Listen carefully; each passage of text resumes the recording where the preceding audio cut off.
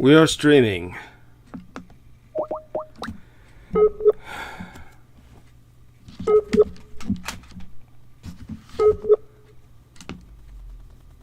Okay, she's not online. So we'll see who else we can start a phone call with. Give us a second to remember her name. Okay.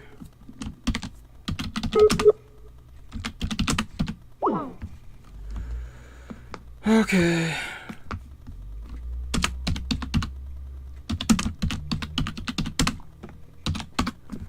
Okay, let's see who else is out there.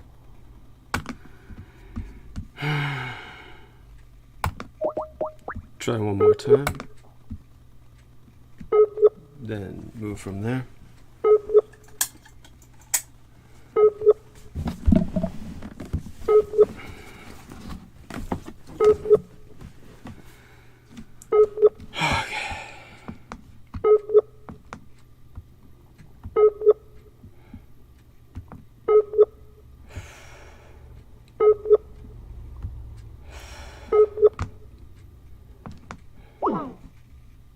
Incredible. All right, let's try someone else.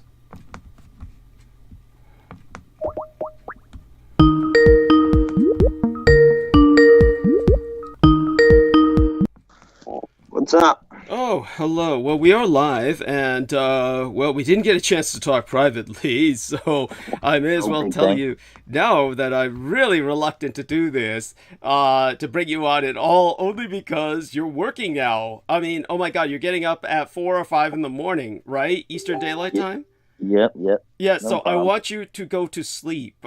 You know, as soon as I bring Ann on, I want you to go to sleep. I do not want you to suffer from a sleep deficit. No, I won't have a sleep deficit. I'm used to it. No, seriously. I insist, because it's not something that is how do I say it? It's just you're working a dangerous job. I want you. I know, on the roof. I understand. Yeah. No, I got some sleep earlier I got the whole day sleep. I get it, but still, as soon as I bring another person on, I'm asking you to hang up and go to sleep, and you can listen to this on replay. I insist. Yes, as well. I understand. Yeah, you're right. You're right. Yeah, because look, I mean, I do not want to be responsible for any sleep deficit on your part, and you've got my cell phone number now, and for God's sakes, leave your cell phone number and where, on my text message, so I can enter that into my speed dial. Okay, no problem. Okay, again, what time are you getting up in the morning? Probably like 4. Oh fuck, I mean, 4:30. you are going to sleep. Yeah, I insist. So give me a few seconds. I am gonna sleep. Yeah. I'm pretty sure. I'll probably stay up till like 1, but I'll go to sleep for a couple hours. I want you to just have that option to go to sleep anytime you want in the next few minutes. Believe me, that's it's just, I cannot live with myself otherwise. If something were to happen to you. You're right. Yeah. So let's see what I can do now. What we're going to do is okay. Call again. I'll pick up. Okay. So there's our lady. Give me a second here, and let's.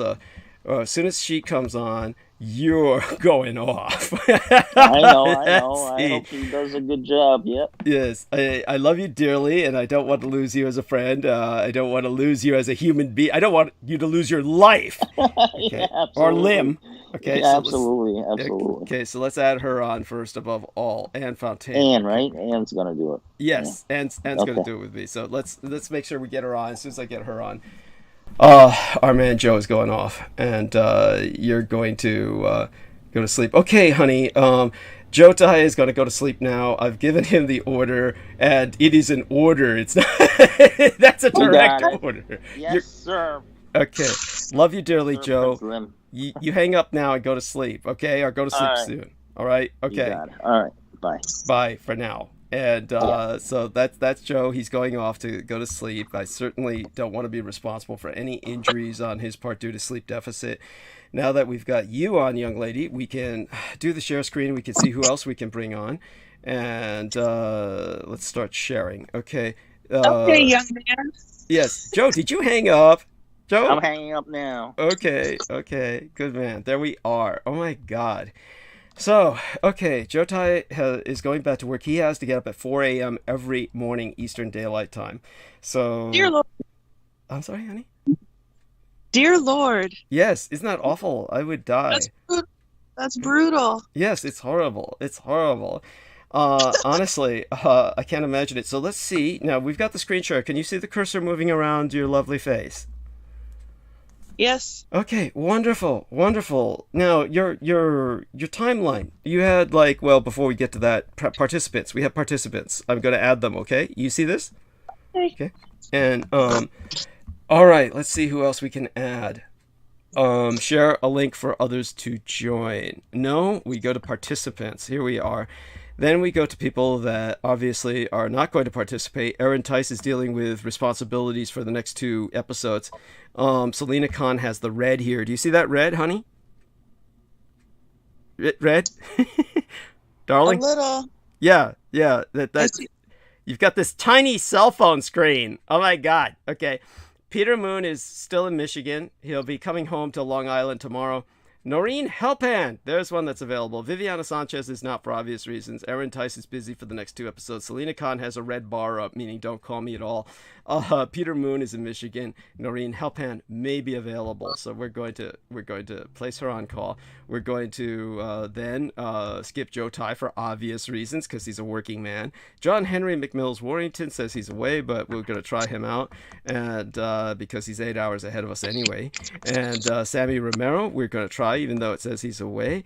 And then we're going to try adding some other people, such as George Knight, so he can jump on later at his convenience. And of course, Sean Bond is fine, but leery of testing him right now. Justin White, we will try just in case he's online. The Curious Girl, just in case she wants to respond. Brandon Young. Meg is just an old John Warrington channel that doesn't really work. Crystal River is busy tonight.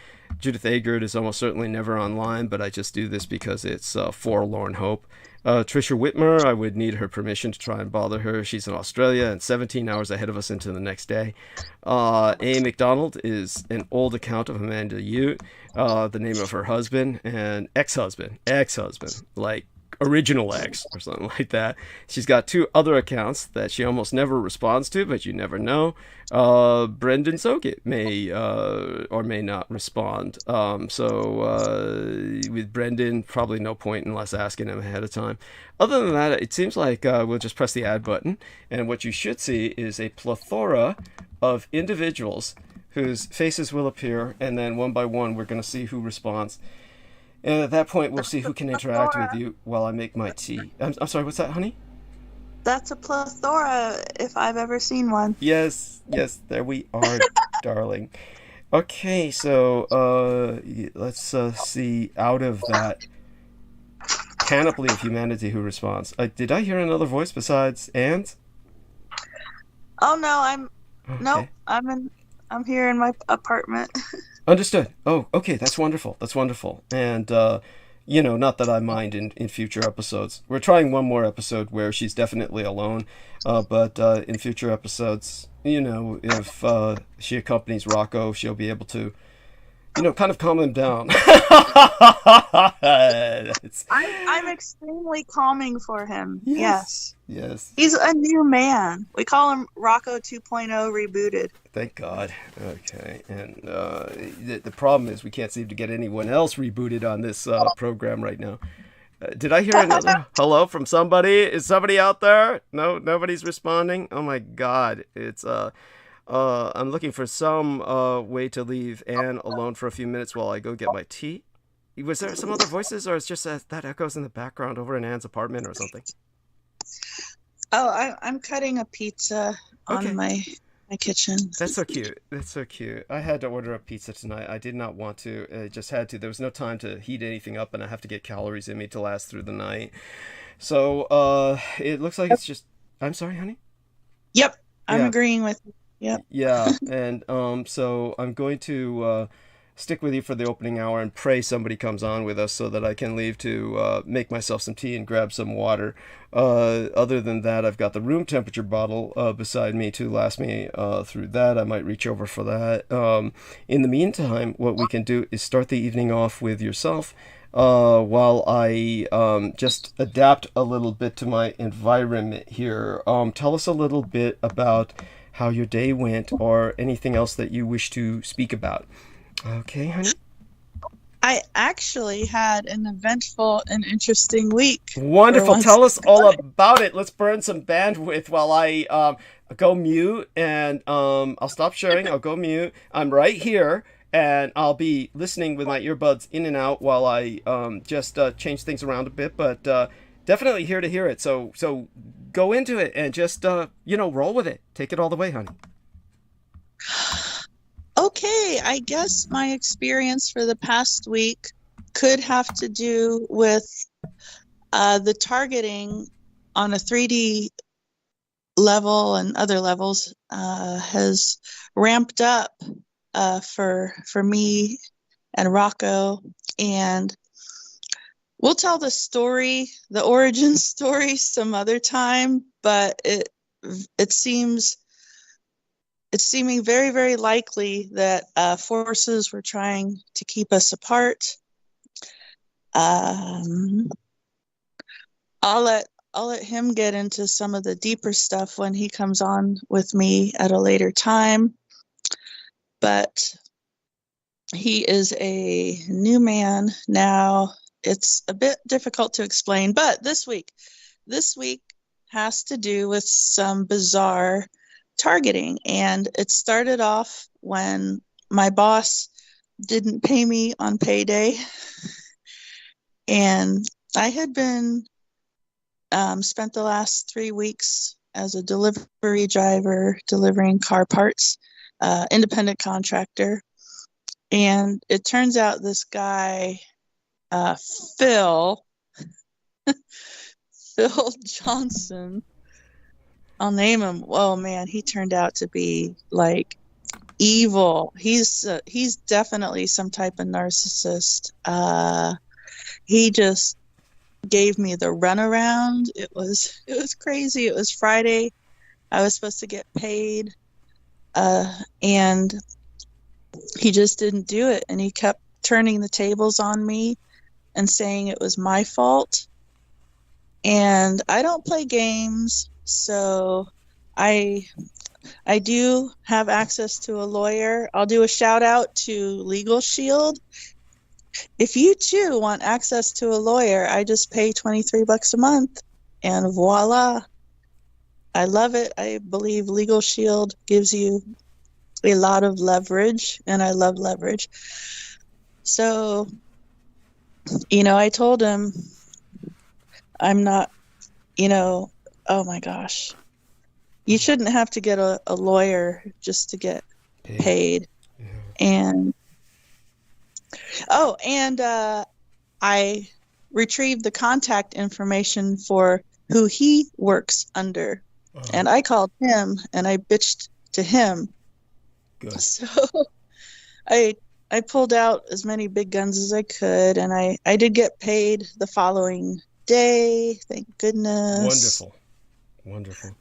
Well, now forgive me. I had my earbuds out while I was switching things around and rearranging my environment until I got back just in time for you to mention this Johnson guy, which by the way is another name for dick or prick or something like that. Like he's got a big Johnson or he is a big Johnson. So this guy obviously fits the name. What exactly was the occupation or the job that you were doing that he was supposed to pay you for and was refusing to apparently? Sorry, I'm trying to get some calories into myself. Understood. Well, I'll burn bandwidth. No, I can answer. I just swallowed. It was an independent contractor to deliver car parts. Okay. Yeah, I just answered an ad on Craigslist and that kind of thing where you start the next day. Right. And, oh my God. Uh-huh. And so when I talked to his boss, he told me, well, if Phil isn't going to pay his drivers, then I'm not going to give him work. Right. Yes. Cool. And by the way, whenever you need to get some calories inside of you, you just let me know, and I will burn bandwidth, so you can do that. Definitely. I understand what it's like to just show up here at the mic and need to eat, and so I can hold for you for that easily. And in the meantime, while she's tending to that. Okay, I'm glad that you took care of that, and that is eventful, and that you were empowered enough to advocate for yourself. That's so important, and it's just horrible to be in a world like this where people are willing to take advantage of others for anything they can, and honestly, if you don't advocate for yourself, it's just going to get worse. So obviously, it's something we all need to do, and let's ask our lovely lady Anne Fontaine if she's feels ready to speak, or how do you feel? You feel ready to talk now? I'm here. Okay. I'm here, or I might just subject the audience to a little bit of chewing. Yeah. Whenever you need to chew, just let me know and go mute, because we try to subject them to as little of that as possible. Okay. It actually, believe it or not, is has a kind of complex post-traumatic stress disorder effect on me, only in the sense that the original individual I had to work with, Lorian Ann Fenton, who is a planetary species apart from Anne Fontaine. Lorian Ann Fenton, of course, weighed something like half 1,000 pounds, and basically was chewing all the time, and it was like it's one of the cardinal things you do not do when you're trying to maintain some modicum of professionalism on a transmission. Nevertheless, this is not a professional transmission, so those who can't stand it, oh well. I do want T-Tank Barry to know he is in Sonoma County now. He gave the first thumbs up for the transmission. Peggy Wood says, "Hi all, God bless her and her green heart." And I want everyone to know that T-Tank Barry has done so much covering my rent for this month, and he provided 400 United States dollars. And this is an individual who came here to deliver it personally. I had the honor of meeting him. I am forever indebted to him. I did send him an email. I pray you got that, T-Tank Barry. So let me know if you received the email, okay? So if you received the email, make certain to mail me back so I can get you, situated in a more regular channel of communications. As he was saying, he was talking about channels, and that was a term that at first I thought he meant he was opening his own YouTube channel, but he's actually trying to stay as under the radar as possible. So a wonderful human being. What is this gentleman's name again? We're just unless he gives me permission, we're just going to use his chat room name. His chat room name is T-Tank Barry, so he's in the chat room. Oh, T-Tank Barry. I will give a big shout out to him too, because I feel the targeted individuals need to be helping each other out all the time to just get by. And I just gave some money to another TI today, and I think that's so important. Wonderful. It is. And yeah, go on, honey. Yeah, it is. And I wish people would be more financially generous. For some reason, they're not. I mean, it's their prerogative, but I love being financially generous when I can. Yeah, I understand. I'm generous with my money when I have it as well. And I just feel that it is so sad that so many people are not. There's a lot of people who just provide a lot of empty promises that they're going to help, and very few people deliver. Those that do, God bless them, and certainly our man T-Tank Barry is one of them. So when I mailed you that email, T-Tank Barry, do acknowledge whether or not you got it. I'm going to open up the channel right now and see if I can get this individual video open, our live stream for tonight. And so T-Tank Barry says, I responded, God bless you, brother. Excellent. Excellent. Good. So I will be looking for that. I will be looking for that tonight, and let me provide an acknowledgement in the chat room. Basically, Goddess bless you in turn, sir. And now we may have had yeah. Isn't it interesting how money is so relative? Like, sometimes you give, well, I have a lot of experience with being destitute. So you could give someone $20 and it seems like 200. You know what I mean? Absolutely. Absolutely.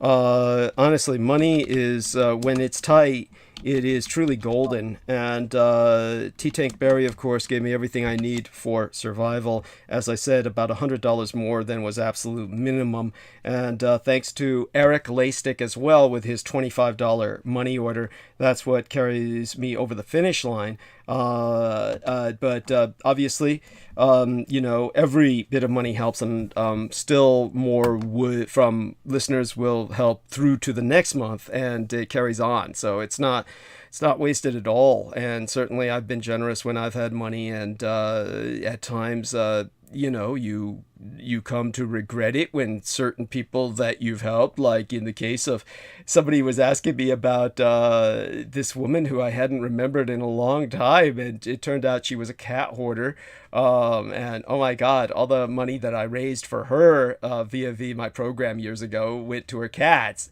And I found out the hard way, and that was so disappointing because she had convinced me to raise funds for her for something else completely. So that felt really disingenuous to me. So I know what it's like as well to be generous to a fault.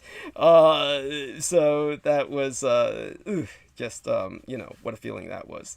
And what we could do is spend a lot of time bitching tonight. I'll try and get towards more constructive subjects, but I'm open to Our Lady. There's a way to talk about negative subject matter, but in an empowered way. Yeah. So that's my goal anyway.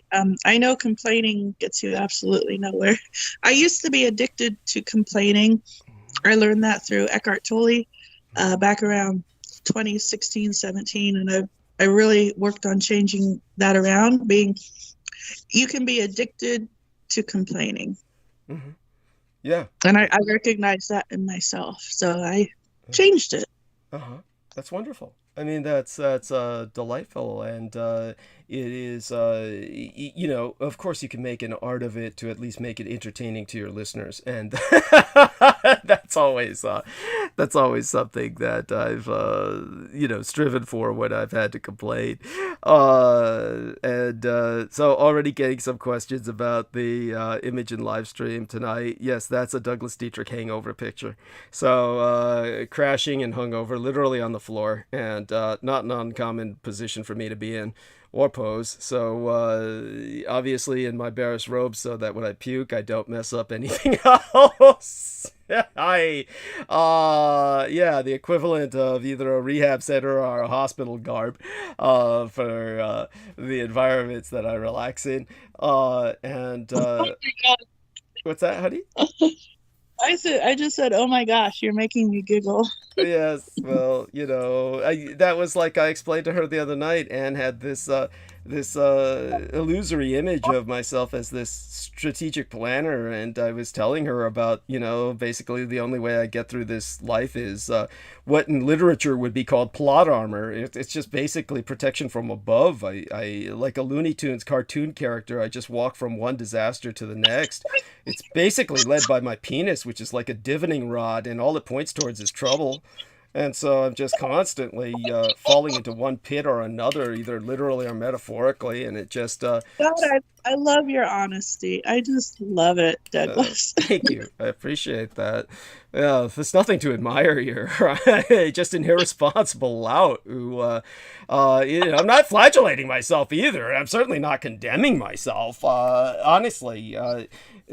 just what else do you expect to be left after the kind of trauma that I myself have experienced? No, and this brings up an honest question.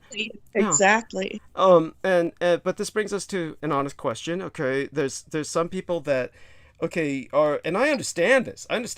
I'm very sensitive to certain things that emanate from people, and there are certain people who, because of their traumatology, their scarification, they're in so much pain or agony or depression or something, it doesn't pay to be near them. It's simply not good for you to be exposed to them.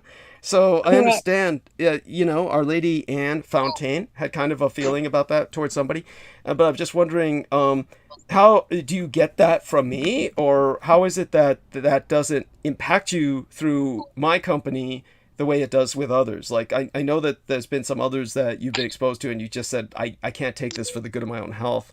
And so it's not even something personal. It's just something that, it's just bad for you to be around. It is. Yeah. It is what it is. Mm-hmm. Okay. And so you're asking how I tolerate myself? You? How do you tolerate me? That's a great question. I don't. Gosh, that's. Let me think. I gotta think. It's because you laugh a lot, okay. And I feel positive energy from you, Douglas. Oh, thank you. I appreciate and that. And I love eccentric people anyway. I love highly intelligent people and people who like to laugh and have fun. And I guess you check all my boxes. Okay. Thank you. That's delightful. And it's deeply appreciated.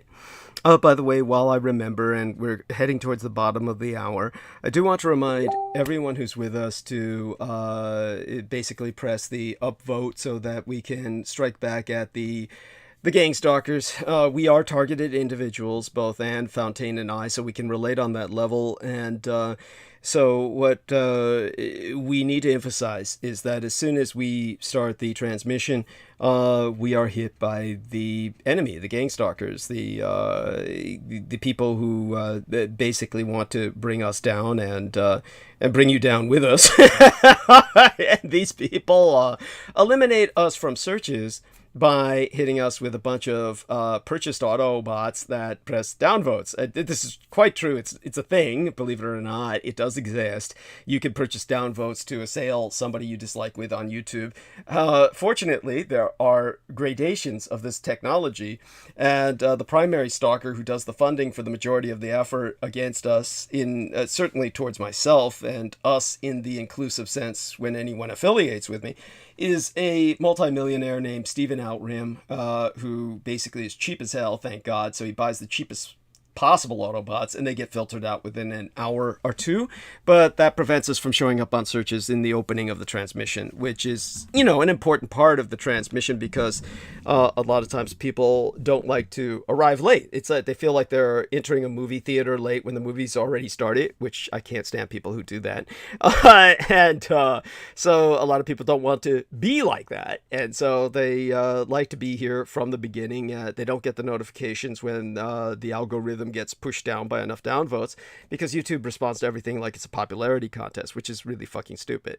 So the only way to beat that is through your efforts. The only way to beat that is by you fighting as dirty as the enemy does, and they fight really dirty. They purchase their downvotes, and then they have gang stalkers who assail us with all their downvotes, and the only way to fight that is for all of you to use every IP port that you've got, every different IP address, your cell phone, your laptop, your PC, your personal computer, your iPad, everything you've got that's got potentially a different IP address, throw in an upvote through that, and that's the only thing that'll get us on searches.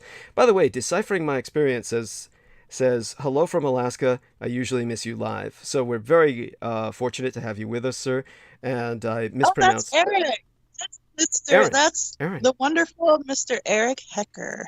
Eric Hecker. And I would suggest his channel to anyone and everyone. Wonderful. Tell us a bit about his channel. He spent an entire year in Antarctica. Wow. He was contracted through Raytheon, I believe, to be a quote-unquote plumber. He did plumbing work, but he did way more. And this guy's IQ must be off the fucking charts. I tell you what. Wow. And he is a awesome communicator, and you will learn a shit ton. And I call him the pit bull of truth. Wonderful. Because in my observations, if something doesn't make sense with him or line up, you better watch out. He might go after you and put you in your place. Right. But I get a lot of honor from this man. He has honor and integrity from what I see, and actually that's rare. And in my short time in the community, which has only been a little over a year, I'm finding that's pretty freaking rare. Wow, that's wonderful. And so, Eric Hecker, was it? This man's name? Yes, Hecker. Okay. YouTube channel, Deciphering My Experience, and he also has like a .tv other platform where it can't be messed with. It's his own. Wonderful, wonderful. And so I am profoundly moved. He has been following myself for a long time. This is the first time I've noticed, being as wrapped up as I am in dealing with my everyday challenges, that he has this Deciphering.tv. So Deciphering.tv is not part of YouTube per se. That's like, what is that? That's like, .tv is like, that's like an old, that's old. That's like maybe he can answer. Maybe he can answer that question in the chat, because I don't know either exactly. Yeah, well, he's welcome to come on to our program. Of course, I would need his Skype ID, but he's got mine, Douglas Dietrich 1, all lowercase. So if you use has so much knowledge, Douglas. So much knowledge. Wonderful. I'd love to bring him on. I mean, he's more than welcome. All he has to do is basically send me a Skype contact request, and I can bring him on if he's available now, and if he wants to come on, he's certainly welcome to come on. And I noticed that back in last year, he said around the end of June, "Are you familiar with Montauk like Peter Moon? I have an interest in interviewing you both on the topic. I am new to this also. If this interests you, please let me know how to move forward. Thanks for all you do to help folks learn." What a wonderful individual. He's certainly very kind in his approach. And so, at any rate, like I said, he's welcome to come on if he wishes. And I'll look for a Skype friend request, see if something's showing up here. If not, then, I had the opportunity to meet him last year in Vegas. Wow. In September. Oh, wow. And I listened to him speak in person. Okay. Yeah. What did he speak about? He does his presentation on what he observed in Antarctica. Uh-huh. It's not good. Let's just say that. Uh-huh. I presume he was talking a lot about the change in climate, the melting ice cap, or what? No. An ice cube. Oh, I don't know if I may butcher this. An ice cube neutrino detector, and he talks about that. Okay. And what's called a DOM, a digital optical modular something. These are devices that seem to be running the psychotronic warfare, if I got that right. It's hard to put into words. Does that make sense? It's not good what he observed there. So he observed something. He's telling the world.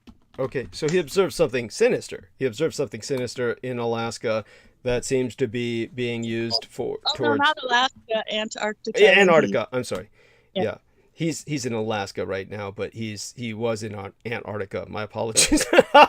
Right, they're both kind of the same to me. I know they're vastly different, but I wouldn't want to be in either place. Let's just put it that way. You can have either place, okay? That's but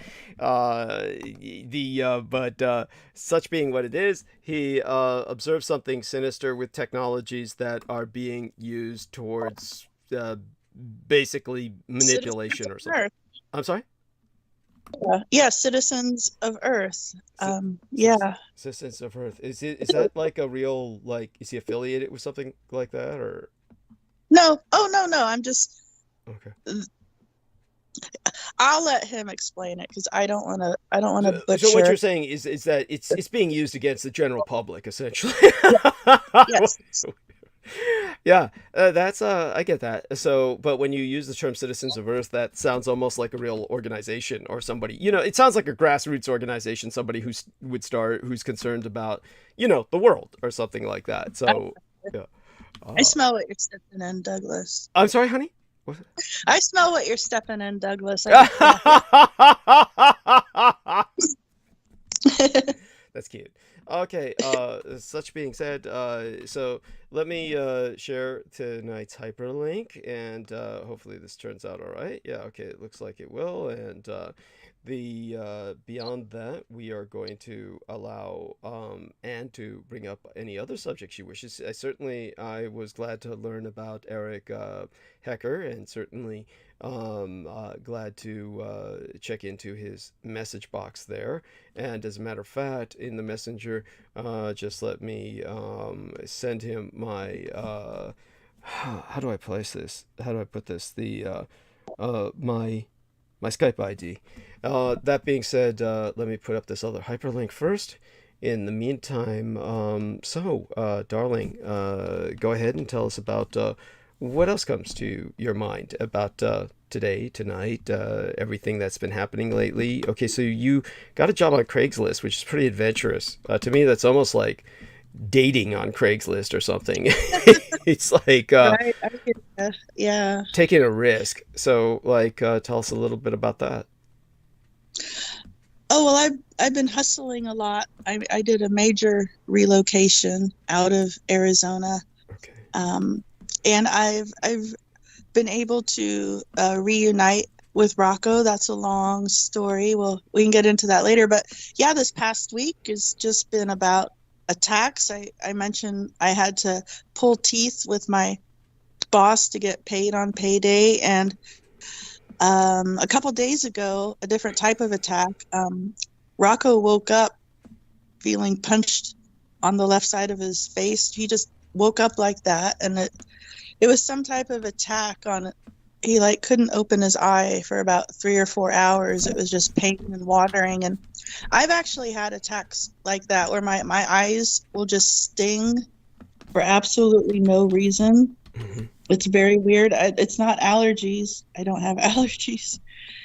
And we came across these two type of light worker healer girls, and they turned out to be full of shit.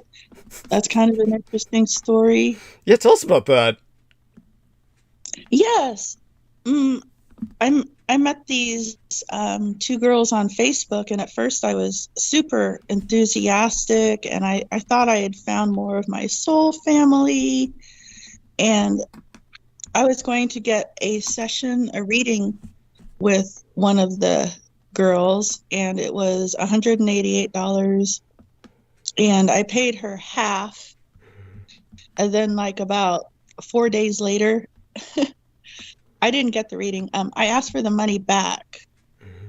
And it turns out that I decided that she wasn't up to my standards for a reading and wasn't qualified to do what I was needing to do. But I'm brutally honest, but this time I decided to be diplomatic, and I lied, and I told her, which actually turned out to be true in the end, which was weird. I told her my boss is screwing me around with my paycheck, and can I please have my money back? Because I didn't want to tell her that she's in over her head. Mm-hmm. Was the truth. And she responded with, "Oh, I'm sorry, there's no refunds." Of course.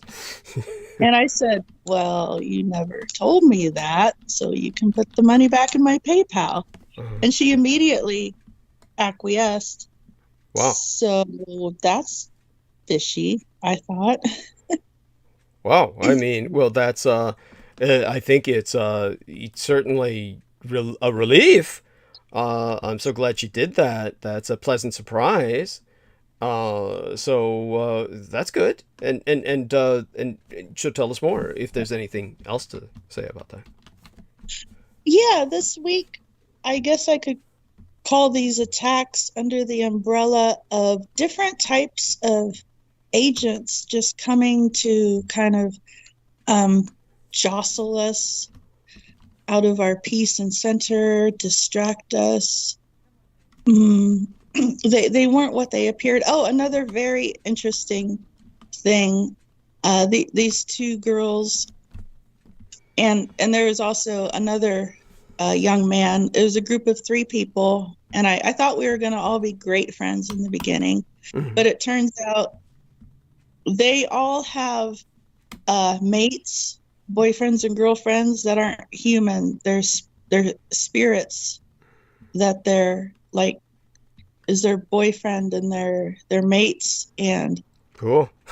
I find you might that might be up your alley, but personally, I'm being facetious. I mean, I find it unusual, but I'm not making any judgments. No, by all means, go on. I was just throwing that in there to show I'm responsive. It's more like, you could have told me, they're into deep bondage or something. I would have said the same thing. It doesn't mean that I'm willing to participate. So go on. Yeah. So they're making out with non-corporeal beings, basically. Yes, that's what it appears like to me. That's called demisexuality. They're demisexuals. Oh, there's a word for it. There's a okay. word for it, yes. Wow, I'm gonna write that down. Well, unlike you, I am quite judgmental, Douglas.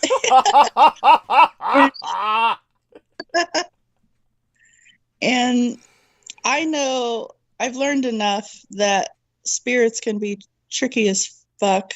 Yeah. And for that reason alone, I didn't it just wasn't a good fit. At one point the girl said, I can hook you up with a spirit too if you're totally done with human men. That's delightful. I love that. That's so cute. That's so cute. Oh my God. So that's very Taoist, by the way. The ancient Taoists would basically know a lot about this kind of sexuality because basically many Taoists would hook up with ghosts. So that became kind of like a running theme in Asian ghost stories is men and female ghosts hooking up, or sometimes woman and their dead departed husbands or the like. You saw that there was a famous film in American culture, popular fiction that was released maybe in the 50s or so, and then it was made into a television series eventually. My parents felt a lot of sentimentality over that simply because of the kind of context that it was placed in. These are hyper-romantic contexts that are usually presented when it comes to these kinds of stories, even about ghosts in love with ghosts who are trying to reunite. But when it comes to what you're speaking of, I understand what you're saying. This is obviously risky when it comes to, it's kind of like meeting somebody on Craigslist. I mean, obviously you don't know who you're hooking up with, and they're not necessarily a ghost per se. This could be diabolic in nature, potentially, or something else. Obviously, if these people have experience with this, they would probably say that they could have the sensitivity to sort out one from the other, and that may be the case. As I said, I'm not particularly, invested in any emotional judgment on this. I've never been involved with something like that. But of course, for those of you who might remember the individual who worked here in the past, Jameson Reese, who then declared himself a blood enemy and a confessed Edomite, which he always was, had spoken just repeatedly about his relations with just basically non-human entities. So he was into that because no human female would have him. So that, of course, has kind of, I don't know if we can make an argument about what's going on with him and Maria Grigorich at this point, but obviously they're trying to cultivate something that probably is not going to go anywhere simply because of both of their deteriorating situations medically and And in terms of medically and residentially would be the term to use it, because if you use the term domestically, people are going to assume like a domestic relationship when that's not the situation. So medically and residentially would be the term to use. So, honey, when you spoke to these people, we want to, yeah. Oh, go on. By all means, I give it back. Oh, I wanted to share with the audience a brilliant technique that I learned from Christopher S. Jacobs to ward off any black magic attacks. Yeah. Okay. Is that okay? Of course. Oh, yeah. So last night, I don't know what was going on. This circles back to what you said in the beginning of the show, when people have lots and lots of trauma in them that they haven't faced. It seems like the dark parts of them, unbeknownst to the individual, can somehow go out and psychically attack other people. And I don't think these people are doing it on purpose most of the time. But last night I did experience a significant type of attack. It affected my physical body. I'm always evaluating myself. How am I mentally? How am I emotionally? How am I physically? And how am I spiritually? So this hit my physical body. And it's frustrating because it can take a few hours to figure out what the heck is going on. And I just started to feel very heavy, and I could feel I couldn't connect with my counterpart, my boyfriend, anymore. It was like I felt like a really thick wall between us. And so I learned from Christopher S. Jacobs, if anyone's throwing black magic around at you, which I'm learning happens all the time, which is insane, the technique, envision that person in a cube, and that cube contains lots and lots and lots of microscopic mirrors. I like to do like 1 million microscopic mirrors inside a cube, and then you make a secondary cube containing the first one and also fill it with microscopic mirrors. I like to do like 2 million in that one. And I know I sound like an asshole. I'm sure these girls are on the path they're supposed to be, and I know things at some level. Things aren't just black and white, good or bad. They could be getting value out of the choices they make to be boyfriends or girlfriends with these spirits and non-corporeal. So I admit I sound a bit like an asshole, but the interesting thing was I can't come out and accuse them of attacking me because I can't prove it. I don't know 100%, but the interesting thing happened is when I used this technique of putting them inside these 2 cubes, it immediately stopped. Wow. Thank you for sharing that. Yeah. So that was a very, very interesting experience. And I put a couple other people in those cubes. Cool. We'll get into the that story another time. But yeah, it's just wow. This is a really steep learning curve to see how this reality actually operates. It is, yeah. And by the way, I have now recovered T. Tank Berry's email, thank goodness, and have his real name and phone number, and will of course keep that private. And I do want people to know that he does travel in an incredible machine. And I'm not going to give any more detail than that. But other than that, I want to thank the wonderful KP, who also I'm not going to name. I do believe that they want to maintain anonymity as well. And so their initials are misleading. That's not the initials of their name, just so people know. But KP is an individual who just contributed $30 via the PayPal, thank God. And that helps. Every bit helps. So understand that, that being said, we're going to turn back to this wonderful young lady now, Anne Fontaine, and enlighten ourselves further. I do want her to know how relevant what she is sharing, how relevant that is to me. Understand that for those of you who lead a normal life, which is hard to imagine anyone listening to this transmission leading any semblance of quote unquote a normal life. Indeed, through the pandemic years, what exactly is a normal life at this point? I think you'd be hard-pressed to find anyone who could make that claim anymore of having access to any sense of normality. After the Trump administration and the pandemic, we've kind of given up all sense of normative, and the concept of a normal reality that we used to have is pretty much sundered. It's dust in the wind. So in terms of where we're at today, maybe more of you are open to these concepts of, say, magical attack, targeted individuals. And the first thing I'd like to say is, obviously, anyone who had any familiarity with my background, there was something that dear Peter Moon said the other day that I didn't really have time to correct. And one of the things that Peter Moon does for me, which those of you who have noticed after years of listening have probably caught on to, is that Peter Moon can easily fill about 3 hours time worth of his basically whatever he's interested in speaking about that night. And he can usually burn bandwidth for a period of about 3 hours, which usually buys me time to pull my head out of my ass and just go around on the internet, see what is relevant in terms of current events, and then provide relevant analysis.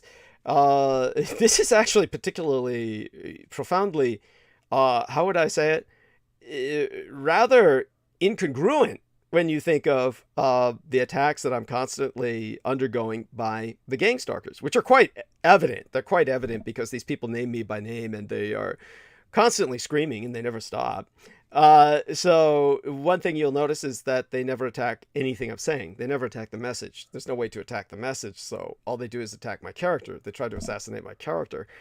And they do this by just screaming nonstop as long as possible, something that they feel will hit. For years, it was, quote unquote, my military experience, the quote unquote stolen valor, which I've never claimed to have any valor from any military experience. It's not like I performed anything while serving with the United States military that was heroic or even particularly worth relating for the short period of time I was in before I was dishonorably discharged. But it becomes profoundly poignant to me at times like this, where, as I said, was in April, I think, end of April, or January, February, March, April, May. It's got to be April. Yeah, it was April. Was when, at the end of April, when I brought the Curious Girl on that night, and Amalia Willard. And the night that I brought her on, probably something to do with what is arthritic about my shoulders in particular. And we've gone into the reason why I would probably have arthritis. And all of this is really speculation. Nobody really knows what's going on with me, even though there's nothing in particular that's going on that's symptomatic in a negative sense. It's not like I have something like lupus or muscular sclerosis or something.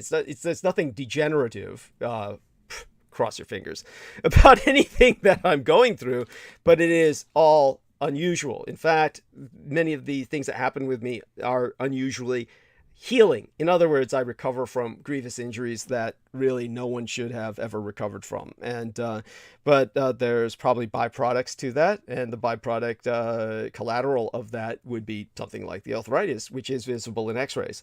So the arthritis is not particularly debilitating, but what might have been relevant to that was the end of April, just before I brought Amalia Willard on as just starting transmission. And my left arm went numb and wouldn't respond to commands. Then when I lay down, it normalized, which wouldn't be the case if it were a stroke or a transient ischemic attack, one suspects. So, this was actually dismissed by my nurse case manager, but my doctor wants to pursue it with all due speed and with everything available. And so he wanted to do an MRI, and those are very powerful magnets. And believe me, they're powerful enough where they can you are not allowed to have an MRI if you have like metal implants in you anywhere, because it'll rip it right out of your body and perhaps cause enough damage where you hemorrhage and bleed out. So it's not something you want to do. And so my lungs were stapled to my rib cage after multiple lung collapses after being exposed to cyclosorine nerve gas in Operation Desert Storm. Now, because I was dishonorably discharged, I get no veterans benefits, and I can't get this treated at the VA, which is for the best, because if I went to the VA, I never would have gotten treated for it, and I just would have died, like many veterans did. Far more veterans died after the Gulf War, Operation Desert Storm, that is, than ever died during Desert Storm. I mean, by orders of magnitude, exponential amounts of veterans died after Operation Desert Storm than ever died in Desert Storm. So when it came to, I would have been one of them if I hadn't been dishonorably discharged. But because I couldn't have access to veterans treatment, the Veterans Administration treatment, then I got real treatment. I was treated at UCSF with highly experimental surgery, and they stapled my lungs to my rib cage. Now, these are probably metal staples. I probably should never have an MRI again.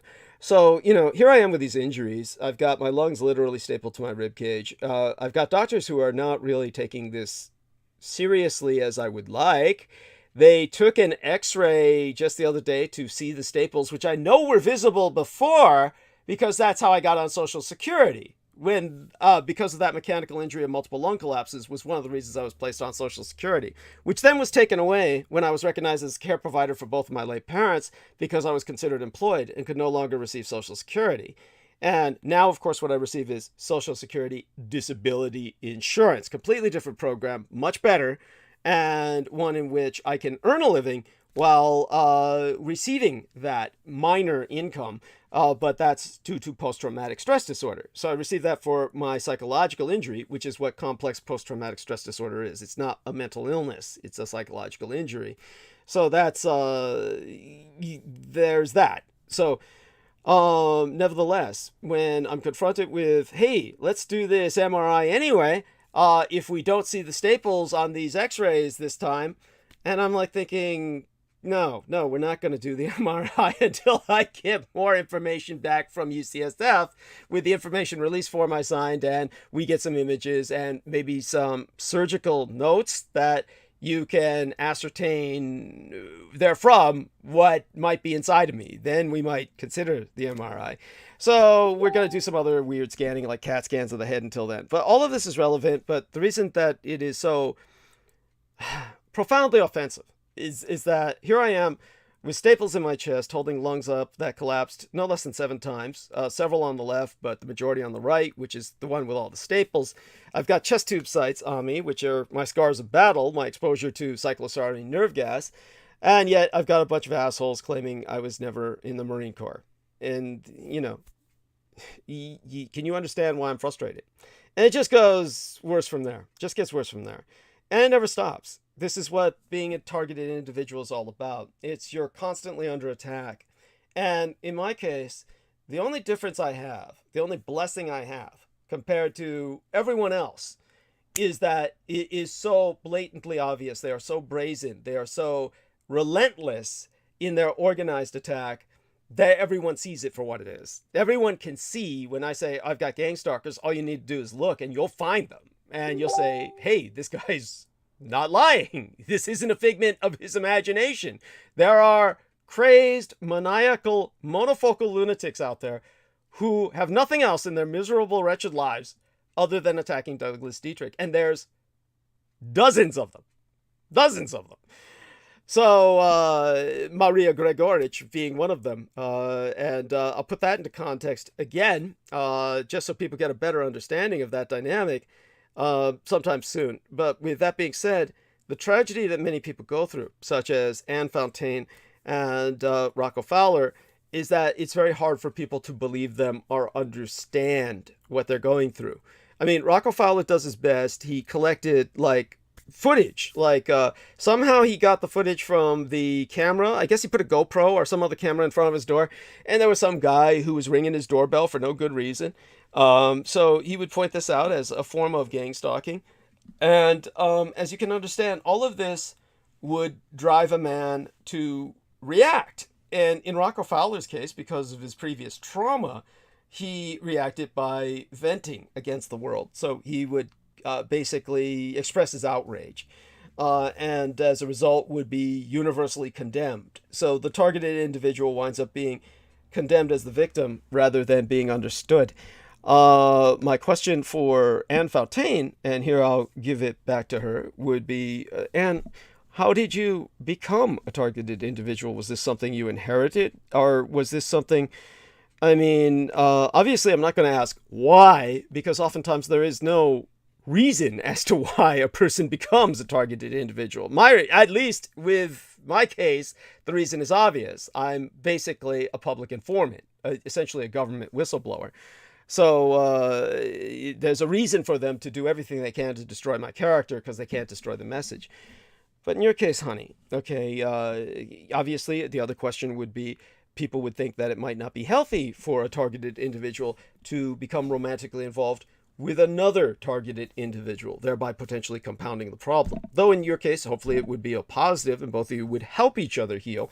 Give us some perspective on all of this, whatever you're willing to share. Like, when did you realize you were a targeted individual, and what reasons do you think they might be targeting you for, if any, that can be thought of rationally? Because as I said, there's not always a reason, but take it where you want to go with it. Yeah, those are, you provided me with several or a couple different segues, so thank you.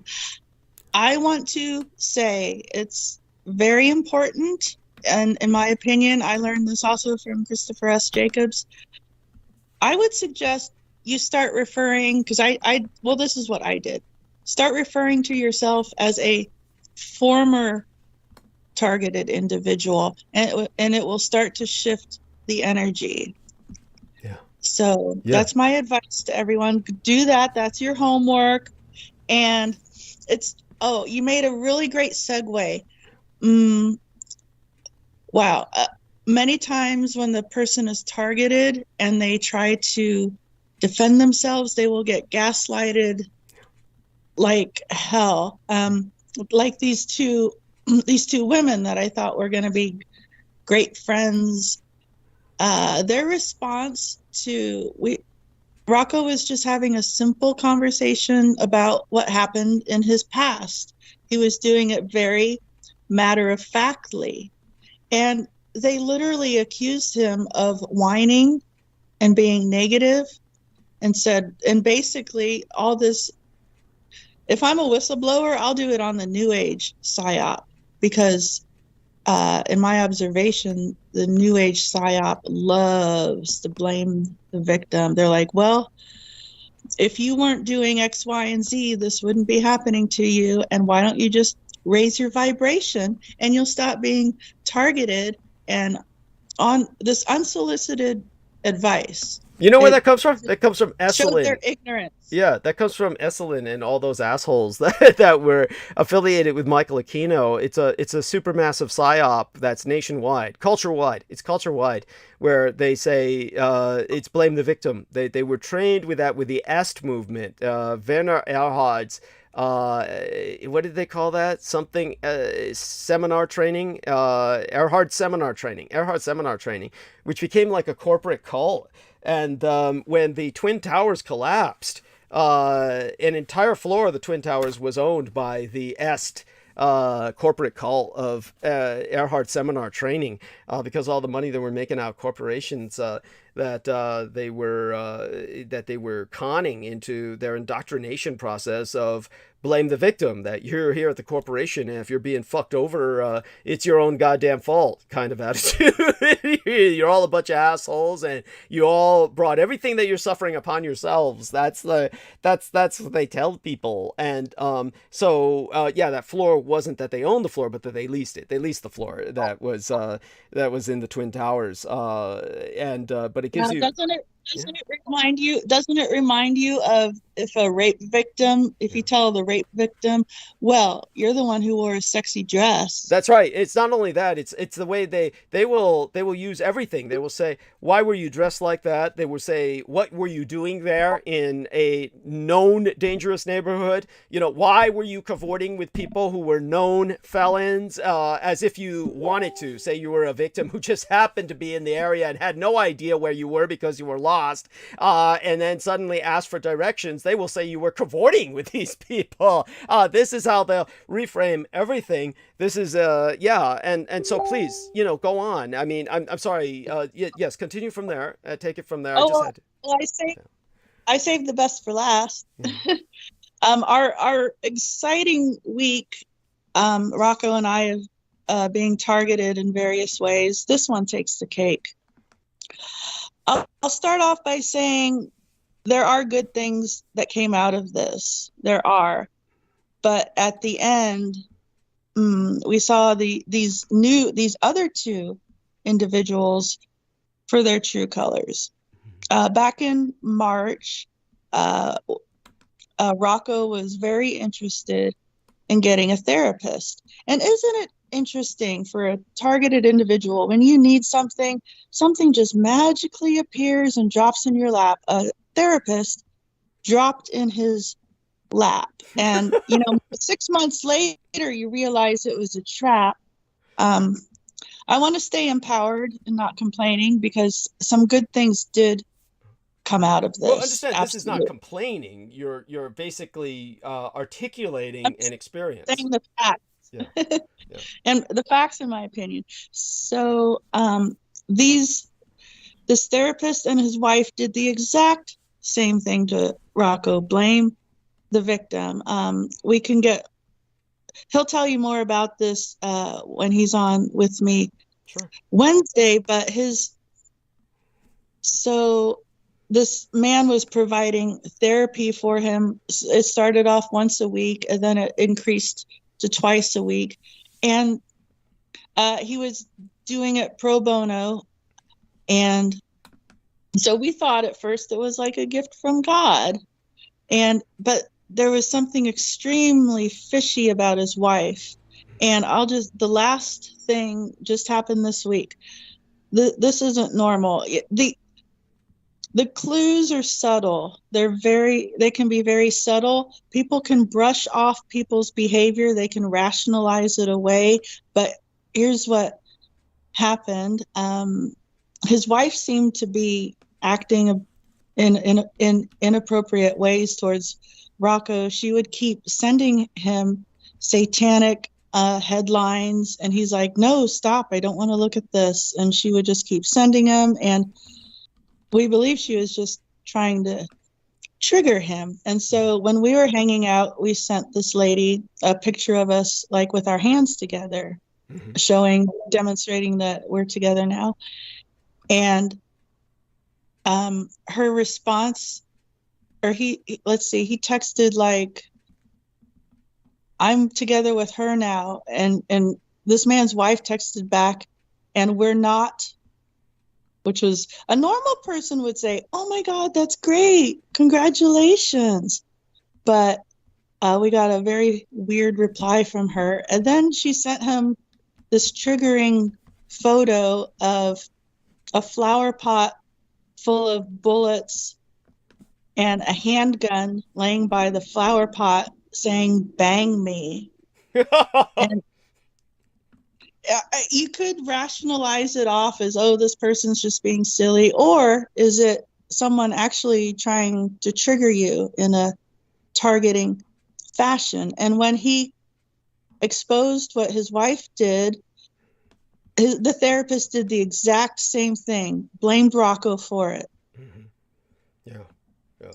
So it was one thing after another this week. But they didn't keep us apart.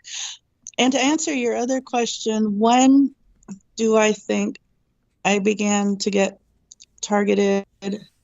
That's kind of like asking, why was I MyLab military abducted at age 8? I don't know. Understand we are intrigued by your bringing that up, and we'd like to hear more about that if you're open to sharing that. That might be too traumatic to even share that, so that's up to you. My memories are wiped. Okay. My memories are wiped. I had a read from Christopher, whom I completely trust. Mm-hmm. He's another asset, and I got this information from him. Maybe it's good that I don't have my memories back, But I can only say it must have something to do with whatever type of soul I am, because I know on this planet the bad guys, they know you way better than you know yourself. They know just about everything about you, your soul history, your DNA, and we are kept completely ignorant of that, which puts us at a little bit of a disadvantage. Yeah. So I love what Christopher's wife, Joanna, says. It's all about knowing thyself. Just keep digging and digging and knowing thyself more and more and more and more. And it's like the more you do that, the better things will get. And we just deal with these attacks as they come up. It's important to try to not stay paranoid, obviously. Try to, know thyself, stay centered, stay clear. I'm a huge fan of neutrality. I feel so much inner power in my neutrality, like, how those lethal kung fu monks, when they fight, they're not angry, they're centered and calm. Mm-hmm. Yes. Yeah. Did that answer your questions? Yeah. Well, quite a few of them. And it's definitely, how would I say, it leads to so many more. But nothing that you say is questionable in the sense that I don't believe it. Rather, how would I say it? It leads to more questions in the sense of just questions about the world around us and these phenomena. But everything that you're saying is perfectly coherent in the sense of you're attempting to live as positively and constructively as possible, having been challenged with these horrible events and obstacles that are constantly put up in your life. And so, I mean, I have this. How would I say it? It's just it's heartbreaking. It's heartbreaking. So the fact that you maintain a positive attitude is profound. But as our I do have I have a quick suggestion for all the TIs out there when you get attacked. Well, I've only had to deal with like psychic attacks and attacks from the shadows, but I've gotten to a point where my attitude, when it's done and I've gotten through it, I'm like, thanks for the ammunition, fuckers. Because I learned from Sean Bond that anything they do to you, it's like now you contain that weapon and you can do it back to them. I think a good analogy might be, I came up with this myself, like if someone shoots you with a 9mm, now you have a 9mm to do what you need to do with it. Does that make sense? So after we get through a psychic attack, I'm just like, thanks for making me stronger, fuckers. Yeah. And these other two girls, they also were like, why are you fighting all the time? That's your problem. It's like, well, obviously Rocco's bred to be a warrior. It's like, what's so wrong with being a warrior? And I just don't get it. No, I hear you. So there we have that, and again, to put this in a perspective so that people can understand shall we say, the nature of what we're contending with. Most of the time that Peter was on, one of the things that he said that I felt was perhaps misleading, not that he intended it such, but I could understand why he saw such. Let's put it this way. When it comes to the normal amount of volunteers that I have, and we brought this up repeatedly over the years again and again, something that I didn't want to bring up. And by the way, I do want everyone to know that I'm multitasking and answering messages simultaneously, and I want to let everyone know in the chat room, I do see you, and thank you all for being there. Thank you for all our audience that is gathered tonight, quite a few, and I want everyone to understand how I'll answer some of their questions soon enough or respond to them. Right now, of course, I'm going to look away from them because otherwise I'll become fixated on them. And just everyone who's there, I appreciate your being there. I'll get to you in a few minutes. In the meantime, as I was saying about the unusual nature of everything, and what Anne Fontaine brought up about magic, I had never intended for that to be the fixation or the focus of this program. That's something that I actually was studiously attempting to avoid. When everyone around me has confirmed the reticence that we have to have towards everyone who quote unquote volunteers to help myself in production or anything else. And you see what's happened since then. I mean, pretty much everyone who has approached me in general, very few people that I can think of who have not, to quote unquote be a producer or some kind of other assistant to this program, has then, as soon as they could, within a period of time, run to the primary stalking organization that's the network funded by Stephen Outram, who himself, of course, was a member of the Temple of Set and a cultist of Michael Aquino, and openly so. So all of these people are at this point coordinated in the operational sense by a very sick and demented individual named Richard K. Cole Jr., whose entire life is dedicated to simply harassing myself. And I've done everything I could to try and avoid talking about this individual over the years, but it's become simply impossible simply because of the sheer size of his network that he's operationally directing. It's not because this individual has any competence or any leadership capabilities. This is a person who indeed refuses to show his face. So this is more like the kind of situation you see in the Saw franchise with the sock puppet. And the puppet is basically controlling any number of imbeciles to auto-destruct. He's simply throwing the destructive force outward, and they're all attempting to destroy myself. But, of course, this is all part of the cult of the Great Abandoner, the Great Forsaker, which is what the very word Al-Cthulhu, the Great Forsaker, or the Abandoner, actually means in the Arabic. Though they even try to deny that for people who cannot speak the language. This is the kind of cult that we're dealing with that denies its own existence, and yet at the same time is proud of its existence and markets itself as such.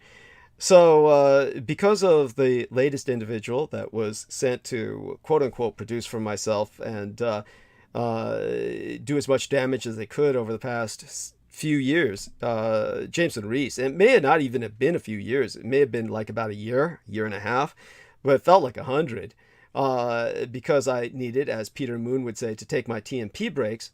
I was stuck with the one person who was up through much of the night. And for those of you who don't know, anybody who got the impression he was up through all of the night, that fucker wasn't worth shit. He would fall asleep in the middle of the show. He was worthless. Always was. And the only thing he served to do was to try and scare away as many people as possible. And of course I received nothing but multiple communique from literally dozens of people saying how they never listened because of him. So his whole job was to repulse people, revolt them, and scare everybody away, which is what he did. But his one-trick pony fixation, his monofocus in life, was magic, in the most meaningless sense. And he just got Peter Moon to the point where Peter Moon was saying, the usual focus of this show is on the magical. Okay, that is not anything I ever wanted to focus on. And it's not because I don't understand magic. I understand it far too well. And it was something I was trying to draw people away from. But, of course, he would bring it only towards that. That's what he was seeking to learn from myself. And he was originally seeking Michael Aquino, but because Michael Aquino was really too physically ill to take him on, he wound up, just tagging onto myself under Michael Aquino's orders, all of which is self-evident now that you look at anything he says or anything these individuals are saying on his behalf. So understand that this show was never meant to be about magic, but certainly with his termination, from any affiliation with myself, this individual has launched a series of magical attacks. However incompetently, however much of an expenditure of his own life essence that they are in the most meaningless sense, this individual has launched no end of magical attacks against myself or anyone affiliated with myself. Was doing so, actually, before I terminated him. It was indeed the reason why I terminated him, by the demand of several of the victims of those attacks, including Peter Moon, who literally jumped onto one of our calls when that idiot, Jambo the Reese Monkey, was bragging about how he had put a binding spell on Peter Moon. So you had this fixation with magic that was completely unwarranted. It's nothing I want to focus on, and yet, of course, has become the fixation of Peter Moon himself in terms of the writing of the next book, for the sake of basically something that many readers can viscerally grab onto, because apparently it's the in thing now. You have no idea how distasteful I find the entire situation. But when it comes to this, Our Lady, Anne Fontaine, was emphasizing how you can protect yourself from magical attacks. And that's very important in this context. So many people who find that an odd bit of advice or wonder at where that's coming from. Based on everything we've been going through, it is one of the most important bits of advice that you can receive. So I'm so glad she's relaying that. There were also several other healers that she was speaking about that she said she would bring up, and she's free to bring them up as well. So let me just respond to something here. And so do any of them come to mind, darling? Some of these other healers, before I respond to some of the people in the chat room? Oh my gosh. Yes, in my short time in realizing the truth about this reality, I've sifted through a couple healers that really saved my life, and also some charlatans. And the first one, this is kind of an interesting story. Last spring, I was pretty much bedridden. Ooh. And I didn't know why. It felt in my intuition it was not a medical problem. Mm-hmm. And so the woman who I say saved my life is called Laura Van Tyne, and you can find her on Instagram. It's called The Karmic Path, mm-hmm. and I believe her website is called something similar to The Karmic Path. It's Laura Van Tyne. Spell her name, please. Laura, and then VAN and TYNE. Okay. And if you've been through the ringer in projects, in my opinion, you need a healer who's a trench worker. Mm-hmm. These types of healers who are trench workers will help you out so much that often they get attacked by entities for helping you. And that's a real trench worker, someone who's willing to do that. So I had a session with Laura. It was an hour, and I felt it was affordable. I believe it was $125 or something. But when you're desperate, I say get a credit card and do whatever it takes, or put something in the pawn shop. I mean, this is your life you're dealing with. So wouldn't you know it, right after her session, I wasn't bedridden anymore, and it never came back. And together, she put me under, and I could see things with my third eye. Apparently there was a reptilian in my energy field. Ooh. And somehow he was siphoning the energy I needed for himself. And she saved my life, because I could have ended up on the streets. I couldn't work. Wow. I didn't have any close friends at that time. Thank God one friend let me sleep on his couch. Wow. So that was just an incredible experience. I was able to start full-time work at that hotel, like I told you a couple weeks ago, doing the graveyard shift. Right. That's And right. Yeah.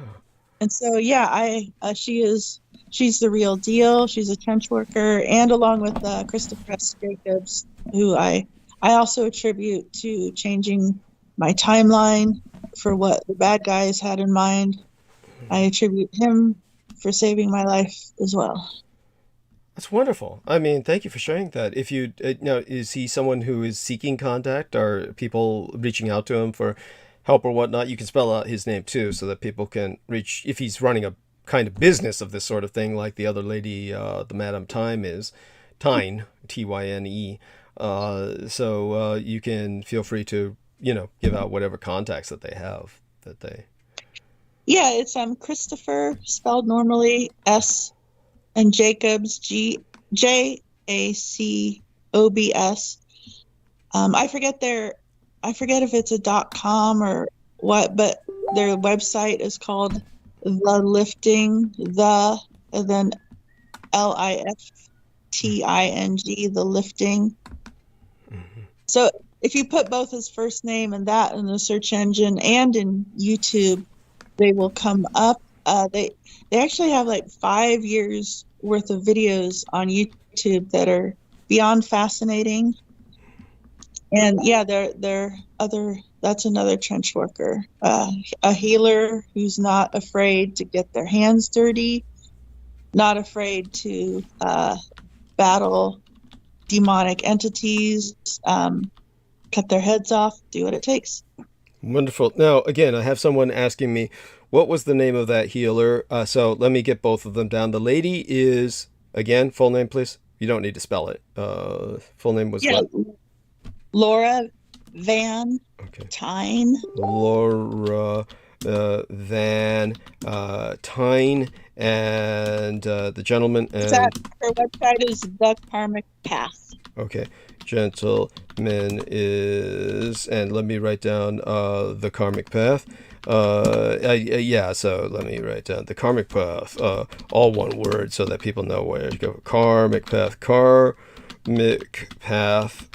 and the gentleman is what, Christopher? Christopher S. Jacobs. Okay, Christopher S. Jacobs, and his website you don't remember, or what? It was like it's The Lifting. The Lifting. I can't remember if it's thelifting.com or what, Okay. but it's the Lifting. Okay. As well as YouTube. Okay. Same. The Lifting. There we are. Got it. Okay. And so she pretty much has got it down, and I think everybody else has got it down by now. So, oh my God. So that being said, Sean Bond may join us in a few minutes. We'll see how that happens. I did ask him if he wanted to come on. He's another heavy hitter. Yeah, he's another heavy hitter trench worker. That's good to hear. And Eric Hecker, I certainly give him my my Skype ID. We'll see if he sends a Skype contact request anytime soon, and see if I actually catch it, because a lot of times people will send me the stuff and I don't get any notifications, or they come up so quickly I don't have a chance to catch them or something. So we'll see if that all works out tonight. Hopefully Sammy Romero and other people will join us soon as well. After all, we've got the entire night ahead of us, and I'll try at some point to go into monologue, but as you know, in times like this, I'm not quite sure my analysis, I'll eventually get to it, but right now sometimes it's important to cover things like this that we don't usually spare time for. And so our lovely lady who asked the question says thanks, and with that I'm going to respond to some people in chat who, and I just noticed I didn't even put up the link to the latest episode before tonight. I'm so glad to see Ann B is back with us as well. And the lioness 77 Alfar. So she says, hugs, my friend. Mwah. Hugs to you, dear lady. And I do believe that wonderful individual who is Lioness 77 Alfar is a wonderful lady who I also know on Facebook as Leza Dyer Cross. She is welcome to correct me if I'm wrong about that. And there's also David Fitzsimons is back with us. David Fitzsimons says, hi, Doug, and a hello, hugs to David Fitzsimons. As well, Daniel Cardenas says, hello, Mr. Douglas. Love your very informative material very much. Oh, bless you. Thank you so much. And B says, hi, at Douglas Dietrich, at T-Bank, at Lioness 77 Alfar, and at Daniel Cardenas, and at Deciphering My Experience. So we know that two of those people, Deciphering My Experience, is Mr. Eric, oh God, it takes me 20 times with names, but we'll get there soon enough. Eric Hecker. And we know, of course, the other individual that she's referencing at Lioness 77 Alfar is likely the lovely Lady Cross, who is with us in Messenger as well on Facebook, presumably. And again, she can correct me if I'm wrong on that. And a shout out to Tricia Whitmer in Australia, Amalia Willard, of course, who has her own YouTube channel ongoing most of the time. Leza Dyer Cross is, I think, going to respond at her leisure. Joyola Rainenbert, if she listens. I'm not quite sure if she does, but she's in Ecuador. And she definitely has been in contact with myself for years. We have another incoming message where Eric Hecker is saying, do you have a link for me to hop into the chat with? Do you have a link? You mean like...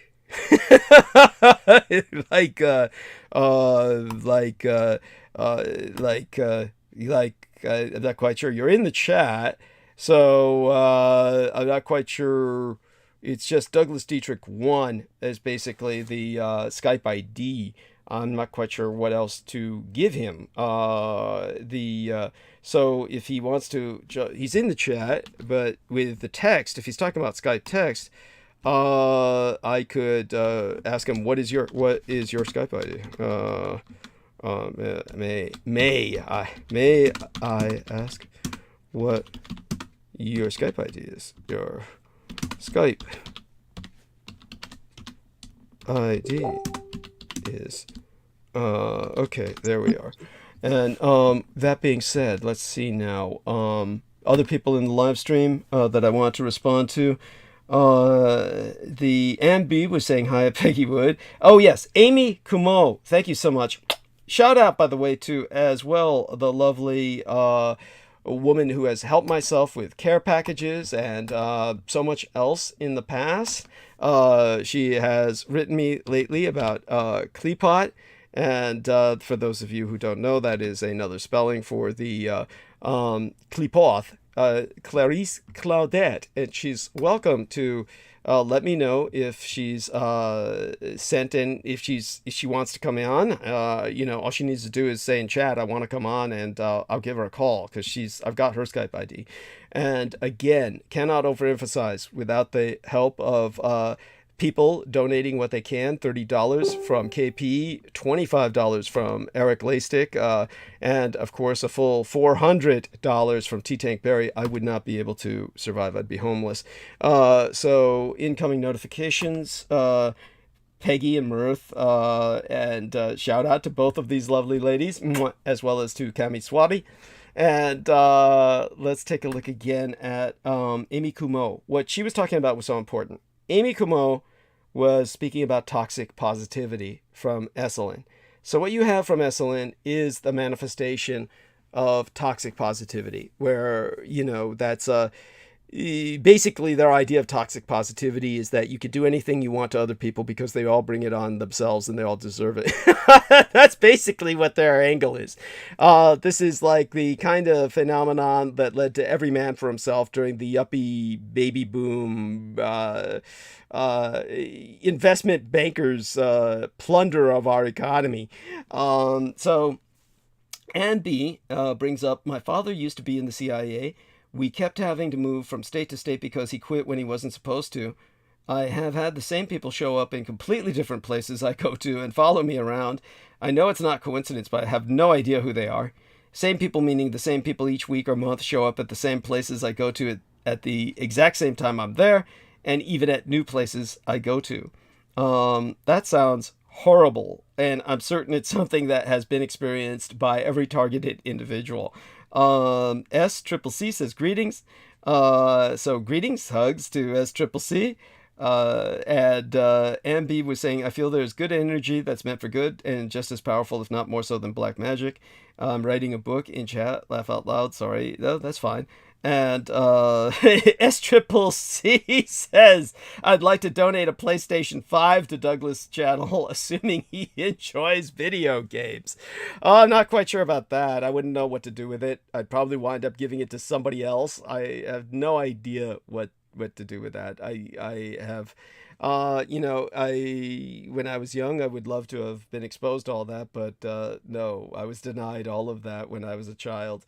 So I'm how do I say it? Underprivileged, at any rate. And P says, wow, that's so nice at SCCC. I'm not quite sure it was nice, or it sounds almost facetious. Not that I care.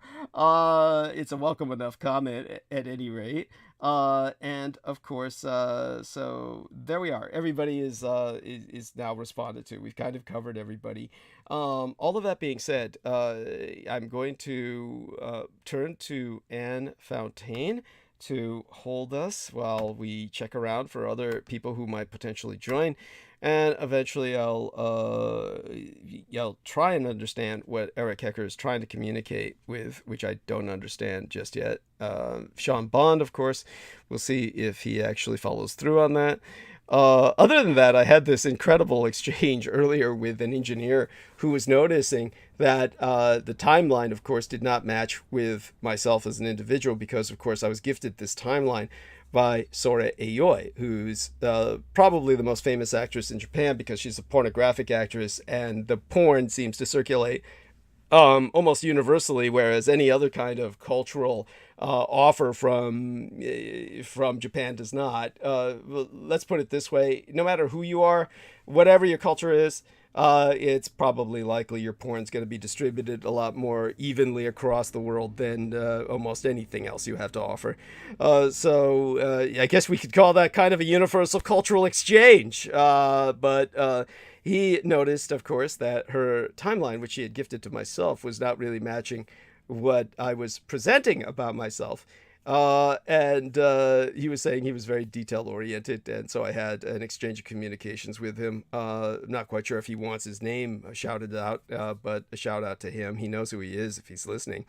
I asked Joseph Boyer earlier, a man who had interviewed me in the past, if he wanted to come on tonight, but he's probably too busy with his fathering responsibilities. He gets up fairly early, but I don't think anyone gets up as early as Joe Tai. So definitely want to make certain he went to sleep. Aside from all of that, it looks like we're fairly caught up. And SCCC says, so sorry, Douglas, perhaps I can send some Presto Magics or other 80s goodies. I'm a geek. What can I see? And so that's fine. Yeah, whatever, whatever you feel would be a neat care package. I can't even imagine what Presto Magics are. I don't even remember what they are. They sound like magic markers. Yeah, it's whatever it is. But for care packages, what's always welcome are snacks. The incoming electric blankets. God knows that I've got a Frankenstein's collection of electric blankets given to me by Sammy Romero that I'll describe in detail if he comes on, just to make sure he gets the credit. Other things I'd like to bring up with him when he's on, of course. Oh, Sean has messaged us. He says, how do I join? Skype? Zoom? I will call you on Skype. I will call you on Skype. dear Sean. Okay, now, all right, we go back to Skype, lift the Skype up, turn the share screen on so that our lovely lady Anne can see this. Okay, Anne, can you see the cursor moving around your face? Your lovely little image there. Okay. I sure can. Okay, now, participants. We go down to participants. We click. Okay, then we look up Sean Bond. And now we know we've seen him before, so we know he's somewhere here. If we can't find him, then what the fuck do we do? Share a link. Oh, this must be what our friend was talking about earlier, sharing a link. Add anyone to the group by sharing this link with them, even if they're not on Skype. So like allow joining via link. That seems to be on. Okay, I click that, and what the fuck is going on? Okay, that's nice. So you saw my porn file. That's okay. That's like sending an image or something. I guess that's because they say, you know, improve your image or something. Okay, we didn't want to lock up any of that. Copy on clipboard, email. This fucking sucks. Okay, what is this? I mean, it's like share and connect, and it doesn't make sense to me. Share a link for others to join. Okay, here we are. Participants. Okay. Then we look up Sean Bond. Okay, Sean Bond, and there. He's on. Chatted 16 days ago. And we call. All right, there we are. There we go. Press add. Okay. And this should work.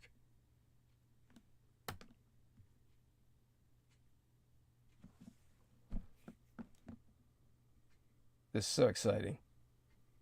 It's just waiting for the call. Hopefully he's on screen and hears it ringing. Our dear Anne is mute. You can unmute Anne. I could use some extra conversation. Yep, I'm here. Well, yeah. One other crazy attack that happened this week upon Rocco and I's reunion. The other night, he was getting a V2K attack really, really bad. Okay. And that is voice to skull or voice of God. As it's called. Go on. Yeah, they for example, what the thoughts that they were beaming into his head last night were Anne is going to leave you. Anne doesn't really like you. This is all a dream. And just repetitive things like this. And somehow those messages get into your bones and your psyche somehow. I don't know how. And they just make you feel bad, or maybe they trigger your fears and trauma that are already inside you, which that's why healing is so important. And so he endured a few hours of that last night, which was pretty brutal. And I've been dealing with that on and off my whole life. However, I'm fortunate that a year ago I finally discovered exactly what it was, and it wasn't just me. It's an attack being done to me and many other people. Okay, great. We have Sean Bond with us, by the way. He will address what you have gone through. I am going to start sharing again so both of you can see this, but particularly for Anne's sake. So let me see. I just pressed the start sharing. And with this, Anne, if you can see the cursor moving about, then I press the participants. Now, I think when they say share a link for others to join, and what I did was I copied this it says copy this to clipboard. And so that may be what this man Hecker is looking for, and that is copied to clipboard. And I don't know where that shows, but definitely what I did was I cut and pasted this, and I will give that to him in chat. So by that I mean his private message, and that will hopefully help him get on, and we'll see if he gets on through that join conversation. So he may join us, and so we may have both Mr. Hecker and Mr. Bond. Both of these are stellar individuals, and we are happy to have them with us. And of course, having gone through the trauma of having shared my porn file with Anne Fontaine, we will not bring on these two reputable individuals who would never be subjected to a mistake like that. But then again, you know, such is the life of a pornoholic and a sexaholic, and I'm sure Anne Fontaine has seen her share of horrors in in her existence. You know, that doesn't faze me. Yeah, it's all good for me. To me. Thank you, honey. So, here we do the formal introduction with the gentleman we have on now, Mr. Sean Bond. He is the man who interviewed myself the other day. And we also have another guest who has joined us, Mr. Hecker. We will introduce Mr. Sean Bond first. Mr. Sean Bond, say hello to Anne Fontaine, and kindly take a few moments to introduce yourself as the gentleman that you are, who she got to know through what you do, which is just share with us a few minutes in a summation, kind of like what it is that you help people with. Okay. Can you hear me? Yeah. Wonderful. Yeah, hi, everybody. I'm Sean Bond of the Psionic League, and I have gone through a bunch of different activating and awakening experiences, both positive and negative, that have propelled me and forced me into the line of healing and to overcome it or die. So then I took my overwhelming amount of targeting into a gift for this world in some way, as well as overcoming it myself to the extent where I unlock dormant abilities in a lot of people. I can read their soul, their spirit lineage of incarnations, their DNA, and a lot of other stuff like the Akashic and other library interactions of problem solving and health issues. I've been known well around YouTube and Facebook, and well, in the underground of censored circuits such as yourself, Thank you. with the information that it's a badge of honor, right? That the powers that be do not want us to know, in the empowerment of ourselves, so that we are not taught throughout the education system to be useful workers, in us going into what we love to do, and which we become a genius at everything we love to do, and then branch that off with more and more subjects of knowing and learning and the pursuit of knowledge and truth, to where we fall in love with everything, as everything is ourself. Well, in the useful workers, and some feedback in us going into what we love to do. How did we suddenly get the echo? Oh, that may be our man, Mr. Hecker. Oh, turn off your camera, please, because that burns up the bandwidth. Whoever's got the camera on. And also, someone has got the, aside from the camera, they got the computer on. So you need to kind of like turn the computer off while you're on with us on Skype. And this might be Mr. Hecker. So, Mr. Hecker, if it is you, say hello. Say hello.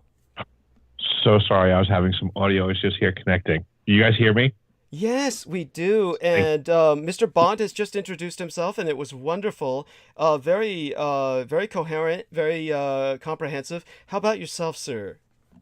Thank you very much for having me. I would just like to jump in the conversation. I appreciate everything that Sean is doing. I'm happy that he just showed up in this conversation. This is an amazing coincidence. I'm coming from a similar angle of having gone through some traumatic experiences in my life, and I am trying to take from them to grow myself and take that for the betterment of humanity as well. I've seen some things, I've learned some things, and I'm trying to share some things. Right. No, that's wonderful. And again, if there's a way for you to turn the camera off, that would be appreciated. It doesn't seem to be eating up too much bandwidth now, but later on, it's kind of... Yeah, I can do that. Yeah, thank you. But I like what it shows us, which is that COINTELPRO owns ufology. For those of you who don't know, that stands for counter intelligence. What did it stand for again? Counterintelligence. COINTEL Pro was, I don't remember the acronym, but it was basically, the idea was that they wanted to infiltrate every aspect of every argument. Yeah. And they did a very good job of it. Yeah.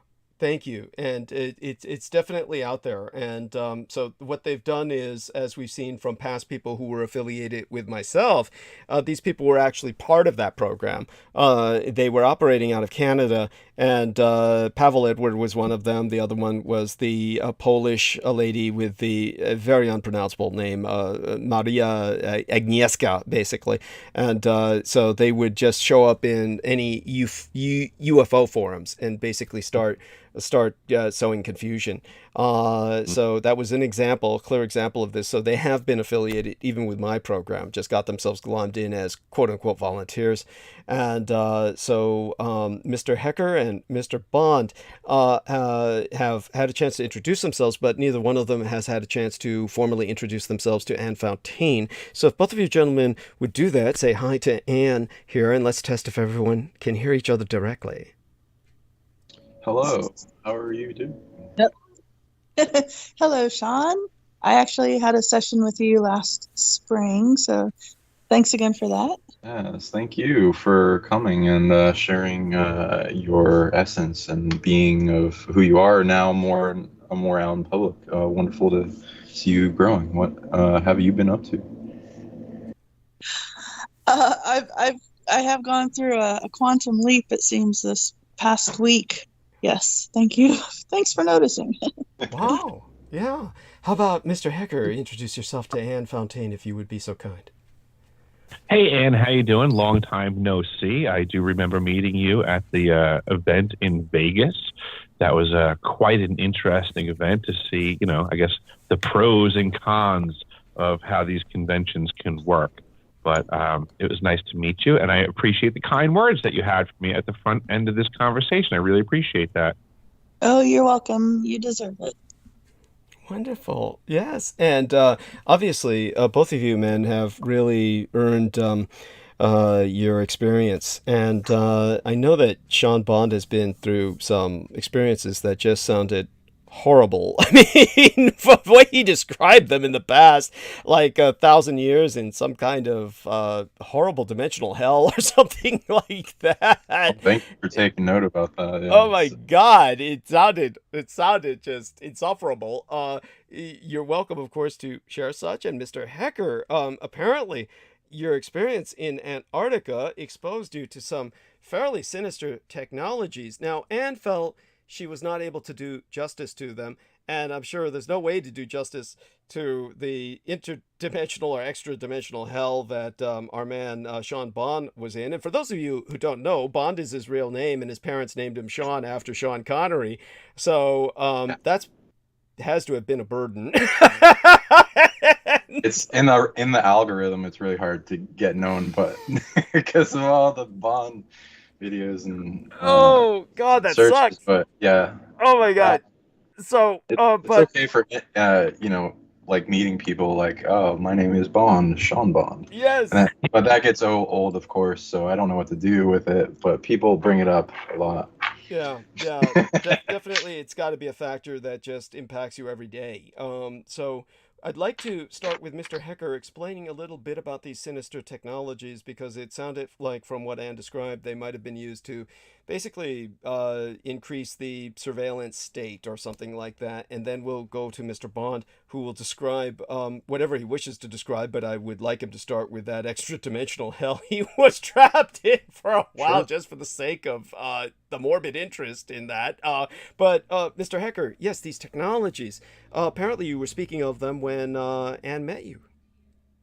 Yes, that was one of the key points of the presentation that I had there in Vegas. And the problem that we have is that there's what they call the ice cube neutrino detector. And first and foremost, Anne did a wonderful job of presenting, but nobody can expect everybody to have, my whole story come out of their mouth. I get that. But long story short, the ice cube neutrino detector is presented to us as a scientific device that is passively listening, let's just say, observing. But what it's observing for is this blue flash of light that occurs in the ice at the South Pole Station in this 2-mile deep array. It's massive. And each of these DOMs, these digital optical modules, are set up to observe this blue flash of light and then basically report back where this neutrino activity came from. It gives a trajectory, basically. And yes, the system can do that, but that's not all that it can do.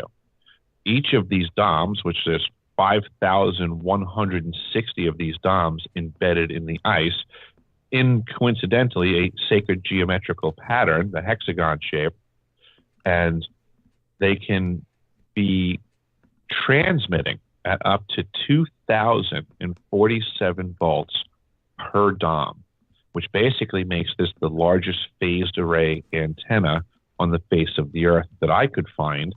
And basically, it provides every nefarious aspect that a directed energy weapon system could provide, along with mind control, weather manipulation, earthquake activation.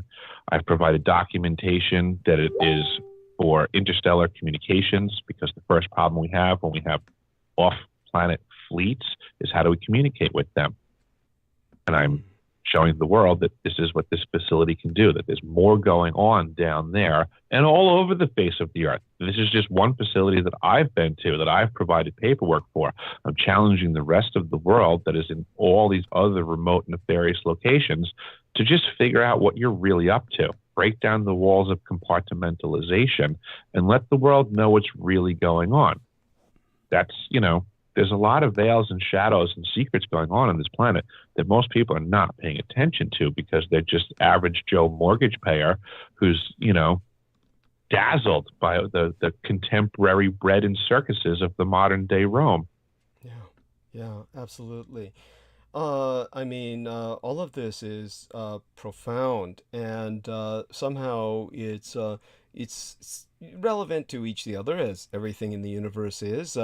Mr. Hecker just laid down a lot for us to absorb, and when it comes to that, Sean Bond, tell us a little bit about that time you spent trapped in that extra-dimensional hell. I don't know if I'm conveying that correctly, so let our listeners know what it really was that you experienced at that time, if you would be so kind, if it's not too traumatic.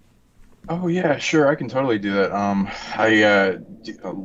I teach abilities, so like emotional abilities is like one of the big things that like allows people to sense and know like what they're doing in the unseen very well, and then its effectiveness. So I learned art of transmutation, art of letting go for dealing with large amounts of trauma. But yes, a large waves of trauma are going to be hitting me while I talk about this. So it's I'll take some breaths during it. Okay, so this is before I woke up a lot more. I was kind of like oriented towards it like at young ages, but the world just beats you down and like into like muggle frequency or whatever, mundane, the normal world every day, and you just forget about it because there are all these other subjects that want attention. So this like woke me up again at around age 17. I went to a party and we were just relaxing outside, having fun, conversation, and like some people from the neighborhood came over and passed like what I presumed to be like cannabis, and it's like whatever at that age of experimentation, but it turned out to be synthetic cannabis or whatever, like K2, like all those things at the time. I had like those anymore, so I don't recommend them. Thank you. Just because of the layer of how haunted and hijacked they can be is unspeakable. This seemed to be an event that was looked in on a lot of things back and forth in time to make it happen.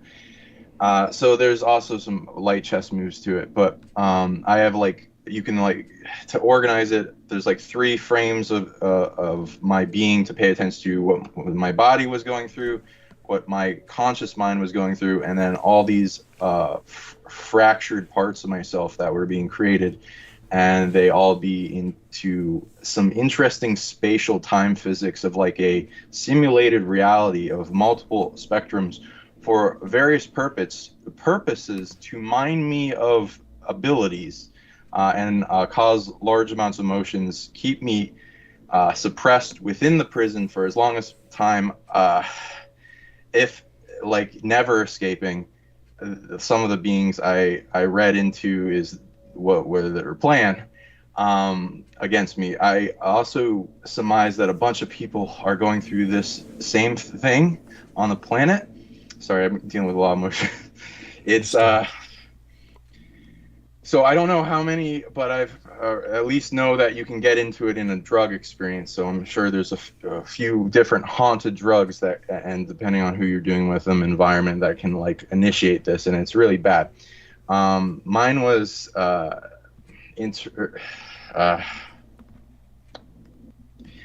put on to me by a group of what I would like, based on what I track back, mostly big apex predators and that have stolen a bunch of abilities, Archon grid, those that go into Gnostic texts and the Archonic Greek word for rulers, and unnatural incarnation grid set up on Earth like a saddle to subvert her will, limit beings, powerful beings incarnating on this planet, stop them for like a fair amount of apex predators that are holding a king of the hill battle on this planet going.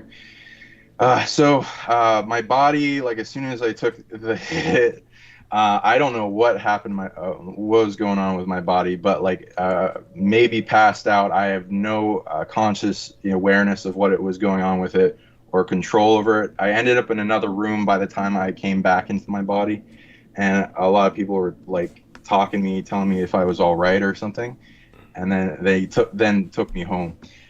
So like all this happened in compressed time, but a large amount of it, like the ability to temporal dilate into a bubble compressed into my body, and then put a bunch of my conscious awareness into that, but had full awareness at the time.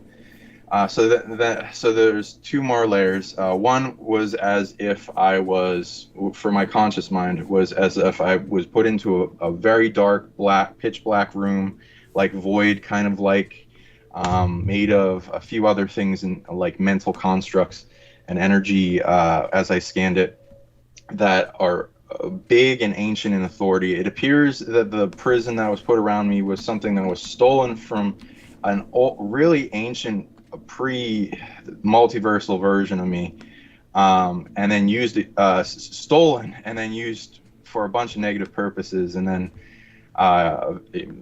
used against me this time. And the version of me back then is wounded, went through a bunch of battles, had a lot of things they're still healing from, and but barely anything has the authority to do this.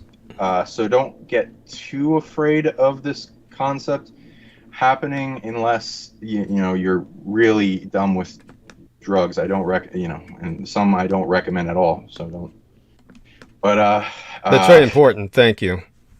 Go on. So it's a construct that compressed my consciousness into my body. The goal of the Archons were to try to take over my body, like with a stupor kind of like consciousness of theirs, driving it, which I assume happens to a lot of heroin addicts and possibly people that get super possessed in like politics, is what I've read anyway. So some of these people, there are people walking around that most of their consciousness is imprisoned in their body by something, maybe a drug-related experience where they lost sovereignty and then something's dominating them. Right. Most of these people don't get out of the prison, but they can. It takes a lot. So the prison I was put in, there's there's a large amount of time in this, but I'll try to break down the order of it. It was like a bit of a scenario of scanning what I was and who I was to make sure, and then in the dark room I experienced like sped up time. Like I was being it's like something was taking parts of me, and I was getting less of myself more and more. It was like something taking bites out of me, and then it was like painful and sad, and it was torturous, and then it was like all these negative emotions ramping up into such an intensity, and it felt like I was there for a really long time. And it was kind of there's a lot that happened, and I keep it keeps coming up in my life. It's as the origin of a large amount of negative trauma that happened to me.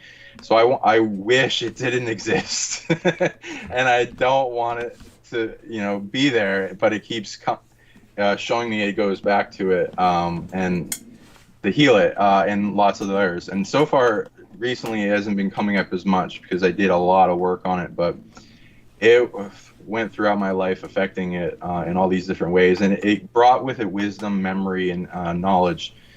So the third part of me was like all those parts that were being taken out of me and making me like real, like trillions. There's more than that, but like parts like taken from me and like harvested off of me, and then you put in if they're like, for instance, soul shards or soul pieces. That would have a part of my consciousness, and then they would put in these interesting scenarios to wipe it of its memory and try to get it in there as long as possible.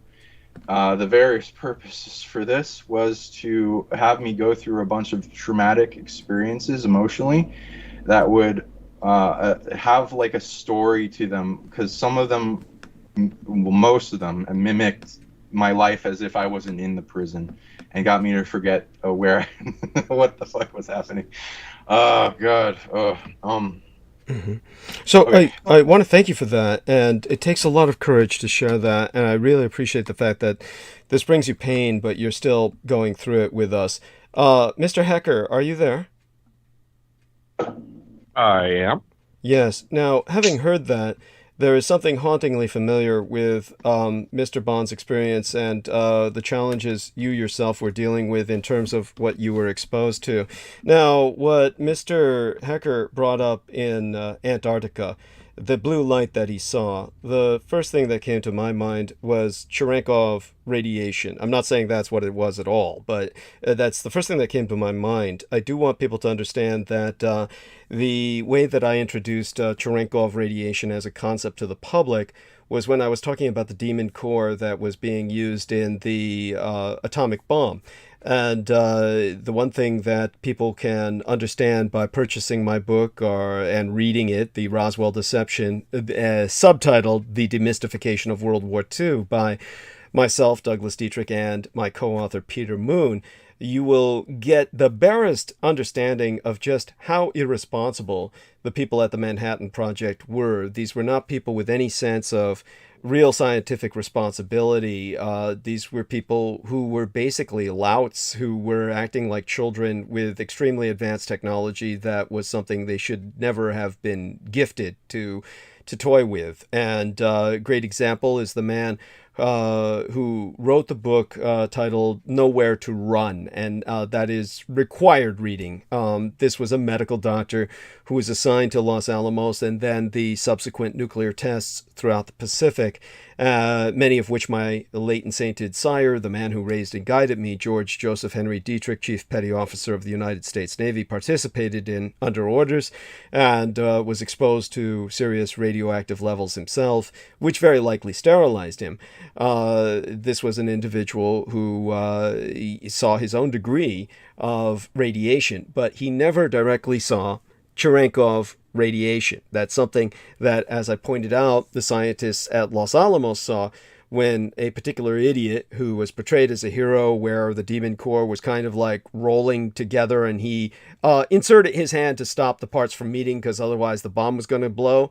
The reality of the situation was that he would masturbatorily feel that he got a contemplative or meditative effect from hearing the static as he would bring the two halves of the demon core together.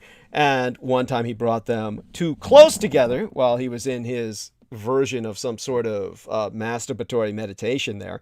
And he basically, they crackled with that telltale bonding, and the air around him turned a shade of blue that you never want to see, which is Cherenkov blue.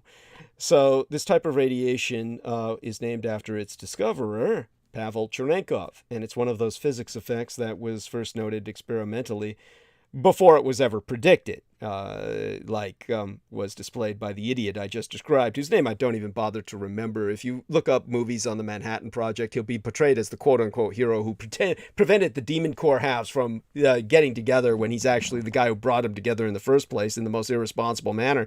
A great example, by the way, of that kind of behavior is the MD who wrote the book Nowhere to Run. And let me see if I can just get the name of the author by looking around the books around me. I may have it in my immediate vicinity, as I keep a number of books that I try to refer people to, and I don't see it right away, but he brought up the fact that as an MD, he walked into a room, and one of the physicists who had the basic components of the Demon Core not primed so that when they met together they would blow, but it was together in an inert manner. Basically, he walked into a room entirely ignorant of this whole phenomenon, and the Demon Core is the heart of the goddamn bomb. Basically, a physicist threw it to him from across the room like a medicine ball and said, "Here, catch!" And when he caught it, he fell back onto his back and basically landed on his ass and was astonished at the weight of this incredibly tiny ball. And the only comparison he had was like a medicine ball, except much heavier. Of course, you could injure somebody like that. It's like throwing a bowling ball. Somebody catching it could easily break their fingers. And the fact that they would do something like that with the core of the atomic bomb shows you the level at which these idiots were operating. So aside from that irresponsibility being described, Cherenkov was studying radioactive samples that had been prepared, and some of them were being stored in water. And the radioactive preparation seemed to emit this faint bluish-hued light, even though Cherenkov was studying luminescence, where gamma rays would excite these solutions, and which would then emit visible light when they do, well, or basically when they de-excite it. He was quickly able to conclude that this light had a preferred direction. It wasn't a fluorescent phenomenon, in other words, but something else entirely. Today, that same blue can be seen in the water tanks surrounding nuclear reactors, Cherenkov radiation, on a day-to-day basis.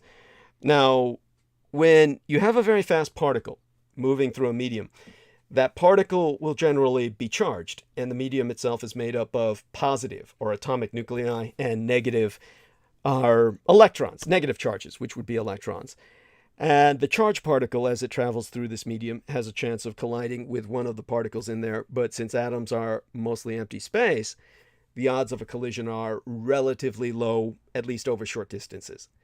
Instead, the particle has an effect on the medium that it travels through. It causes the particles in the medium to polarize, where like charges repel and opposite charges attract in response to the charged particle that's passing through. And once the charged particle is out of the way, however, those electrons return back to their ground state, and those transitions can cause the emission of light. Specifically, they cause the emission of blue light in a cone-like shape, where the geometry of the cone depends on the particle's speed and the speed of light in that particular medium. Now, this is an enormously important property in particle physics, as it's this very process that allows us to detect the elusive neutrino at all. And now neutrinos hardly ever interact with matter. However, on the rare occasions that they do, they only impart their energy to one other particle. And what we can do, therefore, is to build an enormous tank of very pure liquid that doesn't radioactively decay or emit other high energy particles, and we can try to shield it very well from cosmic rays, natural radioactivity in other words, and all sorts of other contaminating sources. And then we can line the outside of this tank with what are known as photomultiplier tubes, tubes that can detect a single photon, triggering a cascade of electronic reactions enabling us to know where, when, and in what direction a photon comes from. And with large enough detectors, we can determine many properties about every neutrino that interacts with a particle in these tanks. The Cherenkov radiation that results produced so long as the particle kicked by the neutrino exceeds the speed of light in that liquid, is an incredibly useful tool for measuring the properties of these ghostly cosmic particles. Now, that discovery and the understanding of Cherenkov radiation was revolutionary in many ways, but it also led to a frightening application in the early days of laboratory particle physics experiments. A beam of energetic particles leaves no optical signature as it travels through the air, but will cause the emission of this blue light if it passes through a medium where it travels faster than light in that medium. Now, physicists used to close one eye and stick their head in the path of the beam. If the beam was on, they'd see a flash of light due to the Cherenkov radiation generated in their eye, confirming that the beam was on. Now, needless to say, this process was discontinued with the advent of radiation safety training. But again, it goes to show the sheer ignorance of the physicists, leading to very dangerous practices. In this case, they really can't be blamed for that, but at the same time, it's not anything I would ever have intuitively done.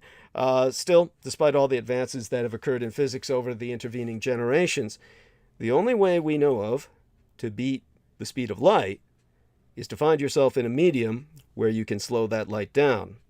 We can only exceed that speed in a medium, and if we do, this telltale blue glow, which provides a tremendous amount of information about the interaction that gave rise to it, is our data-rich reward.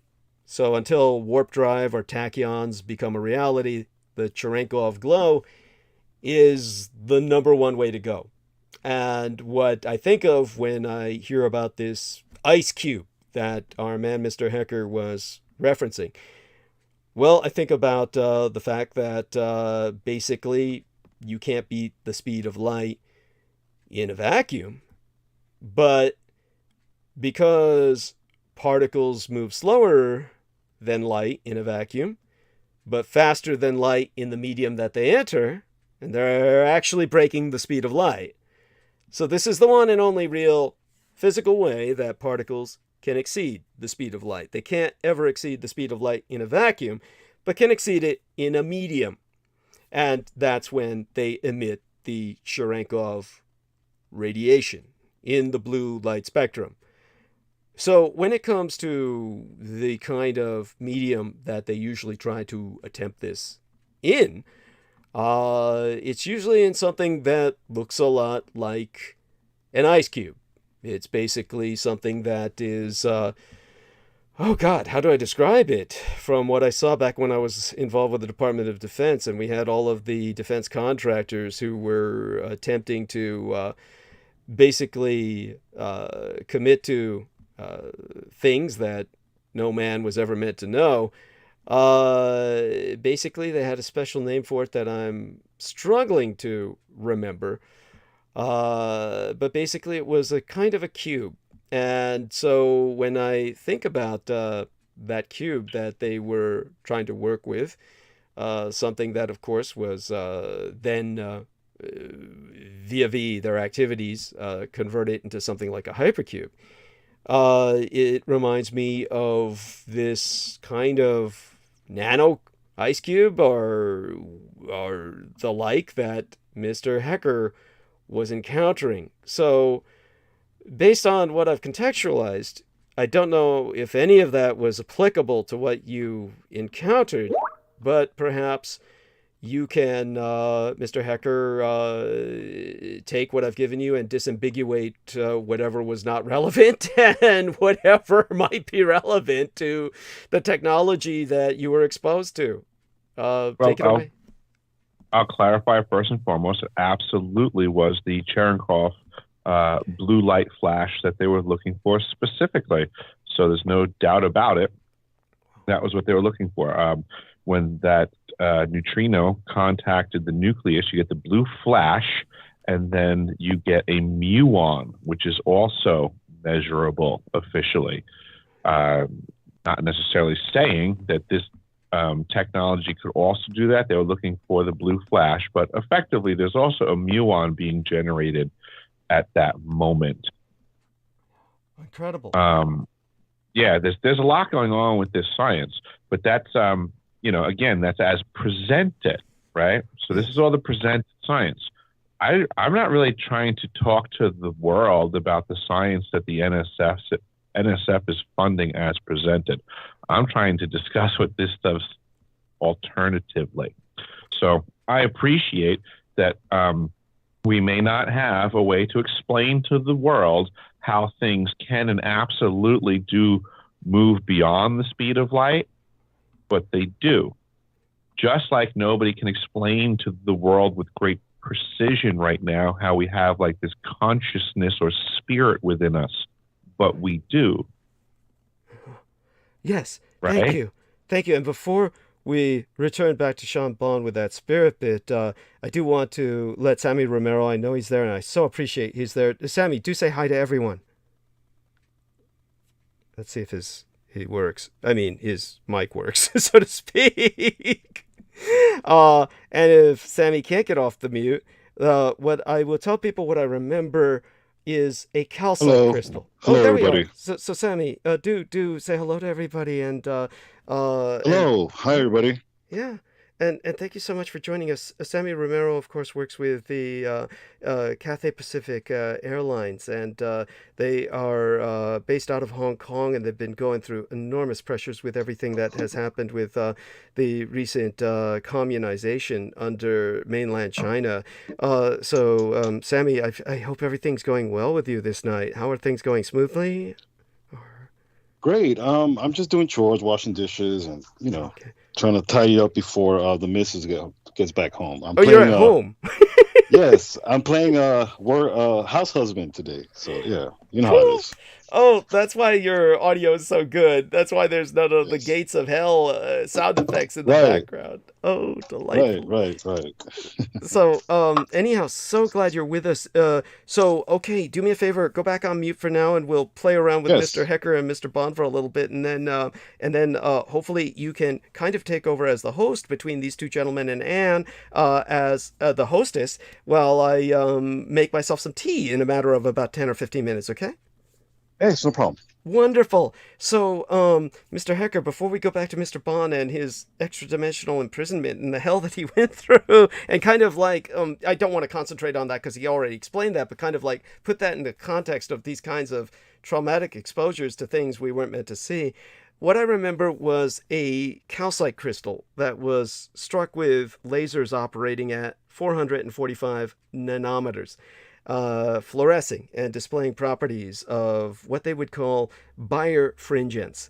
And so unlike the standard picture of light breaking into individual components due to different wavelengths composing the light that you would see when they refract through one of those triangular prisms, a laser's light is all at the same frequency, but at different polarizations split nonetheless. So it was not necessarily the classic effect that we used to see, but it was definitely similar. And so that's kind of what reminded me, this calcite crystal that was cubic in nature, not necessarily a perfect cube, but it was what was being used.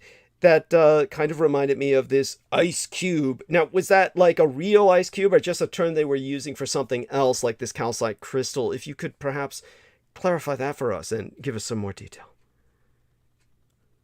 Well, it's a euphemism, I imagine, because it's really cold at the South Pole. Okay. The ice cube, right. Neutrino detector. All right. It's not a square. Okay. It's a hexagon shape. Right. And you did clarify that, yes. Ice. It's embedded in the ice, so it's the ice itself with these DOMs. 5,160 of them are embedded in the ice. Right. So that effectively is the array.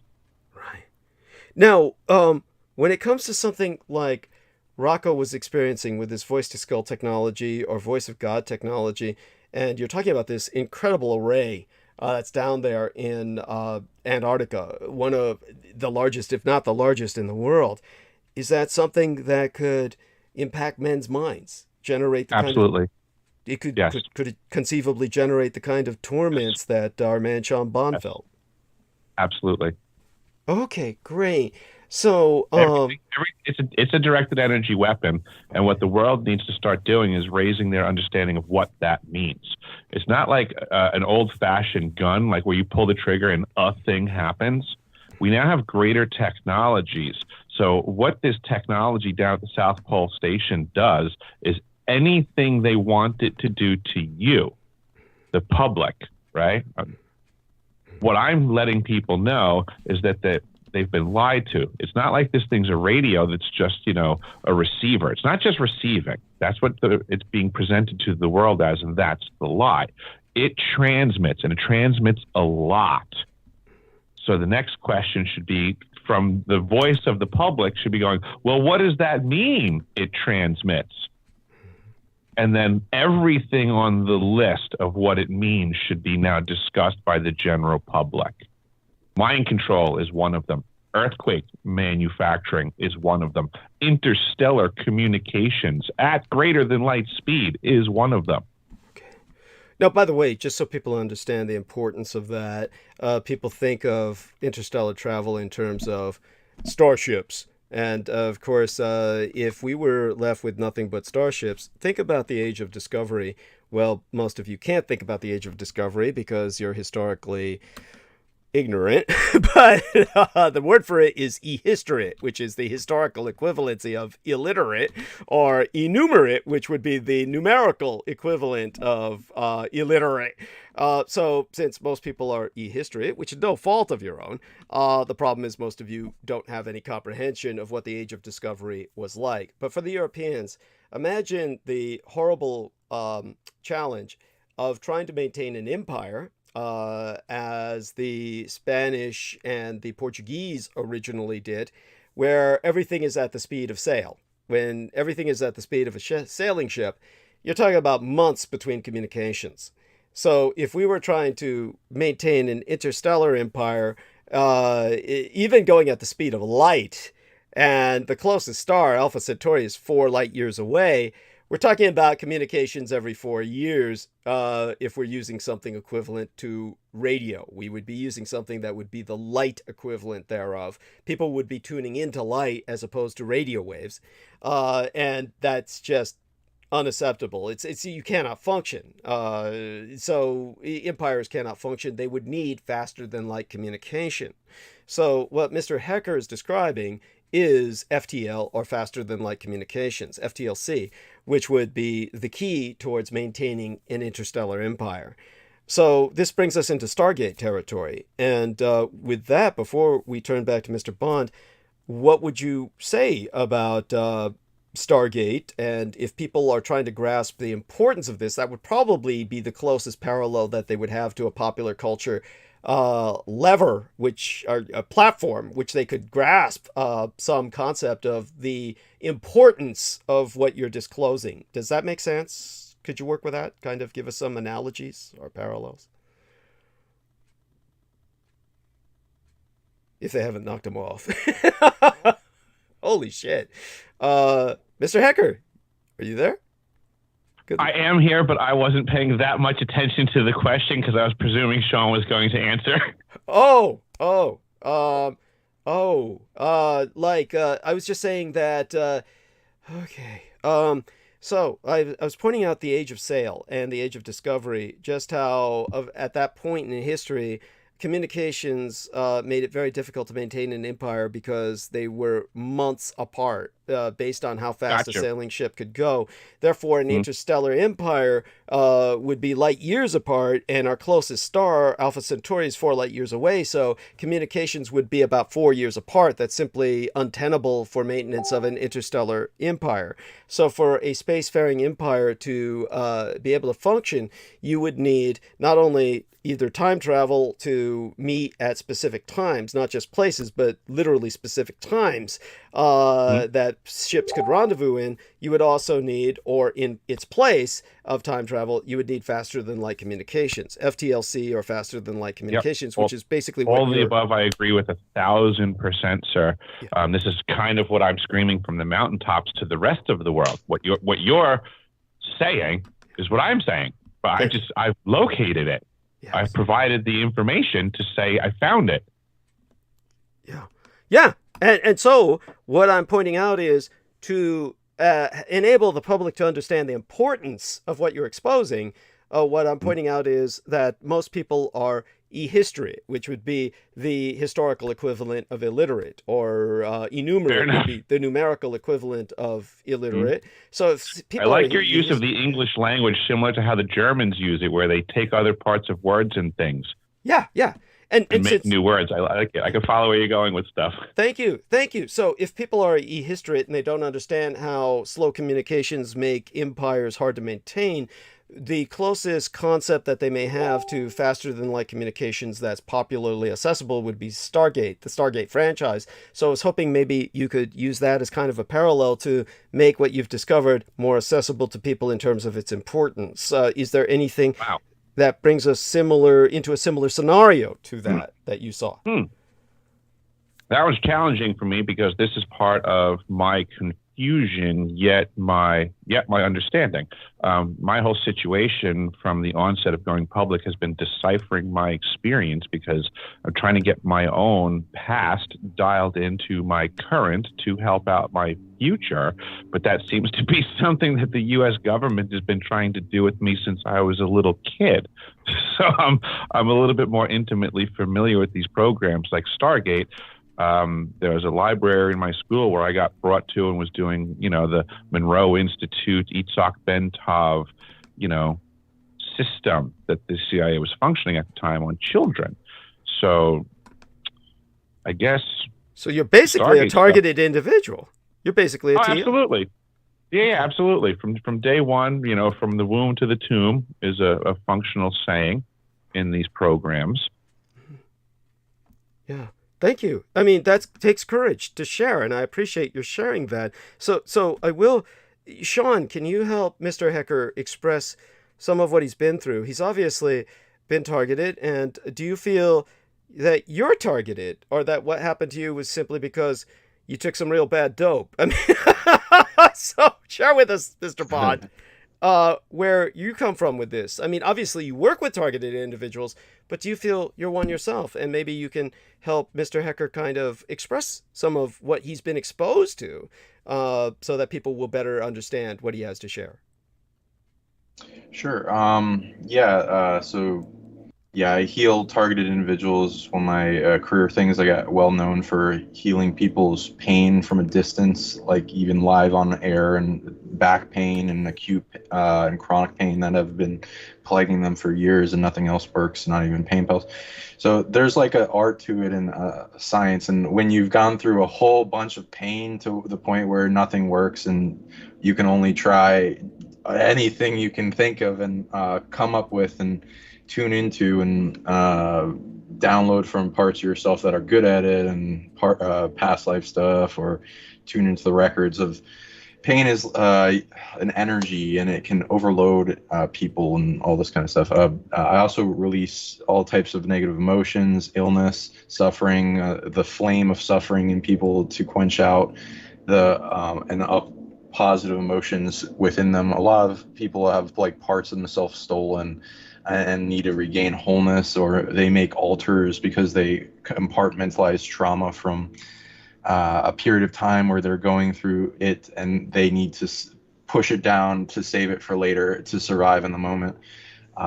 Being exposed to a type of energy, or being evolved in an interesting reaction to stimuli from the environment. There's a lot of effects that can have on both our DNA and everything in our environment that's observing. And as people, most of the people that I have sessions with that are targeted will express something, finding out about you and then going after you and trying to steal something that you have that gave away your position, like a rare type of energy generation, magic, force, psychic energy, miracles, divinity. If you're talking about an energetic reaction with something, it can evolve DNA quite in miraculous metamorphosis type of ways. What kind of things do you experience with your targeting? Like it can be because science doesn't recognize it, or the psionic, spiritual, astral, or any other frame of existence outside of chemical in to sell pharmaceuticals as the solution. A lot of I see it like as a layer of spiritual is at the top, then like mental, emotional, and physical. So in manifestation, a lot of things can be of higher core effect on your hologram. It might not just be targeting. It could be illness inside you, some type of infiltration, whatever. But even that, there's a science to that, and there are entities that like to manipulate things. So there's a lot of layers causally that barely anything is a coincidence. And if you're experiencing large amounts of headaches, pain, discomfort, big weights on your heart that like change the personality, change your timeline, thoughts of negative influence, stabbing, heart attacks, organs shutting down, or a fear, suffering, all kinds of negative emotions to like influence a person, all of it can be tracked back and resolved and transmuted. But whatever layer of trauma you're dealing with, what kind of things have you been dealing with? Well, I would say I don't know that I've been dealing with traumas as listed contemporarily. So when I say I'm a targeted individual, I think it has more to do with the course of my life having guidance in a way that, I was less at the helm of my life than I thought at the moment that things were going on, but I only know that now in hindsight. So in a way, I was targeted for a path, I imagine. Okay.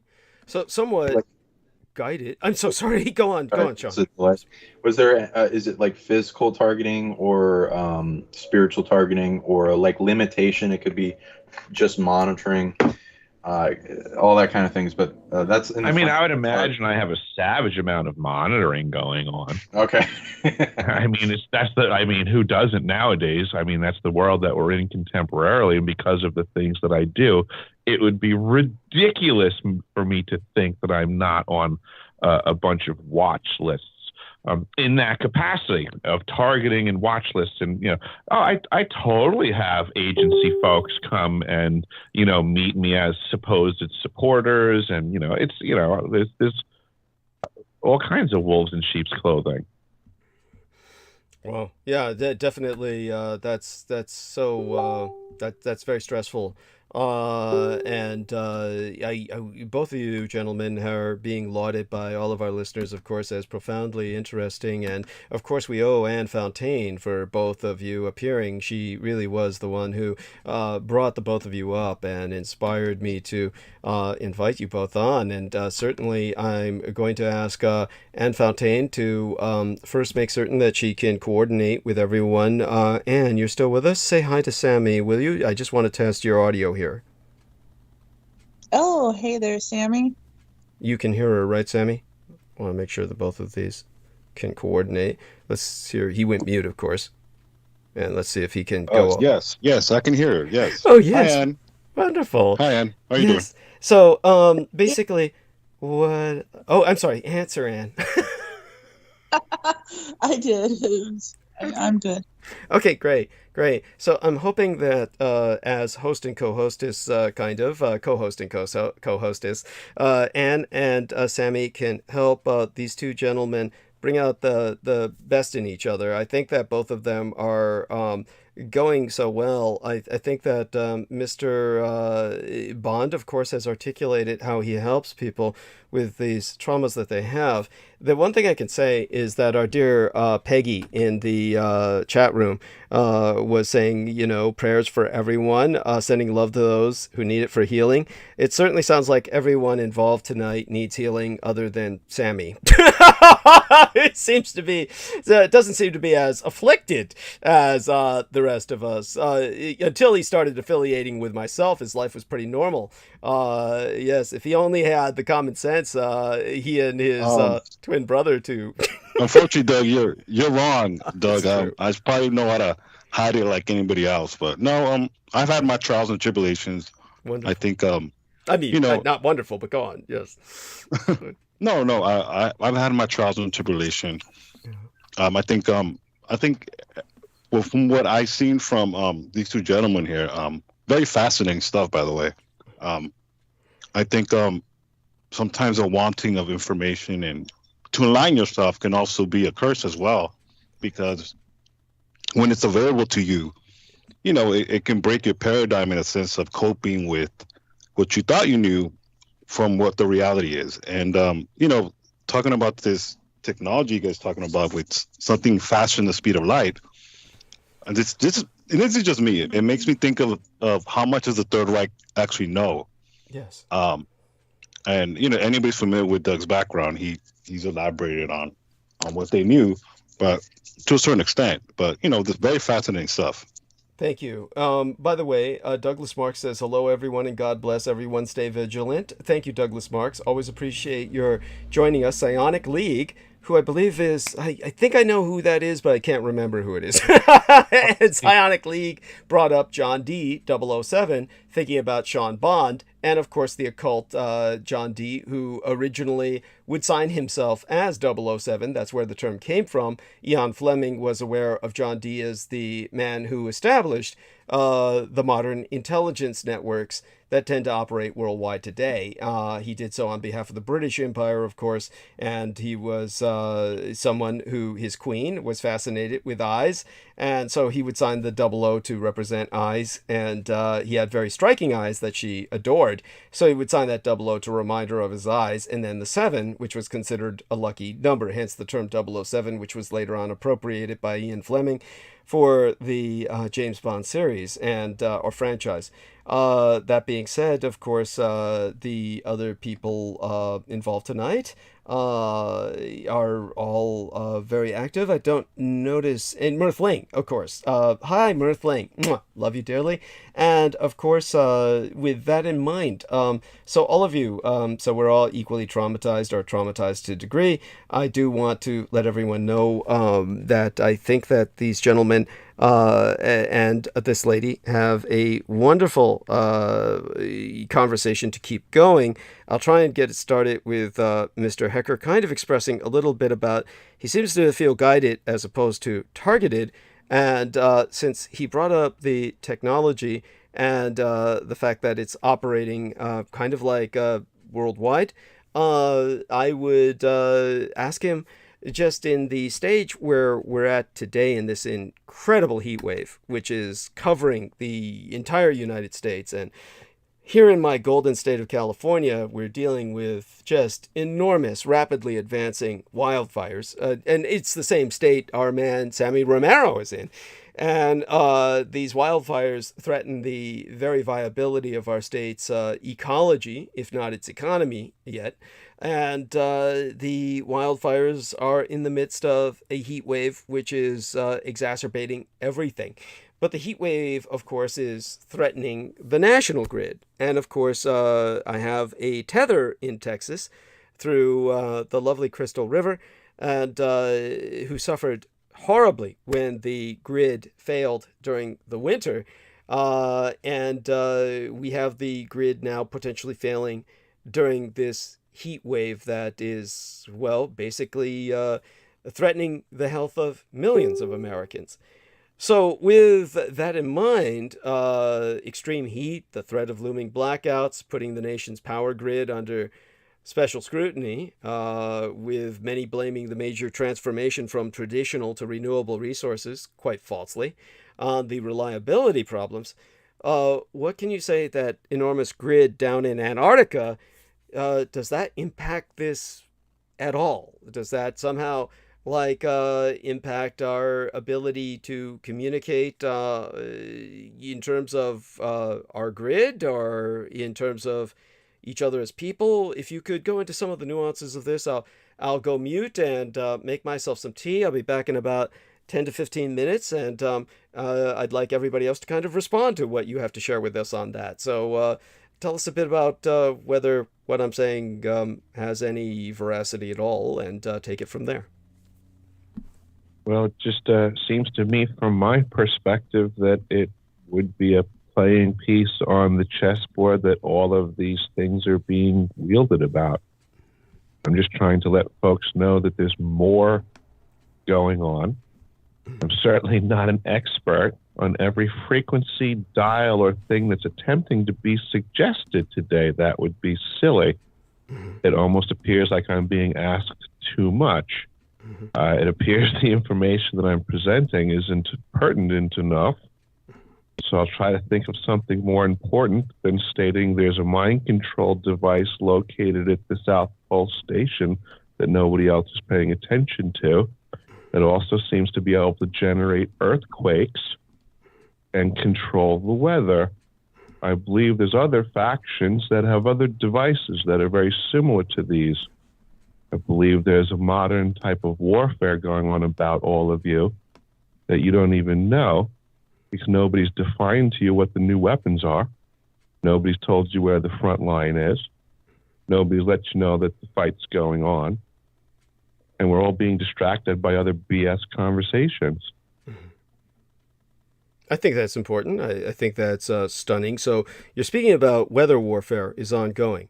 And with the weather warfare ongoing, of course, that impacts the grid that I was speaking of, and certainly has the potential to leave millions of people without power, and therefore kill many people, as well as the effect it has on people's health. If it's also impacting people's minds, this appears to be... What do you think about that part that I brought up, that it's a mind control device that operates globally? What do you think about that when I say things like that? It's frightening. It's so frightening that I'm not quite sure I want to believe it. I would think that there's certainly a lot of... I provided the documentation. Okay. I was present. Okay. I mean, what else can we ask for on the face of the earth? Right. When such things are going on to this type of discussion. Right. Oh, as I said, it's not that I'm denying it. It's saying that I... Oh, understood. Yeah, don't want to believe it, is what I'm saying. But you're a man that chooses his words very well, and... So, in terms of, obviously, this would explain a lot about the simple apathy of everyone, the general public, wouldn't it? I mean, certainly the general public. Certainly. What if for the past few years there was simply a device 90 degrees south on this planet that was pumping out a signal into everybody's head going, it's okay to wear a mask. I'm fine with that. It's no big deal. It's okay to wear a mask. I'm fine with that. It's no big deal. Uh-huh. Okay. So right, yeah, or something. Just recently, there was some advertisements coming out that the McDonald's Corporation is looking into technology that will allow them to pump commercials into your brain while you're sleeping. Wow. That's I mean, right? They're annoying. They're distractions. So how long has the DOD had this technology if McDonald's is about to roll it out? Yeah. I mean, well, I'm more frightened about McDonald's in some cases than the DOD. I mean, I'd hate to have Ronald McDonald appearing in my dreams. That's pretty much the general population's understanding of it right now. But what I'm putting out there is that, again, this technology's been around for decades. And we all need to know thyself a lot better than we currently do, because these are just old techniques, like we mentioned, Mr. 007 John D. These are old techniques. The ability to take my thought and put it in your head is an ancient technique. But contemporarily, we have technologies that can do the same thing. Mm-hmm. Yeah. Okay. Well, there was a book that I was scanning recently. My son is married to a man of some means, and he does have a number of private libraries in the different properties that he owns. One of the books that I was skimming through that was new, I always go through the new books that arrive so I can get a kind of better understanding of, well, obviously, contemporary affairs. This was by an author named Wengrow, whose book was titled What Makes Civilization? And the subtitle was The Ancient Near East and the Future of the West. And basically it argued that civilizations do not leapfrog from one technological miracle to the next, but instead progress by the gradual transformation of everyday behavior. So if you're speaking about a technology that can transform behavior, or rather kind of suppress it, well, that would suppress technological advantage or the ability to take advantage of technological development, really. Absolutely, especially communications. Yeah. Okay. That's how the Rothschilds basically got their stake in the world, was by outclassing communications for everyone else on the planet. Right. Okay. So, as Samuel Romero mentioned, what I've tried to educate people about is the Thousand-Year Reich in Exile, the breakaway civilization of the Third Reich, and obviously, I've tried to educate people on the fact that it didn't relocate to Antarctica, but rather that was a transitional stopover to Unterland, which is not a hollow Earth at all, but rather a series of caverns that are within the crust of the Earth, which is not that deep at all, comparatively speaking, but obviously a few miles down. And these series of caverns are very large, the size of the Grand Canyon as the smaller ones, but about 17 major ones that are much larger. And therefore, this is what Sam was alluding to, was their discovery of technologies or their use of them and exploitation thereof earlier than, in many cases, than what the Allies were doing. What we see is now that the Allies established themselves on certain areas of Antarctica, which of course Antarctica is very large, the size of the United States essentially, and and much of it is to a great degree not really trod or explored in the sense of on the ground. But our man Hecker was down there for a long time, at least a year, if not many years. So I'm just curious, when you were down there, did you ever encounter anyone who was spreading any rumors about the Thousand-Year Reich in Exile, or were they also intent on these other things they were all involved with?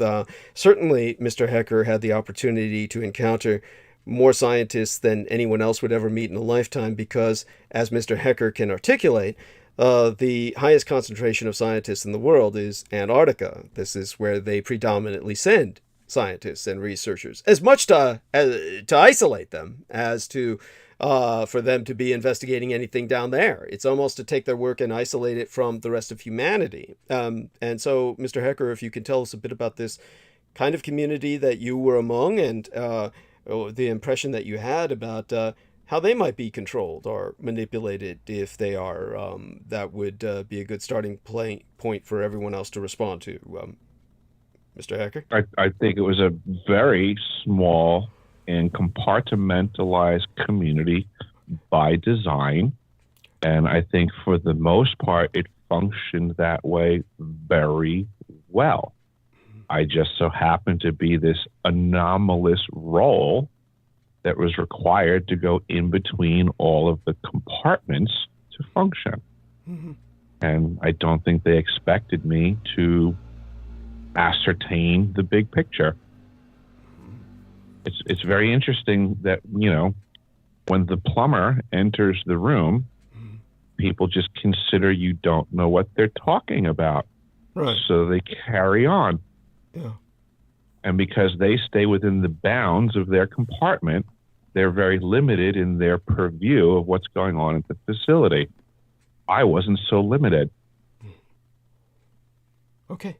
And that's the environment. I mean, that's what I'm trying to get out to folks, is that it's, there's a whole lot of other stuff going on there. It's not just what a scientist says. Scientists have a very limited perspective.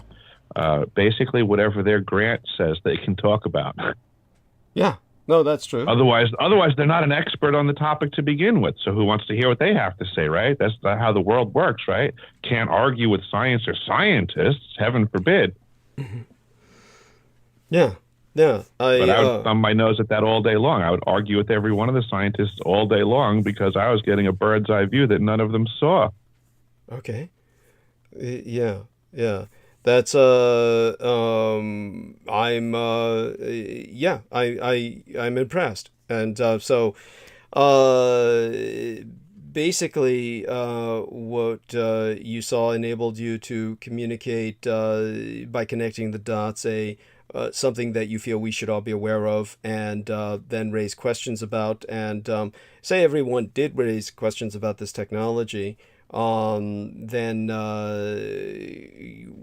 how do you think the order that is created the technology would even respond? I mean, they would. I think they would respond in whatever the next step they had planned was, because first and foremost, bad people are more organized than good people. As we sit here trying to figure out our next step as the aligning good people, the pre-aligned bad people already have their next steps laid out for us. Those are things we need to consider as well. And so and what might some of those steps be? I'm not on the bad team. I don't know. All right. I'm on the good guy side. I'm trying to organize the good guys, sir. Some form of, would you consider I would this? imagine it would have a lot to do with the directed energy weapon systems that I located at the South Pole Station, the mind control, the earthquakes, the weather manipulation, the fires in California. I would imagine it would have a lot to do with those things. Okay. Those new weapons of war that nobody knows is going on. Havana syndrome is now being reported by the Department of Defense as impacting their members, and they've set up a way for their employees to go up the chain of command to report Havana syndrome symptoms, not because they're fake, but because the government now has a responsibility to their employees, because these people are getting hurt on the job by something real. So these are directed energy weapons. I'm just letting people know that this is on the table, that there's a battle going on around them. And back during World War II and stuff like that, in World War I, when the troops were fighting each other and shelling each other, it was obvious, and collateral damage was obvious. Okay. But now there's war going on, and the collateral damage is not so obvious anymore. Well, neither are the weapons, nor are the enemies. Right. Okay. I mean, certainly collateral damage can be perceived if people look. We have people who are affected by climate change and or potentially weather warfare. And so in terms of one of the other books that I was flipping through recently, written by David... mind control. Well, yeah, mind control. Well, that would be... How do people look for that in society around them for the last couple of decades, that it has been going on? Right. How about we discuss that it's been going on for a couple of decades, because this isn't a new conversation, because lest we forget, my information's from 10 years ago. So there's 1 decade. Right. No, this is all important. I mean... the mind control stuff, I think, is probably the most important consideration on the table that everybody seems to be ignoring. Yeah. I mean, I would tend to look at this, if we're trying to contend with it, as a social problem. So in terms of one of the books I was flipping through, a 700-page magnum opus titled The Dawn of Everything. Mind control is a social problem, sir? Yeah, it's a social problem in Not a sense. A technological weapon of war? Oh, yeah. Well, I mean, we can't do anything about it technologically right now. Technological weapon of war. Well, we can't do anything. I'm not talking about the social issue. Oh, yeah. I'm talking about, you and I and Sam Romero and Anne Fontaine and Sean Bond. We can't do anything about it technologically right now. We don't have the capability or the... Okay. I guess we'll just change topics then. It doesn't mean anything. No, I'm not saying that. As I said, one of the books I was flipping through, titled The Dawn of Everything, the author, David Wengrow, actually lost his co-author, David Graeber, just after they had completed this book, which was about 700 pages. Basically, David Graeber was essentially an American anthropologist who was notorious because he was also an anarchist. And he experienced a sudden death in Venice about 2 years ago. So this was very impacting on the author himself of the book. But in the closing chapters of his book that I feel are relevant to what we're discussing, basically is when the real clouds pass overhead when you're reading it. Basically, both the authors land on the puzzle of what they considered to be modern stuckness, the idea that we've lost the experimental spirit that makes humans human and settled into the ruts of our capitalist neoliberal hellscape. And so, at the very least, this works as a rhetorical move. No one wants to be stuck, and the dread of this fate can impel a person to action. But as an overarching theory, the idea that humans move from freedom to stuckness seems to reinscribe some of the schematic evolutionary folktales that the book existed or was put together to critique. I mean, if our spirits were flying along just fine, creating new worlds until they were all simultaneously crushed by Thatcherian capitalism, isn't this just a new fall from grace story, like the ones that said humanity was wrecked by agriculture, or urbanization, or the internet, or mind control grids at the bottom of the world? This is where we confront the problem you're presenting, at least in a manner where we can theoretically grasp it as something that can be comprehensible and ultimately potentially dealt with. So, contemporary society strikes myself as being far from stuck. It's precarious and imperiled, but it's not stuck. The pandemic, for one thing, threw into relief the proliferation of cult-like groups that reject modern medicine, and even modernity itself. More encouragingly, young workers everywhere are organizing and protesting and taking to the road in record high numbers. Gender and race are being reimagined, and any or all of this might be threatening or vertiginous or worse, but none of it suggests stuckness. So with that, we turn to Sean Bond, who says he has a solution. And let's see how Mr. Hecker responds to that. And Sammy Romero will be back soon. And I'm going to count on our lovely hostess, Anne. Anne, honey, you there? Just acknowledge. Yep, I hear you. Okay, you're going to handle this. Sean Bond is going to respond to Mr. Hecker, and Mr. Hecker will respond to him. And you, as the hostess, will hold the stage between the twain, and I trust we're not going to descend into a cacodemoniacal frenzy as we did last time when everything went into a loop. And when I return in about 10 minutes, hopefully everything will be fine. And with that, I'll go make my tea. I'm going on mute right now. Anne will start the conversation by saying, Mr. Bond, take the stage, and I will listen to that before I leave. Going mute, and it's yours, Anne. Yes, I can't wait to hear Sean's response to Mr. Hecker. Thank you, and thank you for bringing up this topic on overarching mind control and many different layers put on the planet to control the timeline and our course of our collective. Yes, I agree. There's so my experience with this mostly goes into with targeting. I learned to track back a bunch of different energy frequencies coming at me in all the different ways. So I have tracked back multiple technological devices as well as psionic influence around the planet and mass control of different types.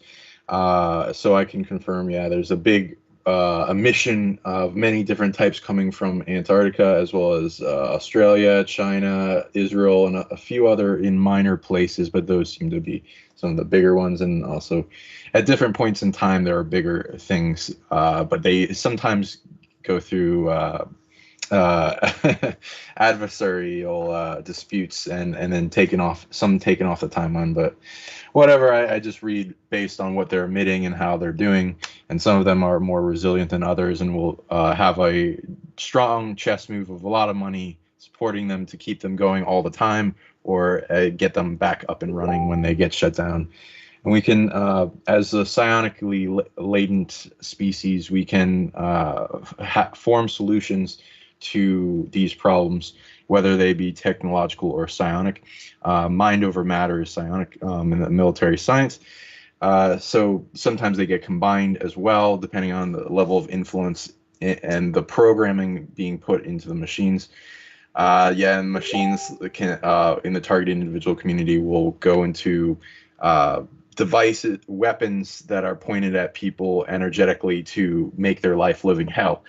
There are many different bandwidths of intention, as well as mind control as like one of the blanket things. There's one of the strongest, like a lot of human species, Draco, Anunnaki, and at least what I read previously, a lot of Naga and like different reptoids like raptors and stuff, wanted the intention from underground bases to control our species and influence its direction.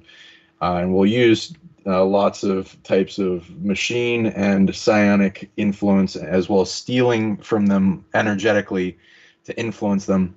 They'll affect the collective consciousness of each species they want to controls, like a giant one brain that connects to all brains, and the influence of the collective, what people share, like thoughts, when how scientists and inventors come up with around the same time the same thing at different points of the planet with no contact with each other in the collective consciousness. There's also, you can see like a human body represent our entire species in like a one collective, and have a representation, reflection for everything that we have as well.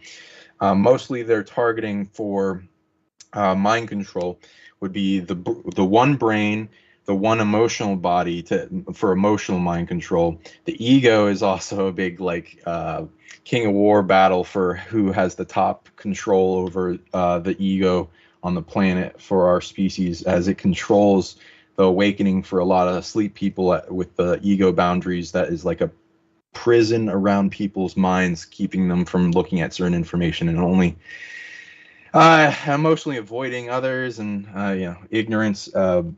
So yeah, then the shadow, then the soul, the will, the control center of a human body, collective consciousness, dream control with influence of people's dreams to affect their day and their whole timeline after a while, astral control, psionics. I've even the inner besides like inner child control. I've also seen in track back of big explosions of mind control that happened on the planet while I was alive.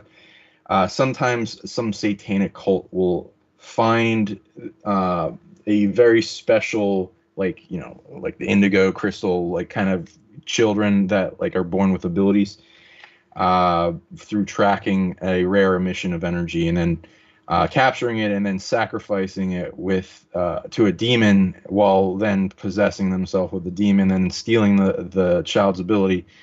Very rarely does this happen with like mind control abilities, but that's when I've seen the dark get the explosion of mind control abilities, because these abilities are earned through natural law with Earth and the whole thing that we're doing with this universe. So a lot of the dark did not earn their abilities, they steal them. And then they're stealing also, like the scientists that even formulate mind control, they're not the worst type of consciousness, because they have evil things tend to have their creativity shut down. But it ends up in the wrong hands and all this other stuff. So it's annoying how much mind control there is on this planet. It is ridiculous, the level from our own species and many other species, how much mind control we're up against. It's like layer upon layer of veil upon veil, and a reality like there's gatekeepers and all this stuff, like pitting people against each other, and then influence in the mind goes far, especially through the window of trauma and or trapped emotions, and the frequency match to the negative entity that wants to cause a change. Or if they somehow attract you back and they're trying to stop you from speaking your truth, or exposing their secrets, or traveling, or causing stress and anxiety to you from a distance. Yeah, there's quite a bit. I've found as I read the timelines and what it takes to overcome this stuff, because it's a lot that we're dealing with. It's mostly going to be through creations. Like it seems we're contracted to become one of the most immune to mind control species that exists. So I don't read they're going to give up trying to mind control us and bombarding with us with frequencies anytime soon, and they're going to keep trying to replace it with new stuff. So we might as well become immune to mind control psionically and make big shields and fortresses around ourselves and our mind and wards, while also learning charge, disruption, and technopathy to explode. If a machine is sending a frequency at you and trying to hurt you, you have the right to take control of that frequency, follow it back to its source, and then explode with a charge displacement from your solar plexus, chi, and the dantian, combining yin and yang together. It makes electricity kind of thing, but it takes a lot to do that. But if you're in a point of needing it and you combine a lot of emotion with it, a lot of the time you can overload electronics. So I've done this before because they've attacked me with these devices. So I recommend people training that as well. But mostly it's going to be making products creatively, that wearable things, hats, all kinds of stuff to make yourself immune to mind control, tracking back how they get into our bubble of reality through our defenses, making it so that we're having it so that you can be permeant in your atom electron spins, to where the energy passes right through you and the body does not accept it. Safety bubbles, shielding, offense, defense, all kinds of stuff in your deterrence to stop this from happening. But as we rise as a species into our power and evolution, we'll be able to eventually spread the awareness of this to the collective past, their censorship, get it exposed, and then make a bunch of things to stop the energy from coming at us, as well as track back any emissions and then stop those to eventually clear our planet. So yeah, I'd love to hear more on your perspective as well of these mind control devices and what you think could be done about them. I absolutely agree. They're multi-layered for sure. They're coming out of 6 ways from Sunday, between, what gets flashed in the news media to what gets, alerted on someone's phone. This is a way of kind of guiding people in a way that is a mind control, absolutely, because it's the ideas or what society pays attention to can be molded by the highest bidder per se, and there's great value to that. And people think it's just as simple as marketing, but it has a lot more to do with grander ideas than whether or not somebody wants a cheeseburger or chicken nuggets. They're taking the ideas that they learn from years of experience in those exchanges, and then just bringing it to a grander level and marketing to people's minds first and foremost, incessantly on every level. People don't even have a clue what an original thought is anymore, unfortunately. But this is the way of the world now. And we can see this because now you take this massive onslaught from the mass media, and then you add things like other technologies, such as the Ice Cube neutrino detector, HARP, ELF, all these other things that we know can operate in the frequency of the mind. And we hear of technologies called voice to skull. And the idea being that they can put a thought in somebody's head in the sound of your own voice. I mean, talk about confusing. I mean, I know I have thoughts in my head, and when I have to make a decision, it's kind of like there's a little debate going on in my head. But now imagine if somebody could insert just an additional opinion in that mix. Now, it doesn't necessarily mean that they have control per se, but they've certainly got themselves a voice in the conversation, consideration at the very least. And once they start to have that connection, that dialogue, that consideration can be sought for and found in interactions between other devices, such as your cell phone, and other software apps. And this is where AI and humans can be ascertained and functions of control can be used, and then ideas can be inculcated and sold and paid for by the highest bidder. And next thing you know, we have people doing whatever somebody else wants. I sure wish that I had invested in N95 masks a few years ago. Right. Yeah, I wonder how many people were totally in on that one, and there was a lot of profiteering. Inside trading off of the indoctrination. Yeah. Yeah, none of these things happen by accident. They already know what the next biggest toy is going to be for Christmas season for the next dozen years. They've already figured out how to market everybody to want that already, or they're working on it right now to make sure you buy it, and you will buy it. Your phone will flash it in front of you enough to make you want it, or your kid. It's out of your control now, folks. You'll buy that stuff for Christmas every year. I have a question for you two guys that I've been curious about for a while. With the V2K, when they put either a voice or a thought or an impression in your head, like at the beginning of the show, I mentioned just last night, Rocco was dealing with hours of hearing in his head that I'm going to leave him. I don't really love him. This is all a dream, on and on. So it's pretty impressive. Well played, Dark Side, that even though we know what they're saying isn't true, somehow it still can deeply affect us.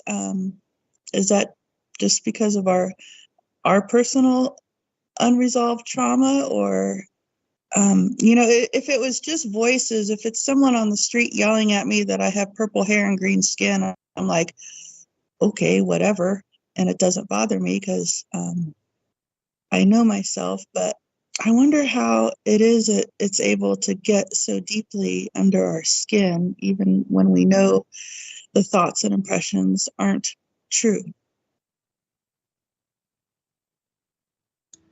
I think that's the confusion right there that they're playing with, is that since people don't know this technology exists, they don't know the thought can be inserted, they don't know to be so careful to know thyself that well. So that's kind of the caution that I want to bring to the table, is to just let people know that they have to try harder. So like in your circumstance, I don't want to answer for you. I would just suggest that you guys have work to do to know thyself, to discern which was it. Was this an inserted thought, or was it an internal trauma? Or, I couldn't answer for you. I just know that the technology exists to make both options viable for you to consider. Absolutely. So depending on the situation, like I've dealt with similar for myself and many people around me, where people will completely change in personality. Their emotions will grow in some type of overwhelm, and then they'll start shifting to the perspective of what the motion is painting, to the point where it affects their words and their actions, how they treat other people, like if they crying for help, or needing attention, or emotions of anger or sadness or pain, shame, guilt, jealousy, all this kind of stuff. Like I call them drama demons, not really always that, of course, because there's technology and like what we're talking about with the mind control frequency devices and being able to implant thoughts. That technology has been around for a while in spiritual form, and now it's being amplified physically.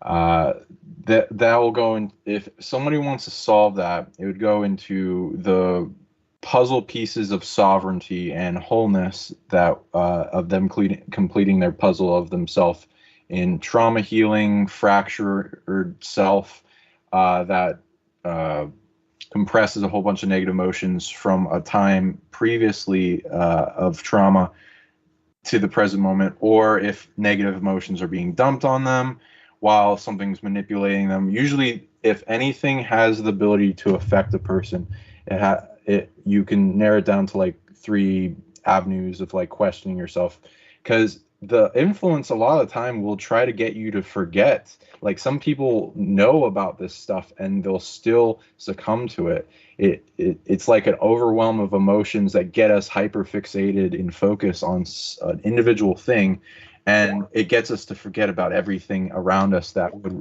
remind us that, hey, that this something's Machiavellism, dividing or causing drama or influencing me, or to be an outburst in a situation that's not the best, or whatever it could be, in need or trauma, or not be our greatest self at the time for the best possible timeline that we see.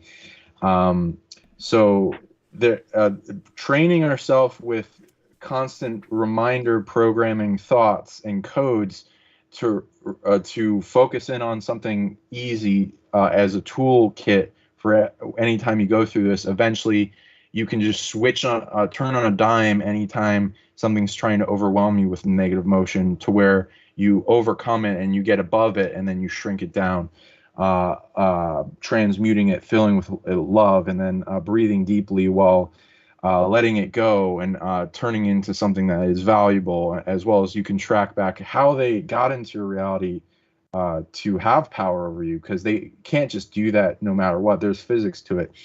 I'll usually narrow it down to, are they coming from your environment, like something sending a frequency at you, someone has negative energy and you're being empathic, they're haunted, or something in the environment, all this kind of stuff. It could be even from a wild off distance, depending on how advanced or in range the being is, or the device. And then you'll be able to track back where that's going from. So that's one, the environment.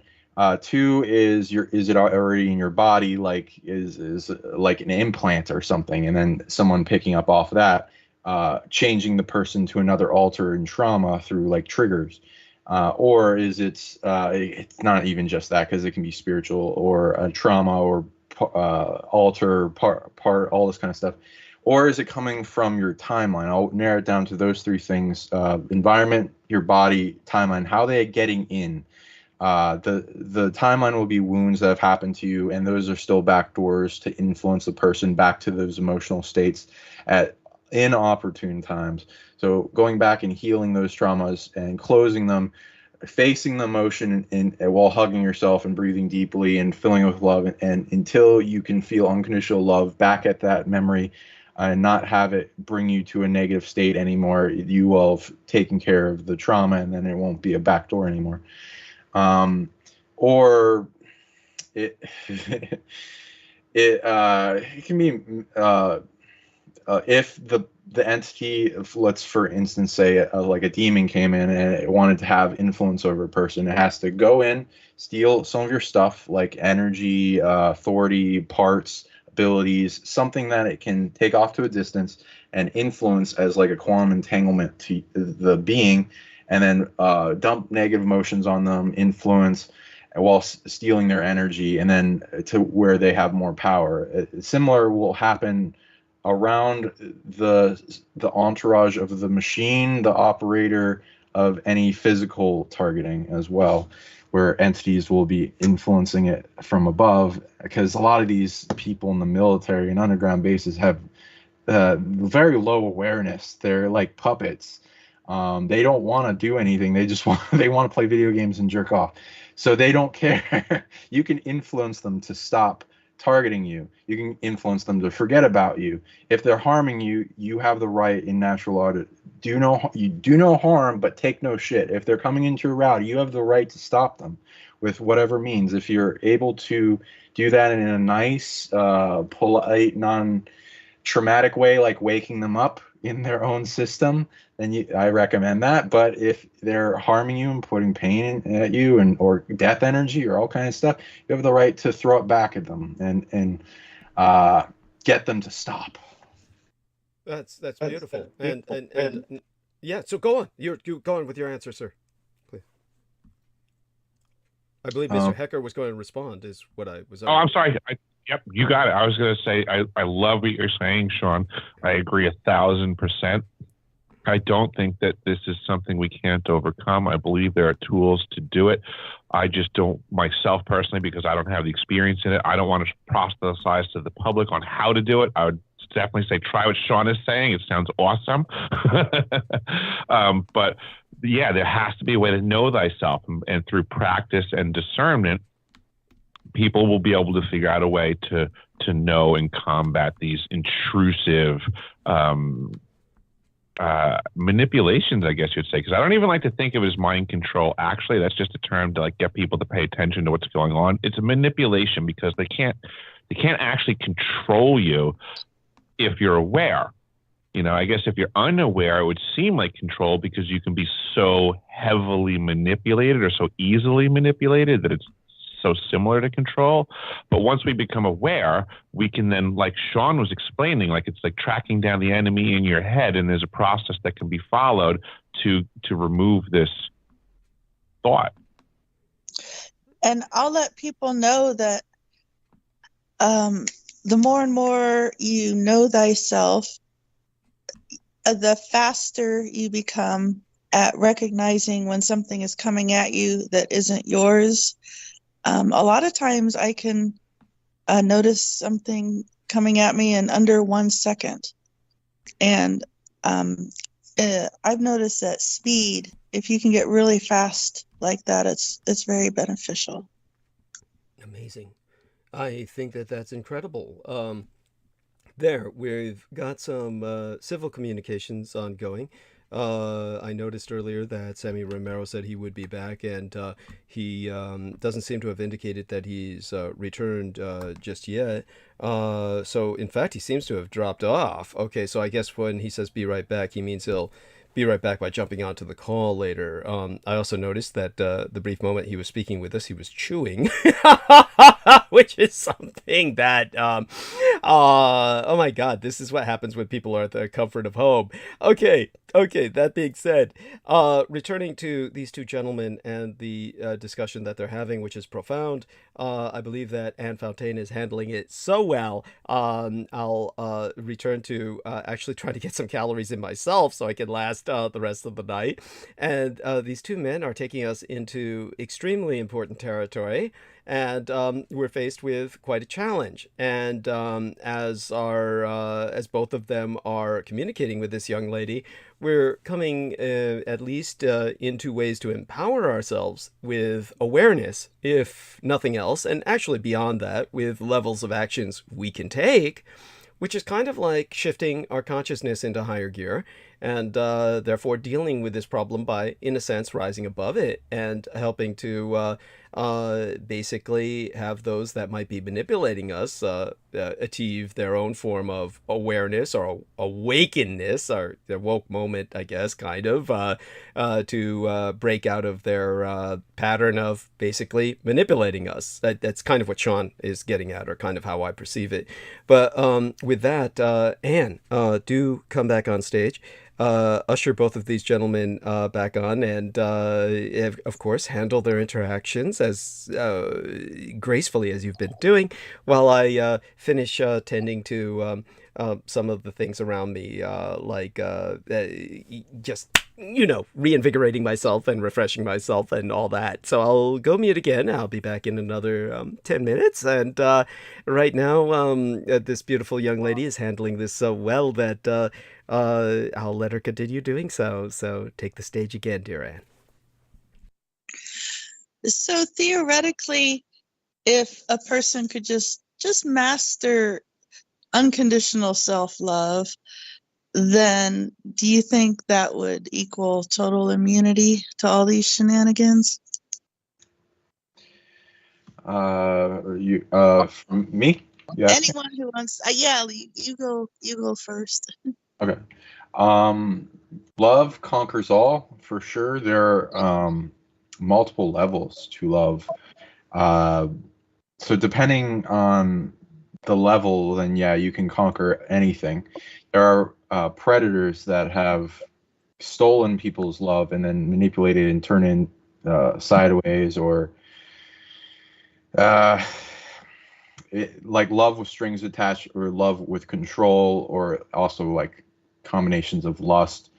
It's not a very strong level, but there's also predators that have learned to shut their heart off, or I just call them love predators, something that is strong in a predatory fashion to the love spectrum. These are very negative beings.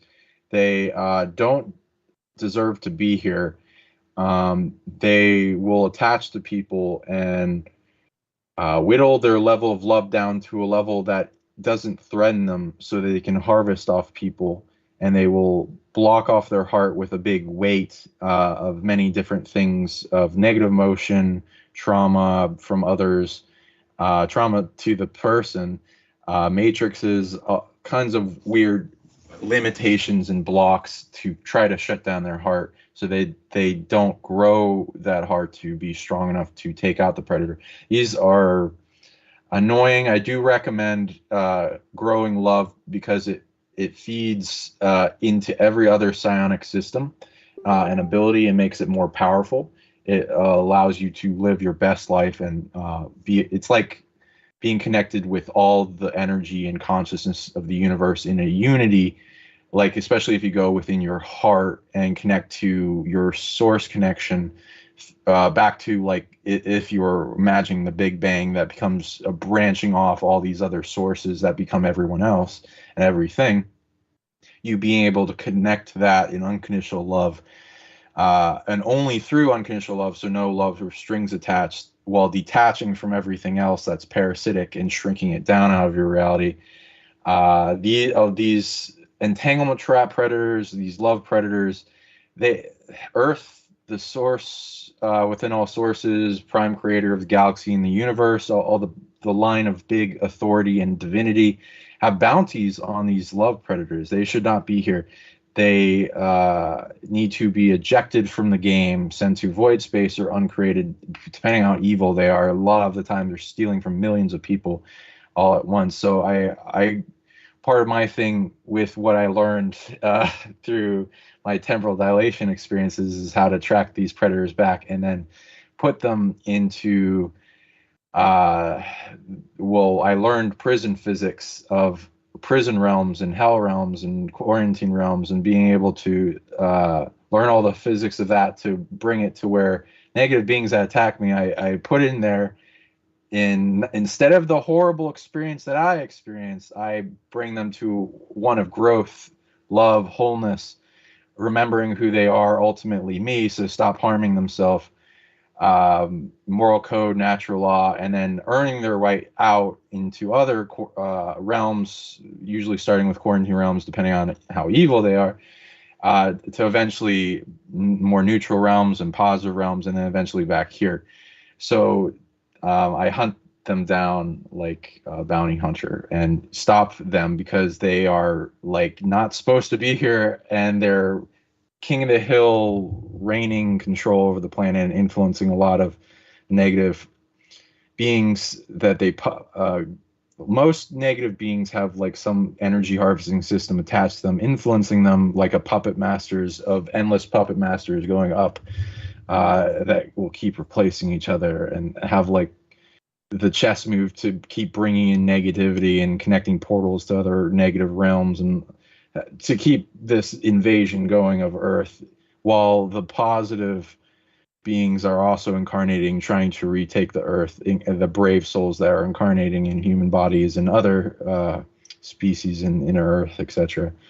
Thank you very much for being here. You make the timeline dramatically better. Everyone, especially that's listening to this show, you matter. You make it millions of times better, the timeline. So thank you, everyone. That some of these beings want to bring people to extreme sadness, to want to kill themselves, to take them out of reality because they are a threat. So thank you for continuing the journey, and despite the suffering hurricanes of this world, thank you so much for being here.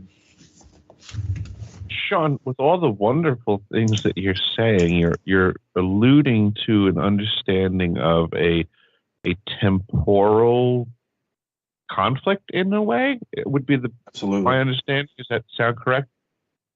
Absolutely. Okay, cool. I'm glad to hear that, and I'm wondering. So now you had said before something about throw some, I guess you said, traumas out there or things, but that made me think of something that maybe for your consideration to play with your skill set. I would say that in my childhood, when I was in this Stargate program, one of the bittersweet events that occurred in my childhood was that I somehow was put into contact with myself in the future and had quite the conversation, which now leaves me presently the person who is the continuation of the direct firsthand experience of that child. So there's a lot of information in my head that's confusing because it's out of order, because it's multiple timelines effectively. Do you have thoughts on that? Love that. I love those experiences. Yeah, I've had multiple of those. Fun. I'm glad you had that. It's very relatable. Yeah, and then there are multiple degrees of this. There is a timeline war. There's chess moves. It's like a baking of a cake or a chocolate souffle to its best level possible and trying not to fuck it up. And there's of humanity and our growth and our freedom and sovereign retaking from multiple species trying to enslave us, and making it so that we break free of that and wake up and learn to take off the shackles of war and negativity and all these dramas that have been perpetuating down our lineage and programming us. So there are like versions of me, as an example, that are in the future that have a high awareness of what they've experienced in the timeline, either a future version of me in this incarnation or later incarnations will send me information and update me on what's the best scenario for a manifestation or a negative thing they experienced and how to prevent that. And that happens all the time, whether we know it or not. There's the timeline restarts all the time. There's also this thing I call dress rehearsal dreams, where sometimes when people get deja vu, it has to do with these scenarios. They felt like they've experienced this thing before. A lot of them have. They've dreamt the day they had before and then forgot it a lot of the time. So it's like solidified in our unconscious, our subconscious, our muscle memory, so that we perform the actions that the versions of us and Earth and the collectives that want a specific equation that's the best possible one that they can muster, while timeline warring with negative factions that want to take us in a negative direction. I usually will describe deja vu as usually two things: either our future self sending back an information packet to our current self that gets a flash of knowingness of the events that we're going through and are about to go through to allow us to change the timeline, or where we've dreamt this whole thing before. And there can be a big skill with that, and doing it more than once, especially if you really want to solidify the actions that are needed for the perfect timeline that they're seeking. Absolutely being played with each individual here. All the humans, we're vastly underestimated with who we all are on spirit. Even like dormant people or NPCs, they have like advanced some type of authority somewhere. Most of the people here are old and have some type of authority. So when we rise up into ourself, awaken those parts of our soul that are dormant and surrounded with a sleep energy, and transmute that into awakening, we all these knowingness turns on, and our ability to play a greater chess game here while we're incarnating to make the best possible outcome with all the other chess moves voting on where the timeline goes. We absolutely have a big impact. So don't think you don't have an impact on the world around you, especially as you empower yourself. You're a fractal mirror reflection of everything around you. find the reflection to things you want to change externally inside you, and then use emotions, feeling, breath work, focus, and start. The love will give you the ability to transmute any negative state of being into the preferred one, and then you will see your change on the world. I couldn't argue with that either. And I'd like to repeat something Sean said that was wonderful when he said, love feeds into every other psionic system. So I thought it was fascinating and very important. Okay. No, that's wonderful. And again, you're all handling this so well, and I'm proud of all of you for carrying this out so civilly. And with Mr. Did that answer Eric's question? Eric had a personal question regarding meeting, hooking up with a future aspect of himself. So was that what? Did you resonate? It very much resonated what Sean said with me, and that's perfectly good. I don't expect everybody to have cures for all my maladies. I think it's a gift what you experience, because it allows you to be a better you with an updated chess game move of multiple chess moves ahead from the hilltop view awareness. So. Yeah, if you connect with that version of you, it's very empowering, and it will take you in many different directions as you see what all the options you can choose. Kind of like the movie. Have you seen Everything Everywhere All at Once? I have not. Yeah, watch that. Yeah. I'll take a look at it. Okay. That's an interesting title. When was this released? Just recently, around the time the Doctor Strange Multiverse of Madness. There's a lot of multiverse movies coming out. I like calling it the temporal verse, because the universe is huge, and there's multiple other universes that have nothing to do with the spectrum of creation that we're doing, other than sometimes having some of the same players, but it doesn't reflect us that much. So there are other branches of realms that like take off timeline variations of all our choice points, decisions, and what wants to be created in the timeline tree of experience. So I just call it the temporal verse, but whatever one, or universe, multiversal theory. I love it, so it needs to keep going. But yeah, you both love it. It's very uniting of a lot of sides and awarenesses and real ability. I think it's interesting that you keyed in on it and worded it the way that you did, Sean. So I think it's a testament to your skills, and you should know that, because I think every craftsman should test their work. So just so that you know, I think you did kind of hit a nail on the head there, because I have this capacity to oftentimes be a couple of moves ahead. And I have discussed before that I also have this function of time dilation that has occurred at times of peril, where I feel omnipresent at the moment. So all of a sudden I become everywhere all at once. And because of that multitude of information now, I am it's incapable of making a wrong decision, because I have too much information available.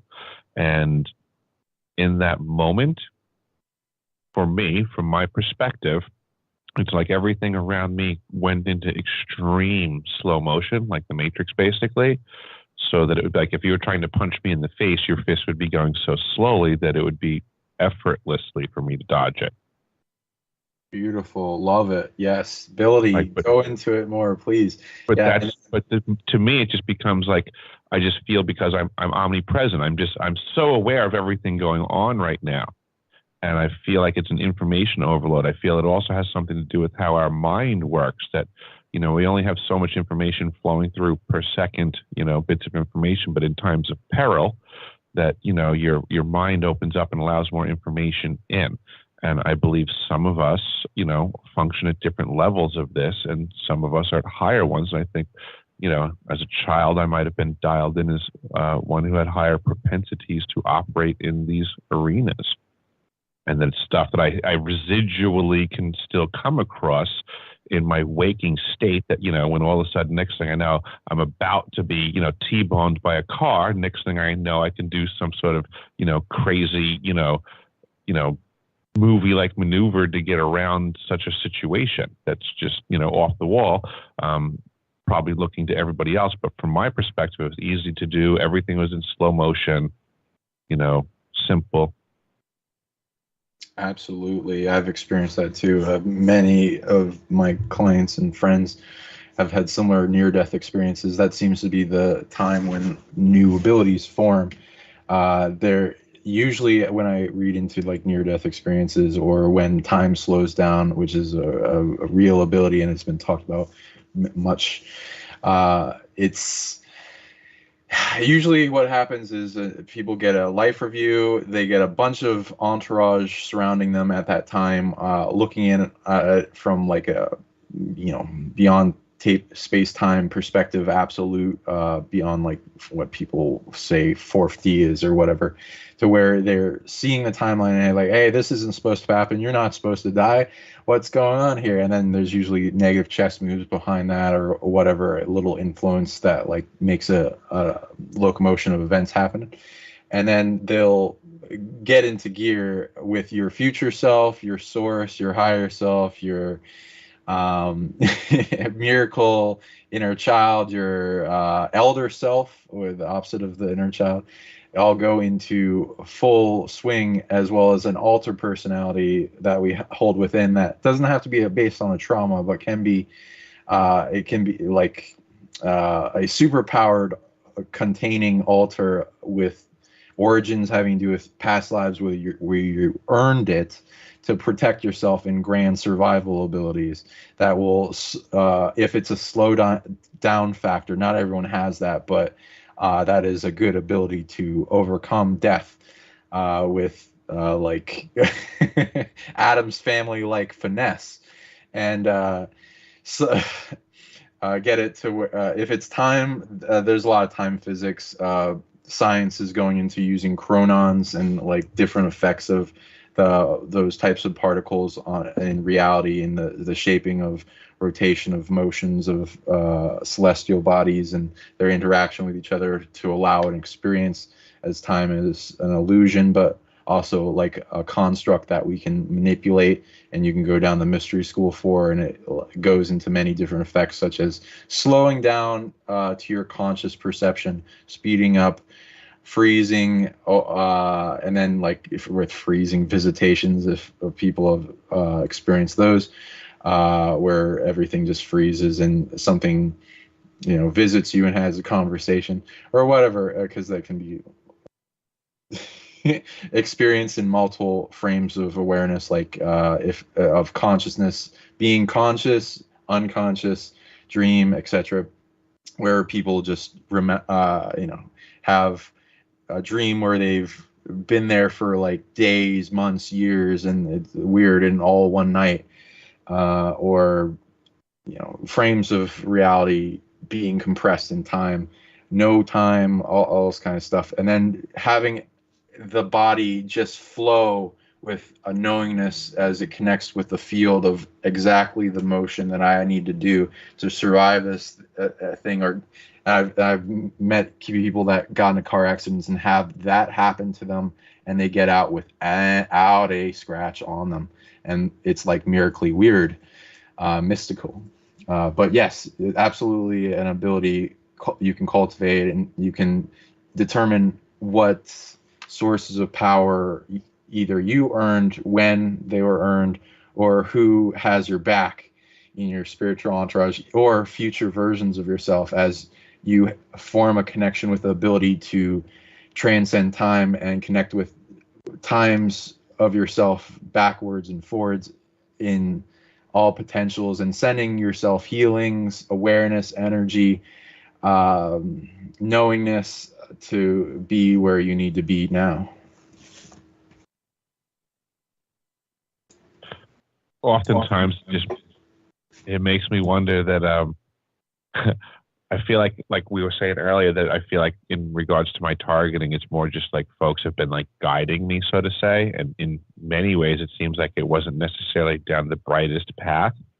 But with that being said, I feel like in many ways that I also had like folks that had my back. So in so many ways, I just want to figure out who those folks are, because I'm still in the game. So I want to just be like, hey, high five, guys.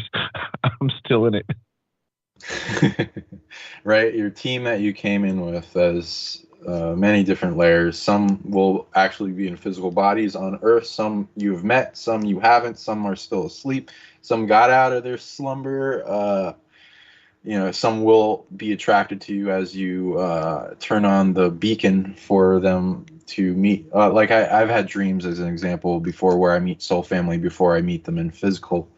And that goes into the strategy of your higher self on the hilltop view. Like, oh, I just met this other guy's higher self. How do we get each other to meet up? That plus your spiritual entourage, your dream guides, your armies, your teams. A lot of people that are older than this planet will have other species groups that they came from on other planes of reality or planets. Where they have a team, and they decided before they come here, a lot of them will know the drama it takes to be here, but also knows the reward goes well beyond the drama.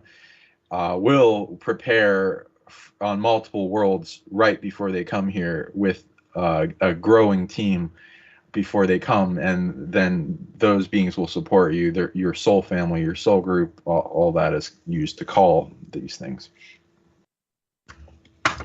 Absolutely embrace them and connect to their heart with love, and send them lots of gratitude, and you go into telepathy like walkie-talkie with them, and they'll add to your life, especially as you bring them offerings, like how many different cultures will bring offerings to their ancestors.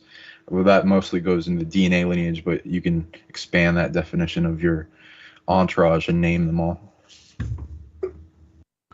I really appreciate the input, Sean, and I'm always on the lookout for my entourage, and I'll double down on my efforts.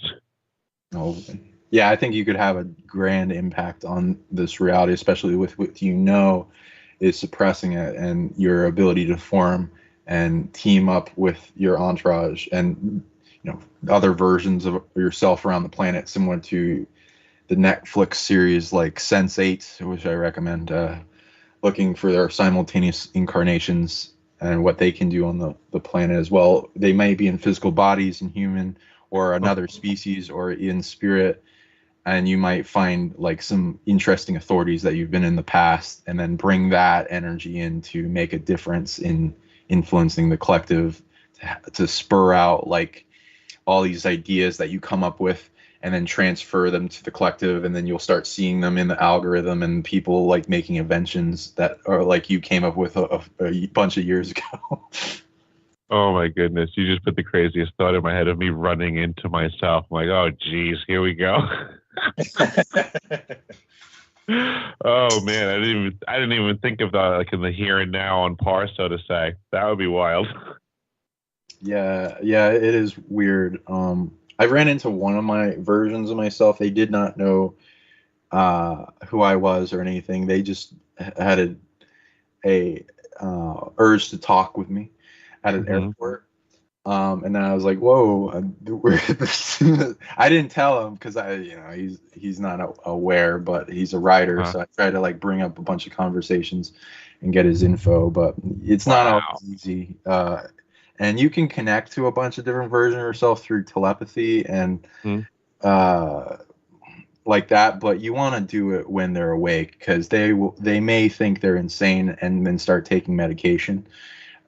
So yeah, if you can scan whichever, and everyone, everyone can learn these abilities that I'm referencing. I teach them on my site, Sonic League, and a bunch of videos out for free, and a bunch of videos of people performing super normal abilities, and then that has the blueprint for people to download with their higher self as they view them, such as like telekinesis, levitation, telepathy and many other psychokinetic events. Very cool. Yeah, and what kind of check that out. Thank you. Do you have a site link that you would relay people to?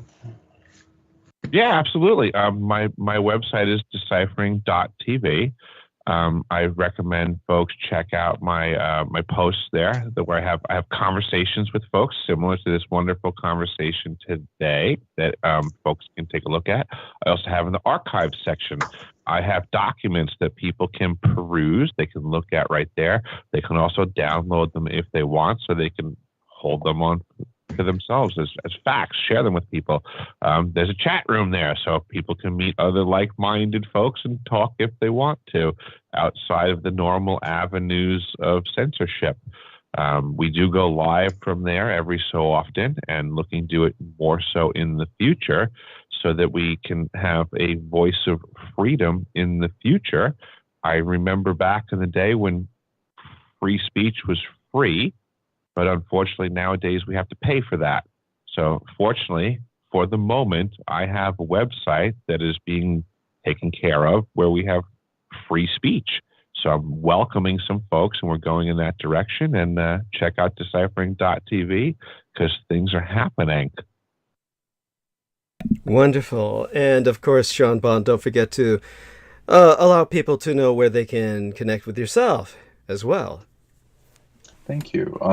Yes. And as our magical friend went into, which I'm reading, you emit more magic than most people. That was what, like one of my abilities. I scan into what people are dishing out currently or is dormant within them. And people that want readings on themselves and their soul and what they came here to do, I am at psionicleague.com and Psionic League YouTube. And I'm on Facebook as Sean Bond and Telegram and other things. So feel free to contact me on things if you want to bring me on, or us have a lovely conversation. Anyone that has shows, or you want a session? I got a bunch of video products that teach many different abilities. Some are as cheap as $20 on my membership site. It does not cost a thing to sign up. Feel free to go there. And how about you, Douglas Dietrich? How do people reach you? Well, I've got all too many people reaching out to me that that I would prefer not to tell you the truth. But and I'm not quite sure what they would be reaching out to myself for. Really, honestly, what we would prefer people do is simply to either contribute or purchase my books. Really, that would help. When people do reach out to me with the communications that they do, it's appreciated to a degree. Unfortunately, most people are simply not really saying anything constructive. A lot of people are just probing, a lot of probing.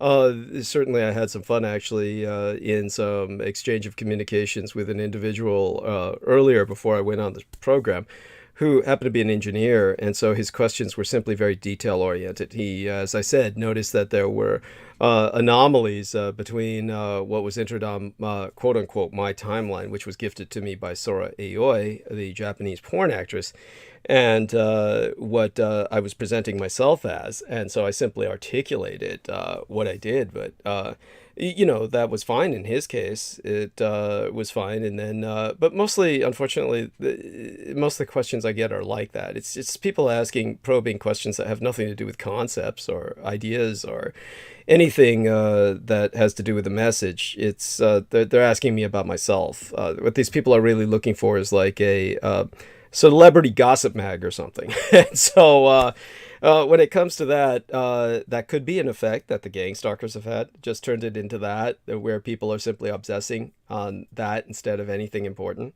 So in terms of all I can say is go to Amazon and look up Vampirology, purchase the book, take a look at wherever you can access, preferably skybooks.usa.com, the Roswell Deception and the Demystification of World War II by Douglas Dietrich and Peter Moon. That should also be available on Amazon. Other than that, of course, people who want to reach me, all of my everything you need on Earth, I've been doxxed to hell and back. There's nothing that's hidden. You just look up Douglas Dietrich, you'll find out everything you need in terms of my residential address, all the way down to my email address. It's all out there. It's either on douglasdietrich.com, where people have gone to. My residential address is right there on display. If people say they can't find it, it's simply because they're not looking. And you can use that if you don't wish to use PayPal. And that's a suggestion to Mirth Ling, who is bringing up this other incredible contribution system she would like to use, and I deeply appreciate that, but I have no idea how that works, and I have no real ambition to get onto it. Zelle or something like that. Honestly, she could just mail a money order or a check to 1242 Green Street, like the color green, San Francisco, California. Zip code is 94109. And I could always re-enter that into the chat room later on in transmission. But definitely, I'll do that towards the end, and people can review that if it uploads or publishes along with the video itself, or the live stream when it turns into a video, once it uploads and publishes. Other than that, of course, you can also find it on the website, douglasdietrich.com, to go there. Also, my email will be there. And in terms of anything else that people can query about, they're welcome to do so. Other than that, it's more a question of time, whether or not I can get around to anything anymore these days, as often as I did in the past. So time is one of those things that becomes very relative, as was discussed by both of these gentlemen, going back and forth in time. As they've been doing, and kind of taking advantage of being out of the loop of time, being kind of like outside of time itself, extra-temporal, or outside of the loop of time within their own right. Other than that, certainly Anne Fontaine will also add to this conversation. Anne, tell us a little bit about your own experiences that are relevant to this, and I think you have any number of them, or also Rocco's experiences you could share that he could later detail when he has time. But certainly you yourself have experienced something similar that you can share with us, I'm sure. So please. I just want to jump in before we go and say that I have to eject myself from the conversation, and I apologize. I want to thank everybody for their time and efforts this evening. It was a pleasure. It was. It was an honor. Thank you. Thank you so much, Doug. And I do insist you return in the near future so that we can. I would love to. It's just I can't stay forever. Understood. Each time. I appreciate certainly what time you do spend with us. So hopefully you can come in at a similar time and, eject yourself as you need. You're open to that, yes? I'll do my best to share again in the future. And again, thank you everybody for sharing with me. Thank you. Okay. Bless you. The pleasure was ours. Have a great evening. Yeah. Great to hear you. Thanks, Eric. Yeah. Thank you, Anne. Thank you, Sean. Thank you. Yes. Yeah. And so, Anne, by all means, kind of take it from there. Well, the targeting phenomenon is something near and dear to my heart. Bottom line is, with enough targeting, in my experience, you just feel completely dehumanized, and no one needs to go through that. And we're figuring out solutions. So there's that. And as anyone who follows my Facebook wall knew that earlier this year, I was planning on meeting Rocco, and I got extremely broadsided. Something crazy happened, which I believe could fall under the category of targeting. And all our plans went pear-shaped, and we can get into that next Wednesday. It seems like you're going to allow me to have like my guest on. I'll bring my honey on, and people might enjoy it because it's going to be a story about how he was actually possessed by a type of demon for about 3 months, and he just gave everyone in his environment put him through a lot, and but it has a happy ending. He fought that demon and overcame it, and that's what we have to look forward to next Wednesday. If your viewers would like to return and see Rocco Fowler rebooted version 2.0, that's how it's been affecting my life recently. Well, that's all positive in terms of its ultimate outcome so far, as we can see. I certainly am eager to see Rocco 2.0, and you're more than welcome to bring on any guests you certainly brought on to tonight, as far as I'm concerned, and it helps immensely, honestly. Obviously we have Sam Romero back with us, and Sam, obviously, certainly, I don't know how much of the conversation you heard, but certainly it brought to my mind, say, for instance, Mexico City, which basically suffered a incredible earthquake. I think it was around the middle of 2018.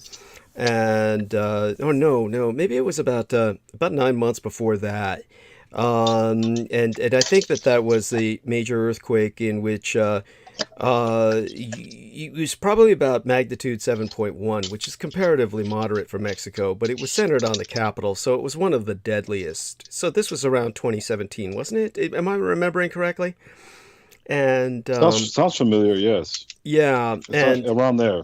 Yeah, so it was around that time that a lady named Lachlan Summers, who at this point in history is I think she's still a PhD candidate in anthropology. So she began studying at the University of California in Santa Cruz. She began investigating the, Anne says, I got worn out, gotta go, thanks everyone, bye for now. Oh, Anne, do say goodnight. Do say goodnight before you go. Thank you, honey. Let's see if she does that. Oh, I'm muted. Okay. Good night. Good night.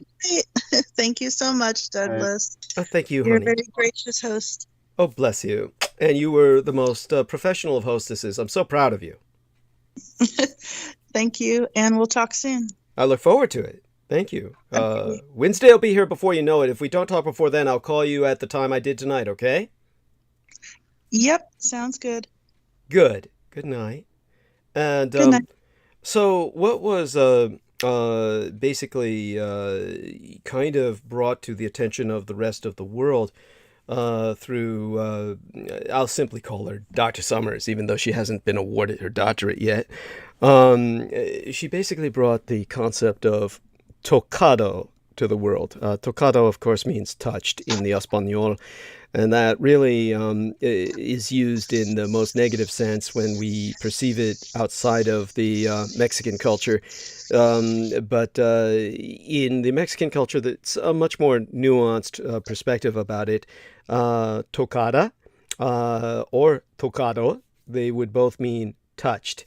But instead of crazy, as in touched in the head, the English phrase, rather it would imply a kind of deep time exposure, an exposure to geological time that makes one sick. Literally, time sickness. People may have heard of seasickness, and people can well imagine space sickness, which is just basically loss of gravity. And with the loss of gravity, you're losing your lunch. Basically, you begin to vomit, or because of the nausea of not being used to not being anchored to the ground by that invisible force. But when people experienced that 40 seconds or so of that September 19th earthquake back in 2017, many people became afflicted with health issues. In other words, they were literally made physically sick by the earthquake. Insomnia, panic attacks, listlessness, wasting, where certain body parts become weaker and emaciated, loss of appetite, dizziness, diarrhea, behavioral responses like it's basically post-traumatic stress disorder, such as being unable to sleep in an empty apartment or sleeping with their shoes on in case they had to run, or bouts of vertigo. So when it comes to this kind of experience, the West really doesn't know how to cope with it. So what they do is they talk about, say for instance, based on the old Mexican folk saying, in the Espanol would be something like un bolillo para el susto, or a bread roll for the fright, which is a bit of folk wisdom of the idea that carbohydrates are necessary to reset your body after something scared you. This kind of folk remedy is known throughout the Latin American hemisphere, everything south of the Rio Grande, into the Caribbean and down through continental Latin America. This is known as susto, or fright sickness, or, the acute experiences of shock. That's very good, Doug. Yeah, thank you. That's very good, Doug. That's very good. I like your translations. That's pretty good. Oh, bless you. Bless you. Yeah, I only got them through the short periods of time I spent in Mexico, and because we were dealing with some victims of human trafficking when my gang brothers, when I had to serve as a vanguard for basically contacting the most impacted females who were being trafficked, it was these words were introduced to me at that time. It's only through the intensity of that experience that I even remember them, really. This is all about acute experiences of shock, this susto, like being trapped in a shaking building, and it can induce chronic negative health outcomes. So basically, what I did find out in terms of the current edition of the Diagnostic and Statistical Manual for Mental Disorders, that they do list susto as one of the world's 9 cultural concepts of distress. In other words, it's got such a broad symptomology that it makes identifying a cause difficult by the standards of the Western biomedical models of health, because they have too firm a sense of mind-body dualism. So they struggle to understand illnesses like susto. But within the field of medical anthropology, which is the same field that dealt with the chochoa, in which Dr. Cheryl Adler, another female medical anthropologist, was able to solve a genocidal problem for the United States government and rescue thousands of people. This new young female medical anthropologist, Dr. Lachlan Summers, is dealing with susto, and basically what she feels is that, she feels that it needs to be interpreted as a mode of expressing social distress, a kind of folk name for a universal biomedical affliction, or a maladaptive individual psychology that draws upon familiar culture and history. But that brings us to the concept of tocado, which is similar, perhaps, earthquake-induced post-traumatic stress. So if we jettison the restrictions of supposedly universal biomedicine, we open up to medical anthropology, which introduces us to local biologies, which are open to scrutiny. Then we're able to consider how bodies develop biological differences through exposure to unique environments. And similarly, this allows us to consider local geologies and effects of the earth as it bears down upon a city, its buildings, and the bodies and minds of its people. And we find truth to how these victims of tocado, or basically express tocado, explain their own afflictions, that basically they're sick because what they're trying to say is that they're stuck in geological time. Now, if you ever look up Unterland, you'll find books that have nothing to do with the 1,000-Year Reich in Exile. And somebody brought to my attention looking up a wonderful book titled Underland, which is all about geological history, paleogeology, authored by Robert Macfarlane. And Robert Macfarlane describes geological time as deep time. And so this is the vastness of planetary history that stretches away from the present moment. Now, he's Scottish, and or rather, was certainly felt a lot of affinity.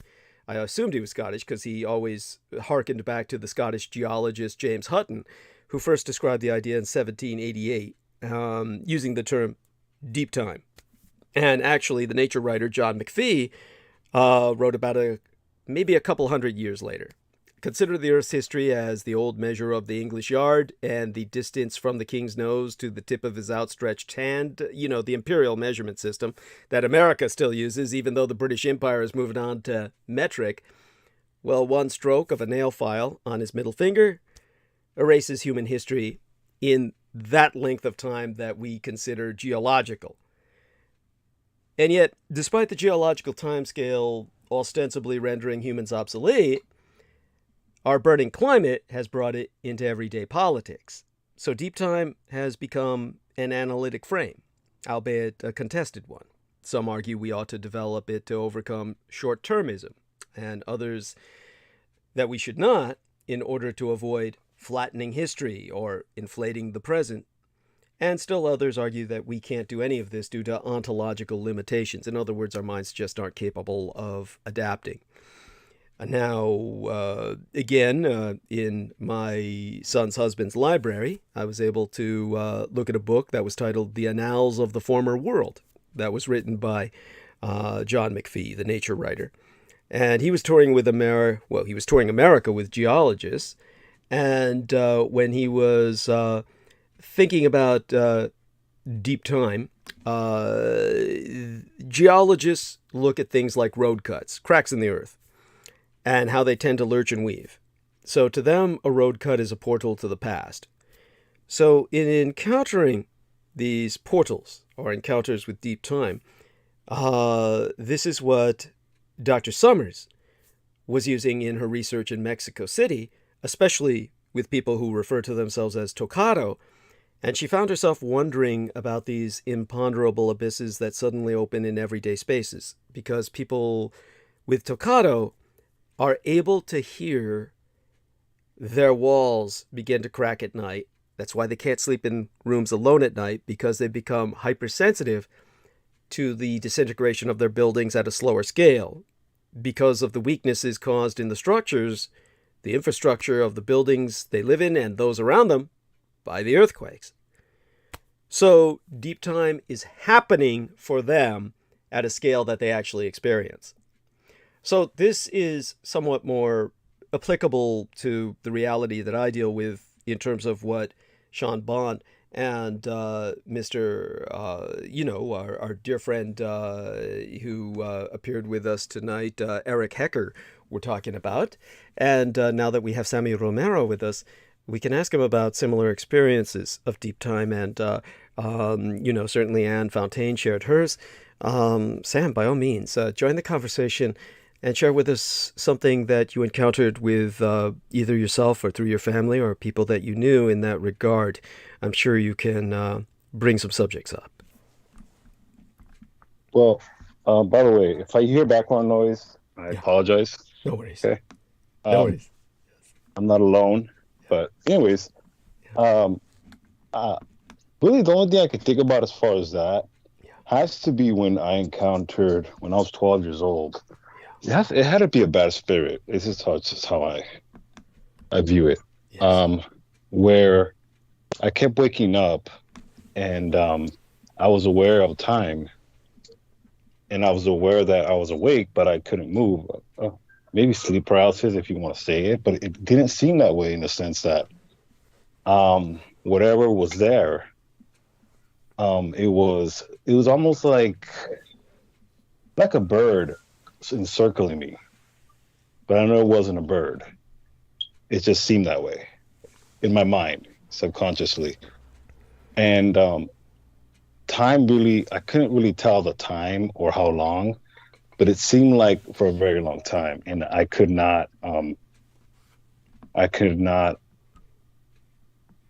woke up and I thought it was over, because usually when I do that, I usually pray and I meditate and in the things of God, and it goes away.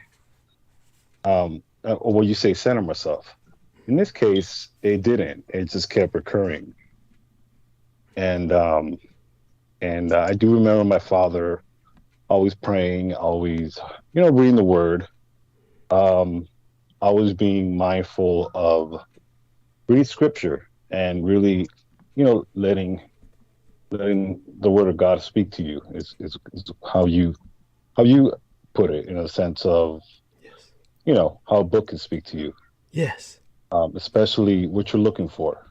So the word of God always reveals itself to you, especially what you're looking for.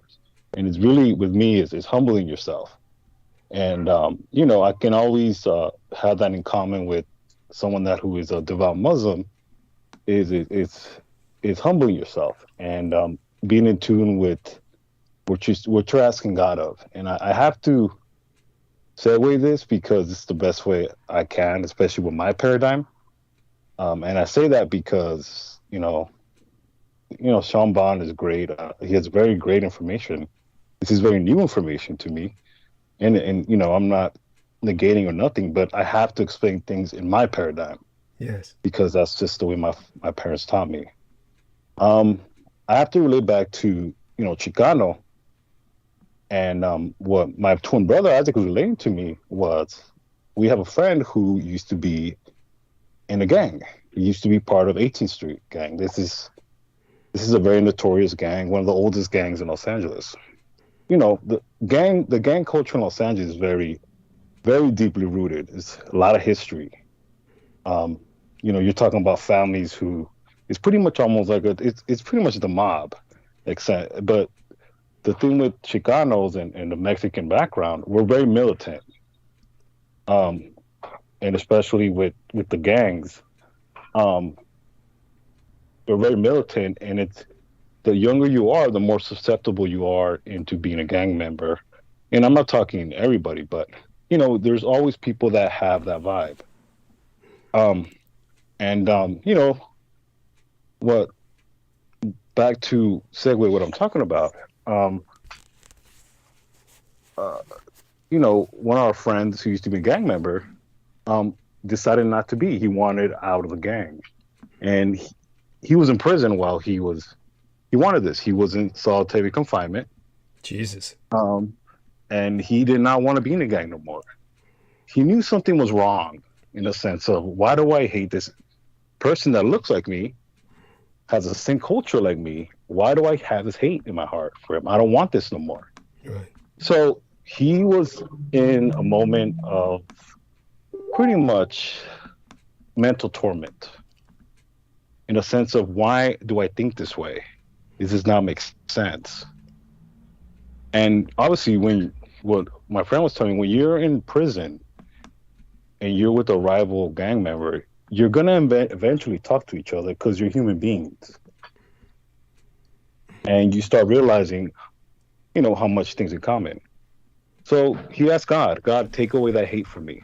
I do not want to feel this way. This person was programmed since he was a kid to hate a specific type of gang. Yeah. So that mental bondage of hating somebody and dehumanizing somebody, it took God to take that away from him. And when he walked out, he's like, it wasn't when I was freed. I was freed when I no longer felt hate, and I actually was debriefed, and I decided to leave the gang. And when I saw a rival gang member, I pretty much had to tell him, I don't hate you. And obviously, you're in prison, and this is a different world. But in a sense, it actually is organized. Prison is what he was telling me. Prison is very well organized in a sense of respect. Yeah. Especially with the Chicano culture, respect is everything. And unfortunately, he's telling me that the gang culture now has changed, in a sense that there's more dropouts than there's actual gang members now. Because, in a sense, and this is why I want to tell you, Doug, in a sense, it's almost like a psyop where somehow the federal government in other words, they don't want prisoners having alliances, especially culturally, because then that makes them more dangerous. Yes. As a CO or officer, it's going to be very difficult to control people when they don't hate each other. In other words, Yeah. So that mind control, and I have to think in the practical sense. I don't need I don't need a machine in the South Pole to mind control me. That's giving to me humanity a lot of credit. We're very stupid as humans. Yes. Michael Kino did what he did at the Presidio and in front of everybody's eyes. It's almost like hiding it in plain sight is what I'm saying. Absolutely. People's ignorance of not believing. So the mind control, in other words, to me, this is just my opinion. I'm not saying it's not possible. It's just Americans are very stupid. Anyways, so back to this, to I can relate to myself, how I dealt with this when it came to my experience when I was a child is I had to understand what I faced, and my father, what he told me is, you need to understand this is part of the Lord testing you because you have enemies. If you were not important, you wouldn't have enemies. Yes. You would not be a threat. And empowering me in the sense of, you should not be surprised because you're a child of God, you're special, and the people that are going to enter your life are going to be special. Yes. They're going to be unique. And, what you give to the world, if you want to be a blessing, if you want to have blessings, you need to be a blessing as well. And that's, I try to make it in the practical sense. I know this is not probably the most, information, but I have to break it down in my sense where, culturally, as far as a people, especially with minorities, quote unquote, and I just put that in quotations, and you even see it with countries. Imagine if, the Romulans and the Vulcans united, or the two Koreas united, or the two Chinas united. Yes. There's power in unity, and simple politics and simple human beings. This is where I like how you said, how Gene Roddenberry had us put it. Human beings, we just don't get along in a sense of we're very stupid in the most simplest things. We can't really accomplish things because the mind control of not being civilized we're not civilized because it's always a me. So anyways, that's just how I view it and how actually I contextualize it. Yes. But yeah. Understood. Yes. No, definitely understood and appreciated. And what I want to do is kind of, digest that for a minute, respond to it. In the meantime, Sean Bond shared something with me in the private message while Sammy Romero was talking. And of course, I'm multitasking. And I think that, Sean, I was just curious as to what you would say to what Sammy has shared with us. Does that bring up anything in mind to you while I tend to something here? Yeah, thank you. Go on. Yeah, it's the mind control. Yeah, or rather, the fact that mind control is hardly necessary when when our minds are in such disarray, or we control our own minds in our own way, each one of us with our own bonds and hang-ups, really. I'm sorry, what were you going to say? You're kind of like searching for some words there, right? Yeah, and our species is fairly stupid, so a lot of times it doesn't take mind control, but then there would be like, are we naturally stupid, or is it something more to it? And when I track that back as well, because there are limitations being put on people's brains, their emotional intelligence capacity, their ability to access data, memory. People that have not been born eidetic memory or photographic memory, such as our lovely hero Douglas Dietrich, they can gain the ability. It's usually through connecting the left to right brain hemisphere to the brain as like a giant antenna, and then access the soul, which seems to have most of the stored data around the solar plexus, and then that emanated out throughout the field of the electromagnetic field of our heart to the rest of our body, and can be stored in the field of the DNA, the physical structure of our bones, and the magnetic field, as has been seen by experiments going into space when we don't have the Schumann resonance, to where people go insane and they forget everything. As well as, like, where does past life memory come from? Where does our amnesia barrier or mind wipe data go? And what it takes to retrieve that out of the field. And not just memory being a part of intelligence. IQ can be increased. It's not a fixed state of being. There will be causations for everyone's limitation, whether it be on their mind, their DNA lineage, the technology they inherited, the power and veracity of their own soul to emit and break past limitations. If they inherit savant states of being with abilities or skills or knowledge from earned experiences in the past, like past lives, or if they went through like sudden savant syndrome from like near-death experiences, or changed around their brain chemistry, all kinds of things in evolution, mutation, metamorphosis can happen in the human body. There is a lot of things suppressing our species, trying to hold it back and enslave it, keep it dumb, and many different forms that will come in from our own species of the elite psychopathic kind of class, or techno sorcerers, as well as species underground that wish to dominate us. They are permeating stupidness into our species, as well as survival mechanisms to keep people in a low conscious state in the root. Let's say, like, as an example, if you were to demonstrate consciousness advancement with the human chakras, going up the chakras, you would advance into consciousness. A lot of people are stuck in base consciousness, or on the square, as Freemasonry will go into, with staying in the roots of survival and not getting out of it, being distracted in job or the mundane or sports or all kinds of things, as like they get out of prisons within prisons, and like the ego likes to pat us on the back with what we know, as if it's all that can be known. And so there's a lot of hurdles in the ego like prison warden that we have, keeping us enslaving ourselves, for sure. And then the abusers in the those that attain godhood themselves, but like in the negative sense, on the back of humanity, and taking what they will and not earning it themselves, and then seeking to get up above fellow man.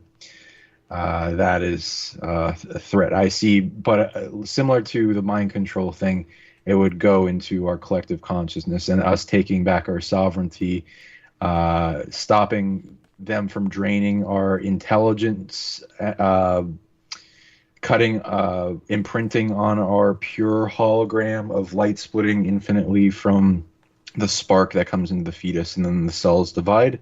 And the timeline that makes up to where, if I'm assuming a person has their full sovereignty over their timeline while they're being created, and their cells are dividing and they're forming from their evolution of their DNA blueprint, and it's in their full control, then if they want to be smart, then it would manifest. So I'd imagine, based on a lot of spirits wanting to be smart, there'd be something else preventing them from manifesting that into taking away their sovereign control. So they're not the only one programming their body, and the ability for the neurons to process data, create power, or receive a signal in your greater intelligence of the field that our consciousness comes from. But yeah.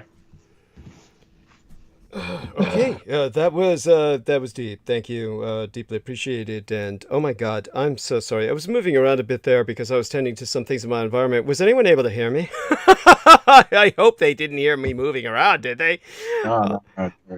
Oh my God, you maintained yourself well and gracefully if you did. Sammy, just to, I always need cross references on this sort of thing. I hope you weren't able to hear myself. No, no, Oh, Doug. I couldn't hear you.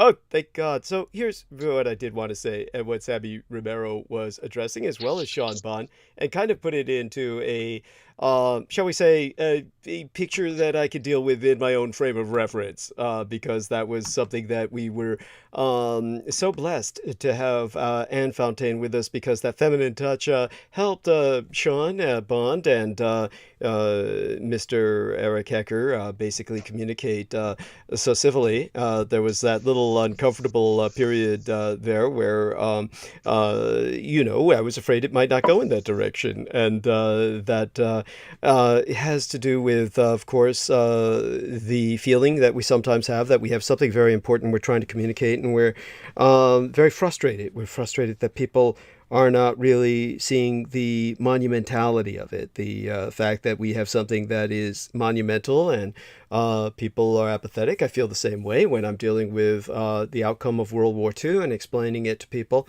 And many of the people I explain it to get it right away. But at the same time, we have the situation where, because of the noise that's generated by the oppressive forces of the Department of Defense, the Office of War Information, all of that distracts people back into the pit of apathy, the pit of maybe it's all little green aliens after all. After all, the Pentagon is officially opening a UFO investigation office now. Now, this is basically preposterous because they had that with Project Blue Book. And of course, this is to be disambiguated from Project Blue Beam, which is a intended PSYOP. But now we're stuck with the Pentagon opening a UFO investigation office of all things. This is kind of like the mafia opening up a victims agency. It's preposterous. It's laughable on the face of it. By the way, Ambi says, she's speaking to Douglas Marks. And of course, he was talking about a hidden Air Force base in the Everglades, Kendall County region, above ground, one road to get in. And certainly appreciate it that he brings that up.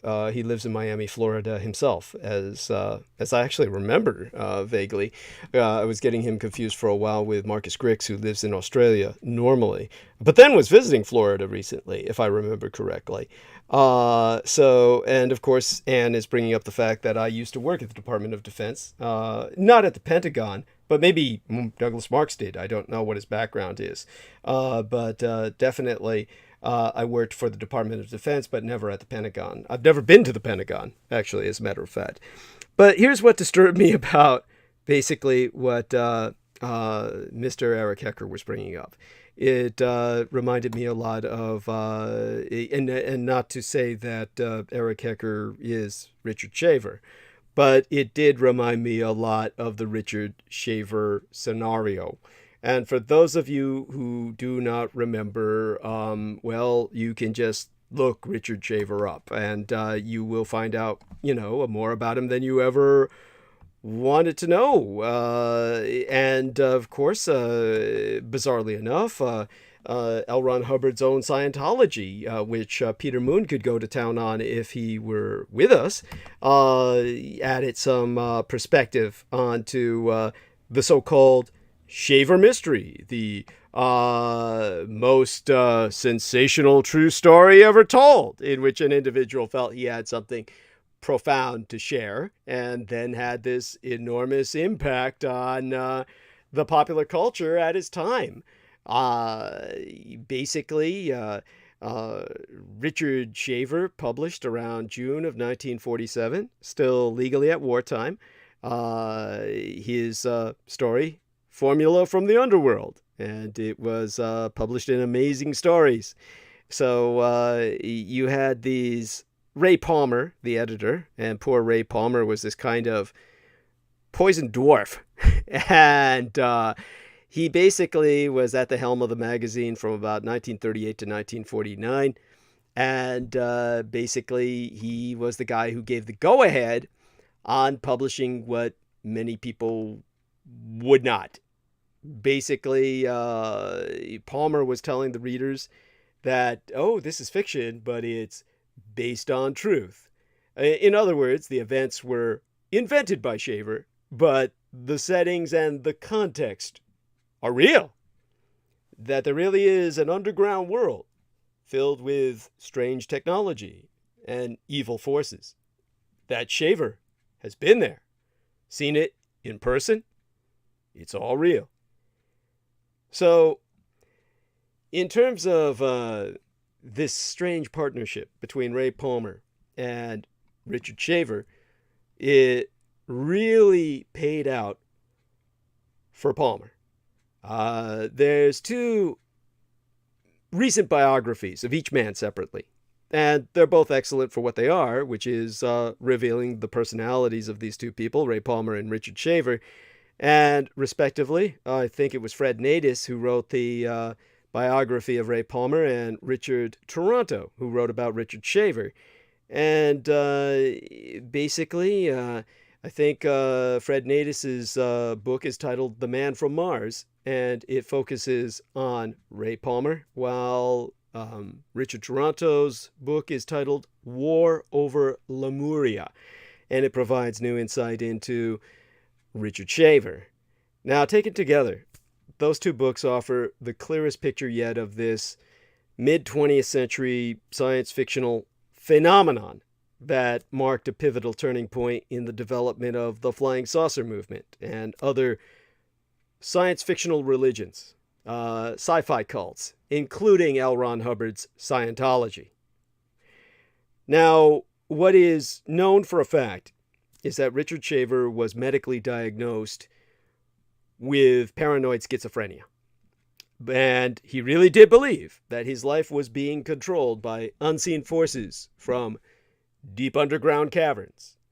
And he heard voices, some nefarious, others kind, that he believed originated in an underground world populated by the evil Diro, which is a degenerative bastardization of the original Nordic Viking term for the subterranean dwarfen that were called dwerga. And the dwerga was an unpronounceable word in English, so the dwerga became Diro, or an acronym for deviated robot or deviant robot in the vocabulary of Richard Shaver, and therefore introduced into the black supremacist Muslim cult of Louis Farrakhan and those the Honorable Elijah Muhammad that presents the Diro as well within their religious context more directly than even Scientology did. And the opposite of the Diro would be the Tero, T-E-R-O, which didn't exist in Nordic mythology. Instead, that was pure science fiction. All of this supposed to be the descendants of this ancient race that once lived on the surface of the earth, but long ago fled to the stars. And from those voices and visions, Richard Shaver constructed this deeply textured mythology of ancient wonders and sin and tragedy and conflict that seemed to give some meaning to the voices in his head, as well as whatever triumphs and tragedies he felt he had endured or experienced in life. And basically, I would say that the best way to describe it is this. The so-called Shaver mystery, when the popular culture received it with open arms, everybody ate that shit up, and everybody began spitting out their own paranoid schizophrenic fantasies of hearing voices and being controlled by hate beams from underground. The one thing it did do, if it were intended as a psyop, it exposed the fact that the overwhelming majority of Americans are pathologically insane. The overwhelming majority of Americans are not only insane, they have no capability of accepting responsibility for any of their actions. The voices are telling them to kill their sister or rape their mother. It's whatever they do. It's really the beams from beneath the earth from these evil little people that are not their better angels. And it succeeded initially because it responded to the fears of all post-war Americans, even those that weren't clinically insane, though the majority of Americans are. See, it's not really stupidity when our man Sammy Romero is saying, oh, you know, Americans are stupid. What he's really trying to say, and is simply too kind and gracious and generous to say, is most Americans are stark raving mad. Basically, the fears that they have in terms of the cumulative cultural guilt, particularly the fear of technology gone mad that grew in the wake of the bombings of Hiroshima and Nagasaki, which even though, the entire war itself, which the Americans waged as a genocidal conflict and then subsequently lost, and because they believed they won, all of their loss had to be subsumed and sublimated, and therefore emerged as a class guilt, a kind of mass conscientious guilt, not because they have any consciousness, but because they're so unconscious, the guilt emerges as pathological fear. Therefore, they're all hearing the voices in their head that tell them that their genocidal culture is no fault of their own, but little demons down below. They received thousands and thousands of letters at the offices of the man who published Richard Shaver's bullshit, which was basically classified by other editors with some modicum of sanity or responsibility left as the sickest crap I ever read. Ray Palmer, of course, didn't care. It made him money, by which he was able to pay for women to have sex with him, and his deformed body that was dwarven and crippled and completely misshapen, and otherwise no woman would touch him without the money that he paid. And therefore everybody was happy, except for Richard Shaver, who couldn't possibly be happy because he was a paranoid schizophrenic, and therefore biochemically he could not experience happiness. Just biochemically, it was an impossible feeling for him. So what this offered was myth based on science. Myth that allowed magic, if it was performed by a machine. The idea of the D-Row, in particular, assembled the shards of 20th century chaos. Wars, assassinations, disappearances, and all the other disasters that pepper the newspapers into a comprehensible shape. But the Shaver mystery ultimately failed to become a living myth, where popular ufology and parapsychology have done well because it was overwhelmingly so negative. Shaver simply kept repeating that the D-Row were slowly destroying us. He wrote that these secretive, reactionary, sadistic minds among them are today holding us back from all true development. Now notice that term, the reactionary mind. That's a Scientology term that was picked up by L. Ron Hubbard, a man writing science fiction at the same time Richard Shaver was. Now, Shaver went on to say, they are striving with might and main to place all human life under a rule of malignance unimaginable, that is so horrible in its aims, in its degenerate cruelties, so destructive in its details of government, that the race of man will perish if they succeed. And this, of course, sounds very similar to what I say about the anti-gods, but of course, think of the difference in context. Shaver was never able to offer his readers any yang or masculine energy, any prick to offset his pages of yin, the feminine energy, the dark, nebulous, soft, cunt nature of this deep pit that he was burying everybody in.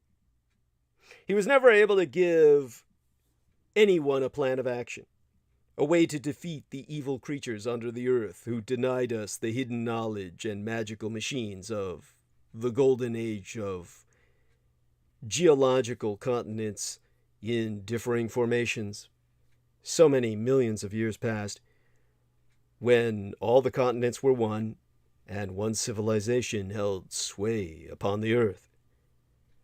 Perhaps Shaver gave it all away in one tiny article at the end of one issue of The Hidden World, comparing us with the titans of the Golden Age.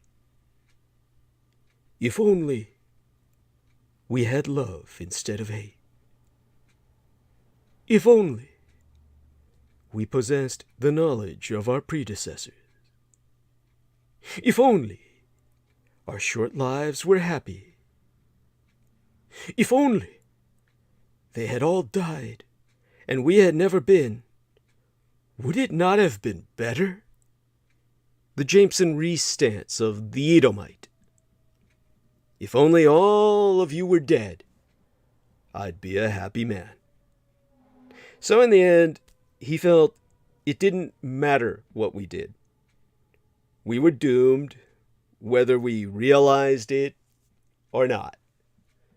So there'd be no point in even realization. It's a hopeless situation. Now, admittedly, I was gone for most of the discussion, and it seemed to have gone into organically a far better space. I credit, of course, Sean Bond with that for taking it in a positive direction by insisting there's something we can do, however obscure and obtuse those actions be. And in the case of Eric Hecker, here was the challenge that I was facing when he's confronting me with, okay, I've got the ice cube nano, basically the positronic mind control array at the bottom of the world that is able to get you to buy the popular toy that they've produced just for that purchase. 10 years from now, down the line, you have no volition or thought of your own. You're going to be buying that toy that they've produced for you for 10 years down the line. This is something that there's a no-hope scenario here when I'm saying, well, let's approach this as a sociological issue. And he's saying, oh, God, you're turning away from the subject. You just can't handle the subject. It's like, well, how is anyone supposed to handle the subject he presents? You've got a vast array that's controlled by a government at the bottom of the world that controls our thoughts, and at this point, are we supposed to build something that... Basically, the first thing I would think of was aluminum foil hats. He said, okay, so do we put aluminum foil hats on? It's like, oh, there, now we can think. If only we could get everybody to do this, we might be able to hold a free discussion. There's nowhere you can go with this technologically. There's nothing you can do to build in your backyard to counter something so phenomenally, cosmically inclusive. So for that reason, when, Sean Bond took it in basically a different direction, that was the best thing to do with it. When I presented, look, I'm handling this as a sociological issue because there's no other way to handle it with what you're presenting.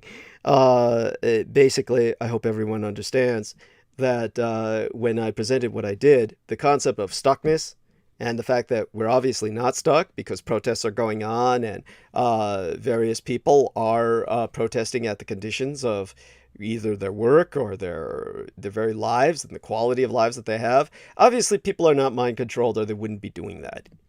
So the stuckness is not a problem. The machinery is probably attempted, and they probably have the entire array structured with intent to try to impact men's minds. But obviously, it doesn't work. It doesn't work because everything that we see around us is not controlled. It's chaos. One might argue that's their objective, but then my counter argument would be, what do they get out of that? If you were able to control men's minds, you'd have everybody working, paying taxes, and not complaining. In fact, they'd be working for free and not complaining. If you could really control their minds, isn't that what you would want them to do? Oh, excuse me. Yes. Doug. Take over, please. I find it hilarious that one guy, a bit funny when you brought up Richard Shaver. Who's that guy that wanted to get laid? Oh, fuck, so many of them. They all want to get laid. Which one? It's funny. In the mix, someone wants their dick sucked. That's the hilarious thing about it. That's what it comes down to. Oh, really. The guy wanted to get laid. His editor, his publisher, it was exactly. Ray Palmer. Ray Palmer, the poison Absolutely. dwarf. Yes. Yes. This is why we can't accomplish shit. If we went to that mind control machine, the government can just put hot women, and we will all be screwed because we'll be distracted with these hot women. Yeah. I mean. Oh yeah, there's emissions that try to make everyone super horny around the planet. Right there you go. No, I'm just obviously I'm trying to fight humor in it, but no, look. But there's truth in what you're saying. There's truth in what you're saying. Obviously. What I'm trying to say is, I do understand. I'm not saying there's no such thing as a machine, but it's just. It's not, to me, it's you're overthinking it, in my opinion, when it comes to that, because it's also rather redundant, right? It's a redundant mechanism. It's just, I mean really, like, I get it. I understand that, there are programs, psyops, absolutely. Even me culturally, in my culture, there's psyops. I do believe that we have to fight. I think everybody.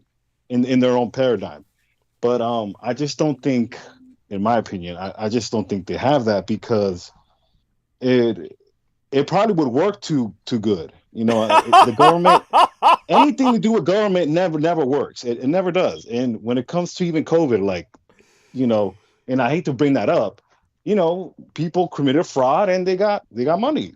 That wasn't supposed to happen. And it is what it is. But what I'm trying to say is, it's just humanity is too faulty. We're just not. We do go. We're so, especially Americans, we're so on that base frequency of what Sean Bond was talking about, and I'm sure he sees how this country is. We really barely function on this low frequency, because that's really what we want. And unfortunately, it's too easy, in my opinion. It's just too easy. But that's just me. Well, let's put it this way: what would be the point of a mind control machine when people aren't thinking in the first place? It's like, what thoughts are there to control? It's kind of like the South Park episode where the Japanese were trying to control all the American children's minds through Pokemon, and then they found out none of them had any brains to control or any minds to control. It was just there was just only an empty space between their ears. It's like that South Park episode. It's like honestly, the first thought you'd have is they'd be using it to institute order, but since there's obviously none of that around, or it's in very short supply, then the thought is, well, they're using it to institute chaos. But then again, that's kind of like, well, what's the point of that? How do they benefit from that? Well, everybody's fighting each other so they don't turn against the government. Well, I mean, fuck, if you get them to do that, why not just get them to work without complaining?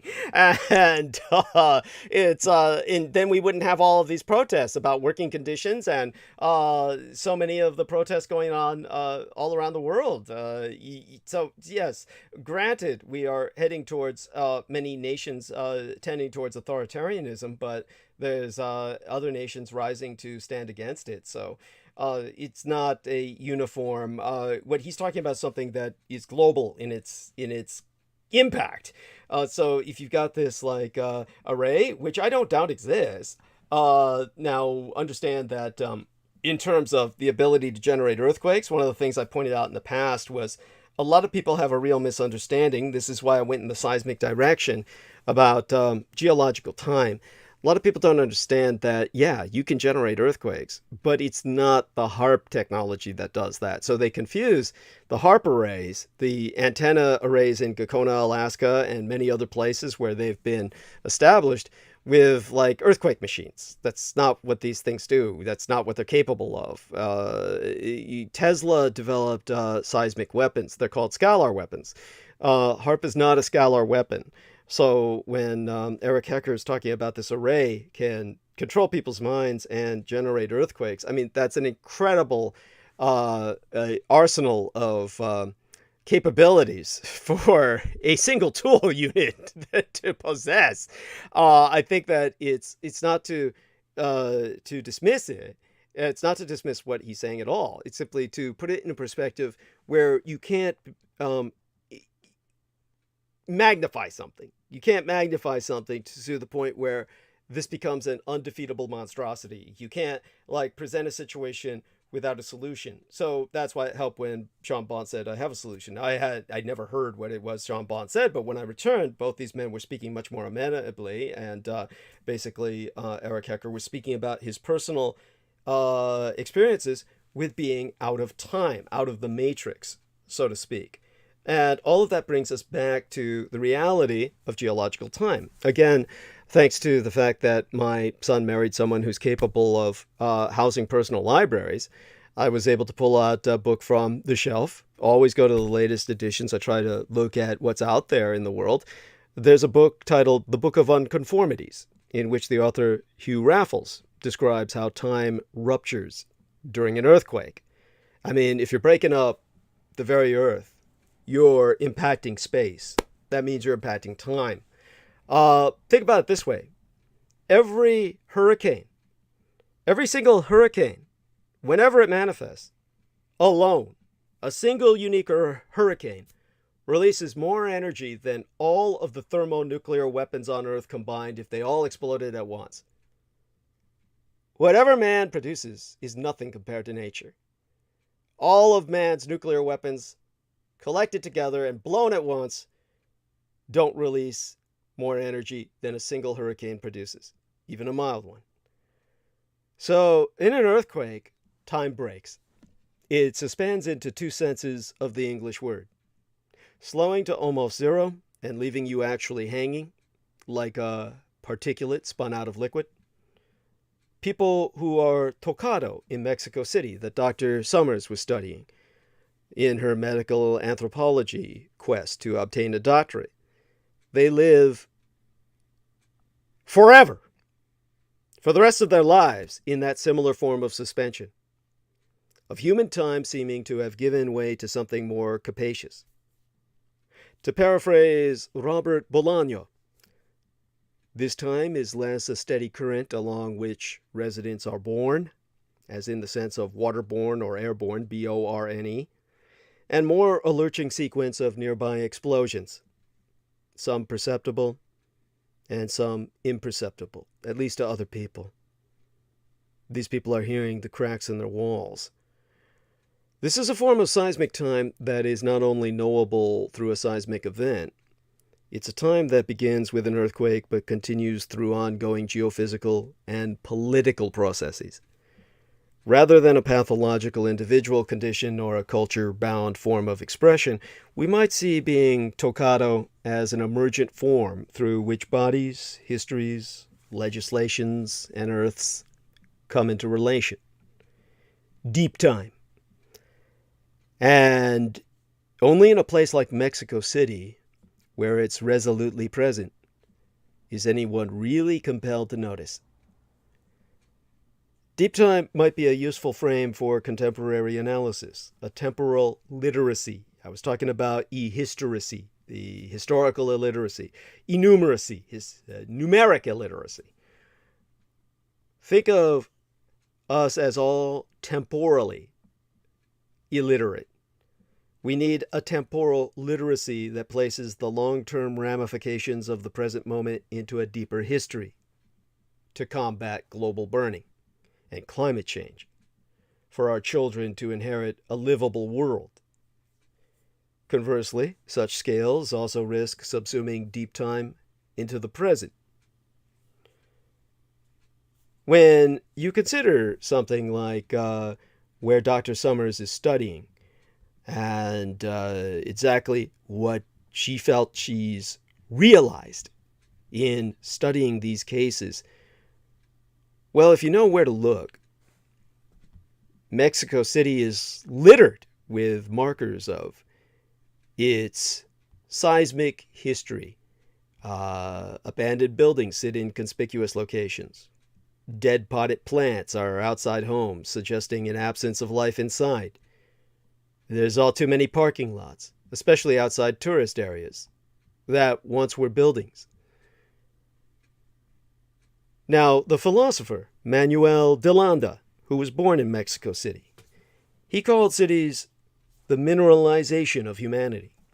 The exoskeletons of early invertebrates became internal in bones and spines, and then, much later, human populations began mineralizing again when they developed an urban exoskeleton. So we might imagine all cities as not only a collection of buildings and people, but a geosocial formation, one whose separation from the earth underneath can never be taken for granted. But Mexico City's urban exoskeleton, as described by Dr. Summers, reflects the strangeness of the earth on which it sits. Footpaths undulate. Potholes suddenly appear in the street and begin consuming the road. A fissure will slyly burrow under a building to do unseen work to its foundations until it collapses and kills everyone inside. It's not uncommon to see new concrete laid down at the entrance of a building because the ground has given way beneath it and cars and people can no longer enter, like at the Angel of Independence site.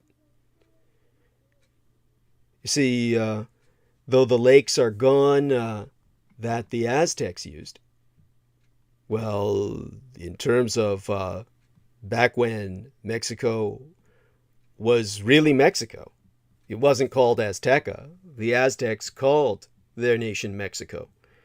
And although the valley in which Mexico City sits is about 7,349 feet above sea level, it spent most of its history underwater, completely submerged under the sea until the end of the Tertiary period.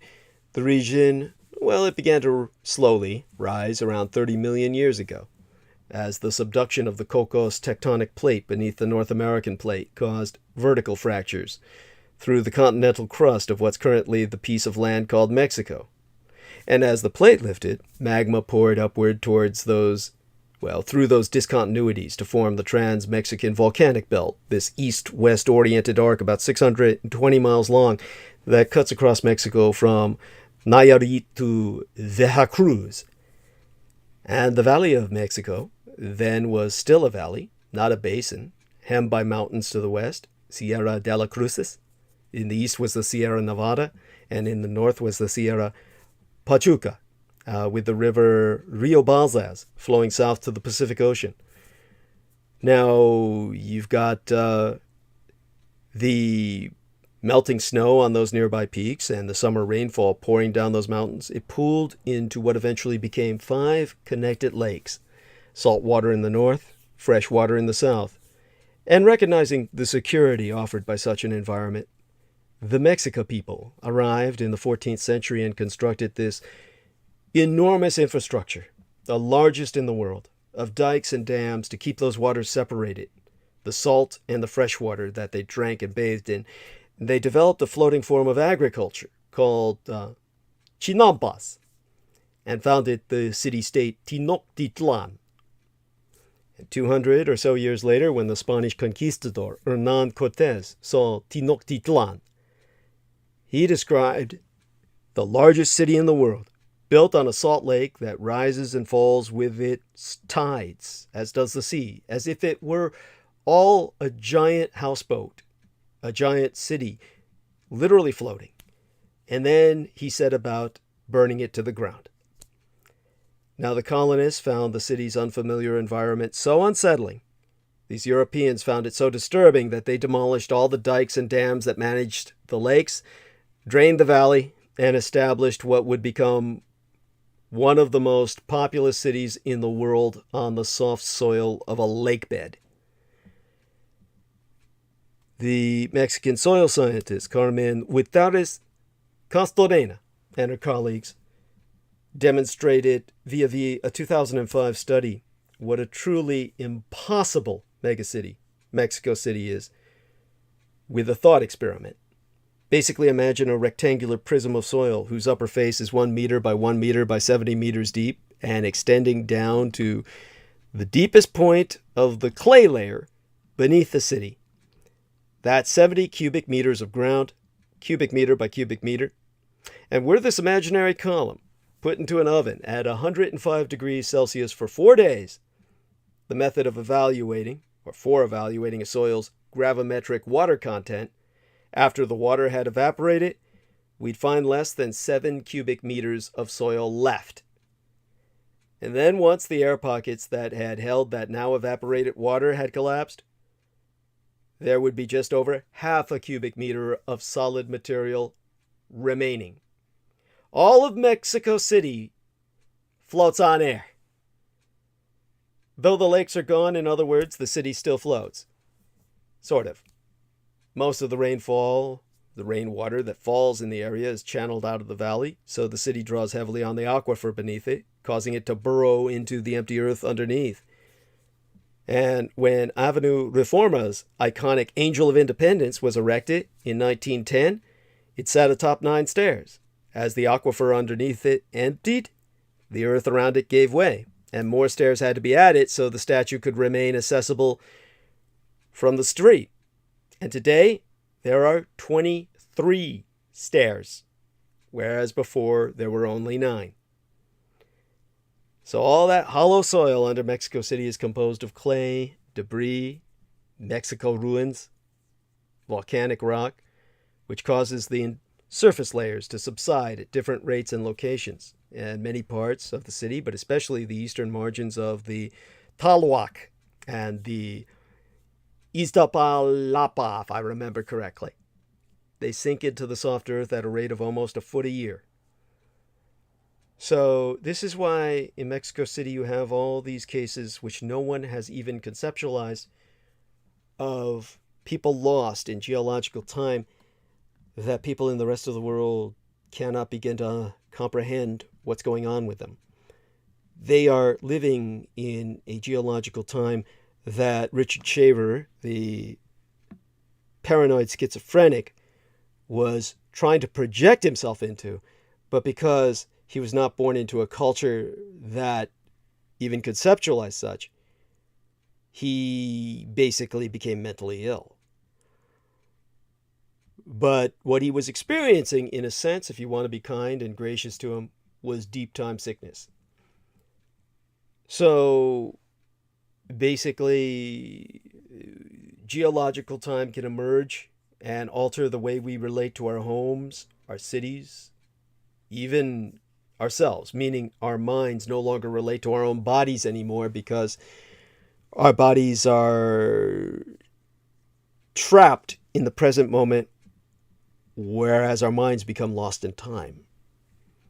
This is what Sean Bond is really talking about, but it's impossible for others who haven't experienced what he's experienced to understand where he's coming from, so it all comes out as word salads and non sequiturs. So when it comes to that, at least I hope I put that in some context.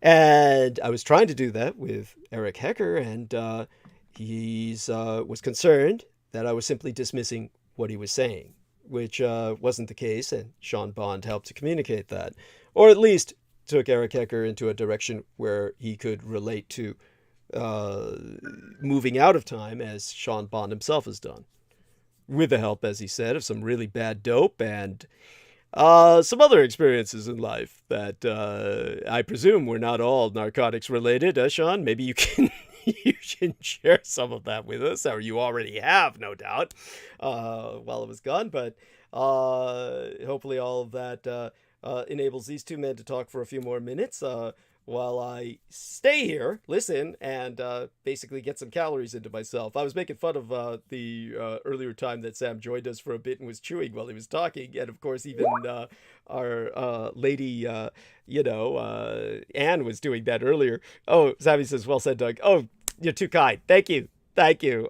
Yes, if both of you gentlemen will favor me, come on and speak for a bit with each other. I can take a break and chew a little bit myself without people hearing it, hopefully. And then both of you can kind of, build on it from there. I mean, surely with what I've expressed, Sean, you can, with Sammy, bring up some things that I sure can add some dimension and flesh to this. We were talking about somebody always needs to get laid when it comes to these operations, and I'm not quite sure what Sean was saying. Was that intended as a joke, or were you serious when you said there's operations about horny people or the like around the world right now, or was that? Yeah. Okay. So yeah. Okay. So I agree with a lot of what you said in the it not taking to humanity as they would intend, or not, because otherwise we would be helplessly enslaved. Though I do, when I track back causation for what state, like I imagine a state of consciousness that is grander than most that have demonstrated it here have been before they come to this body. So then I question, like, okay, why does coming into the body make us stupid, or oriented towards a certain path, or asleep in a mind kind of a way of saying it. So I will track back things that influence us. Sexual influence, yeah, there's quite a lot of that. I have mostly come across it in tracking back with a lot of my clients and myself in things that influence overwhelm in sexuality, or underwhelm, or cutting them off from their sexuality and their ability to create, be creative. The sacral has to do with a lot, like sexual body, sensual body, emotions, the dreams, ability to create different types of energy, birth, all this stuff is in that spectrum. That's one of the most harvested, targeted energy on the planet. So there is, some may go into the spectrum, oh, it's natural because we need to be that way to procreate. And yes, I agree that. And so there's a layer of programming that is necessary to perpetuate our species, though I would say it can become wildly imbalanced from many different attachments that find their way into our reality, whether it be through DNA lineages that we inherit that steal our energy and then wish to influence our will, the succubus, incubus grids that plague our society and have DNA lineages that then link to humanity and have a way to influence through that, or honey traps, honey pots of overpowered succubus DNA, humanoid with psionic tendencies to influence, and then have a branching out shadow or ego magic technology that harvests off of the general area they're in, or greater territories as they earn it, depending on how old they are. I haven't tracked back much of any devices that amplify horniness, but I have tracked back a lot of psionic users that do it in handlers for mind control projects, or MK Ultra in like to program an alter of a person. But yeah, that's one of the layers. Most of the mind control I see on the planet is mostly emotionally influenced, in fear, because it shuts down their consciousness and brings them back into the root chakra. Fear, suffering, and pain is what is used as a very easy method to influence and mind control us, by limiting us and just cutting off higher consciousness. A lot of the dark forces are fairly lazy and unoriginal, so they'll use the same tactics over and over again, but they'll add more onto it as they steal more tech. So then it will go into things like thought transfer, or thought form influence, and getting them insane and their will taken away and put towards some type of action or havoc, or creating influence that then affects everyone else around them and their path, by cutting it off from all the other possible avenues they could do in those moments. So I hope that answered that. Oh, wonderful. And Sammy, by all means, come back with something to complement that, and we'll be rolling. Let's. Really, I mean, what I can add really is what I see as far as what's going on around me in a sense of sexuality, or more like hypersexualized.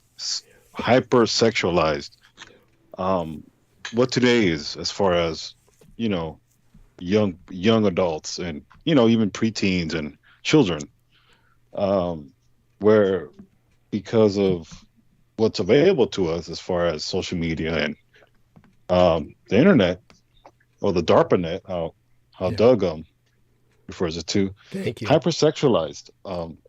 Of what's in our fingertips, of what we see, everything is hypersexualized. Music's a very great tool of why society's hypersexualized, especially people of color. I'm not saying, you know, well, humanity in general, but especially the minority part. What I see, everything's hypersexualized. And you know, today I was at church and I saw this very pretty young girl, and, you know, very adorable. And I thought to myself, and I hate this because this is just what I'm exposed to as far as what I've learned. I thought to myself, what asshole would ever try to abuse this beautiful angelic child? And I'm like, whoever, I mean, obviously, who came to mind, obviously, but yes, I can imagine. I thought to myself, you know, what a POS, and to find it, and to be proud of it, and to dignify it, and to boast about it with its, you know, with their actions. It's really subhuman. But even worse, the effect on a child, the effect on all these victims and the generations, and really when they grow up as adults. This is why we have super victims, or quote unquote super soldiers, is because of this, where you've robbed them of their humanity, and they're always sexualized. I mean, you talked about it, Doug, with your sister. Yes. This is very it's an abomination, is really. Thank you. And it's very sad, and it's very look, I'm not gonna lie to you, I would probably need some good coke to Yes. to cope with this. I mean, I'm gonna keep it real. Yeah. Because this is I would go insane, because I would probably be such enraged, as far as, and I'm not these types who are like, save the children. No. I mean, kids can be punks, and they can be kids, you know. I remember one of my nephews threw a football at me and hit me in the groin, you know, and I fell to the ground. I'm sorry, that's awful. And that little shit ran away, and you know, hid behind my sister, and I'm in the ground, you know. You might as well call me Samantha now, because, you know, he hit me damn good in the nuts. Oh God, but that's awful. I mean, I saw white. That's how hard he threw the football, and, you know, whatever. You know how it is. It's this paralyzing pain you feel, but they're kids, you know. That's what they do. But, you know, I mean, what I'm trying to say is to the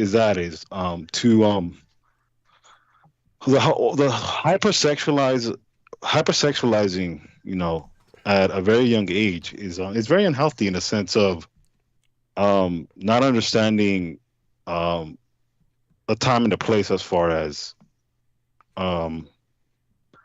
being mature sexually, if I can say that, because you know, it's just very it really does corrupt the mind, in a sense of not having the right idea of your sexuality, whether, you know, whatever orientation, you know. I think it's something that we need to keep in mind. But you know, obviously, with everybody, you know, I don't know if Sean Bond's a parent, or you know, but I'm sure he has nieces or nephews. But even then, you know, making sure he's got cats. Oh, well, cats. They jumped on him while he was interviewing myself. I kept expecting them to use him as a scratching post. You know, I just expected them to start really scratching at the side of his head, like it was.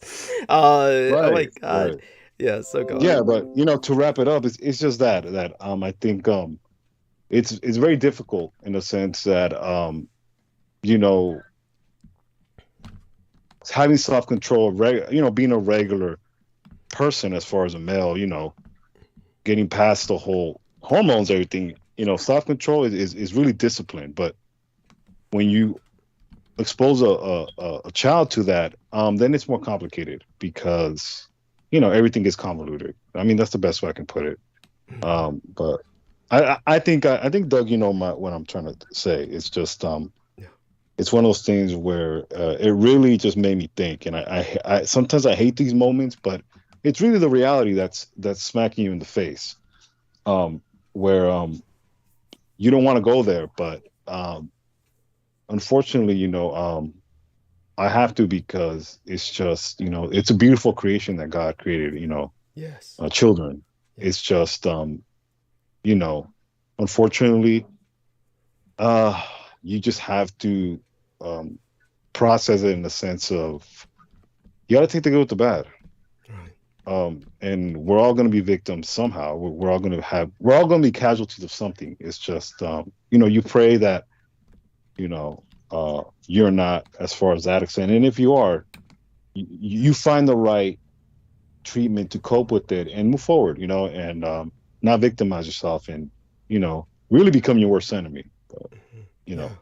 No, definitely. By the way, when I'll admit, I'll confess, just my mind being the way it is, I used to have a photographic memory. Now all I have is a pornographic one, as people have joked. Certainly, as Anne Fontaine saw when I was trying to contact Eric Hecker, and he actually introduced me to this concept of, give me a link where I can join the conversation. I was actually trying to find that link, and they had this, change your image on the link, and then of course it's some photographic image that they're expecting you to upload, and that's when the whole porn file came up on screen that she actually was witness to, which was, funny in its own way. As she said, nothing phases her, so she's seen quite a bit. Of course, hanging out with Rocco, one would expect that. But when it comes to what I was saying about, or what Sammy Ribeiro was saying about being at church, and the first thing he said was, I saw this young girl. The first thing that I was thinking of was some teenage sex bot. Of course, that was the first thing that came to my mind. That's why when he's saying, I was looking at her, and all I was thinking was in terms of lust myself, what our friend Sean Bond kept using the term horniness. So just for a bit of advice here, for communication's sake, when you use that term in the future, replace it with the term lust. It sounds a bit more technically serious than the term horniness does. Sure. Yeah. But I was thinking of something to lust after, but then Sam qualified it and clarified it as a much younger lady who was radiating innocence, essentially. So there you have it. It shows how debauched my own brain is. But that being expressed, when it came to what else comes to mind when it comes to this sort of subject and what we were discussing. First off, I do apologize, Sean, for the cat comment, but it was amazing that cat seemed to jump out from a higher area than where you were at. You were like sitting down, and it was like the cat jumped from a ledge onto your shoulder. So it shows up in the video for anybody who's curious.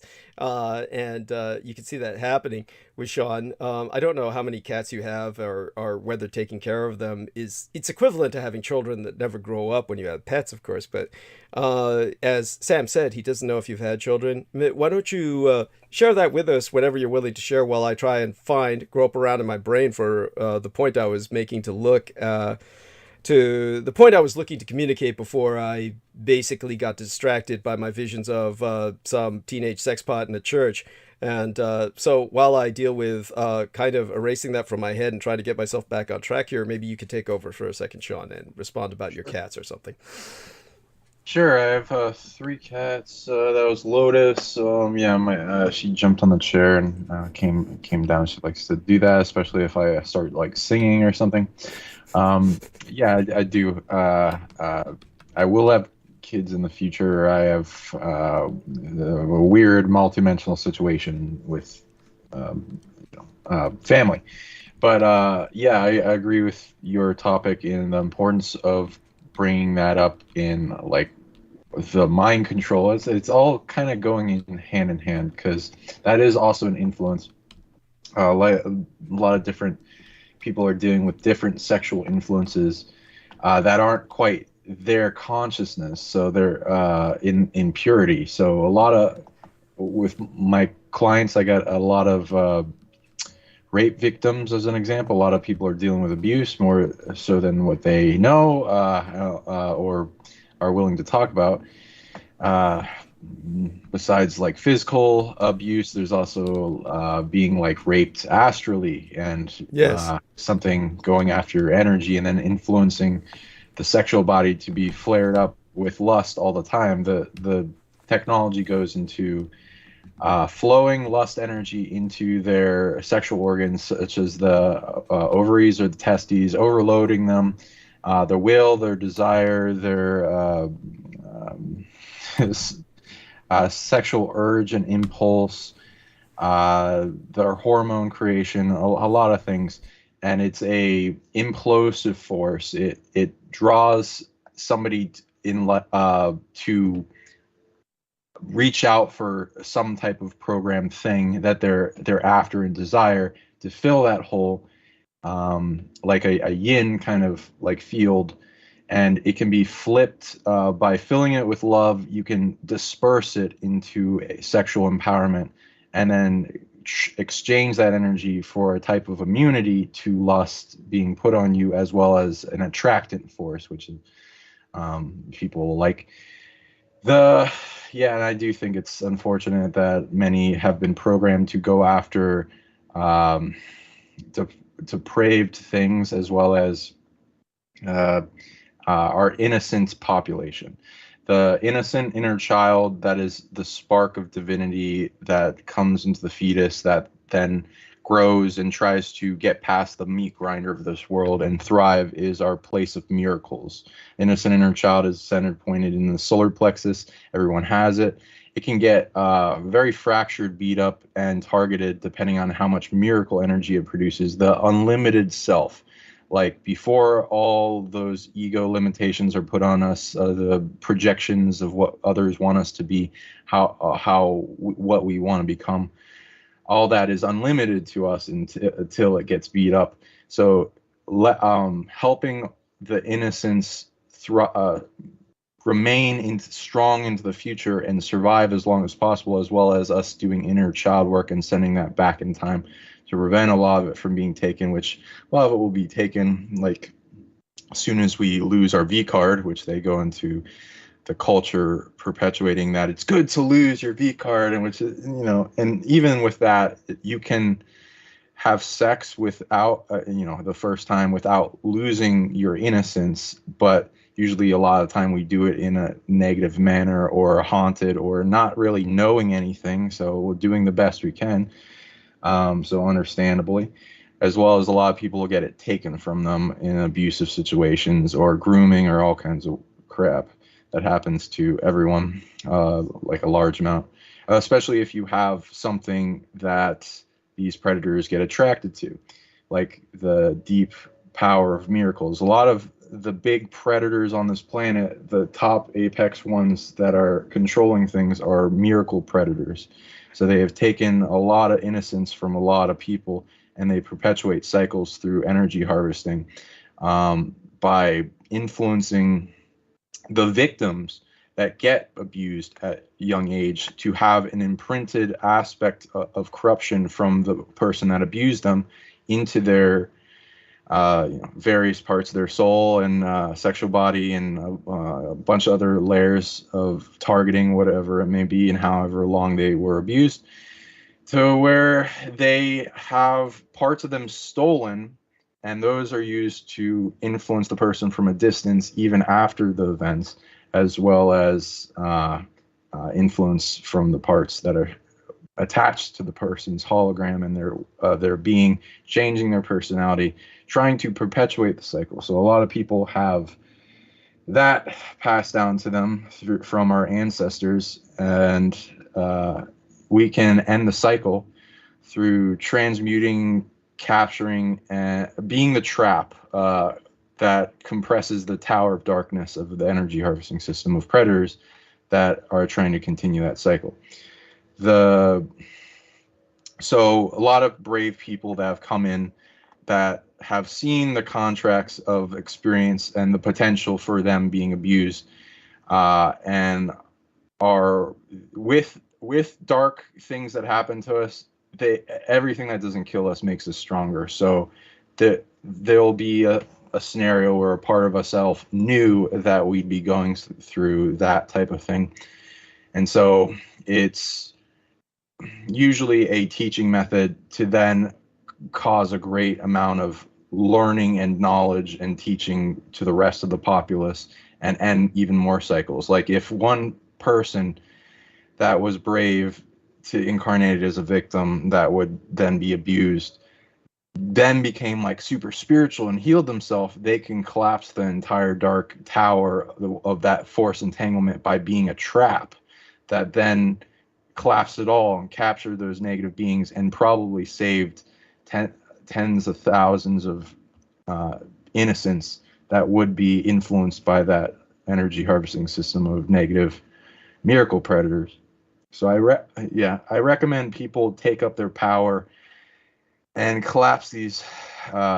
Don't be afraid and collapse these dark predators by learning what the tech involved and turning on their heart, purifying their sacral, and taking back their innocence and everything else that was stolen, and then bring the resilient inner child out to the world that may spread to the entire collective consciousness and the planet's inner child, so that the cycles of negative, somewhat teaching but also somewhat abusive and not really teaching systems of these abusers goes away eventually. But there's also a weird karmic thing between the people that experience it, dish it out, or receive it in victim and perpetuator in their past lives of what they've been involved in. So there's like more to it. But yeah, I if people want to solve that's where I'd start.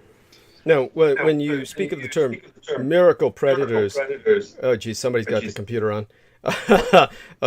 I'd like Sammy to respond to that. The first thing that comes to my mind, and Sean Bond can correct me, and Sammy take it from there, is televangelists or god pumpers, or basically, people who exploit the concept of miracles to, as in this little parasitic sense.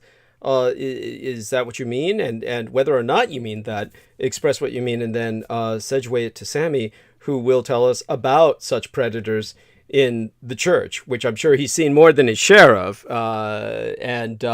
As well, when you speak about this loss of innocence that all too often comes with the first sexual encounter, rather than the sexual encounter being such that the innocence is maintained. In other words, kind of like a pleasant experience in which the innocence is still there, something that I flatter myself I've offered some young ladies. Instead, most people get it through rape, or they fell asleep when they were date raped, or they were drugged, or he's just basically something awful or neurotic, or it was their dad, or it was just something awful. Again, we'll turn to Sammy for that after our man Sean explains exactly what he meant by miracle predators, because Sammy grew up along with Isaac with 7 sisters, and oh my God, they must have seen something. They don't need to, share gory details, but oh my God, with 7 sisters, I would presume all of them have been through that gate by now. That all 7 of them, it couldn't all have been with the maintenance of innocence. There must be something to relate that impacted the family through a number of those experiences. So I'm waiting for that. But Sean, what did you mean by miracle predators? I do notice that you kind of have this, you're kind of like use this term predators a lot. So it's important that you disambiguate. So go on with the miracle predator bit and turn it over to Sammy from there. Sure, I distinguish all these different types of predators that go after something specific in types of energy or being, or as whatever their prey is. That this would be like, the beings that want to be overpowered to where they can outperform most other predators, and then be the arch the king of the hill. So that would be a lot of the times you'll see at the top are miracle predators, beings that are able to steal the innocence in the innocent inner child in people, which will go into a lot of different giant demons that possess people and then make them become like pedophiles or elites that sacrifice kids to like in magic rituals and then steal their innocent miracle power that comes from being unlimited in connection to source at an early age.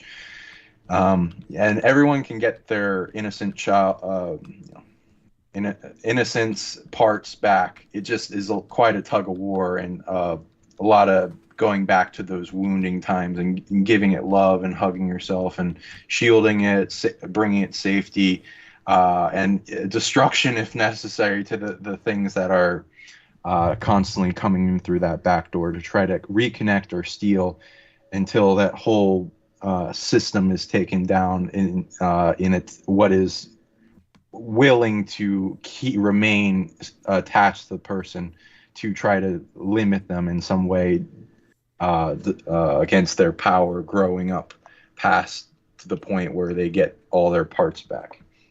Wow. Sam, take it from there.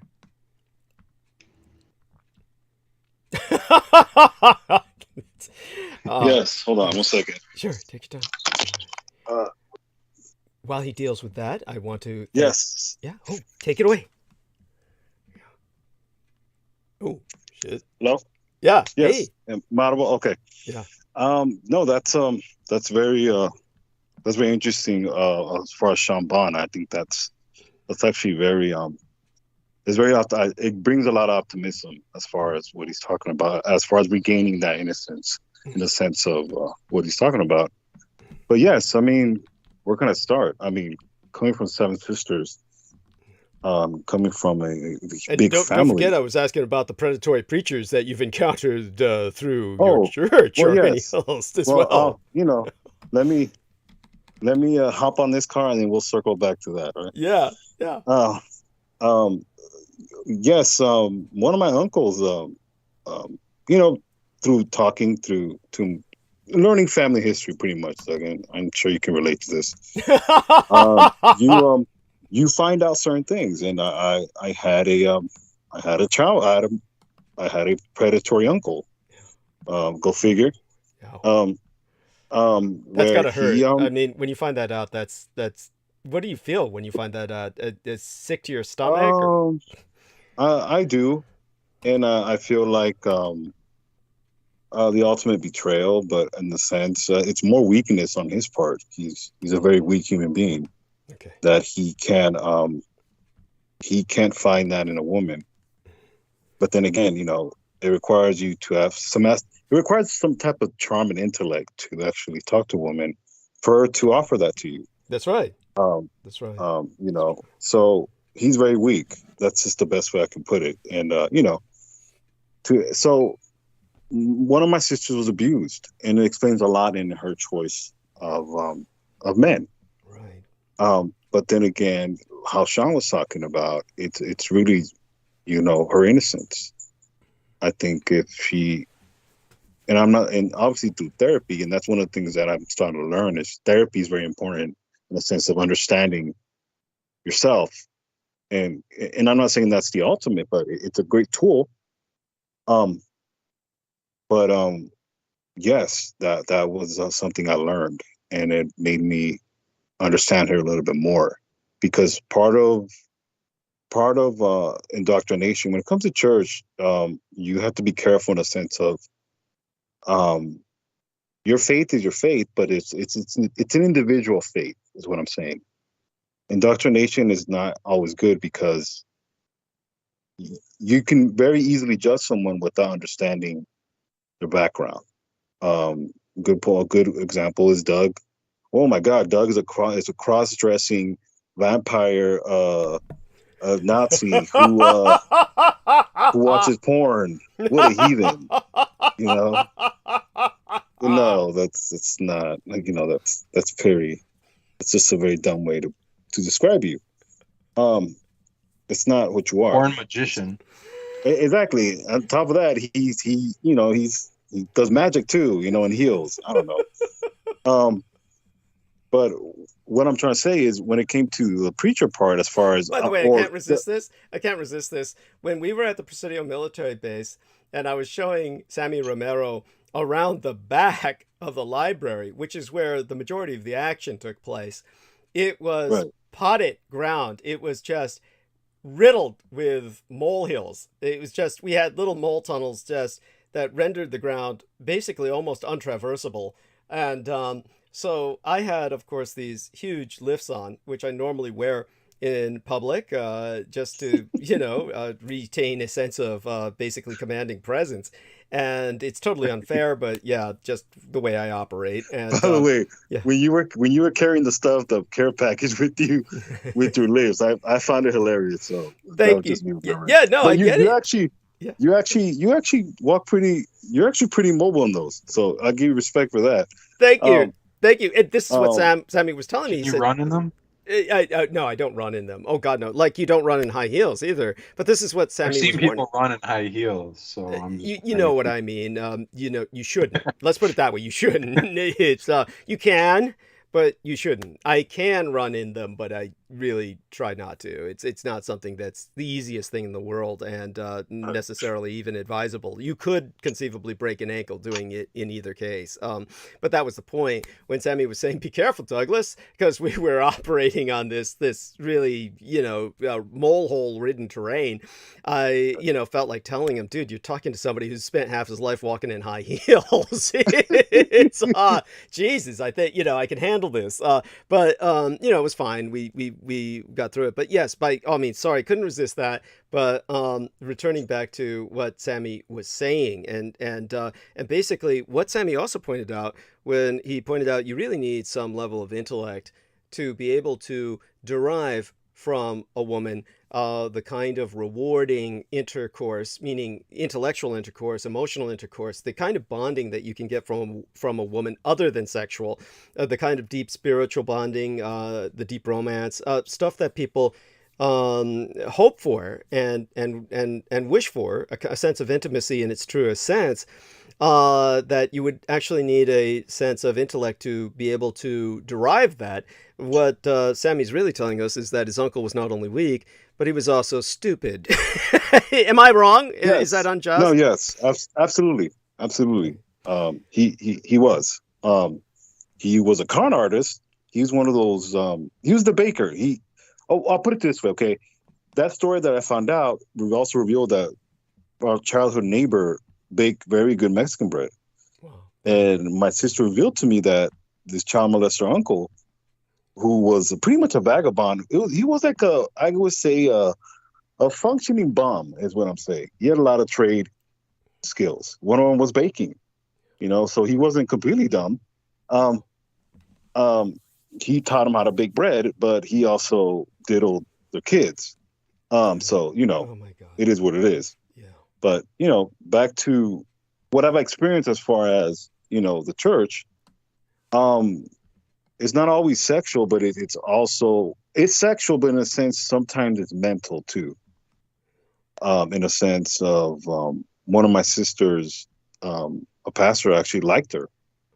And she was about maybe 14, 13 years old. And he would insinuate, why doesn't she wear, this type of dresses? And why don't you be more girly? And her protest was no. She ended up wearing a long T-shirt and very tomboyish, and he wouldn't like it. In a way, control. In other words, right? What he wanted was control, and him being a sadist. And I conveyed this to actually Penny Bradley. He wanted, if he couldn't have her, then he would tell my father, well, since I'm your spiritual leader as far as your pastor, you need to discipline her. And I want to be there when you discipline her. So this also weak-minded mentality, in the sense of not being able to talk to women, or just being sick, flat out, made my father realize that the sinister aspect of this, where there is a scripture in the Bible that says, obedience is better than sacrifice. Well, you also have to take that with a grain of salt in the sense of your discernment of your children, because you can't trust in man. Man is faulty. They never put your faith in man. So, you have to use the discernment. So all this abuse, it accumulates to people, trust issues when it comes to their faith, and understanding that we do live in this faulty world, and church is no exception. It's a social paradigm, a social realm, but you also you're not going to escape it, is what I'm trying to say, anywhere.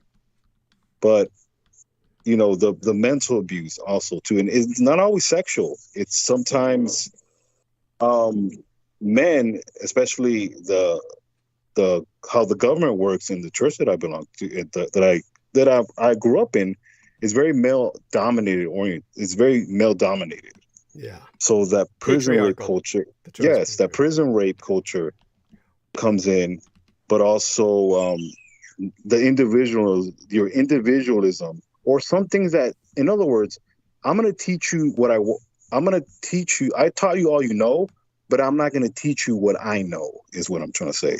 That manipulation, in other words, where the individualism and understanding that you have a choice of how your faith is. It's called salvation. Self. The key word is self. Is in there, and no one's responsible for, your relationship with God. Only you are. You're to be intimate with the Lord it's only you and the Lord. That's very important. And being centered and understanding who you are. And from what, from how I've experienced things through my twin. Mm-hmm. And I'm very close presume to that by saying that you mean almost not just the experiences that he's had, but almost, you make it sound, and I presume this is the case, you almost psychically experienced what he was experiencing simultaneously. Yes. Okay. Yes, in a sense of, having that innocence as far as respect and how you view someone, but it also as far as that being violated, and you've seen the abuse in a sense of manipulation. And this may sound like, well, that's kind of, small potatoes, but in my paradigm it's not, because how I was raised in a sense of doing the Lord's work as far as giving back. I'm very generous, and Doug has seen this with Isaac and I. We're very generous, but really it was instilled in us that you be generous because you want to be a blessing. Right. But it's not just that. It's just your reward is not. And I'm not saying you can't have reward here. It's just giving is very fruitful, and it's very blessing to you. It's very healing to you. Giving. So that being violated, and then someone telling you, well, you always want a pat on the back because of what you do. But then again, you see that person patting people on the back, but they use that against you because, well, that's what you're expected to do. And it doesn't work that way. Yeah. You need to be accountable as an adult. Just because you're in this position, I allow you to be in this position. And, there has to be transparency is what I'm saying. And this is where I've had to sever relationships because that indoctrination creeps in where, well, only I can be the adult. Right. And you have to follow. And, I have a problem with that. So that's where I've had to understand that, men, and where you talked about it, Doug, and where Kino told you that really meant, the mentally disabled, why they're hated so much, because they can't be corrupted. Yes. And, all these clergymen that encounter these entities where they try to do these exorcisms, well, they end up getting infected. They end up getting dusty, in other words. When you go in the mud, you're going to get mud on you. Yeah. And you need to cleanse yourself, and you need to understand, you need to humble yourself. And no, they get corrupted by these entities. And, you see it in the Catholic Church as well. Mm-hmm. And, this is how, they were able to be penetrated as far as, no pun intended, We penetrated through the hierarchy with with the occult, where really they both, you can't really discern either. They're almost like, wow, it might as well be. But yeah. Thank you. No, it's very important. All of this, very important to share, and I think it's very courageous of you to share this. And I've personally seen the generosity of both Isaac and Sammy Romero. Of course, these are men who are the products of a wonderful pair of parents, a pair of parents who raised them with this infinite love that enabled this pair of twins to basically come into their own and understand the difficulty of their environment. It's nothing negative about femininity at all, and femininity is this this wonderful energy in general. But you can imagine growing up with 7 sisters that has the potential to become toxic. And so the fact that they didn't grow up to be a pair of misogynist faggots is rather a miracle in and of itself.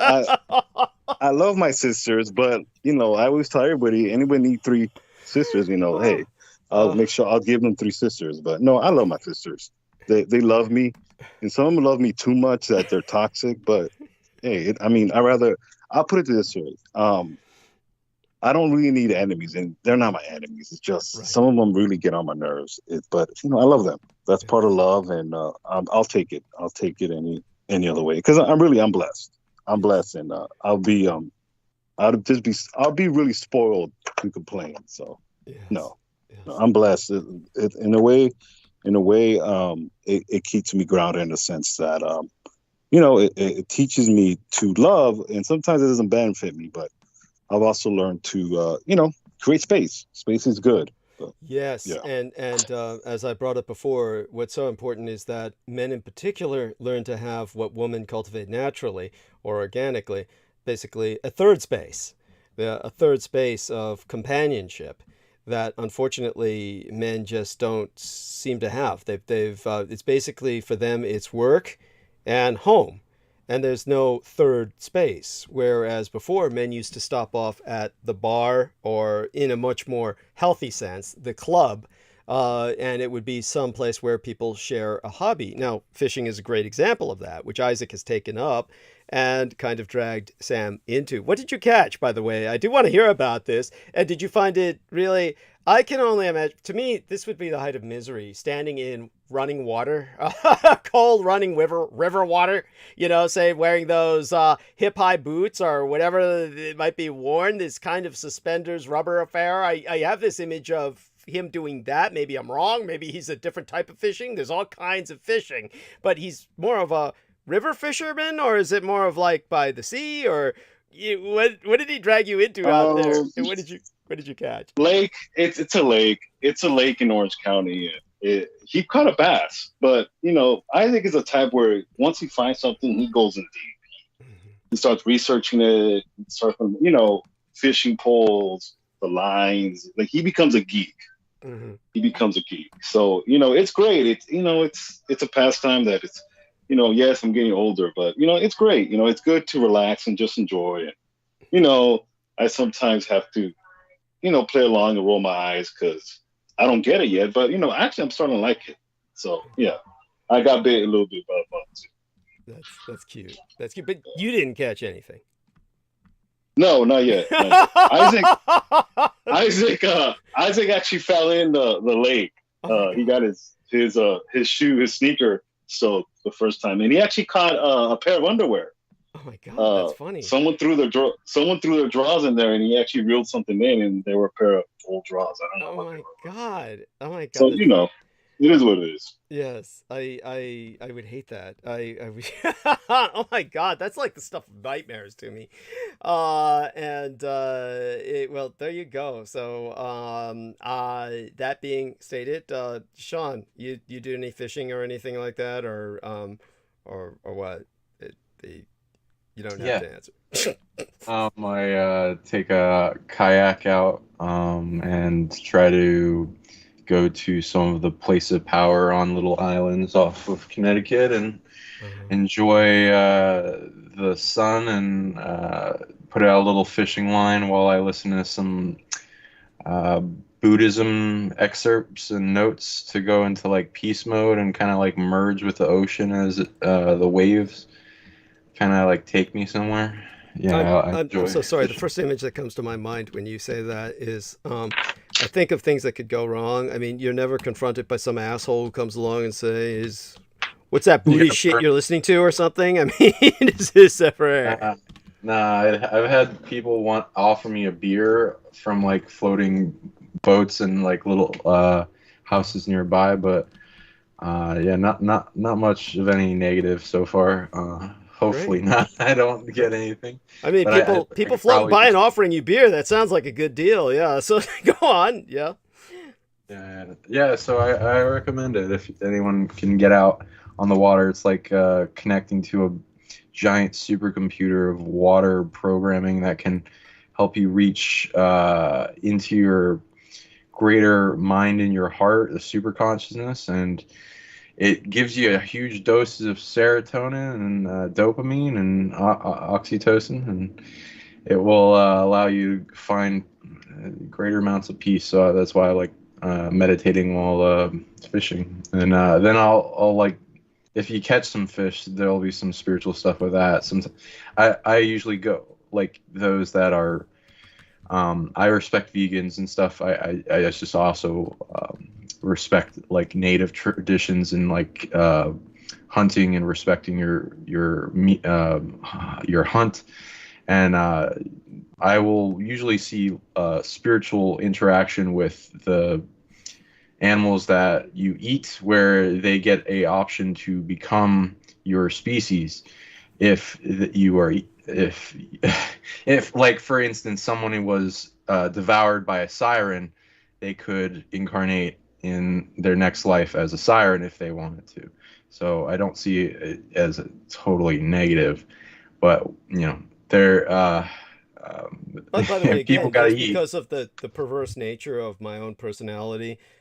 This strikes me as I see where Sean is coming from, and certainly this is something that, say, for instance, when by the way, many indigenous people have these philosophies, so it's important to understand that this is something that organically evolves in native cultures and therefore is to be respected. Certainly many native cultures feel that they will enter the cycle of the food chain, that they themselves may reincarnate as animals or bushes or part of the natural environment, which they are a part of because they are so much a part of nature themselves already, that they don't really see themselves as separate from it. And therefore, this is not a degeneration in the human progression to them. This is like just simply being part of nature. And there's so much to learn from that. But when it comes to, say, for instance, the idea of this kind of maybe progressive or uplift notion,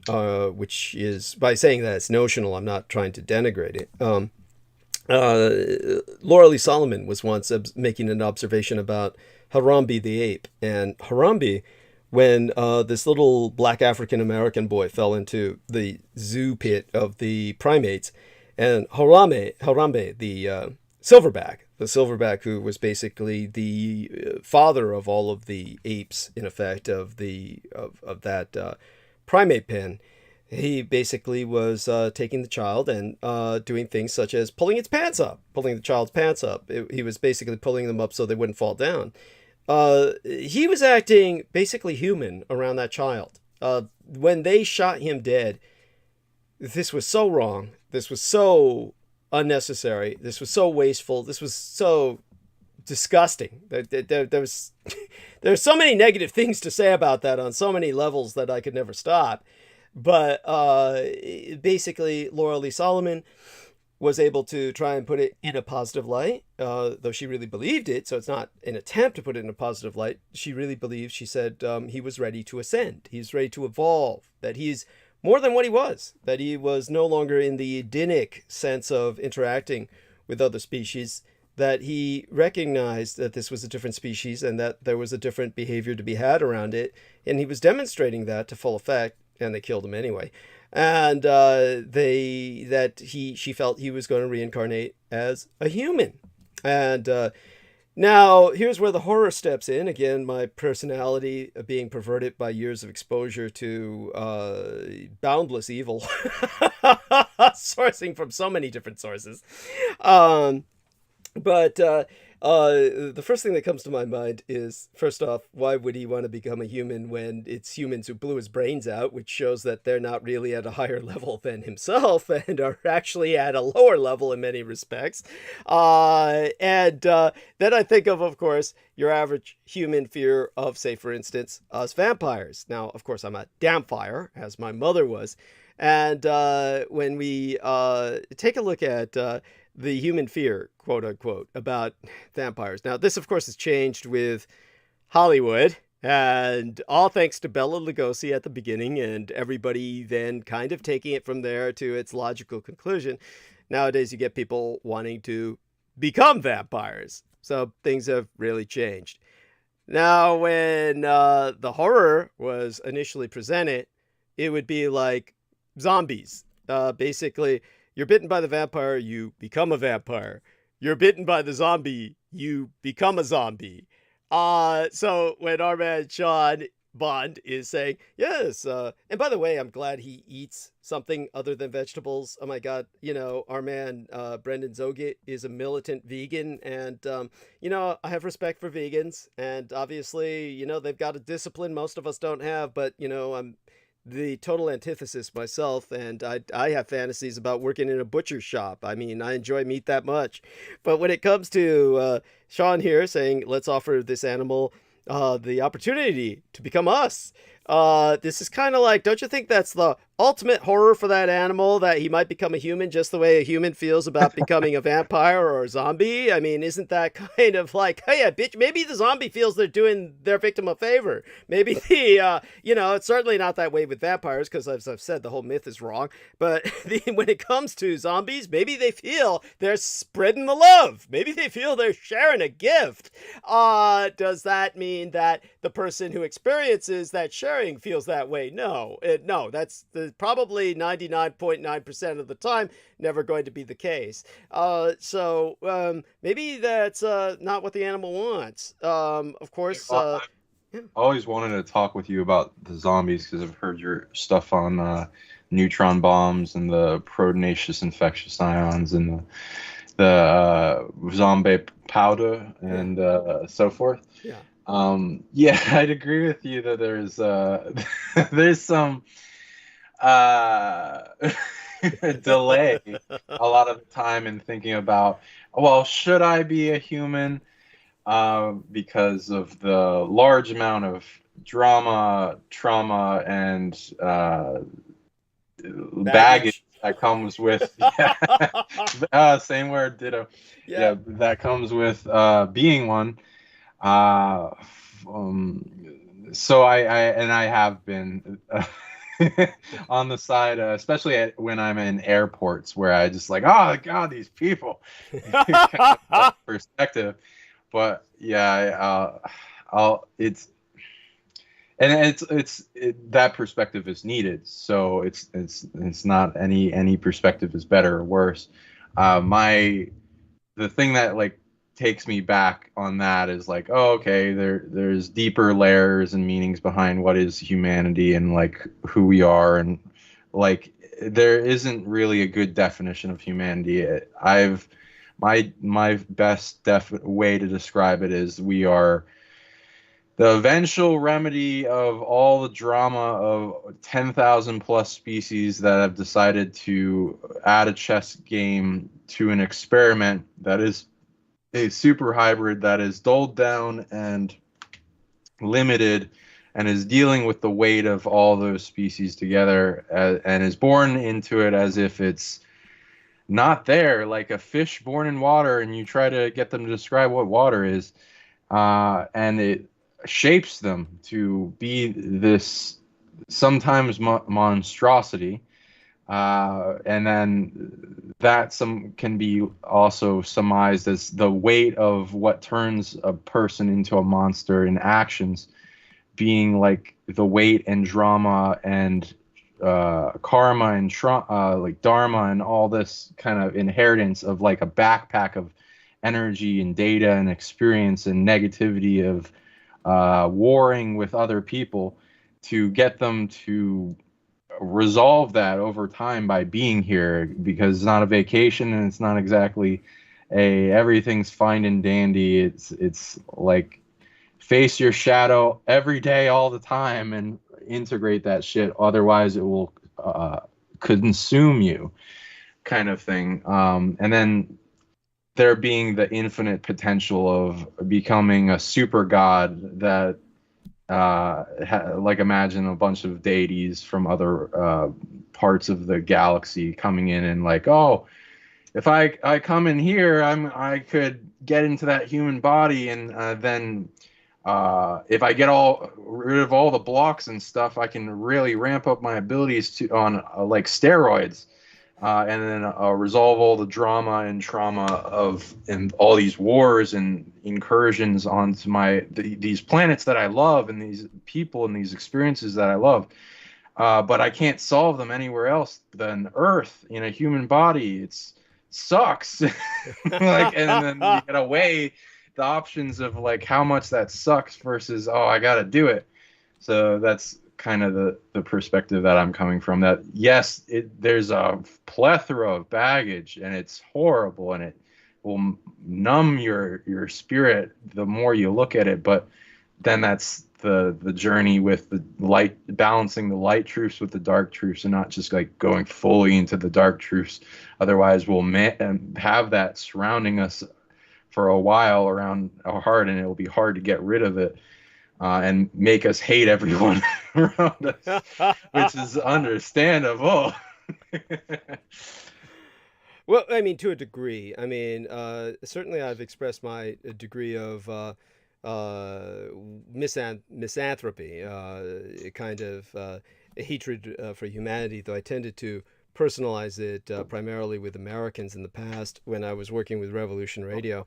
When I began to see Americans die in large numbers via COVID-19, it just became, it just got tired of seeing them die. Between that and all of the mass shootings and everything else that has been happening, definitely people have actually seen me also being forced to become far more of a humanitarian, there's no other word for it, just by dint of having to provide balance to the ultimate pathological misanthrope, the insanity of Jameson Reese, when unfortunately I had to deal with him for what felt like 100 years. And maybe there's somebody out there who could tell me exactly how long it was. I mean, the guy must have been with me for what, 1.5 years, maybe 2 years?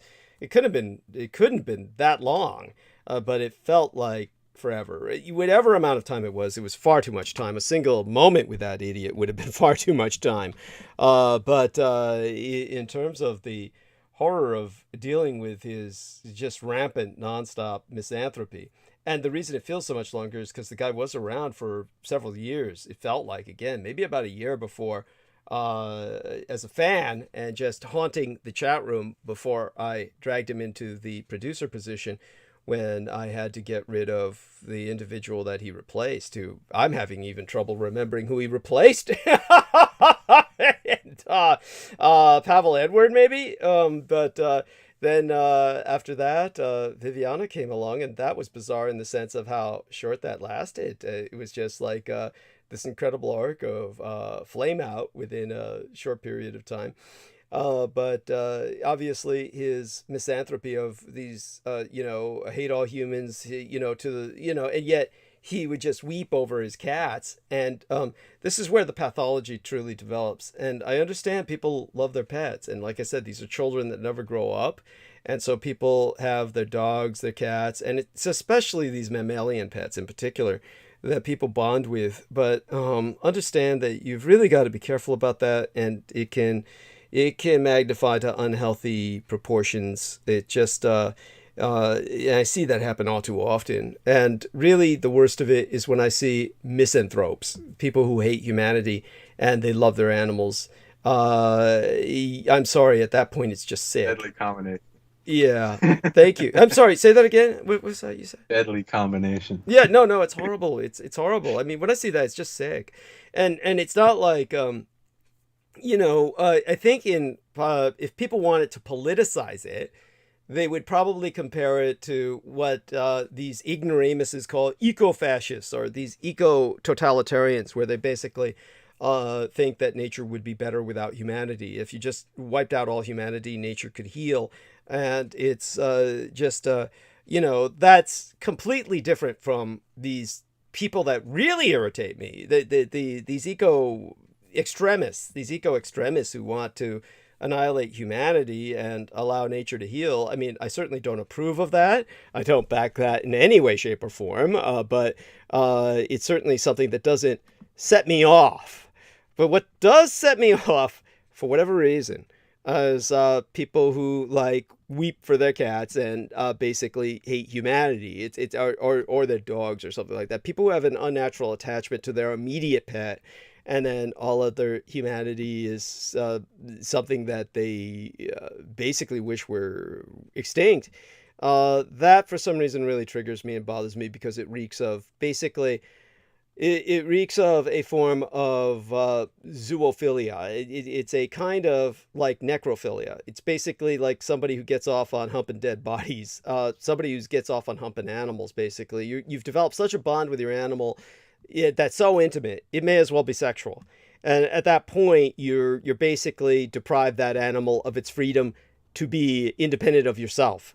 So you've enslaved it, you've slave circuited it, and at that point, it's like a sex slave to you. It's basically a slave to your sense of intimacy and affection, and by your relating to it at that intimate and intensive a level, it would be basically like raping a child. You're basically taking that and you've made that your focus of everything. So it's at that point, it's like an intimate partner. In that regard, because it's the only one you're intimate with. There's nothing else it could be. So it may as well be that, whether functionally it is or not. And at that point, because the animal has no ability to protest, because it's totally dependent on you for its upkeep, then that's a form of exploitation. It's a form of slavery and abuse. It's sick. So there you go. Had to vent that. Had to cathartic that. Like the emotional support animals. Yeah. Which I can understand what people need, but it's a lot of looking for external things that don't solve the core problem, and then dumping their negative emotions on the pets that then degrade them. Yeah. Right. But I do want to bring Sammy on for just a second, because he has to say goodnight. Sammy, can you say goodnight to our listeners? Thank you. Yes. Good night. Good night, everybody. Good night, Doug. Thank you for making me a part of this your podcast. Nice to meet you, John Bond. Nice to meet you. You bring up a lot of great useful knowledge. It's very new knowledge to me. I appreciate it. Yes, I appreciate it. And please support Doug. Buy his book, The Roswell Deception, The Demystification of World War II. It's a great read. I'm actually reading it currently. Oh, bless you. And yes, please support him. He needs to be supported and not be another homeless veteran. Thank you. So in that case, I'll leave everybody, and good night and God bless. Oh, before you go, and I do want you to save this for the next time you're on, which will hopefully be Wednesday. Hopefully you can join us Wednesday. I would like your feedback on what I did say about abortion with that episode before last, and then you can talk about the zombies after that, which our man Sean brought up. But I was just looking for in the future some feedback on what I had said for the next episode. Kind of helps with or the episode after that kind of helps in the future. Just something for you to kind of get into the habit of. Okay, love you. Yes, actually, I'm in the middle of that episode. I'm where you're talking about Chiang Kai-shek and all that. So excellent. Thank you so much. Okay, then. Well, bless you. Okay. Blessed dreams. Thank you. Blessed be thy dreams, and sweet be thy slumber. And so, Sean Bond. By the way, I hope I'm not. Oh my God, you're in Connecticut? Yeah. You're on Eastern Daylight Time. Oh my God, you're 3 hours ahead of us. So it's like what? 3 a.m. in the morning. What time is it right now? 2 a.m. But I Are can you be all in my right? I office. mean, have I destroyed your? Have I destroyed tomorrow for you? Oh my God. No, I'll be fine. Yeah, whatever. Because I do want to talk about zombies because it would be an interesting topic, and I'd love to get that. Do you want to interview me about it? Do you want to set up an interview about that? Oh, I bet you could talk a lot about that. I'd love to. Yeah, we should do that. We'll do that in the near future. And do me a favor, and if you can, put a link to the interview you had with me into the chat room, and that way people can access it from there. And so I'm so happy you published that, and definitely our man Sean was through this horrible cold. I was afraid he had contracted COVID. Have you had COVID in the past at all, or never? Yeah, when it first came out, but then I had just went hugely strong into immune system stuff, so I didn't get it for the entire 2 years that we went through the pandemic. But yeah, I just had a bit of an ear infection and sore throat that I was going through because I went to Ibiza and What do you call that? What could you define that term for us? That's Ibiza. Ibiza in Spain. Okay. It's an island off Spain. Okay. It's like the I took a pill in Ibiza song kind of thing. Yeah. There's a big island there that's like one of their top magnetic field fluctuating places of power, and I went there and I helped the consciousness of that, and then I got sick right afterwards because there's this crazy suppressing grid on it. It seems to affect a lot of things, and I'd more be interested in talking with you on a show about that maybe a little later because we do not have enough time for it. But yeah, it's like a battlefield, and so I was just going through that. Nothing to do with our shows, except for a little bit of attention from vampire. Overarching collective consciousnesses of some type, which were interesting and actually don't mind us as much anymore. So they might be interested in doing more shows as long as it supports their species. But whatever. I get what you're saying. Yeah.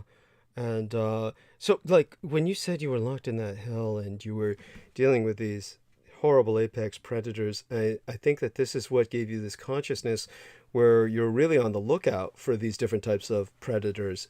Now, in that, the one thing I want to say about that is what my fear is, my concern is, the term predators is almost like a compliment. And what I'm afraid of is that we're kind of romanticizing them to a degree. It's almost, there are people out there who are attracted to that term because it's so empowering. Is it not the case that some of these are not so much predators, but parasites? How would you respond to that? Yeah, I'd agree with that. Yeah, it's important for the masculine to embrace the monster within so that they can learn how to control it, because that can help them succeed in a lot of aspects in culture, but balance it with the divine feminine so that they're empathic and they know when to bring it out and not have it disrupt their life. And for us to become our own apex predator in our environment, but whatever. It can be done in a positive way. But yeah, these ones would be negative. I can never finish. I always underestimate the length of what it takes to describe the story within the Void Hell Realm prison. Right. Yeah, to summarize it, it's kind of like part of me got interrogated for who I was as archons tried to penetrate into my soul to figure out who I was, and then they stole a bunch of stuff, and then they decided, hey, this guy's got a lot of authority and potential. Let's fracture me into millions of pieces, and then put them into these little simulation chambers of forgetting that I was in a kind of a simulation. and then mining me for abilities by playing out scenarios. If it's regular life with people I know, family, friends, a lot of the time it would be like the first ones, it was like overpowered healing abilities or revival abilities with emotional outburst where my friends and family died in front of me. Oh And then like whatever type of scenario you could like think of to where it would push me emotionally to want to force out an ability in time of need is a bunch of the fracturing they put me through. And then after a while of them draining that into the point where most of the abilities I couldn't produce anymore, except from what they stole, that I started getting, taken apart. Like it's a realm where you can't die. And if you get your limbs chopped off or eaten, then you just grow them back. No. So for them to yeah, harvest again, right? Yes. yeah, exactly. So eventually, like enough torture of that, like So are those made like me- chicken wings to them? It's just tasty, like drumsticks and chicken wings and shit. Oh my god. yeah, whatever they can get. It's like imagine a big giant void space prison with like millions of predators that have been stored in them there and captured for the centuries that this prison has been passed around as a device that only 1% of beings is allowed to make. Anyway, so I went, that like put me into a whole bunch of rage and wrath No type doubt.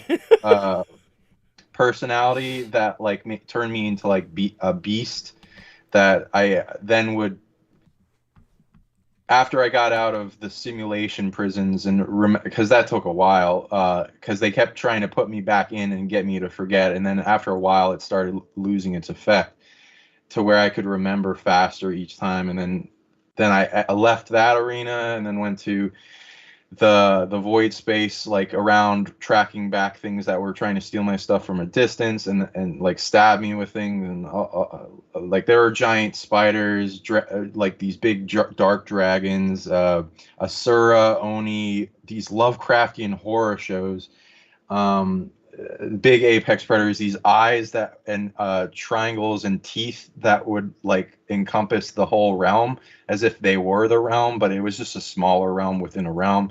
And then I learned after I learned everything they threw at me, I learned to use against them. And then because I couldn't die, so you just learn it and you get learn to overcome it or get devoured.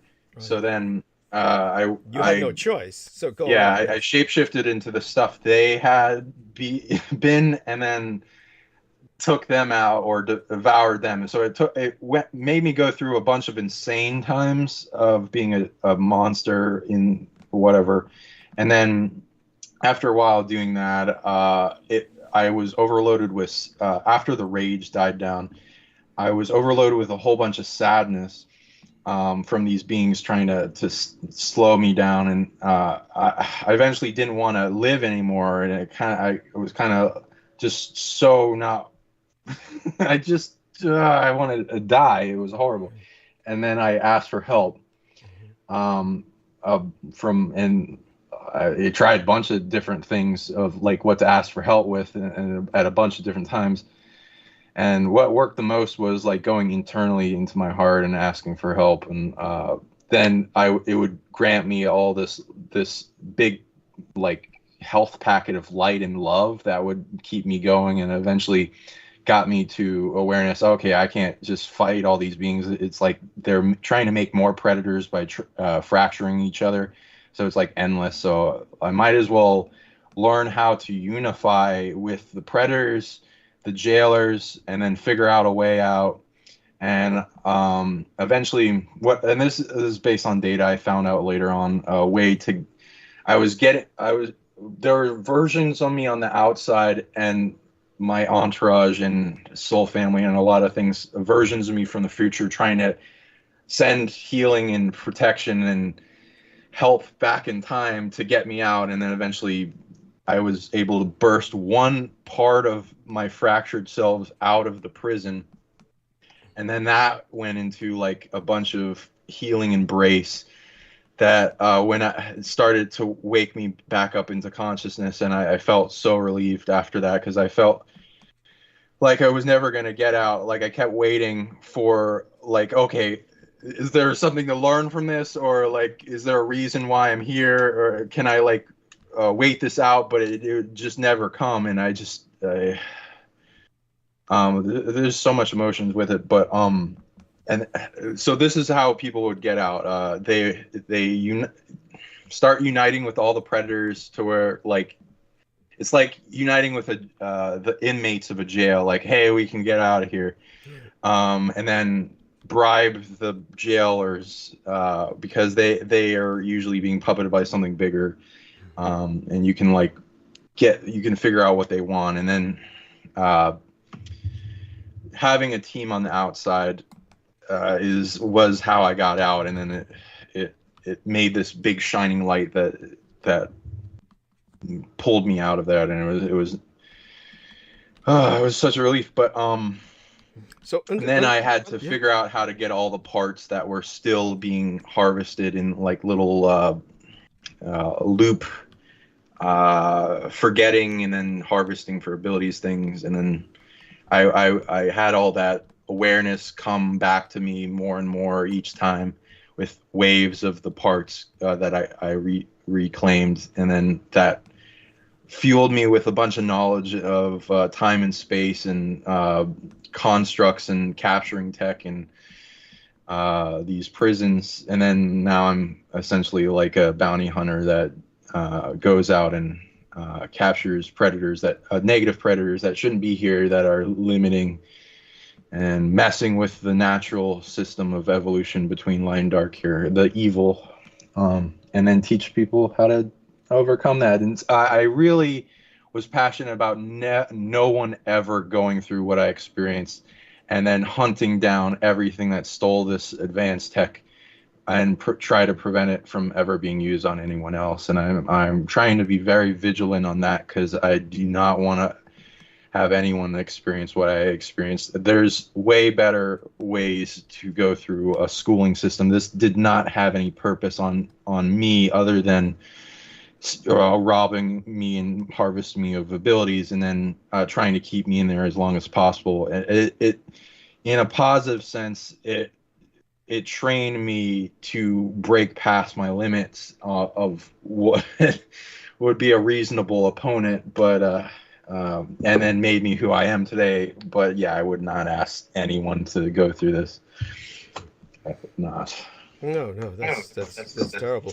But here's one of the most important things to. By the way, turn your computer off, because the echo is maddening. Sure.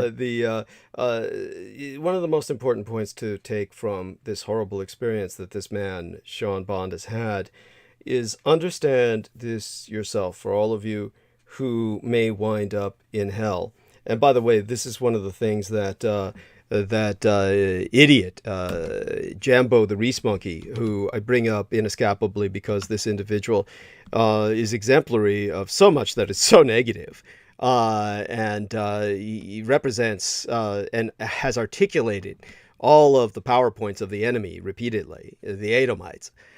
This is a person who has said, I know I'm going to hell. He would say that to me in the few times that I deigned to waste time speaking to him privately.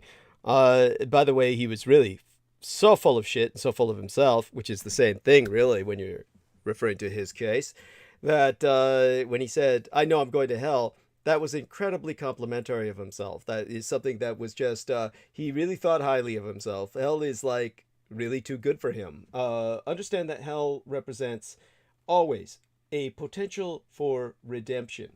That when you go to hell, as I've explained in my cosmology in my interview with Sean Bond, you're basically recycling is what you're doing. That's what hell is really all about. And you're essentially purging, recycling, you're composting. Here's the best way to put it. You're composting. You're helping the ecology of the cosmos. And when it comes to where his kind is headed, meaning the Edomite, You're talking about the absolute bottom of it all.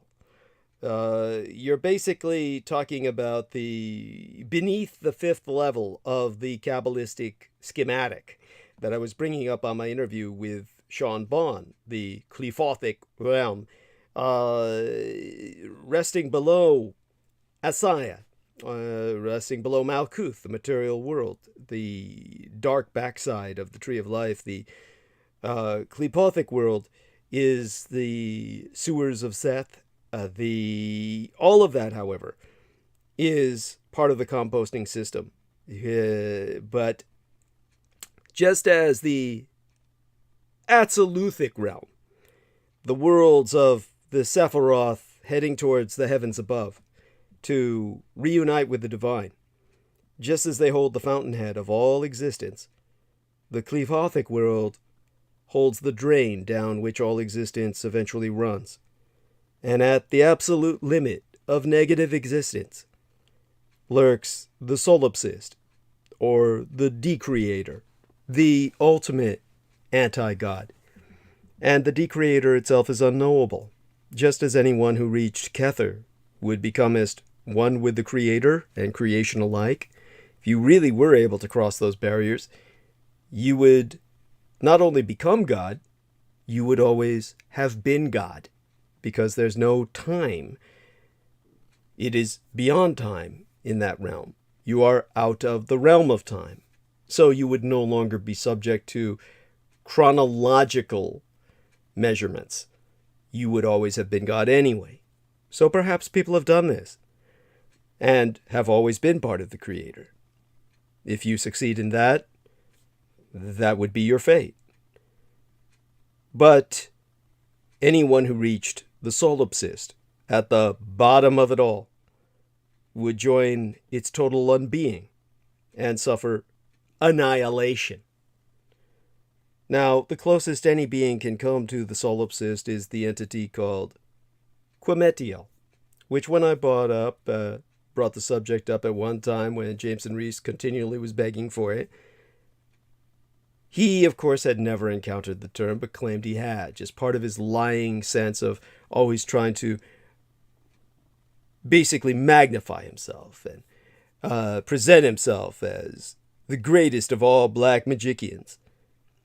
He would never have known that its true meaning would be something akin to crowd of gods. Basically, Quemetiel is a churning, chaotic fusion of long-defunct cosmic entities. It mindlessly sucks in anything that comes near, like a supernatural black hole.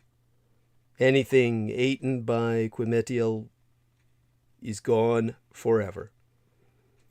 So understand that if you understand physics of black holes, the worst fate you can imagine would be caught into one. Now, ultimately, you may be sucked in and emerge from the other side via so-called white hole. Perhaps someday there will be some way to even utilize or exploit black holes, tame them to a degree as a form of wormhole transportation. But from what we understand of them now, the horror of the fate would be forever disintegrating, because a black hole warps not only the fabric of space and gravity, but also time.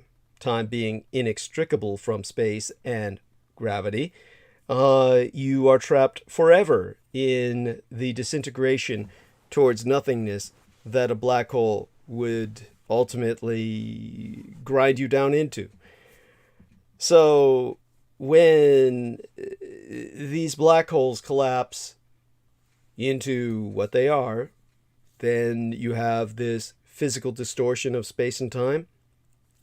The ultimate metaphysical cosmological equivalent to that drain at the bottom of it all, beneath the sewers of Seth, beneath all of the hells themselves. This is the kind of eternal suffering of annihilation where you're forever disintegrating into nothingness. That is far worse than any hell you can imagine.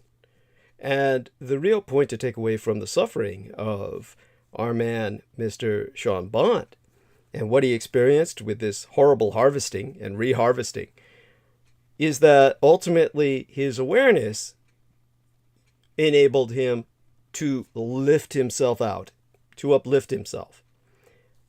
When you are in any of these hells, these sewers of Seth, any of the Qlipoth, even towards the bottom, until you reach that ultimate drain at the bottom of the antiverse, as I've described, you are someone who can redeem yourself. Ultimately, that's what it comes down to. It's not that you're recycling until at some point you're forgiven by God. It's all your own awareness that you can pull yourself out of this. You're born alone, and you die alone. And in the end, even when you're in one of the hells themselves, it's going to be you alone that pulls you out. You have to come to the point of realization that I can leave here. And thereby, you can redeem yourself. And at that point, like Christ when he first descended into hell, you can realize, I don't belong here. And you can extricate yourself. It all comes down to that. It starts with awareness. And then, after that, a sense of purpose and action. That ultimately is what will save you. When there was this one dear girl who was hit by an onrushing vehicle, thrown 20 feet into the air and landed on the ground with such force that she collapsed both lungs and died, and was effectively resurrected through medical measures. She went through 5 different experiences of afterlife, starting, of course, with hell itself. And it was the deepest and darkest of the conventional hells, demons coming to devour her. When she left that realm and then flatlined again, the next realm she was into was a realm of complete despair. And everyone in that realm was just full of their own misery, lost in their own suffering, which was their monofocal fixation. But she realized even then, looking upon these people in that twilight purgatory environment, that if any one of them wanted to, they could have left at any moment. She was at that point where she realized that. And because she realized that, she left. Now, in that case, it was as simple as that, because that's basically pulling yourself out of a cosmic depression, a cosmic misery, a commisery, if you will. When it comes to what Sean Bond experienced, it took a lot more work. But nevertheless, ultimately, it's the same principle. He was aware, and whenever he could regain enough awareness of himself, he conspired, so to speak, to pull himself out of this cesspit. So, that having been said, we turn it back to Sean for a few minutes. Does that sound like it helps to communicate what you're trying to communicate? I appreciate that and your perspective. Thank you. Anytime. Yeah. We bring out the best in each other, right? We're here to help each other, even out of hell itself.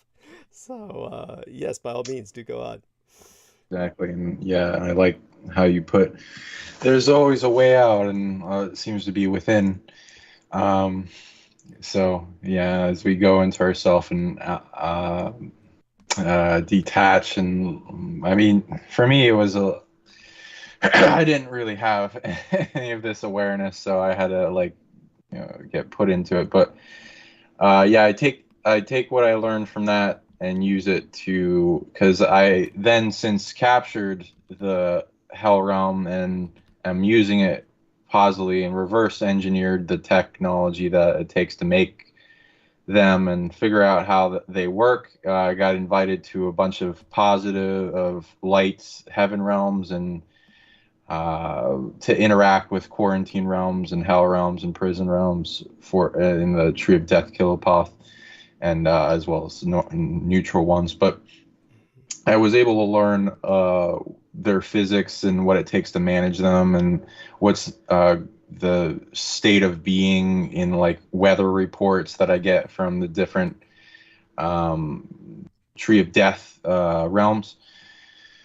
And I also got awareness of like how they are formed, like who's in them, the different authorities, like what is the most optimal state of being for them, which seems to be able to be. There are things that get in the way of its optimal being, which is based on how big a negative predator is within it, and it's trying to get out, and then it will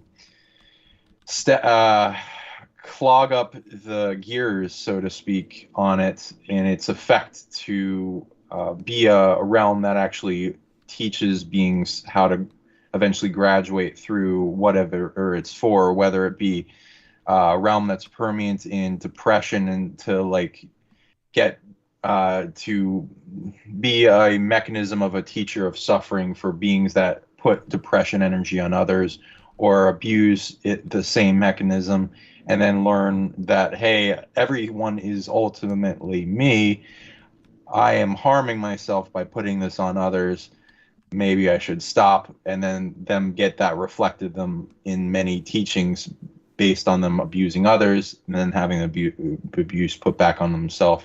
And there being realms for each one of these teachers of afflictions and vices and darkness and evils that permeate our consciousness, and all these incarnates that have been abused and then turned into a dark state of being. I then would go into the earth realms for this and help the management. A lot of the management was messed up. Some were missing, some were devoured themselves by predators that came in and overwhelmed the realm, and went out in search of their parts and pieces that were being digested and fractured down throughout their being. And there's like a triage of ability where you can heal a soul even if it's been ground down to a level. It's never too far gone, but a lot of the times the predator doesn't want you to get it, so you have to either be sneaky or already capture the being. And if it's a really big multidimensional predator, similar to what you said with what I've gone through reading into similar being things that I would call like a black hole entanglement trap predator that is so overpowered that nothing should go near it or even know about its existence, otherwise it would start draining off of them. And I've like one time as an example, I tracked back a predator that captured a long lost love in a past life, and then took it into one of those black holes. And I whatever people believe with black holes, take my opinion with a grain of salt. Like I'm not I'm not an arbiter of truth, but this is what I read. Like a certain percentage of them are portals to other universes. Certain percentages of them are like compressing giant yin fields of energy that absorb more and more energy and can recycle a bunch of types of energy for an end goal manifestation creation of all of that.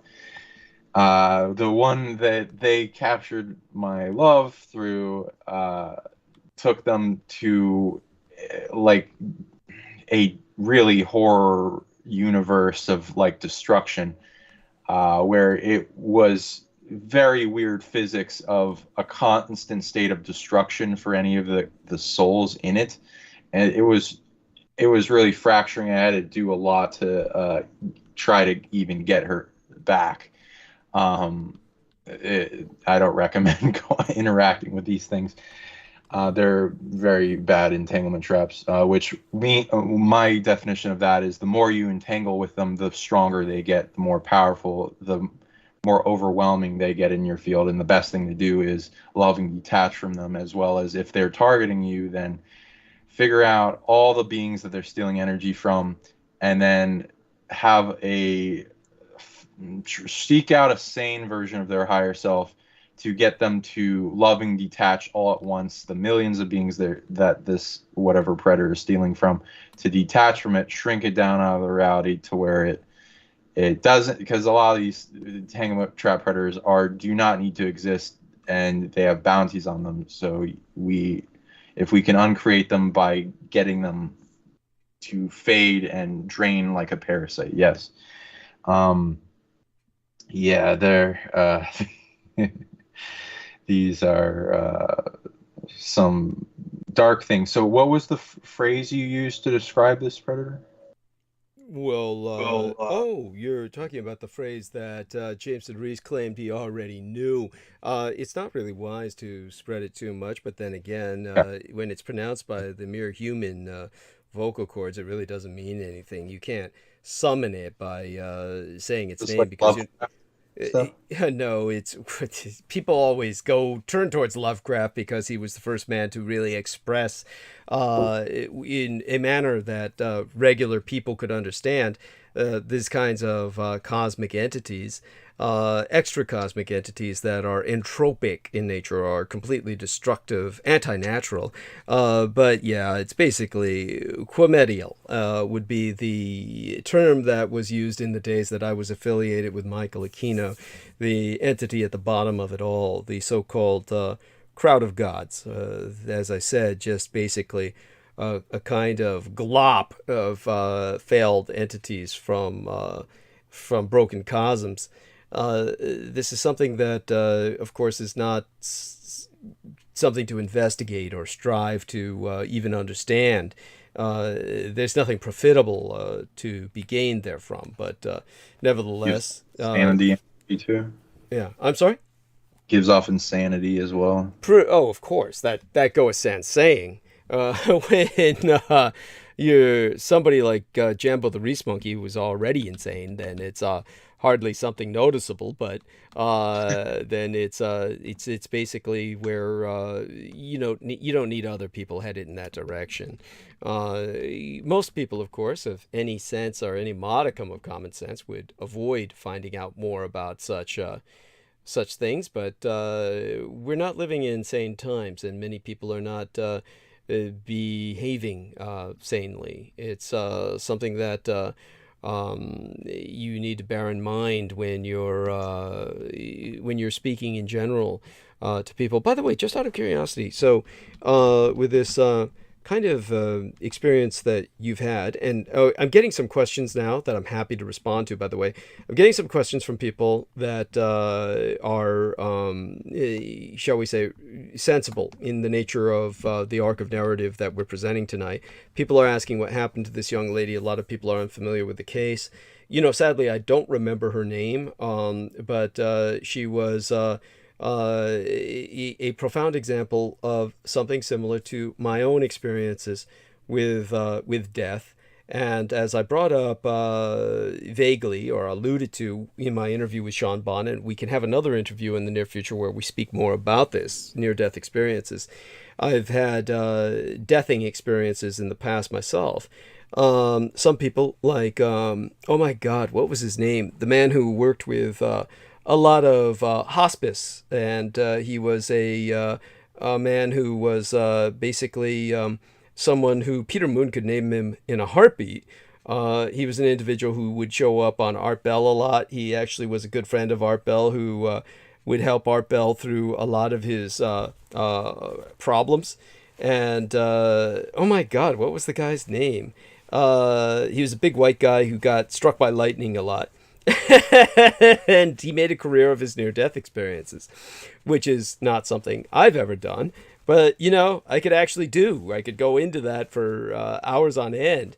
I've simply not chosen to go in that direction. And interestingly enough, nobody's ever really pursued it with me. But my deathing experiences brought me into originally the hell dimensions. And as I moved on in life towards higher dimensions, so I was able to see quite a bit. Now, basically, let me take a look at the live stream, because a lot of people usually are able to provide me names that I'm seeking. And they've been wonderful in the chat room. I want to thank Liko and Ann B have been absolutely stellar in the chat room. And they've been very complimentary, very supportive. And of course, ironically enough, I was saying, oh, I recognize this Psionic League guy, but I don't remember who it was. By the way, that is, of course, Mr. Sean Bond. So Sean Bond is the Psionic League. And oh God. So there's this Robert Walters guy who's that's fuck, how do I get rid of this son of a bitch? He's basically insulting poor fucking Harambe. And who the hell needs that?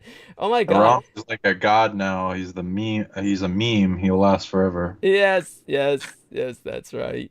And funny enough, this clown doesn't have any ability to get rid of him. So he's like the ultimate troll. You know, any of these other names or anybody else's entry, I can put the cursor next to them and I get the 3 dots. So I could actually hide them or something. You can't do that with this son of a bitch. So there you go. The guy went out there and said, "Dicks out for Harambe," and oh well. There you go. Jack Star Michelson says hugs. Everyone else who's been there in the chat room has been there for a while. Yeah, let me take a look and see if I can find out this guy's name who died a lot. And let me see. Guy got struck by lightning multiple times. Struck by lightning. And I agree with like a lot of what you're saying with the Tree of Life. I've tracked back a lot of dark portals that are opened by dark sorcerers around the planet that will connect to these hell realms and start bleeding over stuff. This is one of the things people can do to solve the problem, if they even have bravery to go into a managerial standpoint with this realm and helping quarantine it from other realms. It's good to quarantine. They are sharing drama with each other. They should not be, especially the hell realms and the quarantine realms, all that. They need to be quarantined off. There are predators that get captured and then sent there, and sometimes they'll steal so much energy they'll try to clog up the gears and then penetrate outward and then get parts of themselves on the outside, influencing people to summon them, and then make a big portal that connects to the realm and then floods a bunch of demons and ghosts and shit into this realm, and it's really annoying. It's to say the least. Yeah. Yeah. Go on. Right. So the best thing to do is if we can track back this authority for opening portals up that are used across realms, because it's only a little bit, like 5% of spirits are allowed to have this type of tech. So the dark beings are stealing it, so that can be revoked. As well as if they're used against you in abuse, you get authority in natural law to capture and trap and resolve that. By the way, we got our help from Jack Star Michelson. As Sean Bond, do listen to what he says. Everything he said is relevant. Jack Star Michelson told us, or Jack Star Michelson, he told us Daniel Brinkley. That's who the name I was trying to remember. I could never have gotten that out without you. Thank you so much, Mr. Michelson. Hugs. And so Daniel Brinkley was the guy who was struck by lightning multiple times and made a career out of basically his death experiences. Now, unlike Daniel Brinkley, whose death experiences were, you kind of followed the same arc, really. It's kind of universal for those of us who die more than once. And in the case of this young lady, whose name I don't remember, basically she had flatlined about 5 different times, and with each time she went to a higher realm and was experiencing a very different death experience. So she was somebody who was blessed in that regard and came out with this wonderful ability to express what happened to her. She never exploited it to become like a religious leader or something, but she was always, whenever her interview played, it was very enlightening for those who were willing to learn. And because our man Sean Bond was, has been through what he's been through. Now, here's something I'd like you to talk about, Sean. I need a few minutes to do something, so I'm going to go silent while you kind of take over the stage. I'd like you to tell us a bit about what might have been something close to a near-death experience, or why you feel you've been gifted these incredibly profound experiences that other people have to have near-death experiences to experience.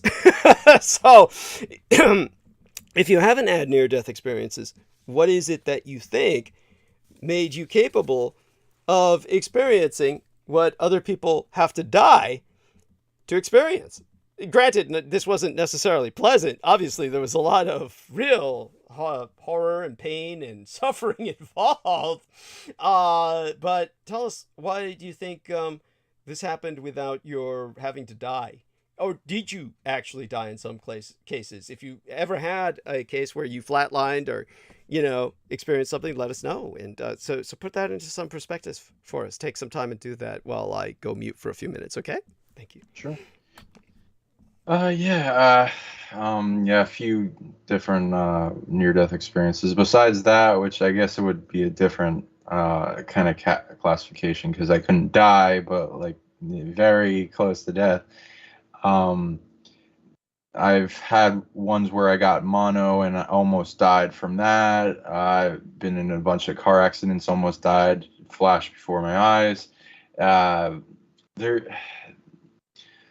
also, like in a spiritual attack, I've had a bunch of dark entities try to possess me, and some that attack me by sending big balls of death energy at me, and then like thousands of swords energy spiritually into me, as well as trying to stop my heart with like stabbing heart, like what feels like a heart attack.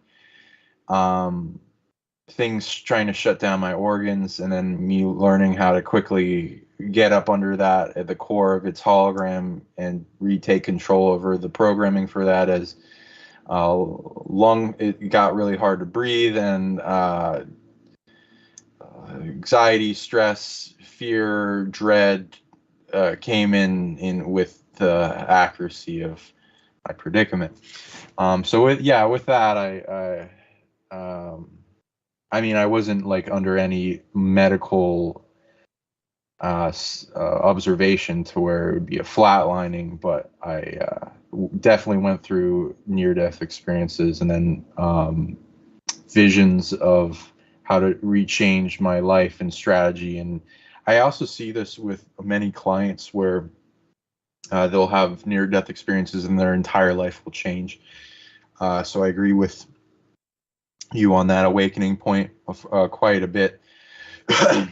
Like we will readjust our strategy for whatever we're dealing with that changed what we had in plan to plan B, C, D, all that, to whatever we can have with the new stimuli, and a readjustment with life review and a bunch of wisdom coming in from our guides and ancestors and our future self that will make it to where we're more likely to survive. Those are. I've also seen with some of my clients, their higher self is good at it. Like they somehow allow more near-death experiences to happen because they are confident in their ability, like the higher self's ability to get them out of it and keep them alive. So it's kind of like mining them for spiritual upgrade, which is interesting. When I read that on one of my clients, they had like 30 plus near-death experiences, and I was like, whoa. And then, they were very awake and had a lot of abilities, so you can definitely do that. I just wouldn't recommend it unless you're like, I've also had these dreams of temporal dilation and compression for years. One is an example that has to do with the ability that I'm naming, where you can survive most things and you have like a support blanket or whatever you would call it to keep you alive. I had a dream where I was going through, I have these often, where I go through magic mystery schools in the unseen with multiple magic oriented people. I went to this castle type of school that had many rooms, and they all led different places, and it was weird laboratories in them and all this kind of stuff. And I got an Addams Family vibe type of thing from the people that were teaching me there, and they were teaching me how to be immune to death energy, as well as they would like dance around death like nothing. So that's why I meant like the Addams Family vibe, where they like dance with knives in their mouth, and they like throw them up in the air, and they do crazy stuff, and they come out on top, but some people die around them easily. And there was like a basilisk in their tank, and they tamed it, and I was like, whoa. And it was having a little telepathic conversation with me while I was in the dream. And it like seemed to be tamed by them to help as like one of their projects to overcome even that layer of death. So there's some interesting things in this world, and a bunch of different teachers for magic and the unseen that if you're oriented towards that type of magic, they'll get you a request if you're not like blocked by all these distraction dreams in the mundane world, unfortunately. But yeah, if you have those, contact me. I can help with them. Thank you. Thank you. Yeah, I mean, that's impressive, and it's certainly an offer that I hope some people take up. Honestly, I think that what you have to offer is priceless. It's incredible. And tell us a little bit about, obviously, some people can dismiss this and say that, well, obviously this guy has admitted to some indulgence in narcotization, recreational drugs, essentially. And they might say that a lot of this is something that is basically a lot of drug tripping. Could you, like, disambiguate or at least contextualize your use of drugs and what you feel about that? Now, of course, one thing that I appreciate that you have done is you've been cautioning people about drugs, because a lot of people simply cannot fucking handle them.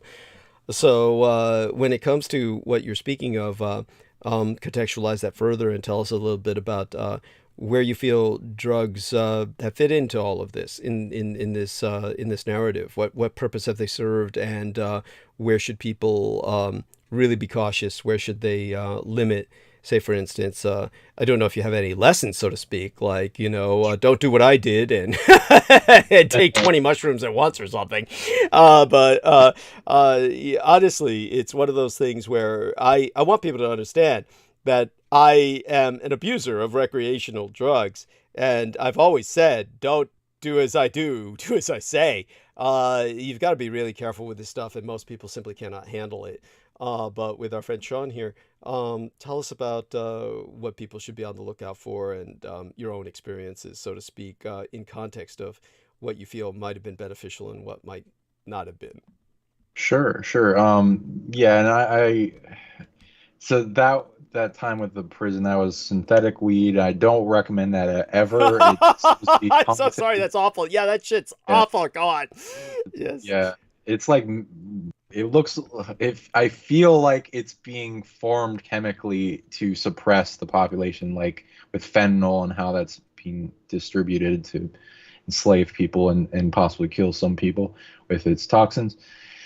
And a lot of other drugs like heroin and opium, which seem to get, all being dominated by spiritual predators. I don't recommend any drug that has addictive qualities. I would only ever, if you wanted to limit yourself to any type of drug, besides the purity of yourself, I'd say if you're coming to me like, hey, I'm gonna take drugs, you can't stop me, but what do you recommend instead of the worst things ever? I would probably recommend like cannabis, or like things that are natural, like mushrooms, or mushrooms of like the experiences I have without drugs. I rarely take drugs now. I used to take a lot more when I was experimenting in my teens, and then that was I kind of went through enough of them. But may in the future, if things are the right situation, if you're taking psychedelics, I recommend dehaunting your psychedelics because of all attachment, so that nothing's manipulating them. Honor the consciousness of them.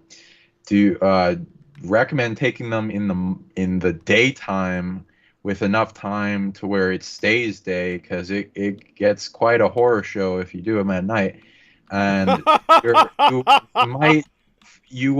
heart will open up to such a level where you will feel everything and see everything in fractals.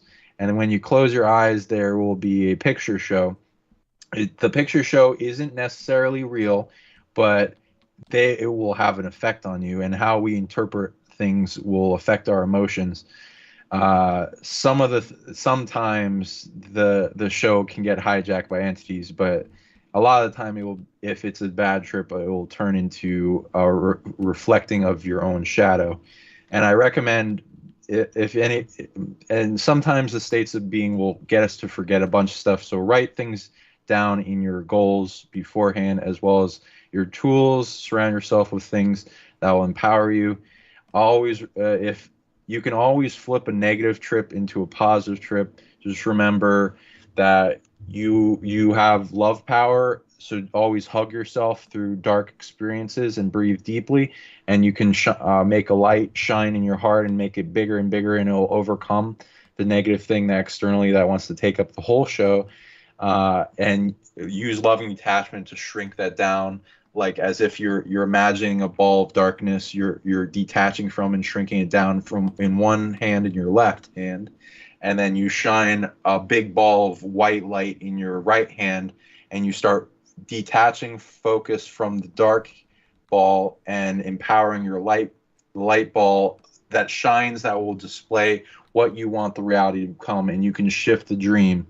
And I do this shamanically when I was holding space for people when they're going through trips, to flip their negative trip into a positive, and they'd come out the other side as if they integrated a big part of themselves, and they have more light than when they came in. So people can do this. It's like overcoming the dragon. It's the story that replays in all of our culture. The great, the great journey, whatever, the great work, hero's journey. So which people can read about through John Campbell. Go on. Yes. Yeah, exactly. Then I'll remember your love. So, and three main things: remember your love, power. Remember that you're ultimately everything, including the things that would be attacking you, or the dark thing that shows itself. So you can hug that aspect of yourself and love it unconditionally, also loving detached from it, and you can affect it and turn on its love and its heart, and it will start crying, and you can integrate it, as well as if it's a dark predator that just keeps attacking you can become bigger than it at the greater scale by going within in your source connection that it may not have fully realized, so that you can grow above it. As well as remember your power, which a lot of these negative beings and demons and stuff demonstrate a large amount of power that humans usually don't demonstrate, and fear, and then they'll project all that fear onto you to limit you and to get you to forget about everything that would empower you. So, and during those times, just know that it's trying to get you to believe that you're less powerful than you really are. If you're in a body, you have way more power potential than anything that doesn't have a body. So you can definitely overcome these negative entities. As long as you surround yourself with good energy, good people, maybe something that is supportive like the sun, or a fire ceremony, or whatever, then, that would be a good place, or in nature with trees, that would be a good place to do these drugs. But if you're in your room, then you'll be dealing with all the negative energy that you've ever emitted in your room. So just remember that. Baths and stuff work really well too. Just don't drown. And then, which can happen if you fall asleep. Yes. Right. Oh, I've never been able to fall asleep while tripping, but I'm sure there could be somewhere. But yeah, be careful, especially depending on what it is. LSD lasts a long time, so I recommend doing that in a day for sure, and do it if you only have the tools necessary to overcome any darkness that would be showing itself as like an evolutionary point for you to overcome, and then which is shadow work, and also remember to let go of everything. Like these things will show up when we're not able to let go. Like, so imagine while hugging yourself, pulsing from your heart, this big bubble that pushes up anything that is like a weight that's showing itself that you're holding on to, whether it be a part of your personality, a trauma, or trapped emotion, or whatever attachment from other people, and then be able to let go of that, and it will start to have less and less effect, as if you're pulsing it with the heart and having faith in yourself as you center in the heart, that it's getting stronger and stronger at detachment, which also leads to enlightenment. It's like taking off weighted coats in the heart, and the more the heart feels lighter and more empowered, the more confidence that swells up with the will, the more you're going to be able to demonstrate like chi influence over the environment, which will and the mind can influence chi, and then put a force back in time, a time that you can actually demonstrate your power and find out if it works or not, against an adversary or your inner self, dark self, and figuring out what tools work on it. It's like 10 years of therapy in a few hours. So, or depending on what the drug is. Also, DMT can be interesting. But yeah, still, again, you be responsible, have somebody to supervise you, do it in a good environment with good, good energy people, daylight, and surround yourself with tools and water and things that would support you, and the helpful person. Yes. It's definitely like giving a shotgun to a ape, but the ape, like gets more evolved. It is kind of like it leaps you up to grab the apples of truth from like the tree of knowledge, and it opens an hourglass wider in your crown that allows more knowingness to come in, and it's like a hilltop view when you're at it, and then it's like layers upon layers come back in, having to do with our natural state of being, in this matrix of light, splitting infinitely, hologram of the game we're in for Earth, the solar system hologram, the galaxy hologram, and so forth, from macrocosmic beings of management. There's a lot of layers to what it takes to hold this reality together, and a lot of the veils lift, and as you become aware of this isn't not the only dream or realm or reality, then you start to be able to play with the other realities and bring them in here to help support this, as well as never be caught in the cages of this mundane world that it wants to control or project onto you what is true. Oh my God. And that's a lot for people to handle. And I think our listeners are handling it quite well. And not only that, we've maintained a great deal of them. It's amazing how many we've retained on a Sunday night. And by the way, let me see here. And Jackstar Michael Soen is saying to Ann B, I've been here about 20 minutes. I haven't spent hours here before. That much of me with Douglas tends to make people worry. I'm a leper. And B says, disambiguate and contextualize. Douglas, I learned new words from you. Nice. So then after he said I'm a leper, he kind of like went silent. And B was carrying on quite the conversation with him. She even mentioned dying once. She says, I've been here 6 hours, and I remember further he had said something about Oh gosh, there was someone else who said they wish that they had discovered this channel sooner, and that's deeply appreciated. That's profoundly moving. And Lico was saying, I've been going down rabbit holes since Mark Passio. It was how I found DDD in the comments as required viewing. Cool. Oh my God, there we are. There are wonderful people out there, and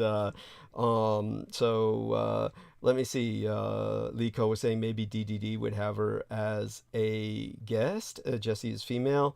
I'll try and look through this later when this uploads with the published video as to find out who this Jessie is that they're referencing.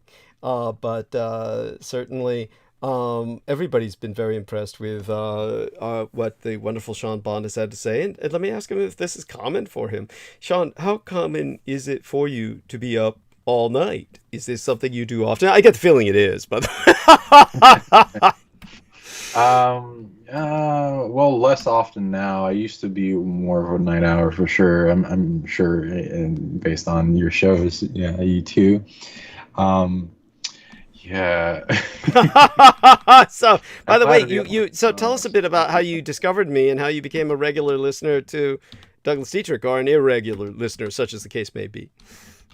Going down rabbit holes, looking at truth. It was a lot easier to search for things on YouTube back when I was doing it, and it was a lot of fun going down rabbit holes. Now it's like a hassle, and you gotta like go through multiple pages, and if even that, to get past the algorithm of their main sources that they want to perpetuate. So hopefully there will be more video sites, but whatever, YouTube's the most used platform. I was looking up military secrets and satanic secrets and stuff on the Nazis, and you came up, so I went down your rabbit hole. So I was like, yeah, and yeah, so that was very enlightening. So thank you for bringing that out at that time. Also went into the relic species stuff, and when I was waking up myself and learning abilities, I went around tracking what species in our history mythos exist, and I would send my higher self to find and scan various chasms under the earth and etc. And it would bring me back lists of things that it found. And I would sometimes, if it was, I organized them in least likely to attack me. And then... Wow, cool. Smart. Yeah. I started contacting the more likely to be friendly species in a way that they couldn't easily track me back. And then I actually got a whole bunch of reactions and messages telepathically back that were fairly, depending on the species, dramatic, to where something would kind of like hit me in the head energetically. Some not necessarily painfully, but sometimes it would be like a big blast of air into my head, and buzzing, or sometimes pain if it really wanted my attention, but not that often. And I usually question it if it caused me pain. But then it led to like streams of data, and like if anyone gets tinnitus, it's usually like a big frequency emitting that they were receiving in their head, and they can do things to track back where it's coming from. Is it good or bad? Good, neutral, or bad? What is the source? Is it a energy weapon? Is it a positive being sending you a message? Is it a guide wanting to talk to you? Is it an upgrade from the planet? There's a lot of things that it can be. And then once you start scanning into it, some people have the condition where it never goes away. I have a bunch of clients, and I speak to them about it, and we scan into it, and as soon as we start communicating to whatever is emitting it, it starts to go away, and they get surprised. So I recommend anyone that has that, you have clairaudience. Clairaudience is the psychic hearing. Go on. Yes. Yes. Yeah. Exactly. And it would. So I wanted to ask you, like in later shows, about these different relic species, because you seem to be the insider that knows all of these interesting subjects that are esoteric, and if people even know about them, such as like what you talk about with the ghoul and the chocho and the giants and a lot of other subspecies of humanoid. I have.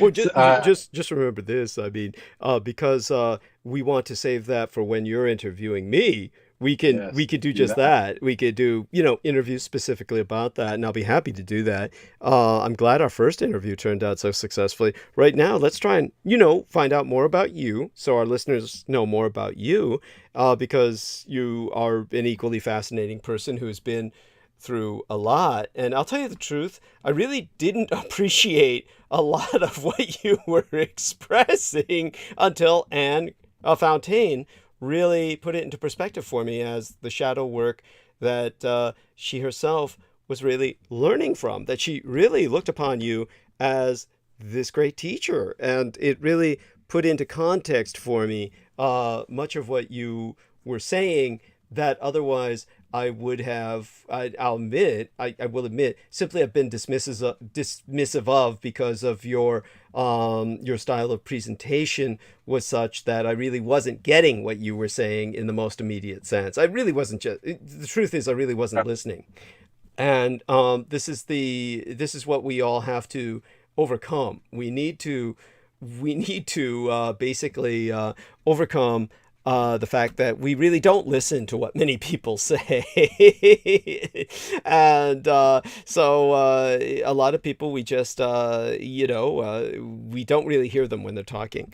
So when you, are asking about the relic populations, now you yourself, when you're speaking to clients and whatnot, and dealing with many people who are dealing with all the traumas that they're dealing with, and you're helping them with this, how do relic populations come up as a subject? When do they come up as a subject in that context? Or just take it from there, wherever your mind takes you. Yeah, man, thank you. I appreciate it for your words. They don't often always come up, but usually if the person's asking about their soul record, where they've been before this planet, or some interesting incarnations, I'll usually lay out a buffet of options, and then if they're interested in past lives, then I'll ask them, do you want to know about the ones that are negatively affecting your personality this life, or positively affecting it, or ones that haven't been bleeding over yet, or ones that make up your personality, or do you want me to go into some interesting ones that you can activate a whole bunch of abilities, or something that will give you goosebumps about who you are? And then they'll usually go into that spectrum, and then I'll okay. And then I can also track back their DNA, and sometimes they'll inherit something very interesting, and I'll definitely want to talk about that as an empowering subject, that they can tap into that internal DNA mystery school with the DNA ancestors that are connected to it. And some of them connect to various relic species, because we are also a hybrid of most of the relic species here. And so they all seem to want to get in the game here with the remedy of their species, which is like passing their drama to us, because we're seem to be super fast at it. Whether it be something we look positively on other species passing their drama to us, or seeing it as a weight. Most of the humans don't even know, so it's, I guess, whatever. Yeah. So I'll see things like what the species you're talking about, also in the DNA. So, and they'll react. Some of them will even in the session contact me and ask me to talk about them, especially if they're rare and the person in front of me is an interesting spirit that incarnated into a specific type of skin suit that's a combination of their mother and father, combining a bunch of species that were passed down to them, influenced the entire time by both them, the person being born, and the soul family lineage of those DNA lineage, to make some type of super technology the best they can by influencing people to fall in love or have sex or rape each other. Unfortunately, I'm so sorry. That's awful. Yes, go on. Yeah, I know, right? But like sometimes it's like this grand effect of combining light and dark lineages together to make them eventually overpowered in both. So they'll be good overall eventually, but and also understanding for why people are influenced to do things like that, but whatever, not condoning it. Right. And it'll help people know like why everything is going, and they'll often get after I introduce them to an ancestor in this lineage that's connected to them. Then they'll get contacted by it, and then it will become a teacher for them in the abilities of that species. Each species is good at a lot of different things. Some like narrowed in type of subject, but they'll usually be overpowered versions of it that can be learned from in a nice way, that are communicatable. Mm-hmm. Communicable, yes. And that's just beautiful. And so in terms of tell you what, I want to take care of something else just in my environment. I'll be back in just a few minutes. And while I'm doing that, I'd like you to take over the stage completely. You'll be the host for about 7 minutes. I'll be right back. And tell people a little bit, first of all, where they can find you. I think we did this before, but it doesn't hurt to do it again. Tell people how they can contact you and what exactly they can contact you about in particular, what you really enjoy working with. And by the time I get back, hopefully I'll be back to hear you just talking about what it is that you really enjoy working with in cases, the kind of cases that you find either enjoyably challenging or, ones that you just find the best to work with in terms of your resonance, so to speak. Okay, I'm going to be right back. Going to go completely mute, be back in about 5 to 7 minutes. Our man, Sean Bond, has the show. Thank you. Appreciate that. So people can, again, reach me at sonicleague.com for consultation session, clearings, video products on abilities that I'm putting together as like a school, and eventually team up with multiple people and forming a group, which is why it's called the Sonic League, in people that have activated abilities and are wanting to spread around the world to teach to overcome problems that we all face. On my YouTube Sonic League, recommend going there. I got a whole bunch of videos of different people using lots of types of super-powered abilities, downloadable in blueprint to your higher self as you watch them, and then you can learn how to do them yourself, because even white people can learn these Qigong abilities and Yigong abilities that are like overpowered masters in different places have learned. I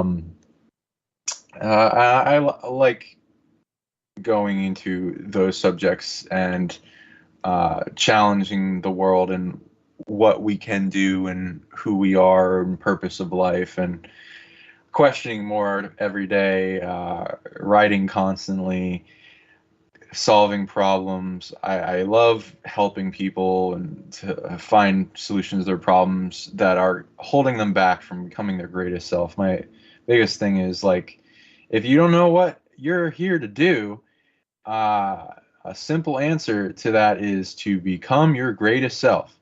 And you get to decide what that is, but also you can compare all timelines of potential, because that version of you already exists, and it's a frequency you can tap into and figure out what it has that you don't have that you need to bridge to get to it. And it is an important thing to have confidence of who you're going to become, more so than who we are now, though people should not be ashamed of who they are now, but be excited of who they're going to become, and then focus on programming that, as human nature is programmable, and we get to choose what will end up like. So I want to empower the psionic latent potential of humanity to go beyond its limits, to protect itself, to heal itself, to empower, to know, to remember why we're all here, and then bring that heaven they've experienced in previous lifetimes here in the different forms of intuition of how this society could be better, while stabilizing what we have now, and the local environment that you're in as a caretaker for the earth, as a species that's coming out of war consciousness, enslavement consciousness, mind control, all this kind of limitations and imprintations on our pure state of being, as we become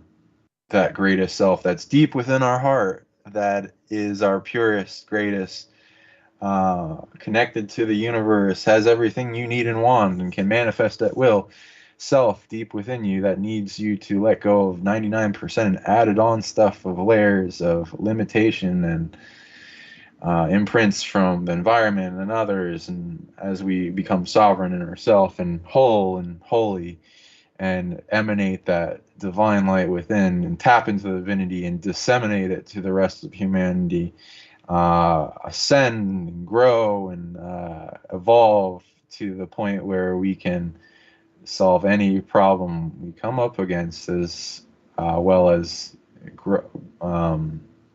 live longer and healthier and happier, and have more love expressed here. And the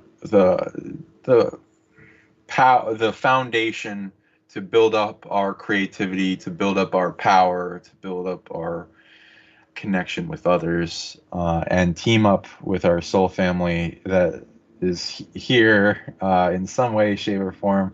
You may more than likely not have been born into your greatest soul family, but some soul family that's willing to help you, that you teamed up along the way throughout the crazy stuff that separates us, and then to find your greatest soul family team, friends and allies that are true to you and your mission and your life path and your interests and what you love to do, and appreciates you with grand loyalty, that each one of you, your divine lights, deserves in achieving happiness as we become our greatest self and emanate that, and then the rest of the universe reflects it back to us as we resolve the negative systems that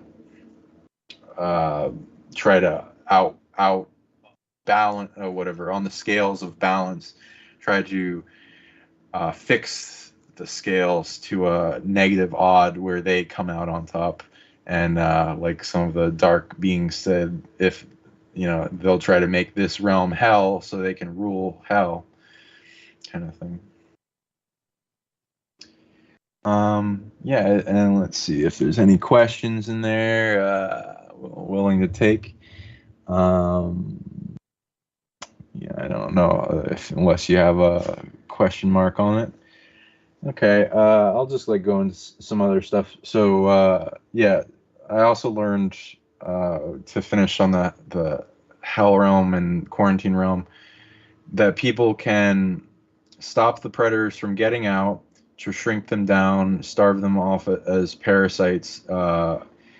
If you're managing a quarantine realm, you gotta. It depends on what's in there, because I've seen multiple types. Some of them are like Godzilla battles every day. It's crazy. I also eventually want to talk to Doug about kaijus. That'd be fun. Those are the really evil ones, where they're crazy, haunted, and out of control, not sovereign on themselves. So they're just like big destructive forces. Those are the hell realms. They put them in, and it's like Godzilla battles to have them fight each other, break off all their stolen parts, because they're like a city of composite beings. Stole a bunch of parts from many other beings, and using that to make themselves more powerful. So this has them fight each other. They break up those pieces. The realm management takes those pieces at those times and then brings them back in like commerce to the original beings that had them stolen from. That resolves that system. The predators eventually become more sovereign again as they get those pieces that were stolen from others released and their own parts taken back. And then they go through a graduation. A lot of these hell realms, if they're at their best state of being, they'd be quarantined from every other realm, not allowing any other being outside that's a dark predator to penetrate outside of it or into it that doesn't deserve to, because being dark. And then cut off that, speed up the quarantine realm, restore the management that's there, so that their ability to influence Pavlov's dog, the negative entities within, to learn lessons at a greater speed. So they go through the realm that's sped up like Narnia. Wow, I just got back in time to hear him talk about Pavlov's dog. So go on, by all means. And by that, you're talking about people reacting reflexively or something like that? I mean, do go on.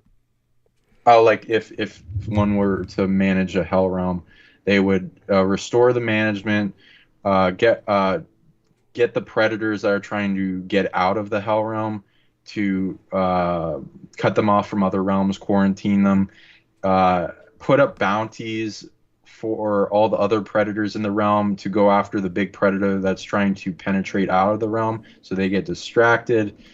Have it as a lesson for all the beings. Speed up the process of the school within the realm. So Pavlov's dog is teaching the beings with the evil beings within how to learn lessons to overcome, so they can eventually graduate out of that realm to another realm that they may have negative vices that they need to resolve and geared towards that, to eventually get out of the dark realms to the neutral, and then eventually back here if they want to, if they earn it.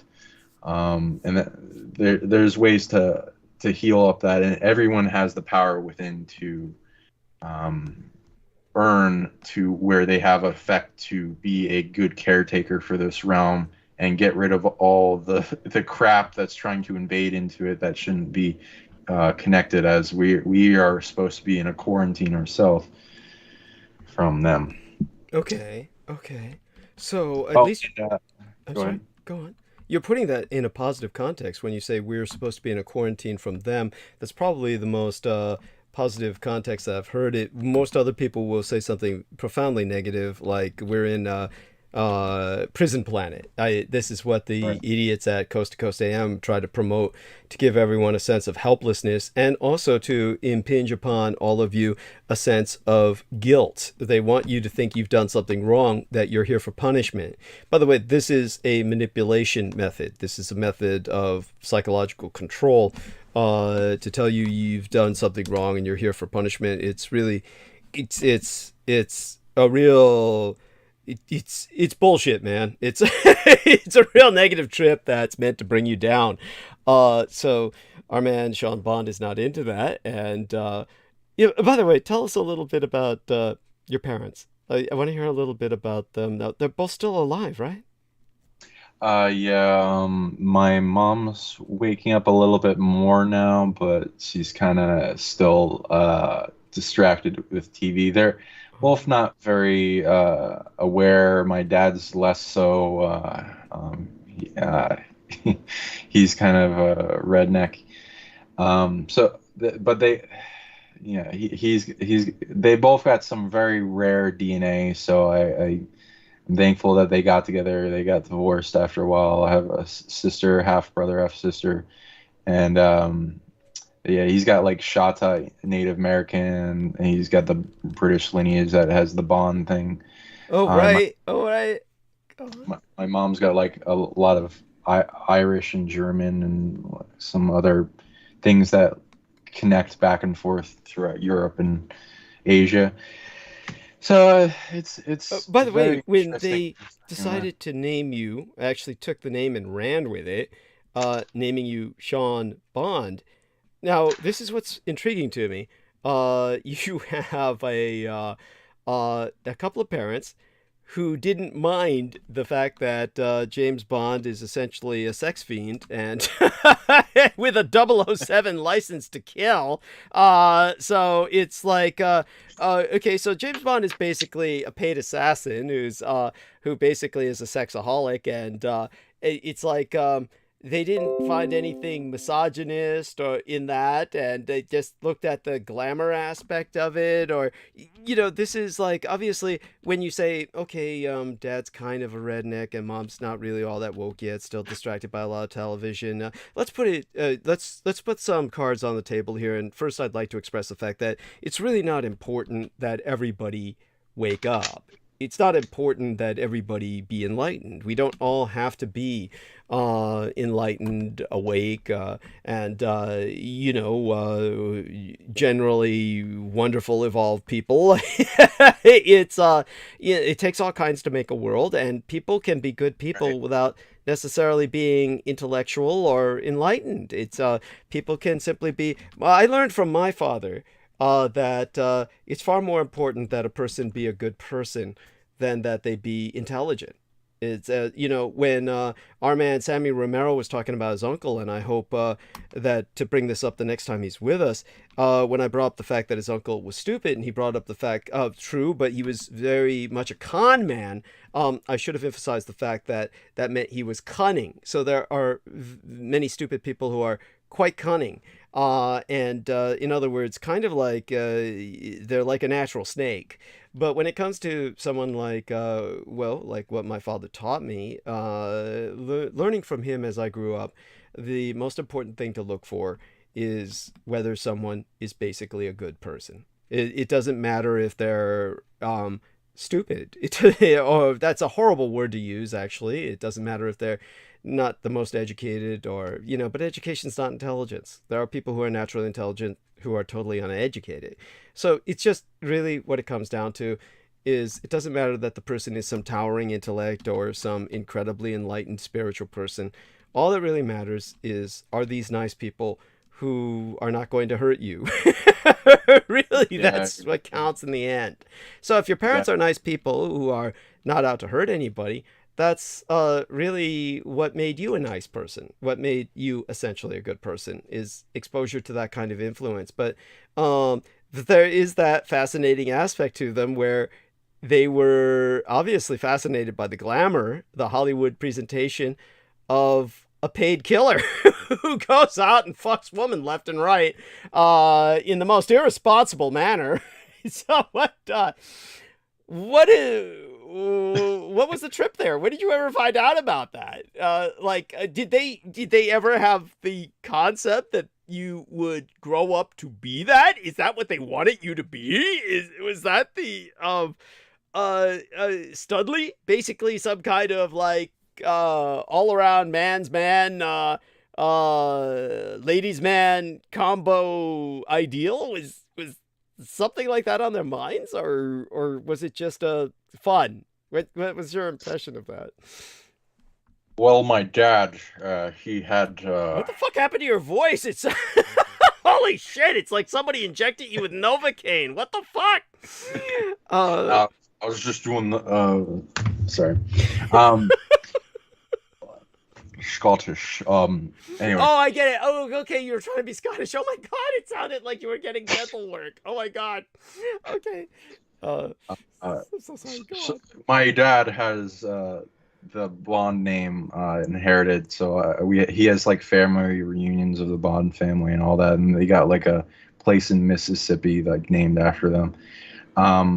Your dad had that done? Oh my fucking god! Well, not him, but like the ancestors, and it seemed to be like something to do with this Revolutionary War. Mm-hmm. So there's like a whole lineage to it. so it's a real name, and my mom was the one that picked Sean because she liked Sean Connery. So it's like weird because like when I watch the the James Bond movies, it's I love the character. I love the voice. It's just there's not that many iconic phrases he says. It's weird. I wish there was more, but whatever. Anyway, yeah. And there's been members of my family that are named James after that, but I don't know much about the spy. In if there's even that much connection, which they would not want people to know anyway, so it's whatever. But how's being called Dietrich the dragon, Is this a touche? the triple D that brings all the D that you need. Oh my god. Is this a touche? Kind of like turning the tables on that? It's one of those things that obviously, how can I express this? When with my name, probably what you would more, how would I say it, more relevantly ask is, what's it like having such a Germanic name? Because of the teutophobia or the Germanophobia, the hatred of Germans that is so prevalent throughout the West, meaning basically the Allied world of the Americans in particular, because they, more than any other culture, basically, the Americans are raised on teutophobia and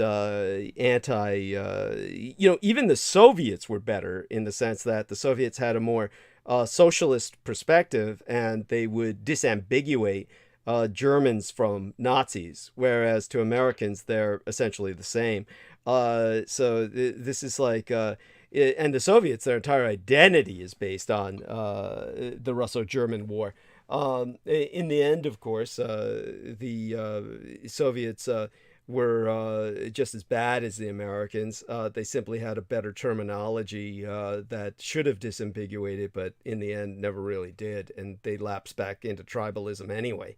But with the Americans, because they have no real culture of their own, there's the closest that you had to it for 200 years was this concept of an Anglian culture, meaning a white Anglo-Saxon Protestant identity of the elite. That was the majority until a fairly short time ago, but that no longer applies, nor should it.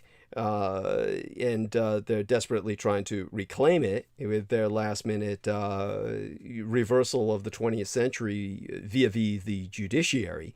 But when it comes to the biggest problem with the name Dietrich, it's the Germanic nature of the name. It's simply the phobic response, the reactive mind response, as Scientologist, or rather former Scientologist, or perhaps he would claim the only practicing Scientologist, Peter Moon would say, it's the reactive mind.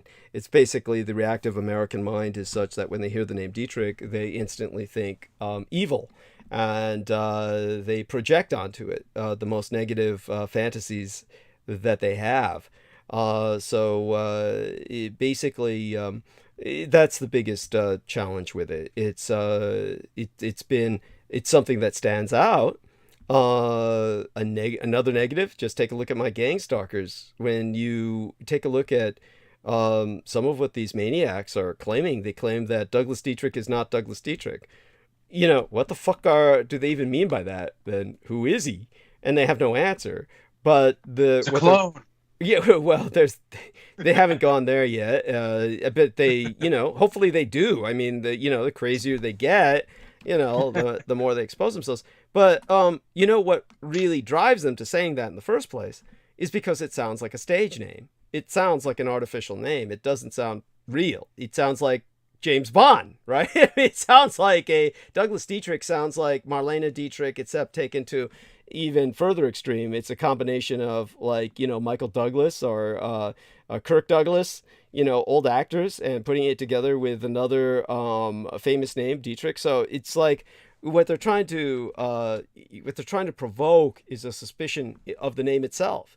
So you see, just as you had a real problem with your name, basically you get fucked up when people search for you. They're like, no one can really find you in a search engine because all they get are fucking movies. So it's like Douglas Dietrich has its own challenges. And by the way, just so people know, there are hundreds of Douglas Dietrichs.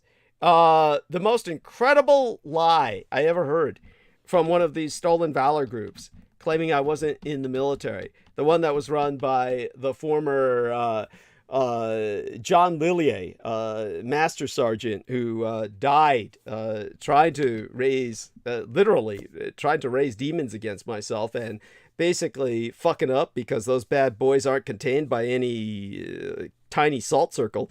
And God knows he died of fright, doing what he was doing, and deservedly so.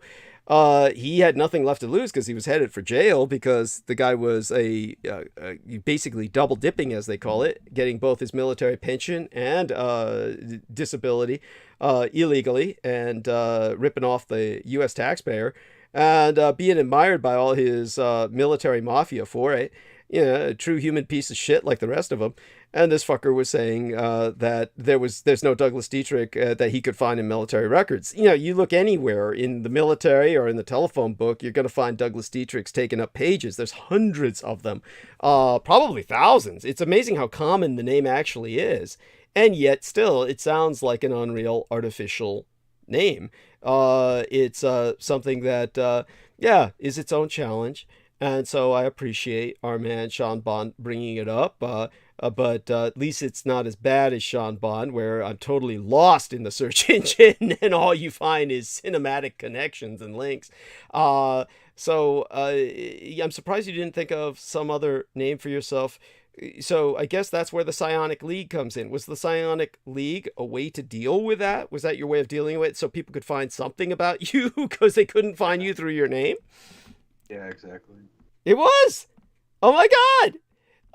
And what inspired the Psionic League? Was that the first thing that strikes me would be the science fiction franchise, the Psychotechnic League. I think that was started by either what was it, Lester Del Rey? Was it Isaac Asimov?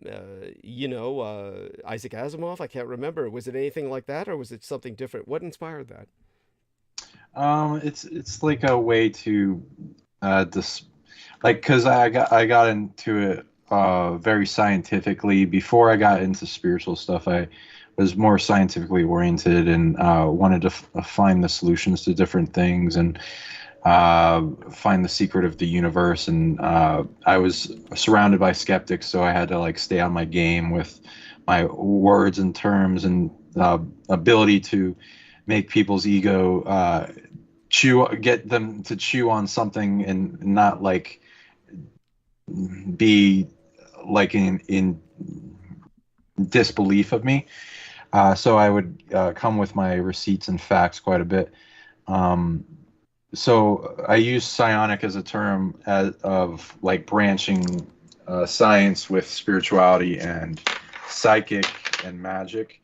It's used currently as a military term to describe an accumulation of wisdom from many different cultures and psychic abilities and supernormal abilities. And it's also used in comics and a lot of other media, including movies, currently as the main term for it. So that's why I'm using that one. The League just I want to make this a group of people, and I want to make it a round table, so I'm not the leader, and everyone's a leader, and so that we're all equal. Wow. In a growing community. That's profound. That's profound. I don't take that approach, of course. I tell people really that I'm their only hope when it comes to knowing how to deal with this. But the better man is Sean Bond. So do understand that he is the more noble man, and what he's doing is to be admired. That's profound. So you're obviously not a cult leader. I'm sorry. Go on. Yeah. You're quite noble yourself, so I appreciate everything you do. I understand that you're very gracious and humble, though, too. So, but I know that you also deserve praise as well. Oh, thank you. I mean, you're such a wonderful individual, and so in terms of you know, again, how are you holding up? Do you want to go to sleep soon, or can you hang for a few more minutes? Or Um, yeah, it's about 4 over here, so oh my God. I'll probably go to sleep. Okay. Give us a few more minutes. It's been wonderful having you. It's about 5 minutes to 4 a.m.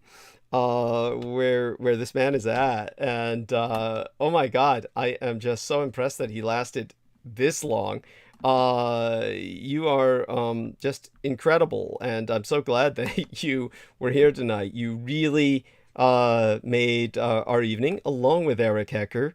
And so I'm so glad that. What exactly did you say to Eric that kind of got him on a better path? He was kind of like I would say a little irate at the beginning of the transmission, and you handled that quite well. You said you had a solution. Basically, to me, can you summarize what your solution was? That I felt that as well, so I understand what you're talking about. Yeah. I gave him the solution for mind control in the different layers. I confirmed that. I also, when I was tracking frequency emissions that were projecting through the environment to influence and attach to people, I would track back some that would go to either psionic individuals, other species, as well as machines. That some would I track back to Antarctica, as well as Australia, China, and Israel mostly, but also a few others in different places. Some sometimes turn on and then turn off, and some are constantly on. And that would add to the field of what was influencing us, taking away sovereignty. And then I talked about the layers of the self that would go into someone becoming immune to mind control. I read in the timeline that it's ridiculous the amount of mind control being put on us, most to the point where it's like you wouldn't think that it's that much. And I was like, when I first read this, I was like, no way, that there's no way that much mind control is being put on us. And then I got told all the reasons and the history behind it. And it's like, oh, we're that much of an, because it makes you feel egoic when you're like, oh, are we really that much important to the rest of the universe?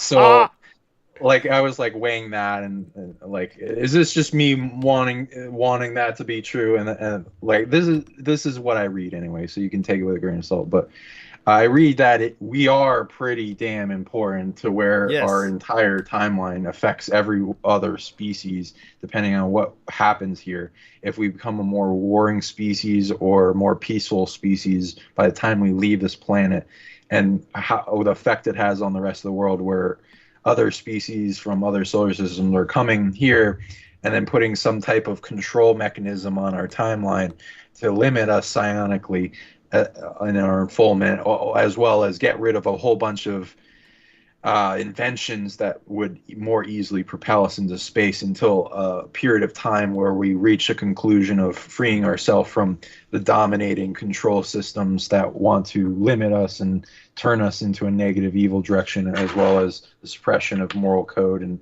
natural law. So there would be things that would attach to us in our collective consciousness of our species, as if there is a single giant brain that connects all brains. Same thing with if you were to see a human body that represents all human bodies in a collective consciousness that influences all. Those that know about that go right to that and start influencing that and suppressing it and putting blocks on it, and then all those blocks go to the rest of our species. The things that are influenced in mind control are the collective consciousness of the mind, the collective consciousness of our emotions, to influence us away from certain information and to get different reactions at different points in time to change our timeline. The ego is absolutely controlled like crazy. There some mostly there's like a King of the Hill battle over the ego in control. Like the top predator for the ego is the one that gets to influence most of the population in most of its programs that will limit it, and that also goes into the chess game over the people's ego prisons. It's like parameters around them that is the cage of the mind that keep them from waking up. The shadow is also fought over the influence of the soul. The will is a big one because then it's like that actual feeling of you wanting to be your greatest self or to stay in your bed and sleep or do something that wouldn't be beneficial. Control centers, and a lot of it goes in the solar plexus. Control centers, also influencing people through dreams, astral travel, all this kind of stuff. And then I also went into these devices that I track back, and when any frequency emission device influences me, I would get a clairaudient signal of it, like it would be like the tinnitus thing, and then I would close my eyes, meditate, and track it back. Sometimes it would influence me with pain, headaches, anxiety, stress, fear, all the different types of emotions they seem to have a technology in and influence. Sometimes lust, sometimes like getting me to forget things, sometimes sleep, like they would try to put me to sleep if I'm like writing a bunch of good shit or like asking questions or evolving really quickly. Then they're like, oh, sleep. It was annoying. So I track those back. Like imagine when you're closing your eyes that you're able to hear the frequency. There'll be like little resonance that like permeate off the skull, and you can track back which direction it comes from and tune into, is it coming from like some device ways away? Is it close by? Is it in like a ship in the sky? Is it in a base underground? Is it coming from spiritually somewhere or another entity? Is it coming from another person, like in some chair that amplifies their psionic ability? Or is it just a machine or an AI or something? And we have the ability to build up chi in yin and yang and combine them together to create a charge effect of electricity. And with intense emotions, especially when you need it, you can send back a ripple of energy that will short circuit the machine and fry it.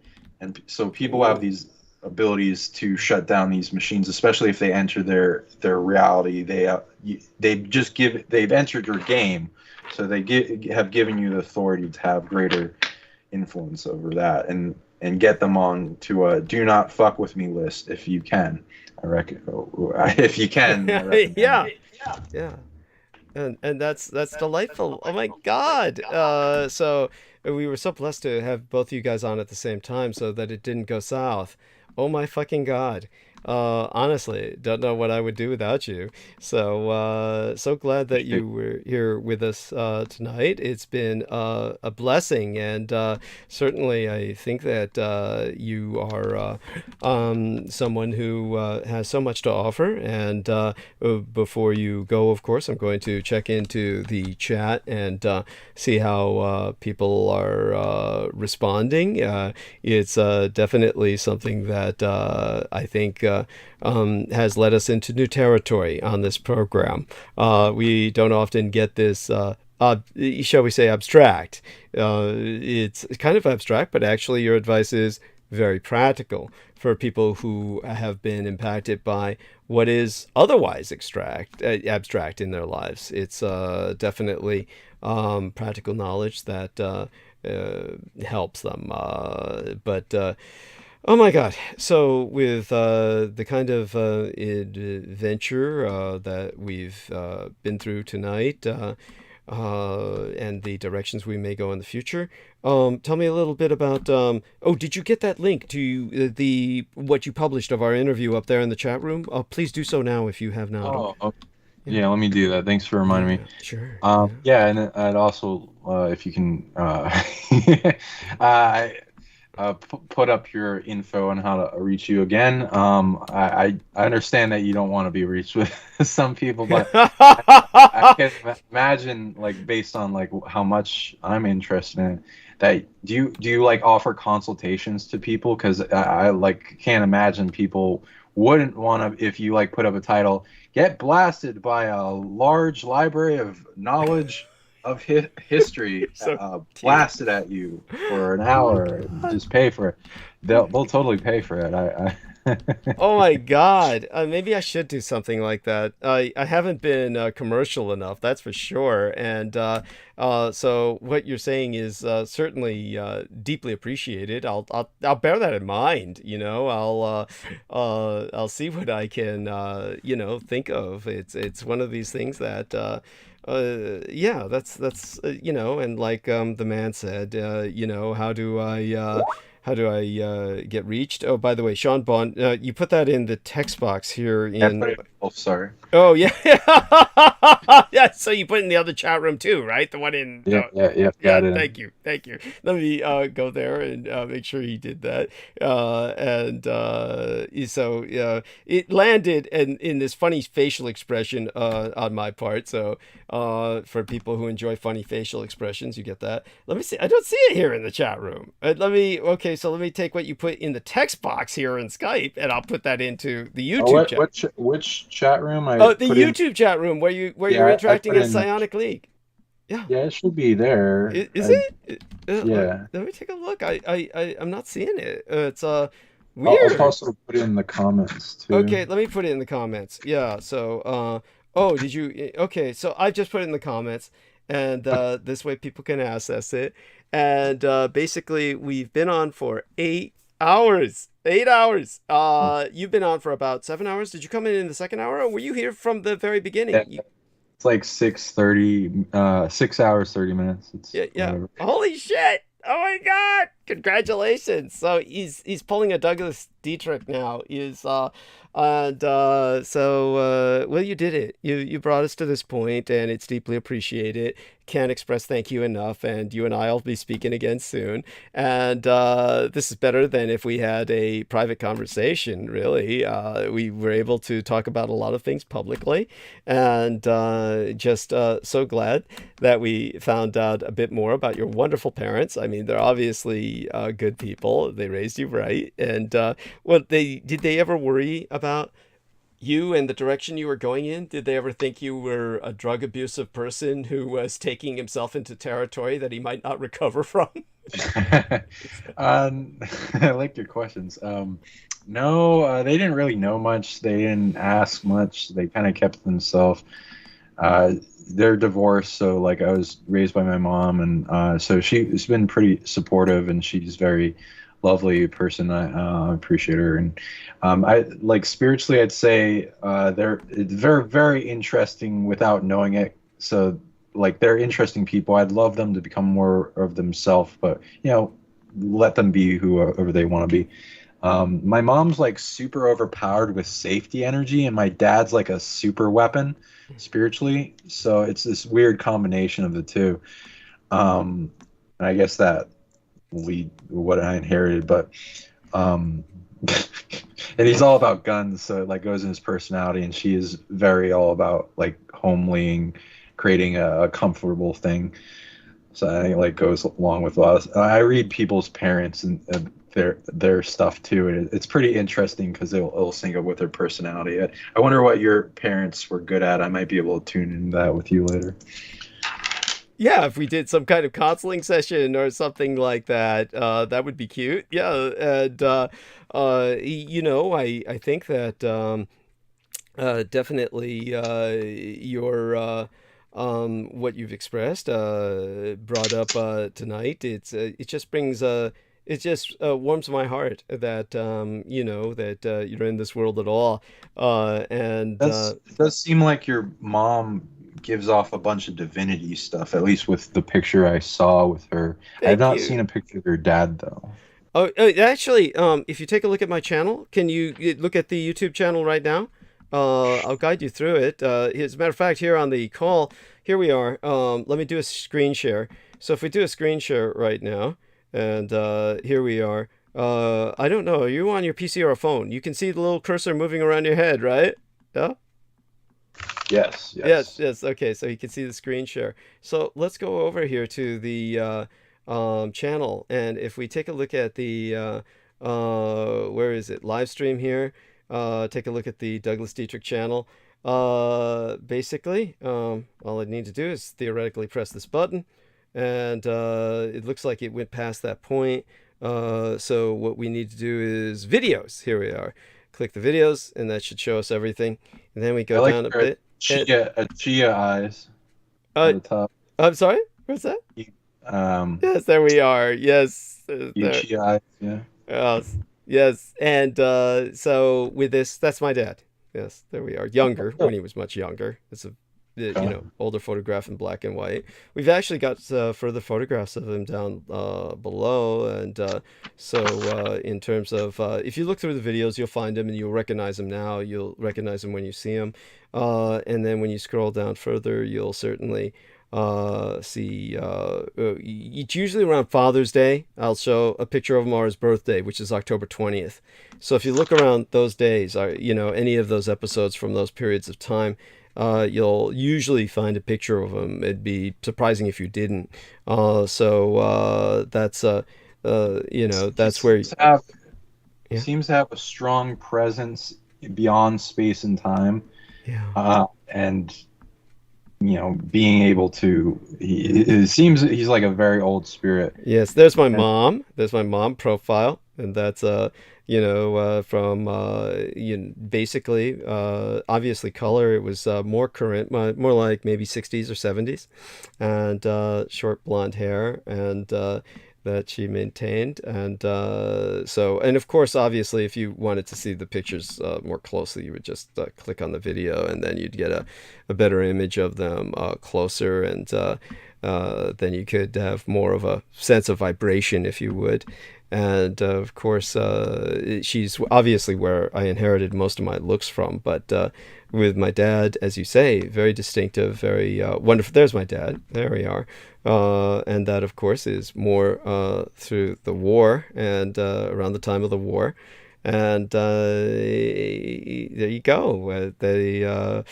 Obviously, a white man, European descent. And very distinctive in his own right. So there you go. It's basically, other than that, there should be a few more photos of him in the videos, but we just don't see them. Yeah, you inherit some rare DNA, a lot more than what you've gone into. It's pretty impressive. Your dad seems to have, besides the absolute beyond space and time, a presence with his higher self and source. He seems to be giving off a big higher mind. Is he very intelligent? I was going to bring that up when we were talking.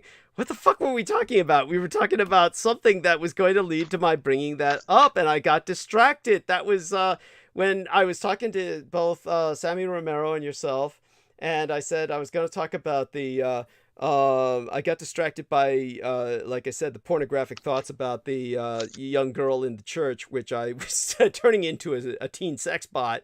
But I was going to point out the fact that, as my dad had taught me, far better that someone be a good person than necessarily an intelligent person or a strong person or something like that. And basically, the one thing I noticed was that when my dad contracted penile cancer, urinary tract cancer, and they performed a penectomy, cut the mushroom head of the dick tip off that we all know and love. And basically after that, my father, now by the way, this happened when my dad was in his, late 60s, early 70s. And he said, they ruined me. And I was like, oh God, no, don't be so stupid. And I said, that's, you are not your penis. And, but after that, it was like his IQ tripled at least. It was incredible. It wasn't that he was a different man, like a walk-in soul. It wasn't like a walk-in soul situation where, who are you and what have you done with my father kind of situation where his personality changed. It was simply he became much more intelligent. It was bizarre. So yes, as he got older and then through... Effect. What was that? The Nikola Tesla effect. Nikola Tesla effect. Why would you call it that? Why would you say? It's like semen retention. Semen retention. Oh, is that what he was into? Like he preach that? He didn't have sex with anyone, at least that I know about. Right. That's right. So saved up all of that and the Jing, so it helps.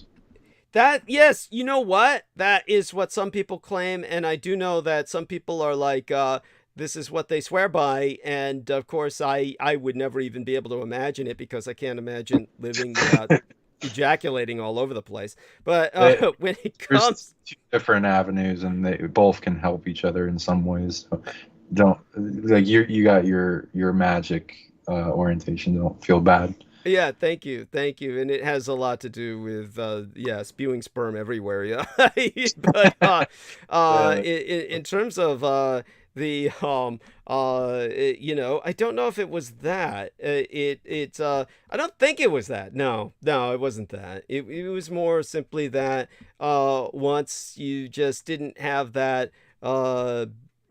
dick getting in your way, where all the blood is going there instead of into, some place where it can lead to thought processes or oxygenate the brain, then you just suddenly become more intelligent. It just, he became, simply more intelligent without the tip of his dick to distract him. That's basically what it comes down to, is how I felt about it. And but I think that it's it's indicative of just what people should remember, that there's more to you than your dick, and by God, if that's not what defines you as a man, and by God, if you ever lose it, you just think of how smart you'll be. The plus sides of everything. Yeah, it was also it looks like he got more of his higher mind to come in after he got rid of the lower mind. Yeah. Not meaning to like make fun of him. No. I get that. Believe me, I get it completely. Don't even worry about that. So go on. Yes. Your mother seems to be emitting a bunch of divinity energy. Besides, like, the vampire thing, she seems to have inherited some deity DNA, as well as she seems to be very overpowered in force energy. So like a Jedi kind of thing you seem to have inherited. So definitely recommend tapping into that. It's very sought after. A lot of things want to steal it, so definitely camouflage and protect it if you can, as it activates more. But also, you can always track back where anything was stolen from previously, or from her in the tech, so that could be more efficiently passed down to her. But it looks like her higher self has the ability to influence things in her environment in like manifestation, in a like a Jedi kind of force manner. So I don't know if you've noticed that at all, like where things would work out in her manifestation will, or not. Yeah, absolutely. Oh my God, you're so beautiful. The fact that you're able to see these things, honestly, I'm just profoundly impressed. You really are displaying your talents, and oh my God, I'm just thank you. I'm very touched, and believe me, it was such an honor to have you here tonight, and that having been said, I'm just so glad that you are generous enough to, at 4:20, heading towards the bottom of the hour, towards 4:30 a.m. in the morning, you're still able to basically display your talent. To display your talent. How the fuck do you... 4:20, I better smoke weed every day. Yeah. But thank you so much for having me on. I'm really honored to be here, and thank you again so much for existing and shining your light of who you are, and helping to bring and unite the people of awakening in your flag hold soul family of expansion of consciousness for the earth. Thank you very much for that. Yes. Oh, bless you. And blessed be thy slumber, and sweet be thy dreams. We will speak again soon enough. And you're a man who was very tenacious about this. Our man, Sean Bond, was pursuing me for years before I finally did an interview with him. And now he's on here now, and we're a family now. And he's part of the extended Dietrich family, the Team Dietrich, if you will. Okay. Honored. Thank you so much. Oh, bless you. Hugs, and you have a blessed night. Okay. Yeah, have a wonderful night. Good night, everyone. Love you. Yes. And we love you in return. Okay. Blessed day. So Ann B says, night, Sean. Yes. And these wonderful people in the chat room, God bless you all. Let me take a quick look through here. After all, pretty much today to me is kind of like a fun day in a sense. We've had so much fun with the various people's here, and oh my god, thank God Robert Walters is back where I can do something about this son of a bitch, hide the user from this channel. Thank God. I did that by going to Sean's still with us. Yes, he's still with us. He could hear that. Oh my god. When I was surprised at our man Sammy going to bed early, but he was probably horny and just wanted to sleep with his lady Maria, and that's understandable. There we go. I'm using the Sean Bond term now. Yes, I was, of course, teaching him to stop using that term because it sounds too unprofessional. Better to use the term lust when you deal with that energy. And of course, some people go to horny jail. You know. Yes. Yes. Oh my God. And there we are with Joe Tai has been back up again. Oh my God. So he woke up for the night and he's just checking around. For God's sakes, go back to sleep, Joe. And oh my God. Oh, he's probably waking up to go to work. Holy shit. That's right. You're both on Eastern Daylight Time. So he's waking up and he's preparing for work because he got to work on the roof. Oh, that fucking sucks. I would die. Wait, what about yourself, Sean? I mean, like, did you ever do any stupid, shitty jobs? Like, you had to clock in? What did you do? That's hell. Oh yeah, running through that. Yeah, you know everything. I could. I like learning skills and then going through them and then leaving if I can somehow quit or something. But yeah, so I'll let you get to your show. I gotta head off to Dreamland. Yes. Hope you have a wonderful one. Really good to be on the show. Thank you so much. Bless you, and we'll all see you in the Dreamlands. He'll see us all there. We'll see you later. I'm not quite sure. That might be into nightmare territory, but yeah. Just okay. Have a good one. I'll talk to you later. Bye. Look forward to it. Bye. That was Sean Bond, and you can find him at the Psychic League. Of course, when he hung up, that hangs up the call, but we're still live streaming. So our call is off now. We are live streaming, so I do need feedback. I want you all to let me know that you can still hear me, okay? So otherwise, there's no point in going on. So do let me know that live stream is streaming, and that's important to know. Now, tonight's episode kind of really lived up to my hangover image and the embedded in thumbnail of live stream. And, every time I decide which photograph to put in there in thumbnail of live stream, I don't think I've ever missed. MP gives me a thumbs up, and that's deeply appreciated, honey, but I need verbal confirmation. So our lady Mirthling says, listening on yet with laptop heat, not keeping it on. Here's ya. Thank you. Of course, Mirthling always speaks in Chinese fortune cookie riddles. and I'm not quite sure where that comes from. But somehow she was programmed to talk like the Sphinx. Chinese fortune cookie riddles is what I think of when she speaks. And yes, thank you, Andy. There we are. So yes, of course, by the way, they're still very obtuse. These ladies speak as if I can read minds. They think I can read their minds. Now I can in this case, but just for, yay, thank you. Thank you. Then she says, hear you. Thank you. There we are. Got it. Okay. So we're down to 250 listeners, but we had a lot of listeners tonight, high 40s, which is, as I said, this is like pared down by YouTube by orders of magnitude from what it really is. And then when it uploads and publishes, you're going to see like 5,000 people on average have been listening to the program. And so they do what they do. And I don't mind because I don't trip off of numbers the way other hosts did at Revolution Radio. I certainly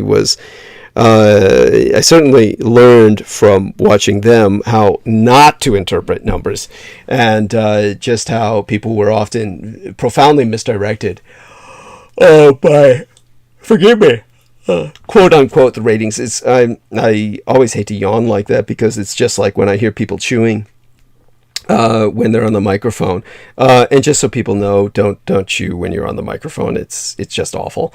And that Lorian Ann Fenton, that the first handler that was assigned to myself, oh God, she ate nonstop all day, and that's all you'd hear when she was on the mic was chewing. Disgusting. And by the way, Ann B says you're welcome. Thank you, honey. And she adds a laugh out loud for the stories I'm relating. And so we have how many hours left? 9 to 10, 10 to 11, 11 to 12, and about a half. We got 3.5 hours left. So MB says, Douglas, Lico would like to ask if you could speak about Q sometime. Oh my God. That's like asking me to talk about,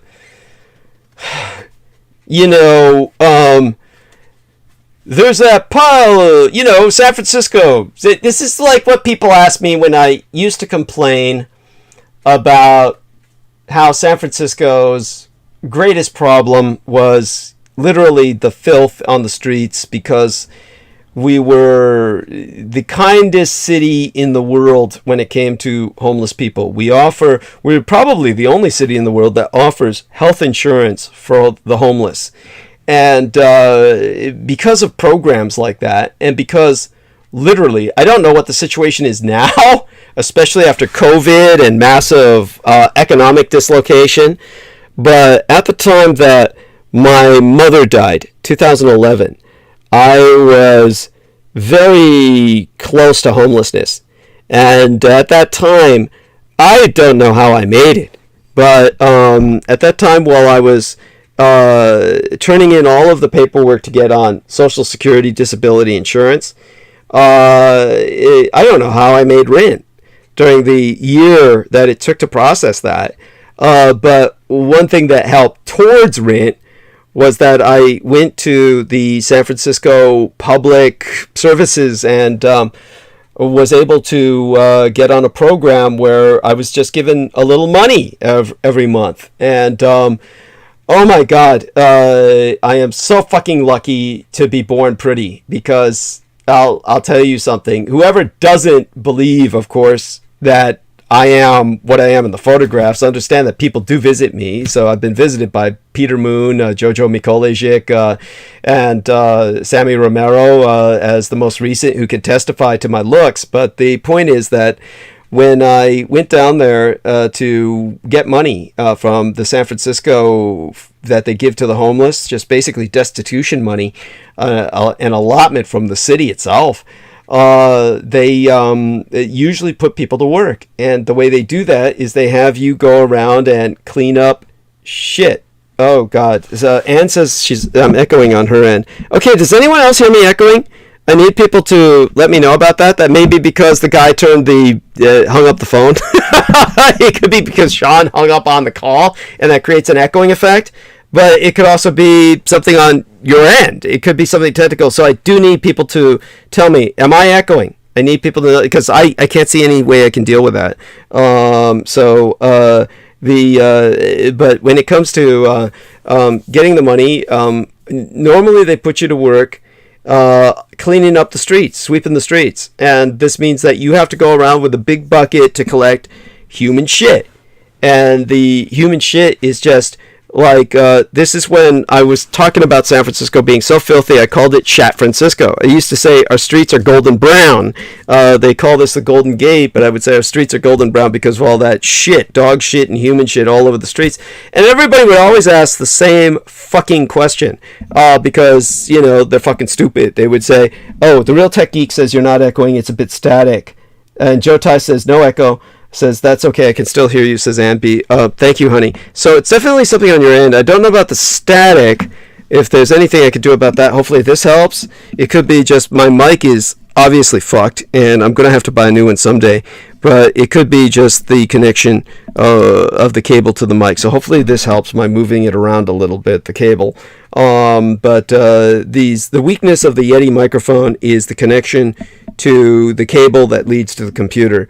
And anyhow, so when I went down there and got the allotment, you have to be crippled or really fucked up where they don't turn you out into the streets to pick up shit. And when I went in there, I fortunately had a Chinese young lady, Asian young lady who was almost certainly Chinese, maybe Vietnamese. And when she saw me, and we weren't wearing masks in those days for all you youngins out there. This was in the days before people wore masks. When I was down there, basically she said, "Oh, you're too pretty to put out on the streets cleaning shit, picking up shit." So she just let me go, and gave me the, just allowed me to have that money without cleaning shit off the streets. So, oh my god, it's so pissed to be born pretty. At any rate, so everyone's saying it's getting better now, and so I moved the cable around, and that helped with the echoing. So there you go. So move the cable around some more, hopefully optimize that. And that being said, Sean is sending me something. Dude is still awake. Oh my god, he sent me some kind of attachment there, and let's see what it is that he sent. Clicking, but the message Vlad that's cute. Vlad the inhaler or something instead of impaler. That's cute. Okay. Give that a little ha-ha, and life is what it is. So there you go. And so our lovely young lady Crystal River was giving me some hearts for some of what I had sent her, so that's good. All right. So let me see if I can fill the last 3.5 hours and talk about things that outrage myself or something. For instance, I mean, when I think about everything going on in the world, there's a lot to complain about.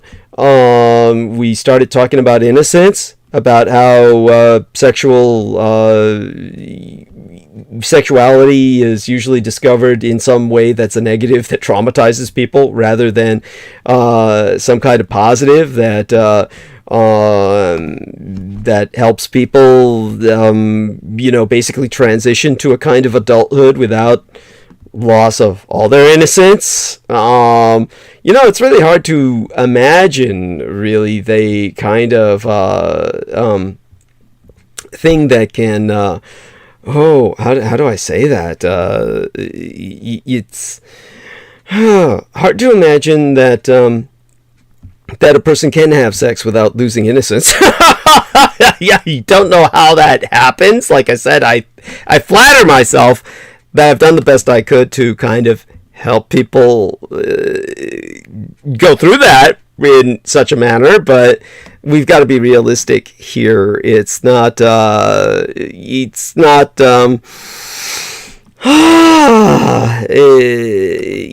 necessarily realistic. It's just what it is. So I'm trying to figure out whether I should start this side of the Atlantic or the other side of the Atlantic. where our dear friend George Knight and John Warrington are. And dear John Warrington has done so much. Honestly, he's been doing a lot lately, and I can never, give him enough of a compliment. And he's basically our archivist, and thank God he was able to work with some glitches that were happening at YouTube recently. Okay, so what I think now, when I think about those two wonderful gentlemen, is I think I'll start at the other side of the Atlantic, perhaps, and then kind of move through the kind of disasters that we're dealing with climate change, and then the kind of disasters that come more domestically or hit closer to home. It's I guess that would be the way to handle tonight's arc of narrative. So I'm kind of thinking aloud, kind of gearing myself up, towards the towards what I've got to do, which is basically earn my pay by providing cogent analysis of your world. And that includes a good dose of outrage, which otherwise, without which, there would be no point in relaying what's going on in the world. Because honestly, if you're not outraged, there's something wrong with you.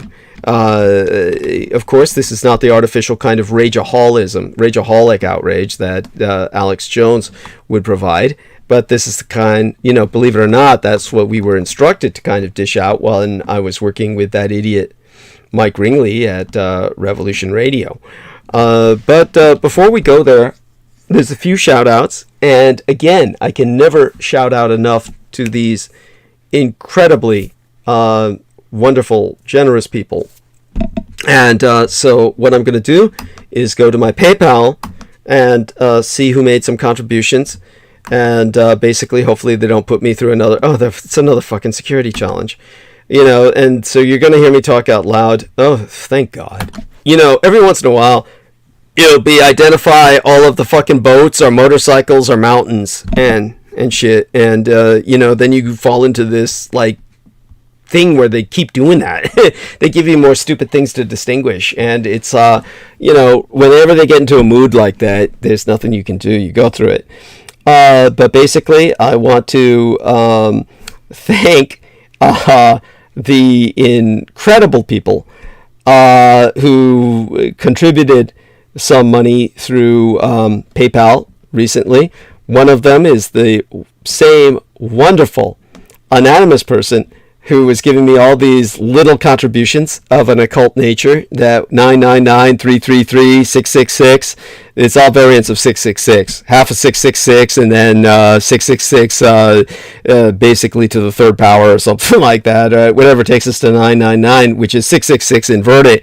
And then, of course, the 360 implying a 360 degrees full circle turn. 180 implying a full 180 degree turn. This was all very occult, and it was all provided by this wonderful individual who prefers to remain anonymous. Tonight he said, thanks DDD, or thanks DD, thanks Double D, basically, and sent 333, half of 666. So, my thanks for that. As well, definitely want to thank the wonderful people such as Ambi is saying gematria. Could be, yeah, and I think that's reasonable. I think it's more basic than that. It's just having fun with the numbers.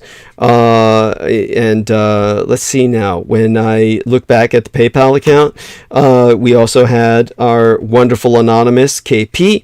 I call him KP because it's not their initials, just so people know. And KP gave us 30 United States dollars. I definitely needed money in the PayPal account. You got to always keep something there, a reasonable amount, like what's in there now, $31.42. And none of this would be possible without these wonderful people. So thank God for them. Oh my God. Oh, forgive me. With that, as well, again, the biggest thanks are to T-Tank Barry. T-Tank Barry a man with an incredible man with a wonderful machine. That's how I describe his vehicle. Not going to give people any hints. And this individual, he dropped by and personally delivered 400 United States dollars. And honestly, without that, I would not have made rent, would not have stabilized, would not have been able to afford the pizza that I'm eating tonight. And God bless, a shout out to Holly Kaditis Kiefer, who promises another 100. Again, any one of you out there who can help, believe me, this will carry me through into helping next month, and we'll make next month infinitely easier. So all of this is important, and I get enough together, I should be able to buy what I want, which is at some point an electric can opener, so I can open up some of the wonderful canned goods sent by Dennis Marshall. Another shout out unto he, and he was very supportive when I let him know that Michaela Grigorich shut down the one public community fan page I had left. And that brings us to kind of starting into tonight's narrative. But before I do that, more positive things to be said. Contributions from positive people like Dennis Marshall with his care package that I'm still trying to access. Clarice Claudette, who provided this care package. I'm sitting on it. Wonderful heating pad that I use to warm my butt through the night when I'm doing these all-nighters. And without that, I'd freeze my butt off, literally, because there's no heat in the crypt here. And, aside from all of that, there was John Warrington and how he helped recently. And everybody maintain him in your thoughts and prayers. He provided me some details about the murder of his parents by his brother that I didn't know. His lunatic brother, who was stalking this famous German runway model for years, they had to get a restraining order on him, an international restraining order, because he somehow kept flying from England to stalk this German model who I keep thinking Heidi Klum, even though I'm thinking it's not Heidi Klum. It's that's the first name that always comes to my mind. So I'm going to look up German supermodel and see if I can find the name of who his brother was stalking. I mean, a creep like that used to be funny, but then he became a murderer. Claudia Schiffer. He was stalking Claudia Schiffer, and basically she had to get a restraining order against him. This guy's a total fucking creep, the brother of our man John Warrington. And so his brother wound up decapitating his father, cutting his father's head off. Isn't that awful? And killing his mother on the same day. Killed his mother and father on the same day. Their mother and father. But isn't this just horrific? And by the way, oh yes, Mirthling says, Zelle is easier for me. Although I can do PayPal, I simply have a far easier method, a money give. So Mirth, honey, mwah, I love you beyond expression, but oh my god, I don't know anything about Zelle. You can send a money order or a check to my address. I'll enter that address here, and so this will be for anyone who wants to use that method. I'll look up Zelle and see if I can use it, but honestly, I don't think that's going to be the way to go. I don't know anything about it, and I'd have to presumably establish an account. So let me get my address here for this wonderful lady, Mirth Ling, and she has the option of perhaps sending a check or a money order if she wants to help. Now, I just entered Douglas Dietrich like an idiot. So let me see if I can erase that. Remove, there we are, trash that, and enter it again as part of an address. Douglas Dietrich. And then, now that I've said good things about good people, how does that work? I get it. I'm trying to go beneath, and it's just not operating that way. So Douglas Dietrich, I'm trying to do what I normally do typing, and instead of allowing me to go below, it's like I'll just have to enter it as like this: 1242 Green Street, and our man T. Tank Berry knows it well. He's been here several times. 1242 Green Street, comma, San Francisco, California. And then 94109. Here we are, 94109. There we are. So for anyone who wants to send, check our money order. Douglas Dietrich, 1242 Green Street, San Francisco, California, 94109. By the way, the Real Tech Geek says, Zelle works with Bank of America, Chase, and Wells Fargo. It's zero fees, very quick, fast, efficient transactions. Okay, I mean, I'm sold. But, opening up a account, on the other hand, a Zelle account, or doing something, I'd have to establish a Zelle account, right? I don't have an account with any of those banks. I'm JP Morgan Chase myself. So, it does. He says Chase. Okay. So she says, PayPal, shall it be? You did not do as idiot. You are a genius extraordinary. You're so kind. Oh, Mirthling is such an angel. Honestly, honey, I don't deserve you. Or the Real Tech Geek, or any of you in the chat room, or Joe Tai for that matter. All of these wonderful people. And so the Real Tech Geek is asking, is the cable removable? I think he's talking about the one connected to the Yeti mic, the Yeti microphone. The cable is removable from the Yeti microphone. The problem is that the Yeti microphone entry point, basically the vagina for the cable to be plugged into in the Yeti microphone, that opening, the vagina of the microphone, essentially, that's the weak point of the microphone. It gets loose. Basically, the pelvic walls collapse, essentially. So after only, because I move my equipment around more than anybody ever should, basically because I'm hosting from my bed, basically everything disintegrates with entropy, with just basically the constant movement. I've got this flotation device that I put the monitor on and the microphone on, and it is a house of cards at this point in history. It was the incredible box that came with my Alienware computer that Lori and Ann Fenton wasted thousands of dollars buying, and that I literally gave to my 3D graphics modeler because I had no use for it. It was like giving me a Lamborghini or a Ferrari, and I'm somebody who doesn't even really know how to drive. Unless you give a machine like that to a professional driver, somebody who's like a racer, driving for a living, somebody who can do something with it, with a muscle car, it's it's preposterous. It's somebody else with that doesn't need it. It's a burden, not a benefit. And so I gave my Alienware gaming computer to my 3D graphics modeler, and through that I earned his friendship, and it was well worth it. Honestly, the free tech support that he provides, his friendship, honestly, he's lent me money when I needed it.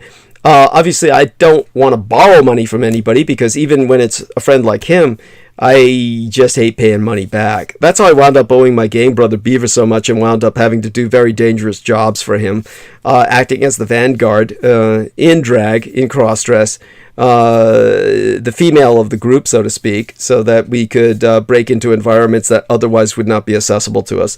The Real Tech Geek says, which Alienware did you have? What was it? It's Alienware...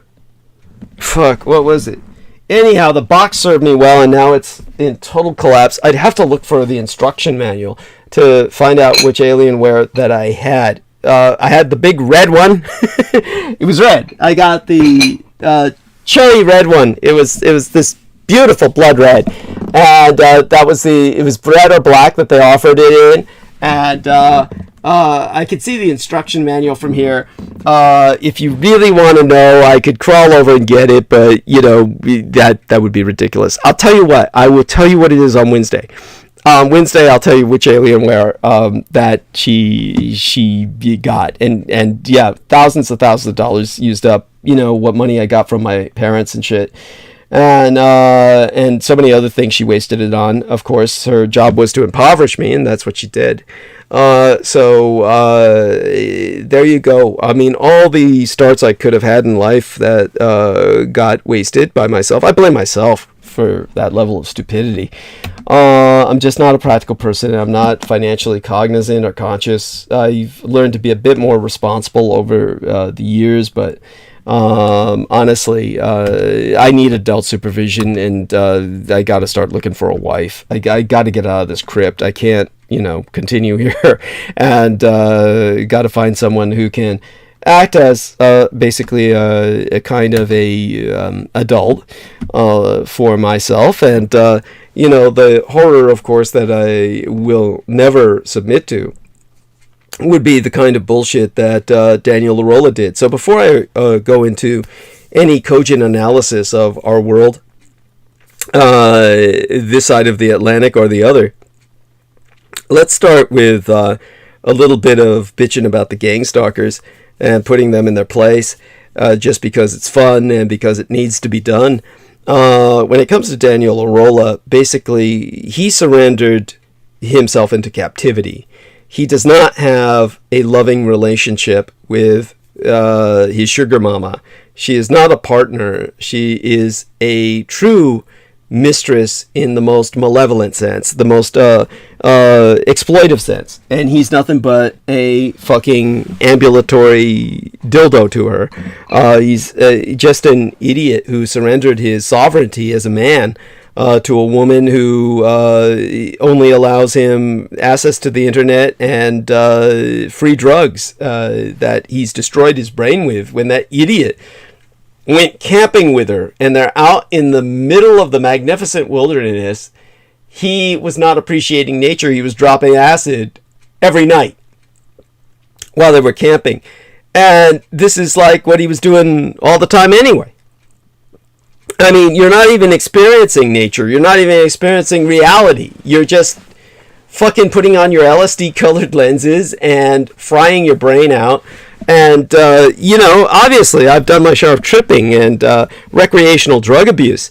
But there is a distinction between recreational abuse and just total fucking self-destruction where you're rewiring your brain in the most negative sense. You're frying it, and you're basically rendering yourself bipolar, which is essentially what he became. So the one thing that all women should know is that what I'm seeking is a partnership. I have something to offer, which is the ability to at least be caring in the most infinite sense, loving, and certainly able to render a form of happiness. But in a great example of the kind of, how would I say it, potential situations that could have worked out that way for me but didn't, was this older woman, a mature woman at the age of your average grandmother. She was a big fan of mine and drove up to one of my first public presentations back in 2012. Another beautiful older woman was attending that conference. She didn't even pay. She just walked in to listen. And Lorian Ann Fenton, of course, was not happy at all. Trina Foster, on the other hand, did pay. She came up with her husband, who was very elderly. They were both dressed very formally and as if they were attending a wedding or a funeral. Very supportive. She had been following me for a while on the internet and became very much a fan. Her name was Trina Foster. And she was someone who obviously was basically waiting for her husband to die so she could collect the insurance and start a new life.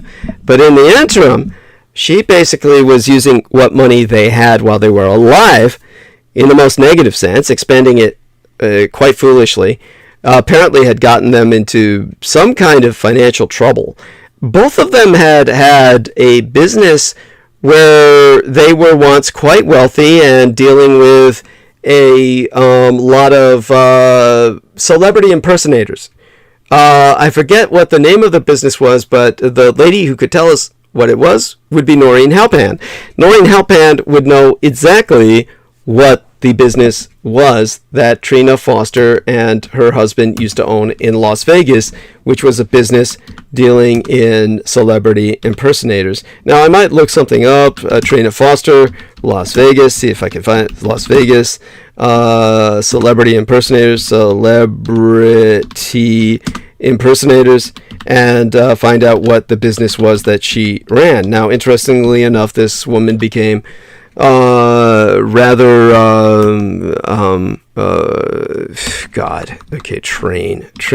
Foster, not Train Foster. Trina Foster, okay, search only for that. And her picture comes up, by the way. Her picture's all over the internet.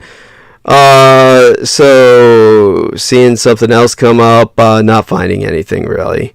Maybe it was called Live Nation or something. I have no idea. At any rate, the girl who would know about it, young lady who would know about it, would be Noreen Halpan. By the way, so Trina Foster says, let me see. Anyhow, like I say, if you look her up with the tag words that I just provided, Las Vegas and celebrity impersonators, you'll find her all over. Her pictures are all over the place. And she's obviously a very attractive woman, and was certainly older, but maintained herself quite well. And Trina Foster essentially was into me. And then, of course, she basically began to buy into the Gangstalkers because she was into conspiracy and UFOs, and basically started listening to people like Richard Dolan, who basically told her stupid shit like, oh, Douglas Dietrich claims he worked in security. You know, again, always the attack on my character and personal history, and just whatever they can grab onto. And whoever just buys into this shit, you've got to be an idiot. And of course, I have to lose all respect for these people who wind up just diving into that sewer shit. And eventually the poison just saturates you through the epidermis. I mean, if you were to jump into a sewer, you would likely get very sick, because even if you were not protected and your epidermis were exposed, you can think of all the parasites and incredibly malevolent biological entities at the microbial level that would just penetrate your epidermis, your skin, your epidermal barrier, and just ultimately kill you. Brain-eating amoeba and anything else you can imagine. Tapeworms, anything you can imagine if you're swimming through pure shit. That's what happens when you jump into the world of conspiracy and are swimming through it. This is not anything you would do as a sane individual physically, yet people do this psychologically with their minds by entering these fields. So she was personally interacting with these people, which is the same as physically swimming in that sewer of shit. And so she wound up hanging out with Richard Dolan, who claimed that I could never have been involved with security work because I had long hair. As if I had had long hair while I was in the military or involved with security work. Beyond which, all of this is stupid anyway, because long hair, he claimed, would never be maintained by anyone with that background, because they would always be security conscious. It's the most bullshit thing imaginable. Veterans who, of course, in Vietnam had short hair through military buzz cuts, came home and grew long hair, because they're trying to forget that world of being in the constant red alert mode. Understand this much. You know, when you become a cop, a sworn peace officer, in the old days, it was expected, indeed considered a requirement, mandatory, that you be armed at all times, that you always have that firearm with you as a peace enforcement officer, because you never knew when a situation might develop where you needed to use it. But the psychological burden of having that lethal firearm with you at all times, loaded and primed to kill, destroyed the minds of many a policeman. And in the end, as always happens, possession of a weapon precludes use.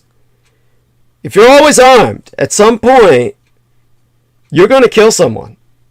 And far too many police officers began killing their wives, even their kids.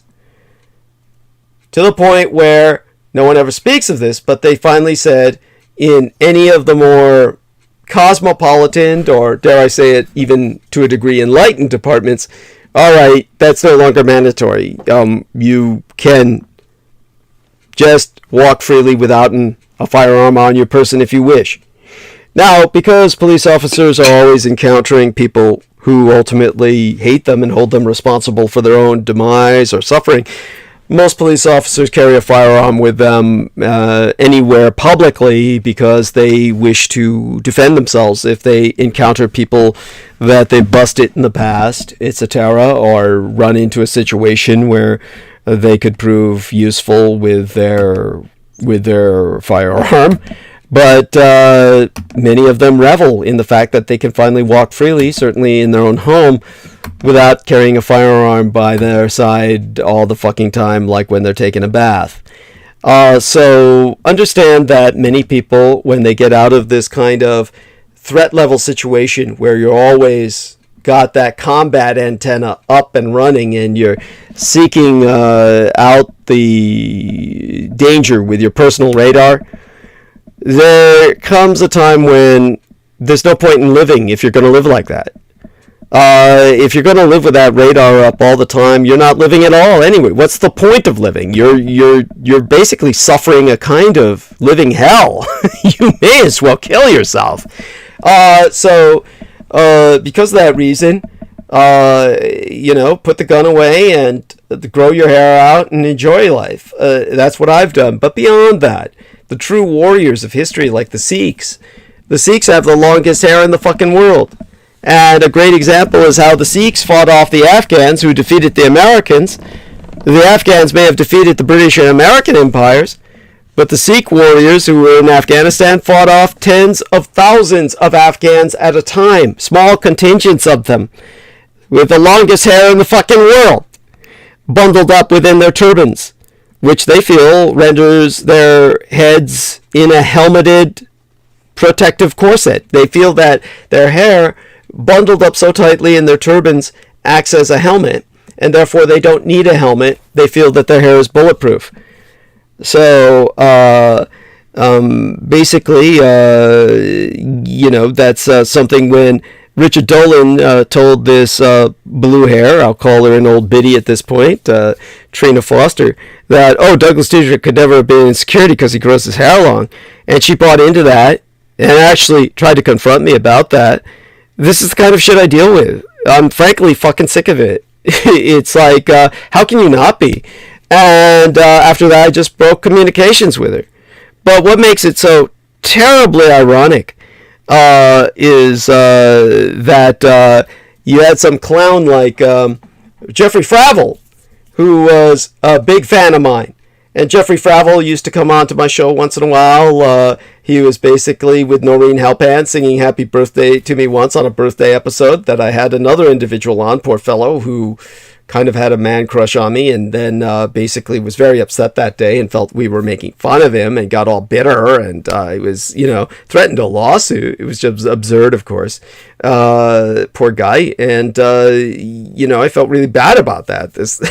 He was an expert sharpshooter and could do plenty of Wild West tricks. He lived in the Wild West, Frontier West, New Mexico, Arizona state, I believe, one of those two states, one of the Four Corners states, and used to appear on the History Channel a lot, shooting aspirins out of the air and stuff. And so when he appeared on my show along with a partner of his that had been assigned to investigate, the two of them, Lawrence Livermore Labs and other national laboratories, for all of the theft that was going on, and were exposing supermassive amounts of governmental corruption. I had them on my show on Revolution Radio about that, and then, when they were on with me just speaking about, their experiences, and one very professional and the other one who wanted me to go down and visit him, which I of course didn't want to do. And just so men in general know this, I mean, obviously someone built like myself, small and effeminate, really doesn't want to hang out alone with men who are twice my size and weight, which most of these men are. And I hope you can all understand that. And I don't understand why I chronically get these invitations by men to, hey, why don't you hang out with me for a few days? You can stay at my place. And it's like, no.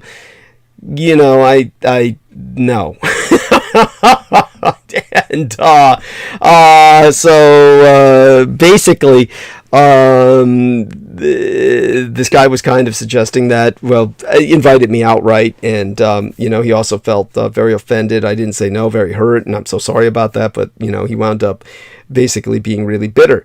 And but Jeffrey Fravel, who was part of all this kind of fan base, he first approached me when he was talking about Trina Foster, saying, wow, this bitch is crazy, and she's looks totally manic, and so then I explained to him, look, she's having some problems. She feels really sensitive to various radio emissions, so she basically feels that that all of the radioactivity from microwave readers, basically the meter readers, automatic meter readers that are installed in her home or her apartment at the time were killing her, and so she feels really sick all the time. And he said, oh my God, that's like a slap in the face with a cold fish. I feel so different about her now. And then he wound up in communications with her, and he wound up marrying her.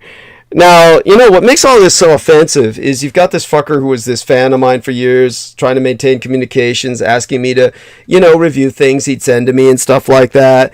And then, was very much an advocate and a defender. You get this woman who's a super fan, drives up in this very expensive mobile home to meet myself, invites me into the mobile home.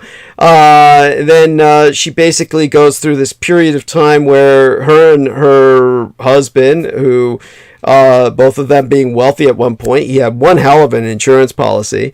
And I guess she was essentially killing him by first rendering them homeless, himself and herself, where they were living in her car.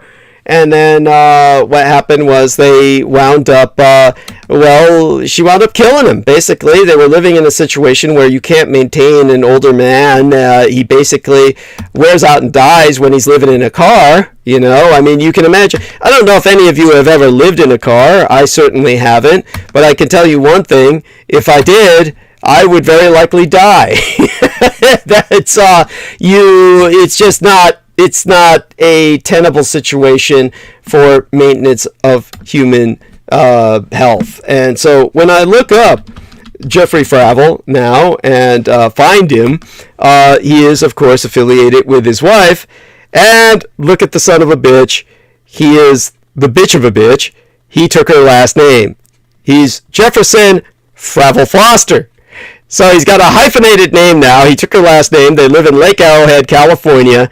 And basically, he married the woman who once was talking to me about a relationship. And basically, they bought this big house based on the dead husband, who had a hell of an insurance policy because they had a hell of a business going once with celebrity impersonators in Las Vegas. So we're talking about they had a very good thing going, and they made the most of it, had a high-quality life. And then she did something to render them homeless, and they're living in the car. And then the old guy, of course, died. And then she wound up marrying everybody's favorite window cleaner. Now, just to put this out there, Jeff Fravel was a window cleaner. He was the clean doctor, as he called himself. And as the clean doctor, that's how he met the girlfriend he had for about 20 years, who was some other rich guy's wife. And because he would clean windows, and who the hell hires people to clean windows other than wealthy people? He wasn't cleaning skyscraper windows. He was cleaning estate windows. So he basically, this woman was the silver medal winner at the Sarajevo Olympics in ice skating. So whoever the woman was who won the silver medal in ice skating for America, Team USA, in Sarajevo, she was married to a rich guy, as you would expect her to be. And so the silver medal Olympic winner from Sarajevo, Team USA, she was basically in the bathroom taking a piss when Jeffrey Fravel is looking in at her through the sunroof, and something happened where she thought that was the hottest thing in the world, and they wound up fucking each other. So basically, first she screamed. I know that part, the way he related the story. He's looking down at her. She's going in for a piss, looks up at the sun window, and his face is looking down at her. And first she screams, and then there's no one in the estate, and it's vast, and no one can hear her. And at some point, they wound up fucking each other. That's like a porno film thing. I mean, that's something that doesn't normally happen, okay? It doesn't normally work that way, so men, don't do that. That's not the way you get into a woman's panties. But somehow it worked out here. Like somebody was directing a porn flick or something. And then he wound up this lady's boyfriend for 20 years, basically, where she was fucking him on the side.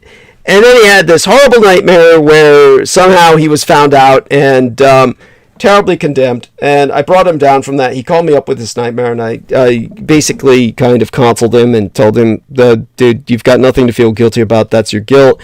You've got nothing to feel guilty about. This is not something evil that you've done. And, I do things like that for these guys. What do I get? He steals the lady who was hot for me until she ran into Richard Dolan and then suddenly thought, I can never be what I am because I've got long hair. Then she winds up running off with this guy who has basically no hair because he's got male pattern baldness. Whatever turns you on. And the two of them together just live their life now, and I'm not happy for them. No, it's bullshit. It's like fuck them. They began like talking shit, of course, and it became basically gang stalkers. So this is the kind of crap that I deal with in life. And with somebody like Daniel Arola, this idiot, he winds up with his sugar mama who won't give him any money that's his own. Basically sends him out to do shopping trips. He comes back, he has to give her the change, she checks the receipt, and he gets no money all his own. He just gets unlimited access to the internet and a bunch of free drugs, which wind up destroying his brain. And look at him now. He's using his refrigerator art to just shit and piss all over me with the gang stalkers. And it's like, now he's an Edomite. Now, all of these people are proud Edomites, and what does this mean? An ultimate fate of nullity, annihilation. This is what they're seeking. So when it came to Mikhail Grigorich, just to clarify and contextualize that situation, what had happened was, as I expressed, older lady, crush on myself, sets up a public community fan page, which she could easily have just left up forever. And it was the only public community fan page I had in my name to interact with the public with.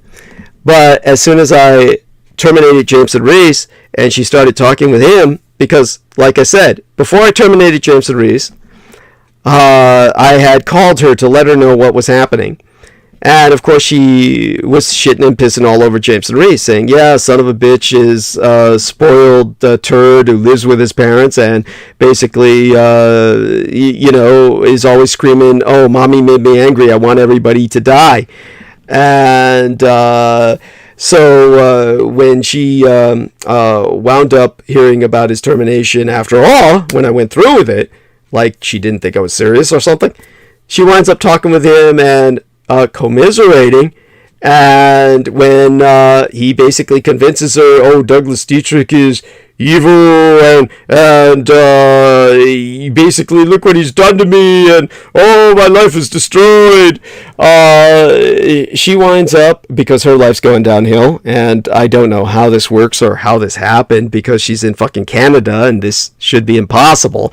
Because Canada's got one of the best social welfare systems in the world, and it's like if you're in the system, you really have no danger of homelessness in Canada. It's like in Canada, you really have to work at it to become destitute and homeless. It's like you got to be trying. Because Canada is a social welfare system extraordinaire. It is like, it's just this side of communism.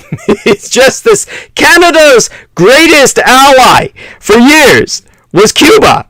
Canadians would vacation in Cuba. That was like their Bahamas.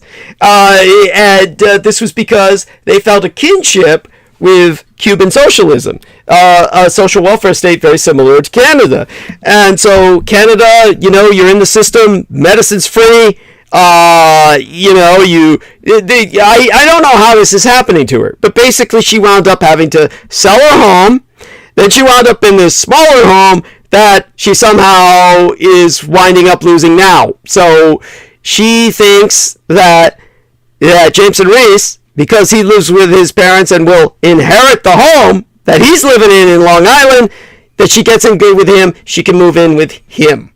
And Jameson Reese, since there's no other woman that will have him, and because he's no longer the stud that we always flattered him as, because we would say, look at his old pictures, he looks like he could be a Chippendale dancer, it's all bullshit because of all the cough syrup that he does. All that shit destroys the liver, and as a result, when it destroys the liver, he looks like shit now. He's just all flabby. So in case you were thinking about experimenting with DXM, which I don't think our man Sean Bond even recommended, dextromethorphan destroys the liver. And not only that, it creates this cough syrup psychosis, as they call it. The robo-tripping, as they call it, is really not good for you in any way. Dextromethorphan in cough syrup is the poor man's psychoses. Okay? The poor man's PCP. So it's like really just liquid shit.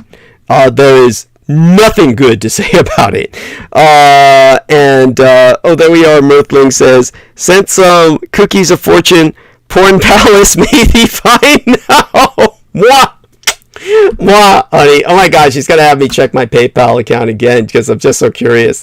I should get a notification soon. You got money. So I should be checking the mail for that. Actually, the inbox. Hasn't come in yet. Sometimes it takes several minutes for that.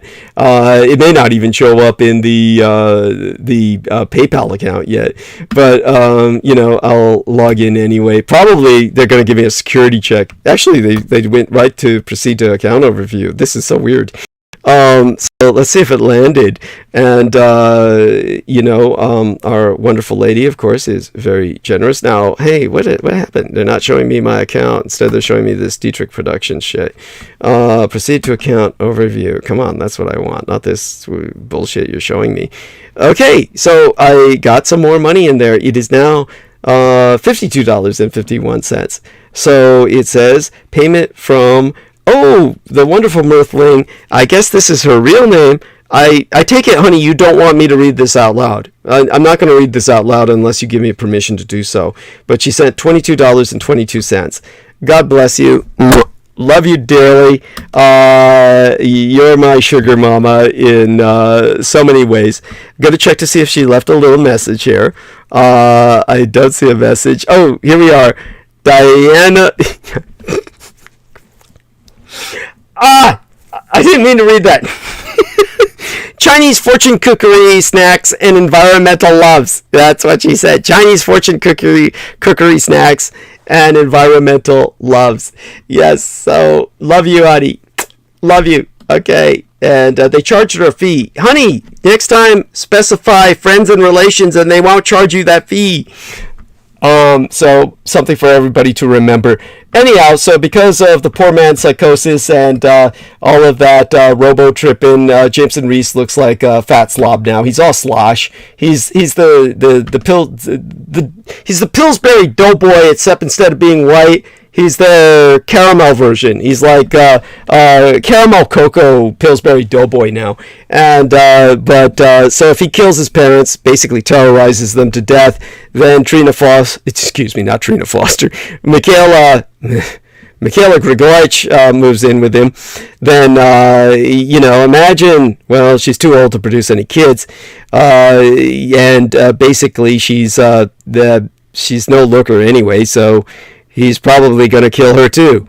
This is something that we can all prevent by just reporting the fact that he's exploiting his parents by financially and socially isolating them and terrorizing them into giving him money to buy his multi-$1,000 Asus gaming computer, which, he's on welfare. He is not able to afford that. He's using his parents' money. A true parasite in every sense of the word, as all of these people are, basically destructive parasites. So something's going on there between them that is a Fravel Foster deal, and I don't wish more power to them. May the absolute worst happen to them in terms of their downward spiral. The worst thing of all is that Jameson Reese said, basically, this is Douglas Dietrich's only contact with the outside world on Facebook under his own name, so deprive him of it. And so that's what she's decided to do. She's in pain. She wants all that pain to run downstream. And so she decided to deprive me of my public connection with the world on the Facebook venue.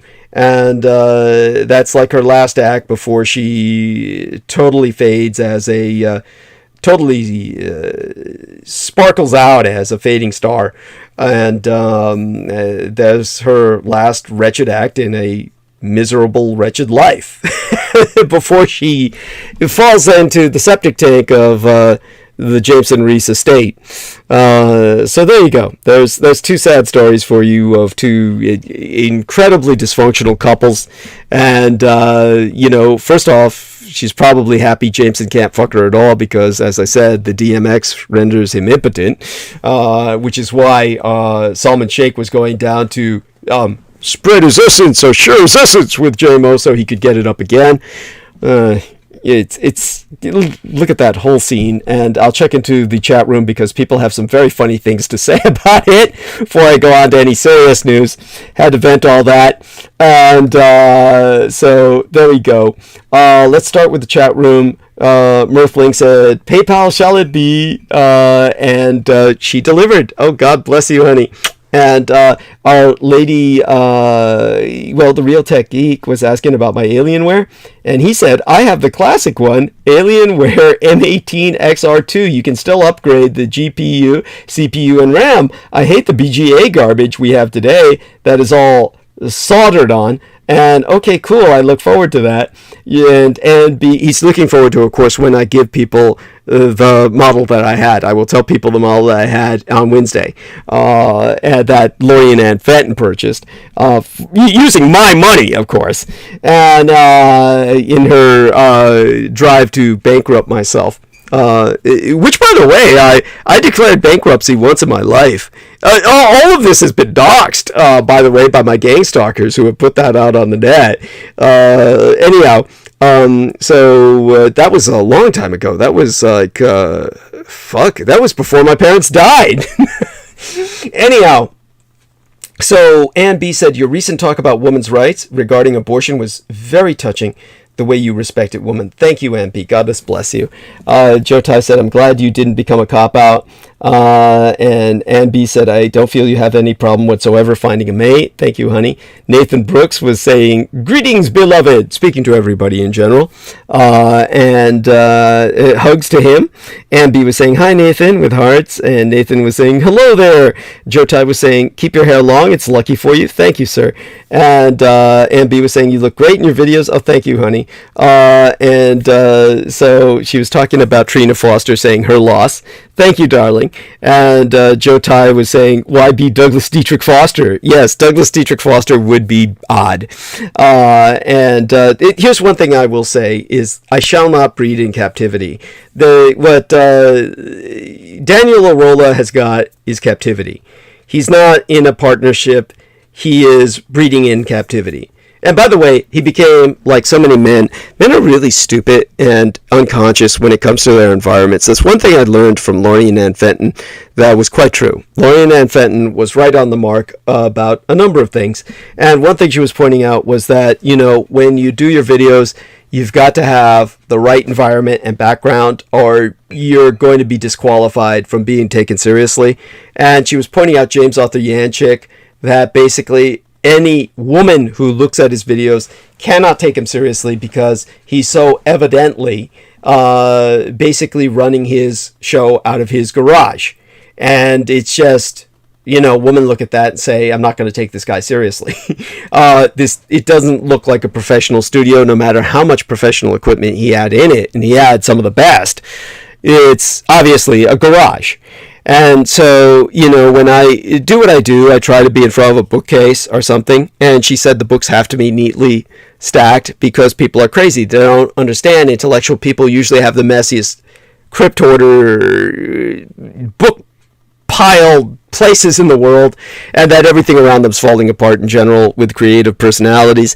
They respect people only when they have a neat background, as in, clean and well ordered. So I maintain that bookcase behind me as one of the spots in my hoarder's crypt that is presentable, and I do my filming in front of that for the videos. Places like that where I can park myself and it doesn't look like a hoarder's crypt. And the one time that I was sitting down in this bed where I am talking to you now, hosting my transmission, and James Arthur Yanchik asked me to turn the camera on, and behind me was, piles of books, and it looked like a madhouse. He's saying, let's do it here. And, when I told Lorianne Fenton about that, she said, he is trying to sabotage you.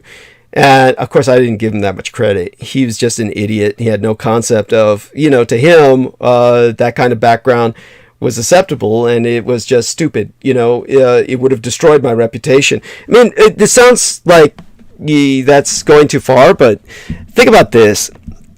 When people are unaware of their backgrounds, and of course, my lovely son, my wonderful son, who is, of course, adoptive, my surrogate son, he is a professional photographer, or trained at the professional level. He doesn't really promote himself as one. Now, he brings up the points about environment all the time that's made me hyper aware of environment in terms of presentation. And through his wisdom, and through the cunning of Lorianne Fenton, I look at where guys are presenting themselves when they do amateur videos, and it's amazing how they discredit themselves. There was this one poor bastard at Revolution Radio, and this poor son of a bitch was delusional enough to run for president. And I'm not talking about that Steven, what's he calls himself? Truth Cat Steve, I can't even remember the fucker's name. Our Lady Noreen Helpan would remember his name. But he was the guy who was Occupy the Getty. I could look that up and I would find out immediately. Let me look up Occupy the Getty.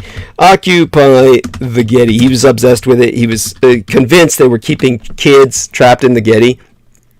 And that was like Occupy the Getty was a, let me see, Steve, I'm not even finding his name anymore. Even though I'm finding Occupy the Getty shit, I'm not finding the guy's name, so it shows that somebody's copped his, his theme. They've taken his theme. Steve Occupy the Getty. Stephen D. Kelly. Stephen D. Kelly was running for president, but he's not the guy that I'm talking about. There was some other poor bastard, some poor dope who worked at Revolution Radio. I guess you couldn't really call that work. And he was deciding, he produced a video on YouTube that he was running for president, and the guy's in his kitchen. He's basically sitting down, the refrigerator's behind him, and he's got a plastic tray of Oreos on top of the fridge, and this guy is announcing that he's running for president because he's so unconscious of the environment that he's totally familiar with. He doesn't take into account how crazy that looks when it's seen by everybody else. So this is what I got with Daniel Arola when the guy once sent me a photograph with a samurai sword where he's trying to look badass. And this guy's so unconscious of his environment where he's the keeper of his mistress's little fucking dachshunds or poodles or whatever the fuck they were. I think they were little dachshunds. They had two little squealing dachshunds. And they had all these chew toys for the dachshunds. And this guy is like photographing his arm outstretched with a samurai sword. and it's over the kitchen floor, wherever he's standing in, and in that photograph are two chew toys. And I was like, wow, you used your katana, your samurai sword, to really dispatch those two chew toys, didn't you? Like, that doesn't look badass. That looks really fucking stupid. It's like, this is how unconscious people take photographs totally without any awareness of their environment. It's like, if you're that unaware of your environment, how can you be a warrior? It's like he considers himself a warrior when he's not even aware of what's in his environment that will make him look stupid. Half of being a warrior, a lot of it is delivery. It's like being a comedian. Without delivery, it doesn't work. This is there's a lot about maintaining mystique in an image that has to do with your warrior pride. It's when you're surrounded by chew toys of your mistress and shit, it doesn't deliver. You're not sending the message you want to send. And how can a person like that, so unaware of their environment, even be aware of threats? So there you go. It's like, how can you be aware of threat in your environment when you're not even aware of how stupid you make yourself look through having chew toys in the photo and shit? So all of that being said, I've cathartic for the night in that regard, and return now to what's going on in our world to earn my pay by basically delivering cogent analysis of how fucked up your world truly is. Right, it's 9. We've been on for 9.5 hours, which gives us 10 to 11, 11 to 12, 2.5 hours left. So, basically, when it comes to across the Atlantic, the next British Prime Minister won't be a white man. And it's not really that big a deal. The next British Prime Minister will not be a white man. I need to repeat that because I know that's going to be hard to believe. The final runoff is between Rishi Sunak, whose resignation as Chancellor of the Exchequer prompted Boris Johnson's downfall, and Liz Truss, the Foreign Secretary. Sunak's parents were born into the British diaspora of Asian Indians in East Africa. The Trusses were left-wing teachers. Of the 11 candidates who put themselves forward for the top slot, 6 were not white. For context, Great Britain is a country where white people are around 86% of the population. And yet, as I said, of the 9 dozen who put themselves forward for the top slot in the country, half a dozen were not white, over half of them. And you know what? At this point in British history, it's no big deal. British media were vastly more excited by the prospect of Barack Obama becoming the first black president of these United States, or of Hillary Rodham Clinton becoming the first female president, than they are by their own empire getting either its first non-white or third female prime minister or prime ministress. This partly reflects the British obsession with American identity politics, which I've always lamented. Mainly, however, it is because these are the wrong kind of woman and the wrong kind of ethnic minorities. Being conservatives, they refuse to be defined by their melanin or their gametes. As one of the candidates, Attorney General Suella Braverman, put it, "Don't vote for me because I'm a woman. Don't vote for me because I'm brown. Vote for me because I love this country." Needless to say, the contest has scrambled the censors of some leftist pundits. They can't come to grips with the idea that the hated Tories have overtaken them in the only measure they care about. The woke journalist Nadine White, suggesting that the very concept is diametrically opposed to the party's core values, asked, "Can you imagine a black or Asian person leading the Conservative Party?" It is hard to imagine. I'll grant you that. Some anti-Tory commentators cope with the cognitive dissonance by denying the authenticity of the candidates, circulating ugly memes that show them with white spouses, for example. Bear in mind, the Reds in England are the Tories, are the Republicans of England, whereas the Labourites are the Democrats of England. And right now, the Republicans, who are going to replace Bojo the Clown, are throwing up coloreds and women as his replacement. And this is, of course, difficult for their Democrats to deal with. At any rate, aside from those ugly memes of all of these candidates with their white spouses, because, you know, they did marry white to the last, if they aren't white themselves, they certainly are jacking white or sucking fucking white to get that white sperm or, you know, that white essence into their own life on a permanent, intimate level, and therefore whiteifying themselves one way or another. They are white by osmosis. So others have gone further to expose that. Gus John asked in the Jamaican newspaper, The Gleaner, "Why should I rejoice? Because Massa has recruited a bunch of house Negroes and handed them whips to keep me in bondage and under control." It's a legitimate question. Even relatively moderate commentators make some breathtaking assumptions. Guardian columnist Nazreen Malik savaged another Tory leadership candidate who had been brought up mainly in Nigeria for being anti-woke and for quoting Thomas Sowell.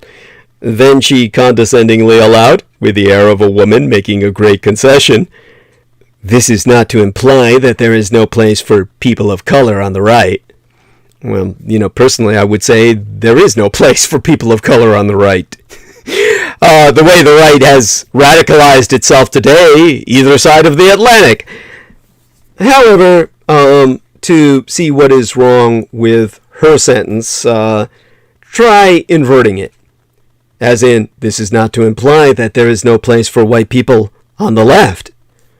How extraordinary to assume that people should have a default setting based on skin color.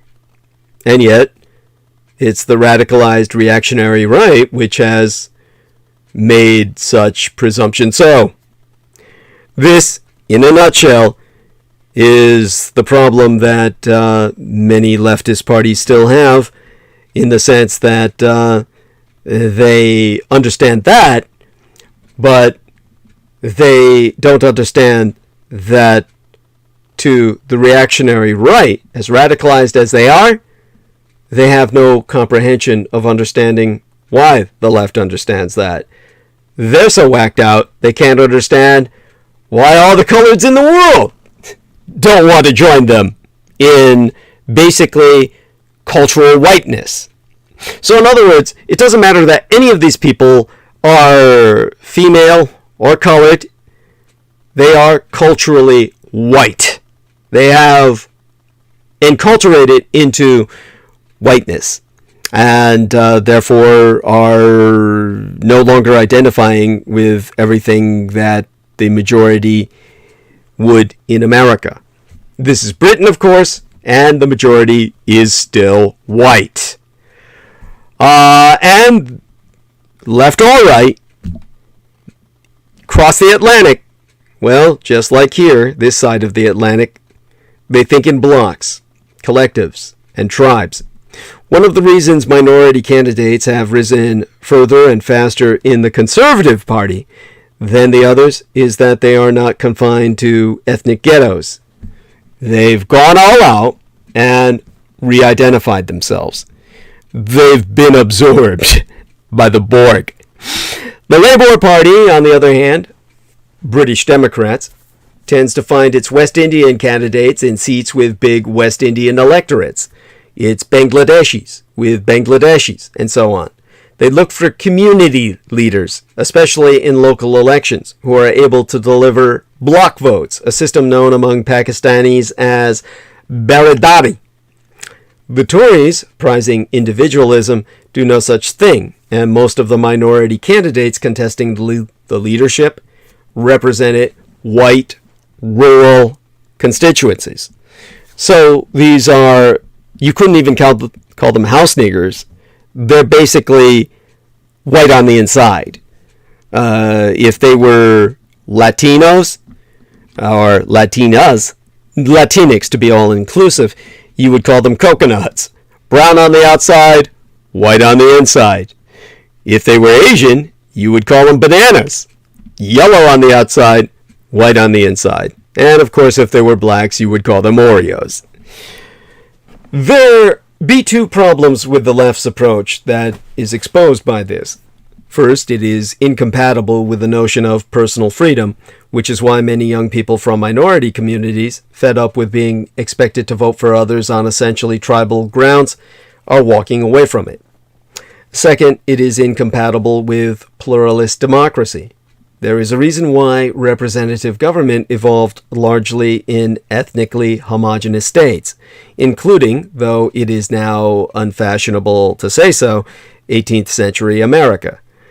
Multinational polities tend to produce parties that represent particular religions or language groups.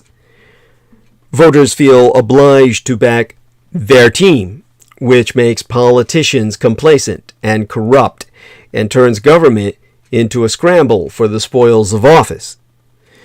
There is one part of the United Kingdom where this already happens, namely Northern Ireland, although the system there is slightly ameliorated by the fact that there are at least two competitive parties within each community. The question faced by every Western country, including Great Britain and these United States, is whether increasing levels of immigration lead, if not to actual balkanization, at least to political tribalism. Is it possible to instill such a strong sense of shared identity that skin color becomes as irrelevant as hair color? Well, not, I fear, if the left gets its way in the most negative sense, because there is a demand for respecting those cultural differences. So in this sense, this is why I'm a centrist, a radicalized centrist, and therefore I am pro-immigration, but insist on instilling a unified identity.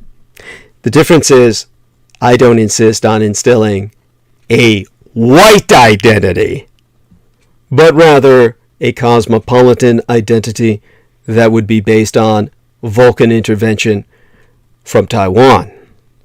Therefore, Asianizing your culture to the degree where it can survive in a world that the white minority has effectively destroyed. Face it, the fact is, the whites had control through the 20th century and destroyed the world through 2 world wars against the German peoples that were the only cosmopolitan whites willing to share the power with other nationalities that had been colonized by the elitist whites in both continental and island Europe, Europa and Britannia, and across the Atlantic, the Americans, and within Eurasia through Russian-Soviet imperialism. This is the kind of nightmare world that the whites brought about and destroyed themselves. Their culture is not one to be preserved. Their ethnicities are, but their cultural dynamics must either radicalize towards an extreme entrenchment, as I foresee happening in Britannia and the next greater British Empire, towards a white world order of their own, allying with the Russians in that regard and the Australians, or towards a greater cosmopolitan sense of identity, as I foresee happening in Germania or in of course, America.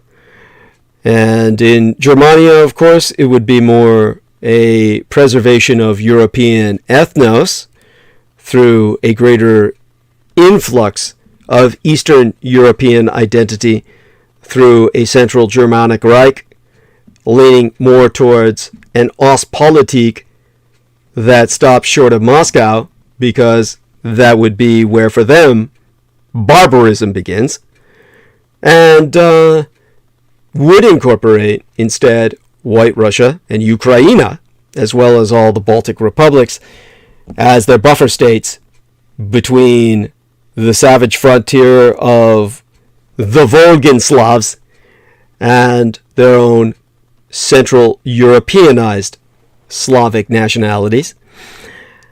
And of course, they would be far more cosmopolitan in the sense of working with many third world nations that they had helped to liberate through 2 world wars from Franco-Anglic colonialism.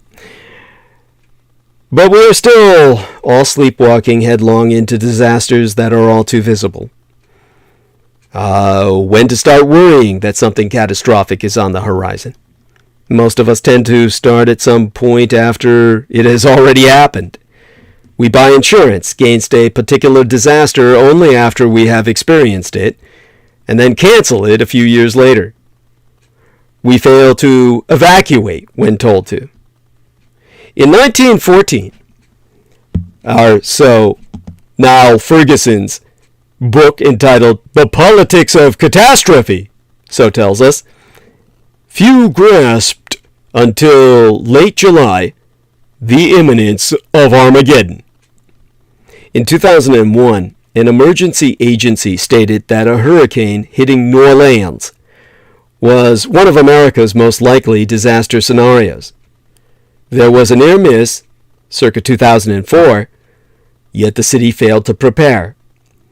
These bad instincts of ours are why we are not ready, we're never ready, for the pandemic, despite repeated warnings from scientists and officialdom in the years leading up to it, and even in Great Britain across the Atlantic, when they could see what was happening in Italy in early March of 2020.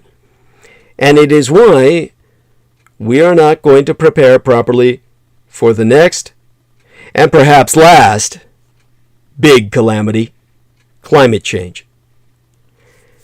Surveys tell us concern about climate change spikes only when it seems like it is already too late to prevent damage, like during a heat wave, then falls again. Polling this week found 70% of voters in the greater British Empire thinking that the recent high temperatures are caused by climate change.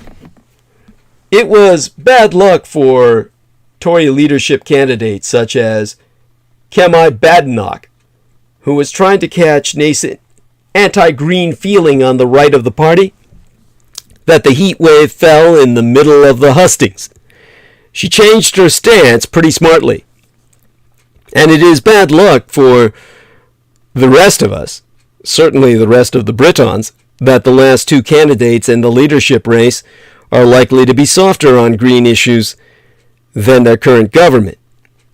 Indeed, both have said that they're committed to the United Kingdom's net zero target, yet Rishi Sunak's voting record on climate action is shaky, and he was recently criticized for a plan on green energy that would make it harder to use onshore wind.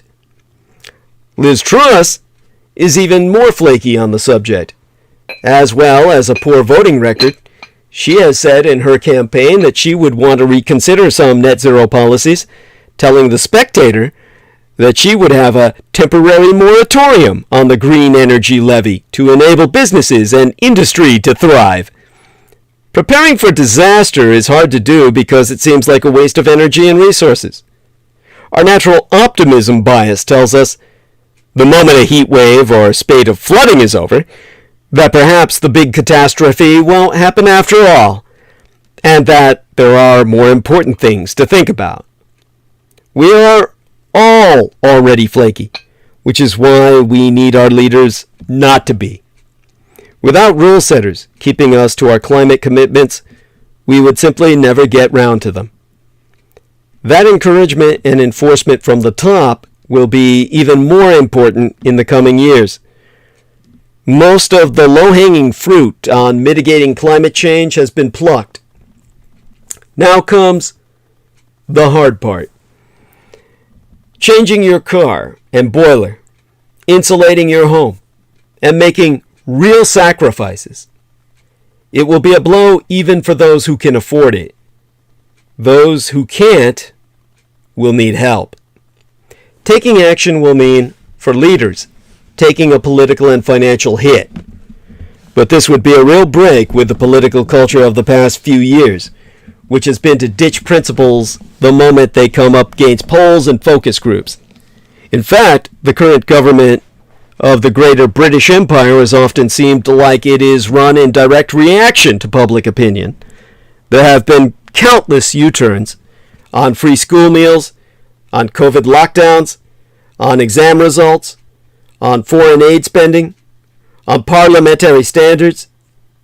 A public outpouring of concern for refugees was matched, temporarily, with a raft of government promises, soon to be broken when the subject fell off the news agenda. It would be easy, when it comes to climate change, to take action as the public dictates. Make a load of grand statements during heat waves and flash floods, then forget about them when people complain about petrol prices. Talk a lot about it, but back off when it comes to the really painful parts. But that won't work. Whomever the next Prime Minister of the Greater British Empire is, will need to take a more mature stance on climate change action. Get us all to agree to certain commitments, and then help us all to keep them. That example on the other side of the Atlantic should inspire us this side of the Great Pond. Disaster preparation will always be inconvenient. We are already under-preparing for the next pandemic. Truss's talk of temporary moratoriums is a bad sign. The heat wave, however, could force Europeans to rethink flawed, centuries-old ideas. Current plans predicated on stable growth seem foolish when we know that shocks such as global burning are never going away. We're living in an age of permanent crisis. Let's stop planning for any return to normal when we're entering a climate that humans did not evolve to even withstand. As Britannia and France grapple with sweltering temperatures, possibly even record temperatures, for which their countries be ill-equipped, the privileged residents are at a crossroads. Will they respond by installing central air and stronger locks on their doors, pretending that they can secure their futures by walling themselves off from those who work and sweat to provide for them?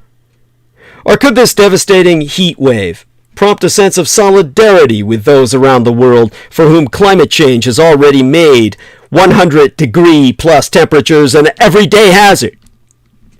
Temperatures in Britain hit 40 degrees Celsius. Runways melt at major airports. The London Fire Brigade reports its busiest single day since the Second World War as fires rage around the city.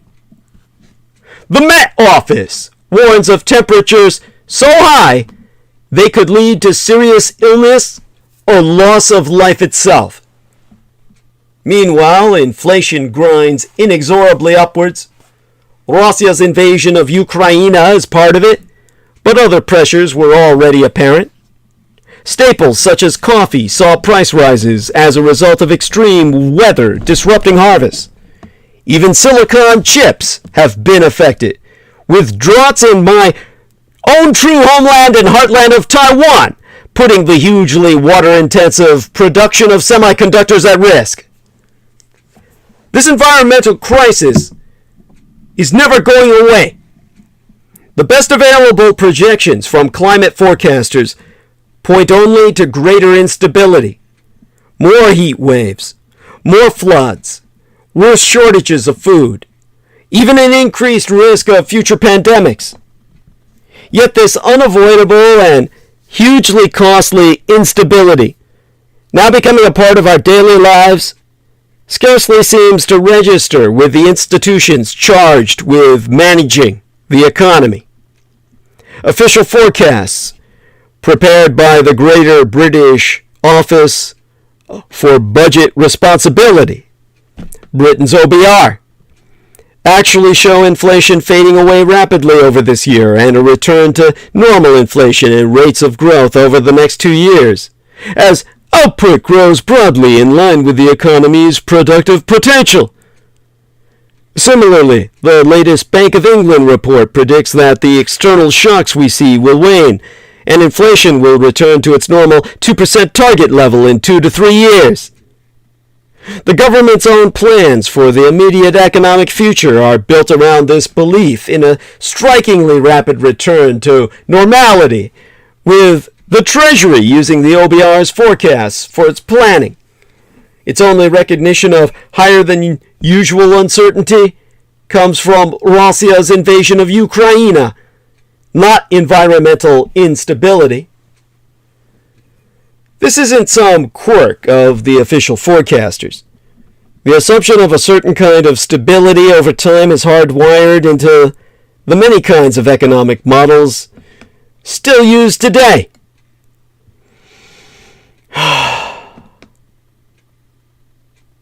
By the way, just checking into the chat room, and Joe Ty says, you need a world map or a globe in your office? Yeah, I need an office in which to actually show myself instead of a bookcase to lean against. But yeah, if wishes were horses, as my father's mother used to say, beggars would ride. McKinder's World Island, he who controls the heartland, controls the world. Thank you, Nathan Brooks. Rick O'Leary says, great show tonight. Glad to be aboard. Bless you, sir. Hugs.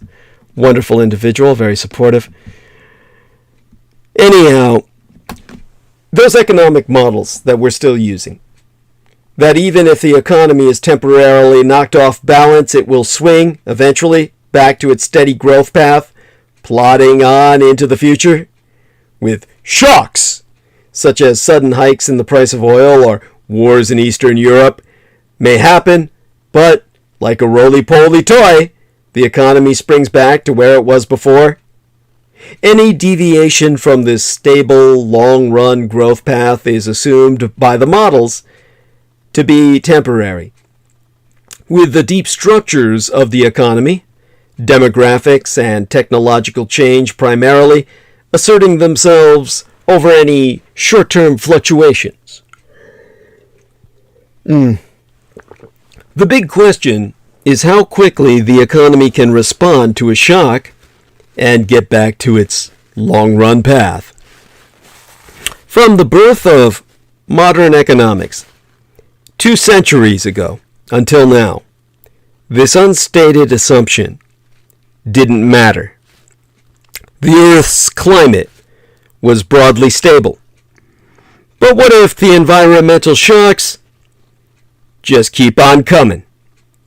Think about the last few years.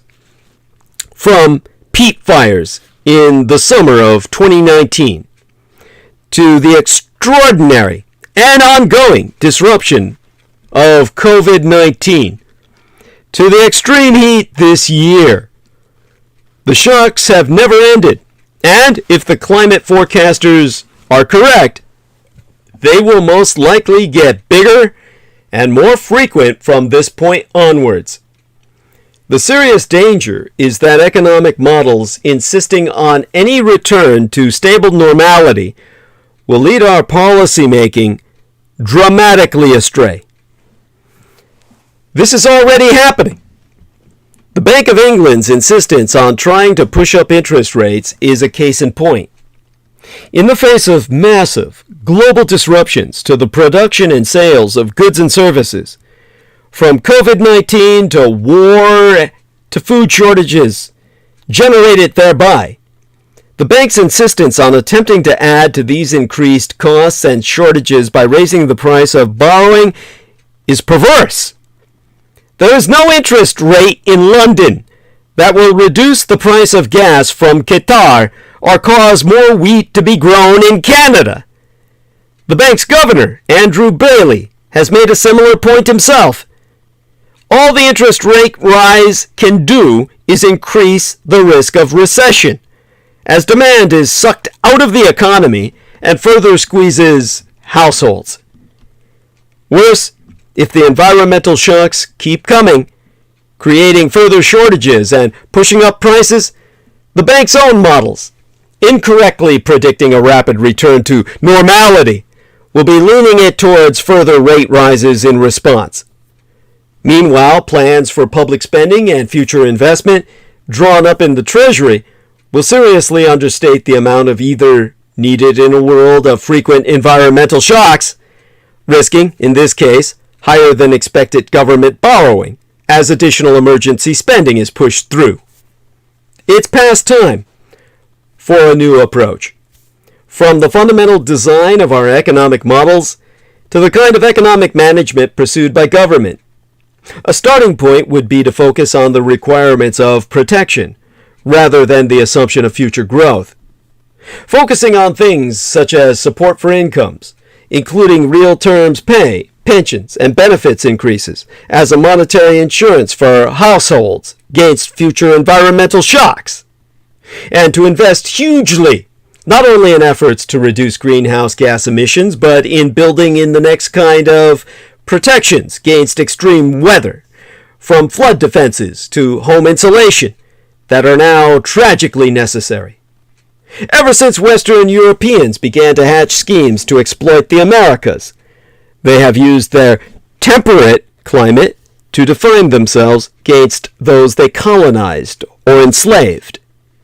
Throughout the 19th century, and well into the 20th, European scientists attributed their society's successes, intellectual, commercial, and military, in part to an even-keeled climate that proved friendly to industry and agriculture, as well as conducive to mental labor.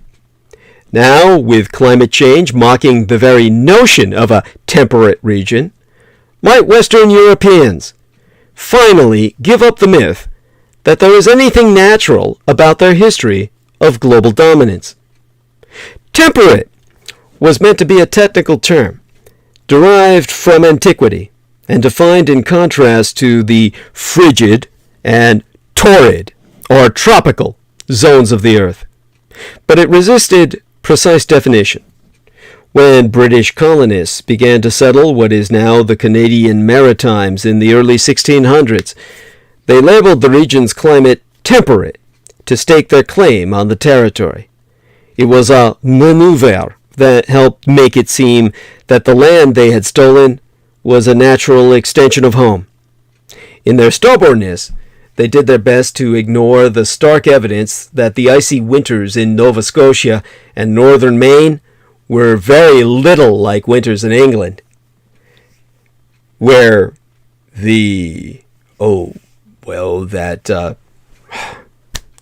do we have that channel of water there, that keeps England comparatively warm?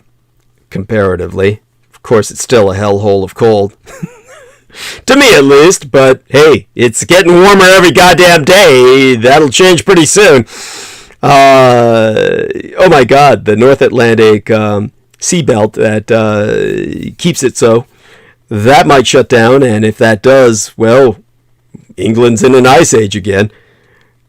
At any rate, the term temperate was also a war cry, a justification for the subjugation of those living in these other realms, according to the argument that it was Western Europe's duty to bring civilization to populations who were condemned to barbarism by the unpredictable extremes of their own climates.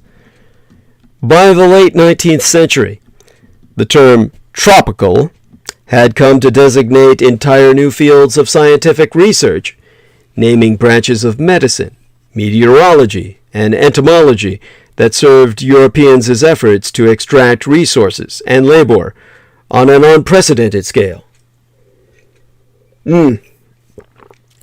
Today, we use the term tropical to define new diseases emergent from the third world that have come to plague us. And yet, tropical has always been as hard to pin down as temperate.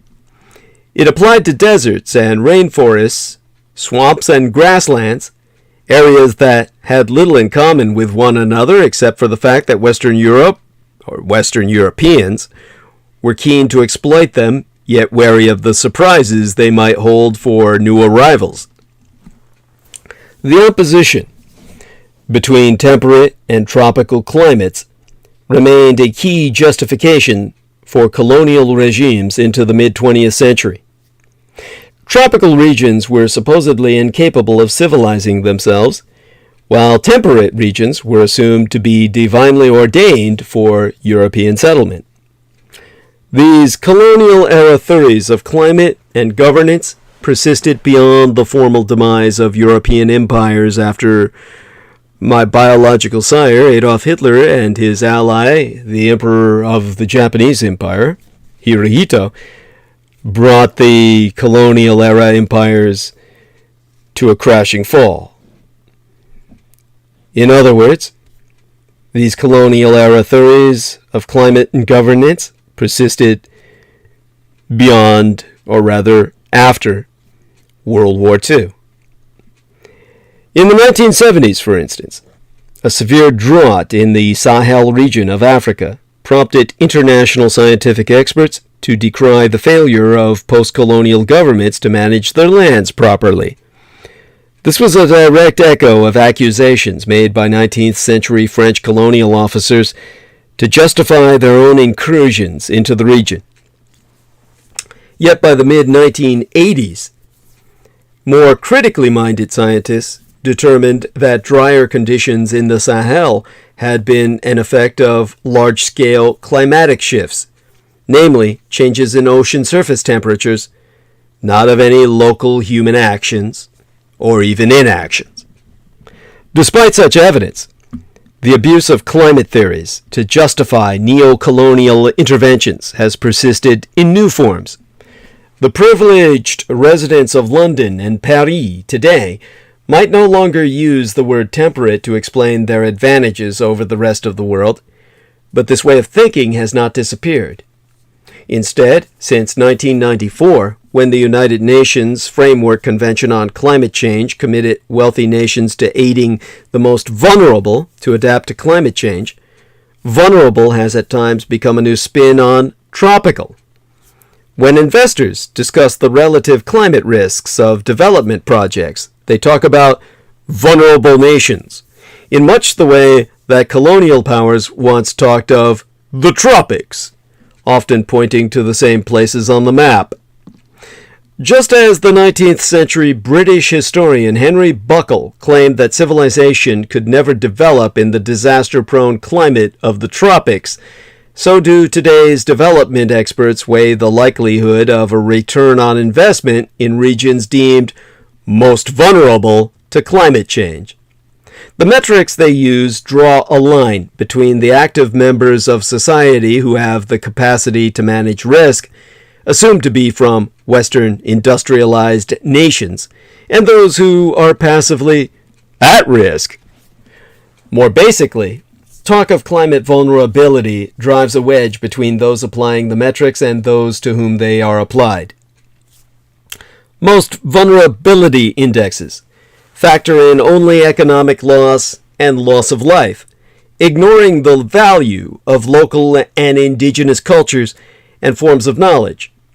What's more, labeling a population at risk or vulnerable without offering any historical context suggests that greater vulnerability is an inherent characteristic of that population, although this vulnerability often stems from centuries of exploitation by Europeans.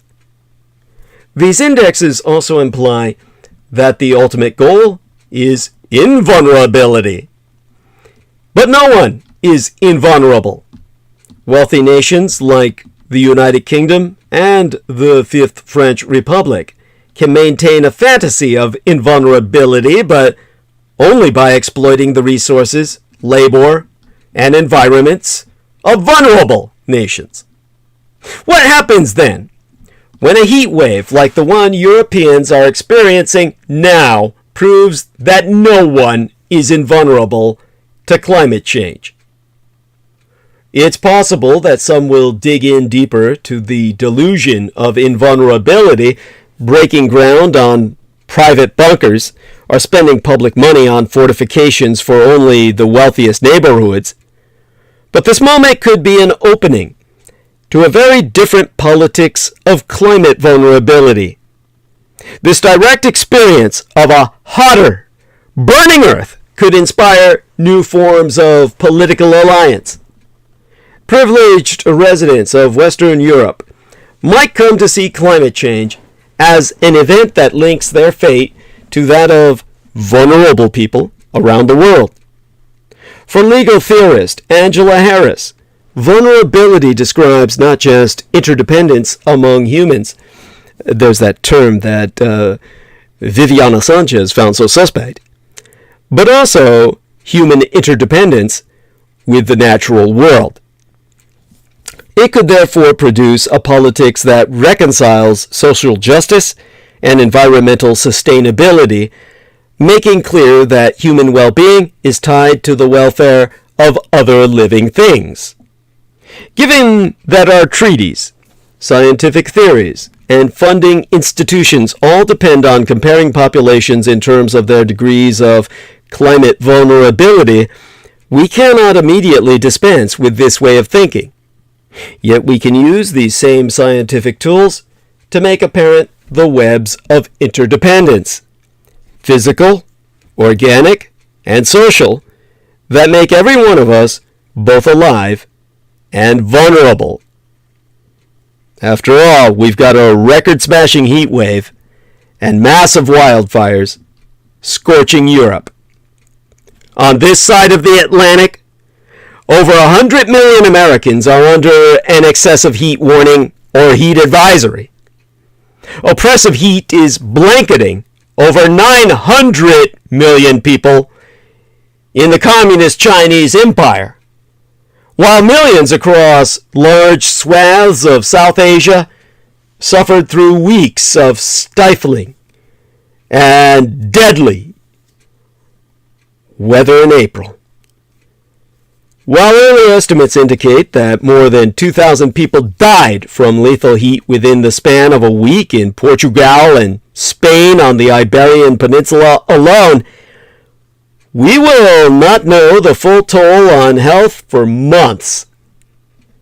Whether political leaders declare a climate emergency or not, widespread and unrelenting periods of extreme heat have catapulted us into the midst of a global health crisis. This, however, is not the new normal. This is only a taste of what a hotter climate will look like just a few decades from now. If we continue on our current path of deadly fossil fuel abuse, reports from an international team of climate scientists indicate these record-breaking temperatures will only get more intense, more frequent, and longer lasting. This means we can expect more health harms, more suffering, and more death as we enter into a climate that humans did not evolve to withstand. As it is, our bodies work hard to maintain an ideal temperature range. Heat kicks us into high gear. Our hearts have to pump harder to increase blood flow to the skin, so heat can escape into the air. We also produce more sweat, a critical tool that helps us cool off. Extreme and prolonged heat turns these tools against us, especially if we do not have time to recover, rehydrate, and rest. Losing too much sweat can cause dehydration, which can result in kidney damage. Dehydration and the increased work of pumping blood to the skin can put a strain on our hearts. That is why people with long-term conditions like heart disease are at much higher risk for health problems and death when the temperature rises. Eventually, our bodies just cannot keep up with the outside temperature, and our bodies overheat. This is when we start down the path to heat stroke. From early symptoms like heat cramps to heat exhaustion, with symptoms of nausea, weakness, and fainting. For people who do not recognize the early signs or who cannot get out of the heat, heat stroke is the ultimate result. A life-threatening emergency. Where our core temperature rises quickly, cells break down, and our entire nerve signaling system collapses. Without early medical attention, up to 80% of heat stroke cases can be deadly, and survivors can have long-term organ damage. Even though high temperatures are risky for all of us, older people, very young children, those with chronic medical and mental health conditions are at the highest risk, along with anyone that has threatened or along with anyone that has to spend long periods in high heat. This generally means that people from marginalized communities are also the most likely to suffer the biggest impacts from rising temperatures. Even working professionals, like our dear friend George Knight across the Atlantic, as a service engineer, is threatened with his very life if he's exposed to the high temperatures for too long without proper shade and rehydration breaks. And it is not just heat-related death that we should be concerned about. Higher temperatures are also linked to higher rates of mental health hospitalization, more suicides, more violence and lower test scores in children, and lower productivity in workers. It is not just individual lives at risk. It's entire societies. It's civilization itself. Not only are we at risk from a hotter world, the burning earth, but also one that feels more and more like a dysfunctional toaster oven, with some slices burnt to a crisp, while others are heated more than usual. For humans, both scenarios can be dangerous. While most of us should take serious precautions when the heat index is above 90 degrees Fahrenheit, people who live in areas that are not used to high temperatures can get into dangerous territory well below that threshold. In one study, researchers proved that hospitalizations for heat-related illnesses in the United States peaked at different temperatures depending on the region. In the Southeast, the heat index was about 96 degrees Fahrenheit. In the Texas area, it was 105 degrees, but the Pacific Northwest hospitalizations peaked at just 81 degrees. As Aaron Bernstein, a pediatrician and climate health researcher, recently described during an interview, each city is its own unique crucible of heat risk. How well we are prepared to deal with rising temperatures has a lot to do with where we live. Areas that have widespread air conditioning, accessible cooling centers, more tree canopy, and lush greenery are more protective than areas without these amenities. Urban areas that have to contend with the heat island effect, areas where more concrete and fewer trees permeate more heat into the environment, can be up to 15 degrees Fahrenheit hotter than surrounding areas. And it can put people at even higher risk for heat illness. Due to decades of redlining by racist housing policies, people of color are disproportionately impacted by the heat island effect and at greater risk from the heat. We already see higher death tolls in places like Europe, where air conditioning access is less commonplace. Based on this, many will say that the solution to a warming planet lies in individual solutions like air conditioners for all. But this short-term solution becomes unsustainable and in and of itself unhealthy, given that air conditioning contributes to air pollution, higher local temperatures because of heat waste from the units, and even more greenhouse gas emissions. A vicious cycle that continues to feed into the burning earth.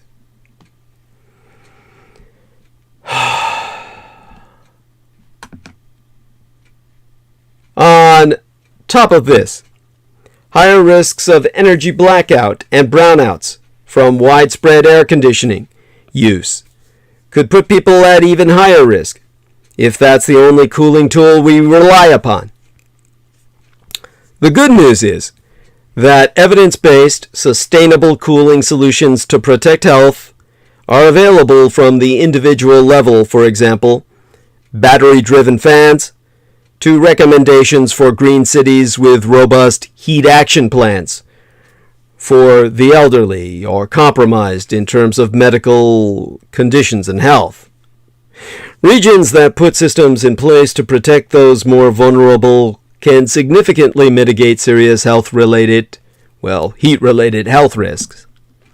As extreme heat events across the globe have shown us, we can no longer think of heat waves as natural anomalies, but as a clearer window into our fossil-fueled future. In order to increase our chances of survival, we must adapt. We must adapt, and yet we must, however, adapt sustainably so that our survival strategies do not further fuel climate chaos or even other kinds of chaos. The most air-conditioned place on Earth is Hong Kong Island. And in Hong Kong, one of the biggest problems of all is that all that air conditioning circulates coronavirus. So not only is it unhealthy in terms of how cold Hong Kong is, the moment you enter buildings, you put on a fur coat, which you take off instantly when you go outside because the rise in temperature is instantaneous and unhealthy in terms of how it impacts the body's exposure to cold and heat. So radically and drastically, whenever you go from indoors to outdoors, anywhere in Hong Kong where air conditioning is everywhere, but the coronavirus is circulated pervasively throughout Hong Kong by all that air conditioning. So, beyond individual solutions that are rendered universalist, we're dealing with the blackout threat as our grid changes.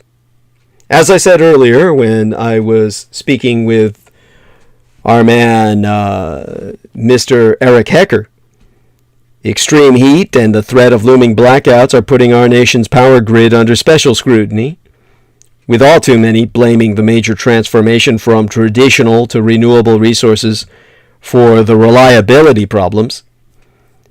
Peaking electricity demand and slim reserve margins are behind the power crunch, straining grids across Texas and swaths of these United States. Many, especially Republicans in Congress and fossil fuel interests, are assigning blame to the aggressive campaign to displace legacy coal-fired plants or other sources, such as natural gas, with intermittent or variable sources, especially wind and solar. Meanwhile, renewables' defenders have proven that the shift isn't happening nearly quickly enough, and that utilities and grid operators are still over-relying on traditional resources that have their own vulnerabilities to outages, as Texas saw firsthand with the failure of its natural gas system during Winter Storm Uri in February of yesteryear. So, exactly how is our grid changing? Well, renewable resources are responsible for an increasing share of electricity generation within our nation's grids as the power sector works to reduce greenhouse gas emissions, especially by shutting down coal-fired power plants, and retires carbon-free but otherwise aging resources such as nuclear power plants. The American bulk power system has reduced its on-peak capacity of coal by 98.7 gigawatts over the past 10 years, at least according to the North American Electric Reliability Corporation, which I assessed, which sets reliability standards and regulates our nation's power grid.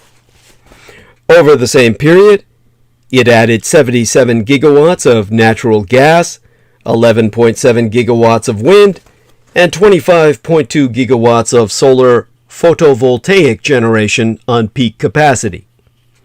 Wind power generation in particular has skyrocketed since 2005, from accounting for less than 1% of total electricity generation to 9.2% in 2021. So just what are renewables' limits? As variable resources, wind and solar are reliant on the weather to generate electricity.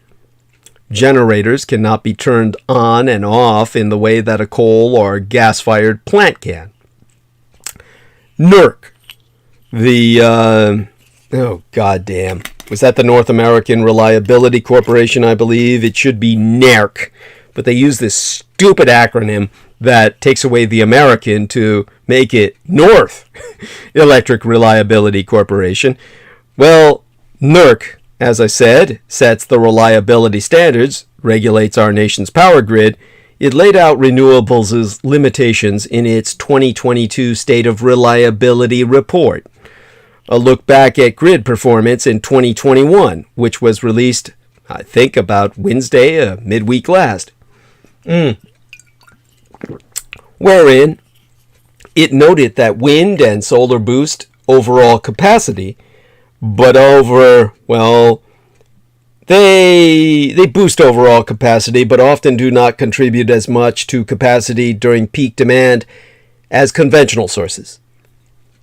NERC also concluded that natural gas-fired generation will remain a necessary balancing resource to provide increasing flexibility needs until storage technology for renewable resources, or renewable sources, can be deployed at scale. In Texas, which I'm tethered to by our lovely Crystal River, where wind power makes up nearly 28% of installed generation capacity, reliability problems have been front and center of this debate over grid makeup ever since yesteryear's winter storm, which led to the largest outage event in American history and resulted in the deaths of at least 246 people. In the face of record heat this summer, Texas's grid operator, the ERCOT, or Electric Reliability Council of Texas, ERCOT, has faced strain of a different nature. Electricity demand has risen to new records on high temperatures, and although blackouts have been avoided, ERCOT has been forced to ask customers to reduce their use of appliances and air conditioners during peak demand hours. Texas's first conservation appeal of the summer was informed by forecasts that while solar power and dispatchable resources were forecast to perform above 80% at peak demand time, wind would perform at just 8% of installed capacity. Political critics blamed wind for failing to carry its load, while John Moura, M-O-U-R-A, Director of Reliability Assessment and Performance Analysis at the nonpartisan NERC, that National Electronics Reliability Corporation, said that where Texas's grid reliability is concerned, fortunate wind is increasingly the deciding factor. So Wednesday, midweek last, he said, The determination of whether or not Texas is short on resources is largely dependent on the amount of wind available for that area. Still, renewables' defenders have proven that it's not that wind is coming up short. In fact, it's performing as expected in triple-digit conditions, and the energy shortfalls should have been foreseen and prevented by other means. Mark Dyson, the manager of carbon-free electricity with Green Energy Research Group, RMI, told the Washington Examiner that the observation that I'm seeing most often is that wind doesn't blow hard on a hot afternoon. My response is, of course it doesn't, and we know that. Dyson analogized grid reliability to a team sport, comparing wind generation's role to that of a soccer goalie.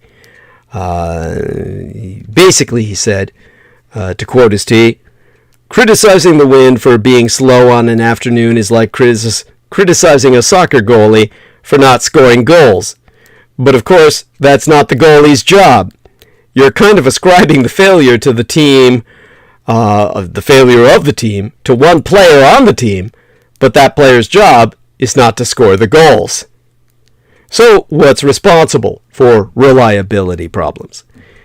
In multiple reports over the past few years, NERC emphasized that extreme weather and climate change have been at the heart of the vulnerabilities within power systems for both driving demand upward and disrupting infrastructure.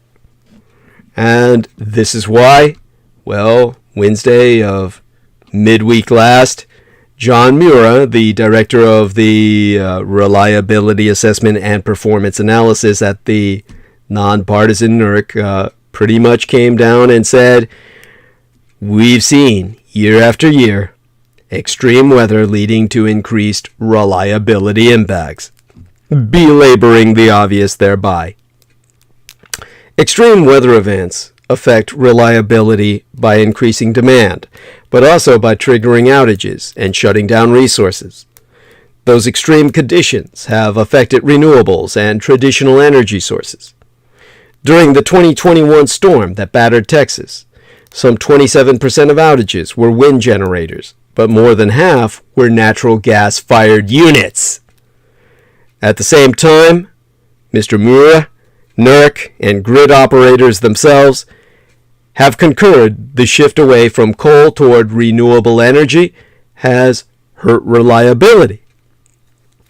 The Mid-Continent Independent System Operator, MISO, M-I-S-O, which oversees grid operations in all or parts of Manitoba and 15 states in union of these United States, from Minnesota down to Louisiana, said in an April report that retirements of always-on generating units like coal plants they've contributed to its reliability difficulties. Now, MISO is the only grid operator deemed by NERC to be at a high risk level this summer for experiencing insufficient operating reserves even in normal peak conditions. That's why the aforecited Mr. Mura concluded that as we retire power plants and don't replace them with comparable energy resources, we can expect riskier conditions. So we're going to need to adapt the grid, something that looks very different than our grandfather's version. Now, all of that having been said, I'm going to bring us back down to earth from something that probably seems pretty abstract and theoretical to all of you, to basically where we can all kind of unite in outrage in this last hour and a half with subjects that are far closer to home and hit a lot harder. Super Slinky, by the way, hey honey, says, hi, if you ever want me to come on the show and talk you at the underground of Disney World, I'd be down. Wonderful, honey. So just send myself your Skype ID and my own Skype ID, and let me enter that here. My Skype ID is, okay, And let me give that to you in a second here. I'm just looking something up. And, oh, God, I forgot to give a heart to the lovely Mirthling for her wonderful contribution. I really need to give her much more than a heart. Let me give her some flower imagery here. Something that will be, of course, she certainly earned it. And, oh, my God, if only I could give her more than that, dear lady. And so let me get her a picture of a flower here. And let me see if I can prevent myself from choking on this tea dust, which is pervasive in my throat right now. And that's something that is irritating as hell. But, of course, this is the price I pay for basically drinking tea. Now, in terms of, this is natural tea. Of course, it doesn't come from a bag. If I were using bags, I would be avoiding the tea dust. But then the bags are made of nothing but tea dust. As opposed to, this is why I need contributions. I can have some money to buy leaf tea that is no longer so dusty. In other words, I'm out of the leaves and I'm stuck with the dust at the bottom of my tea supply. That's probably a really odd problem for people to think about who are not tea drinkers, but it's hard to describe. Oh gosh, I was looking for the something for this lovely young lady here, Super Slinky. I mean, the name is super sexy. That's a cute name. All right, and here we are. Now that I've gotten myself my quotation marks, let me write my Skype ID. Any one of you should know this. Douglas Dietrich 1. And, of course, this is how you can reach me on Skype by sending a Skype contact request. We don't call them friend requests like you do on Facebook. And Mirthling is saying, what? No fortune cookie talk images? The nerve! T to T dust! T to T, dust to dust. Oh my God, she's so cute. Anyhow, so this is for Super Slinky. My Skype ID is Douglas Dietrich 1. So send me your Skype contact request, as Mirthling is welcome to do. She's welcome to talk on my program as well, should she ever want to. And oh my God, that would be interesting. We could see if she speaks as obliquely, verbally, as she does in text. And I'll try and find some fortune cookie talk images as soon as transmission is over for her. Okay, so we've talked about the seriousness worldwide of where we're at. Okay, let's talk about some domestic chaos here. Where we're down to with Roe v. Wade. Since I'm really good with women's topics, often being mistaken for a woman myself, I've certainly learned to empathize with many of their problems. And because, of course, I've worked with, basically a lot of my gang brothers' involvement with pimpery, I can certainly say I've dealt with the pregnancy issues of many women involved in the world's oldest profession. And thereby learn to vicariously learn about their experiences and just what pregnancy is like, whether it's wanted or not. So the lovely Mirthling has provided me some fortune cookie images that are adorable. I can't. They're delightful. They're so cute. And thank you for that, honey. You're wonderful. Just an angel. All right. So let's give you some outrage. Some typical Dietrichonic outrage. Basically, there have been monstrous lies about this 10-year-old girl's abortion that display sheer cowardice. The Ohio Attorney General Dave Yost, a Republican, of course, said it was likely the story was a fabrication. The Russell collaborationist, Red Republican insurgent Jim Jordan called it a lie in his tweet. So, what I want to do now is tell you a story about a little girl and how there are monsters in the world. But maybe not the monsters you're thinking of. The girl is 10, and her story about being raped and subsequently having to get an abortion is the stuff of nightmares. President Joe Biden discussed this horrific case during a recent press conference. And at the White House, yesterday last week, Biden angrily said, "Just imagine being that little girl, 10 years old." We could just stop here, and the horrors of what happened to this girl would be enough to make you think human beings don't deserve to rule this planet. But there are other monsters in this story. Biden's remarks, unbelievably, became a flashpoint for right-wing media, which openly doubted that the girl was raped, or even existed. The story became viral. And it was true. All of it. The people who attacked a 10-year-old girl as a liar were wrong, as a suspect was arrested and charged with rape. Gerson Fuentes, 27 years of age, appeared in an Ohio court on Wednesday midweek last. A police investigator testified Fuentes confessed to raping the girl at least twice. There is that singular monster. But oh, there are so many others, casting doubt on a little girl's horror.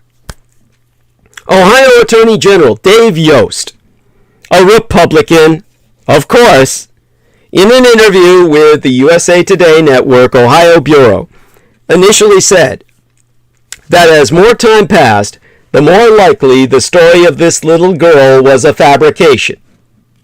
And as I said, the Russell collaborationist, Red Republican insurgent Jim Jordan went on Twitter to actually call the story a lie. And then, in a moment of sheer cowardice, deleted the tweet. Sans explanation. Clay Travis, a former sports guy whose controversial opinions used to focus on which coach the Tennessee Volunteers were going to hire, was also a conduit for the untruth that there was no girl. Travis tweeted, "Everything Joe Biden said here appears to be a lie. Ohio allows abortion for rape children, and, more importantly, there is zero evidence this actually happened." Oh my fucking God. Lawmakers, heartless and cruel. Think about what this idiot said and the reality that Ohio delivers. Say, I'm 55 fucking years old, 56 in Asia because you're considered a year out of the womb. I could have a granddaughter if my son were straight. Now, let's say that my granddaughter were 10 years old. What would she be into? Hopefully not sex. Unicorns, maybe. You probably have a granddaughter if you're one of my older listeners, or someone my age. Your granddaughter is 10. She loves unicorns and dream catchers. She still believes in Santa Claus and the Tooth Fairy. She's a child. The Dave Yosts, Jim Jordans, Mike DeWines, and two wrongs don't make a right, J.D. Vances of the world, think she should be forced to give birth if raped and subsequently found pregnant. Ohio would force her to give birth. Literally forcing an innocent child to give birth to a child. Or better yet, they just claim this scenario is a made-up lie. These all-knowing men, all men, who feel their will should be imposed, regardless of how tragic the circumstances, actually know nothing.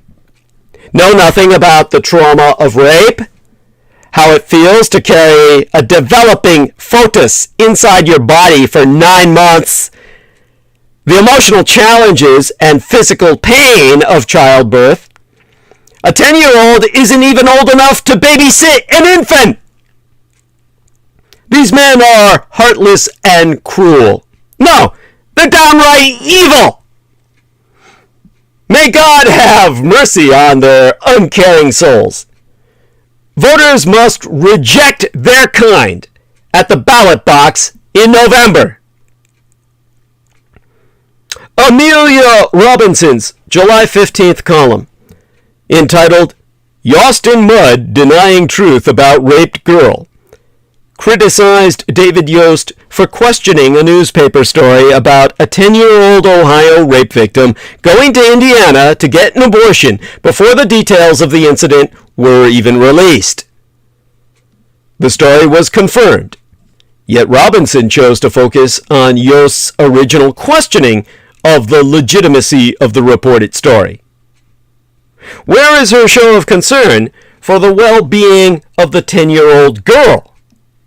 Condemnation of the accused offender, Gerson Fuentes, who reportedly may be in the country illegally. Investigation of the history and background of Dr. Caitlin Bernard, who originally reported the story to the Indianapolis Star and was reported to have performed the abortion on the 10-year-old girl. Investigation of the truth and accuracy of President Joe Biden's statement when he so dramatically stated that the 10-year-old was forced to have to travel out of state to Indiana to terminate the pregnancy and maybe save her life. Did she? Yost has stated that she did not have to leave Ohio to find treatment.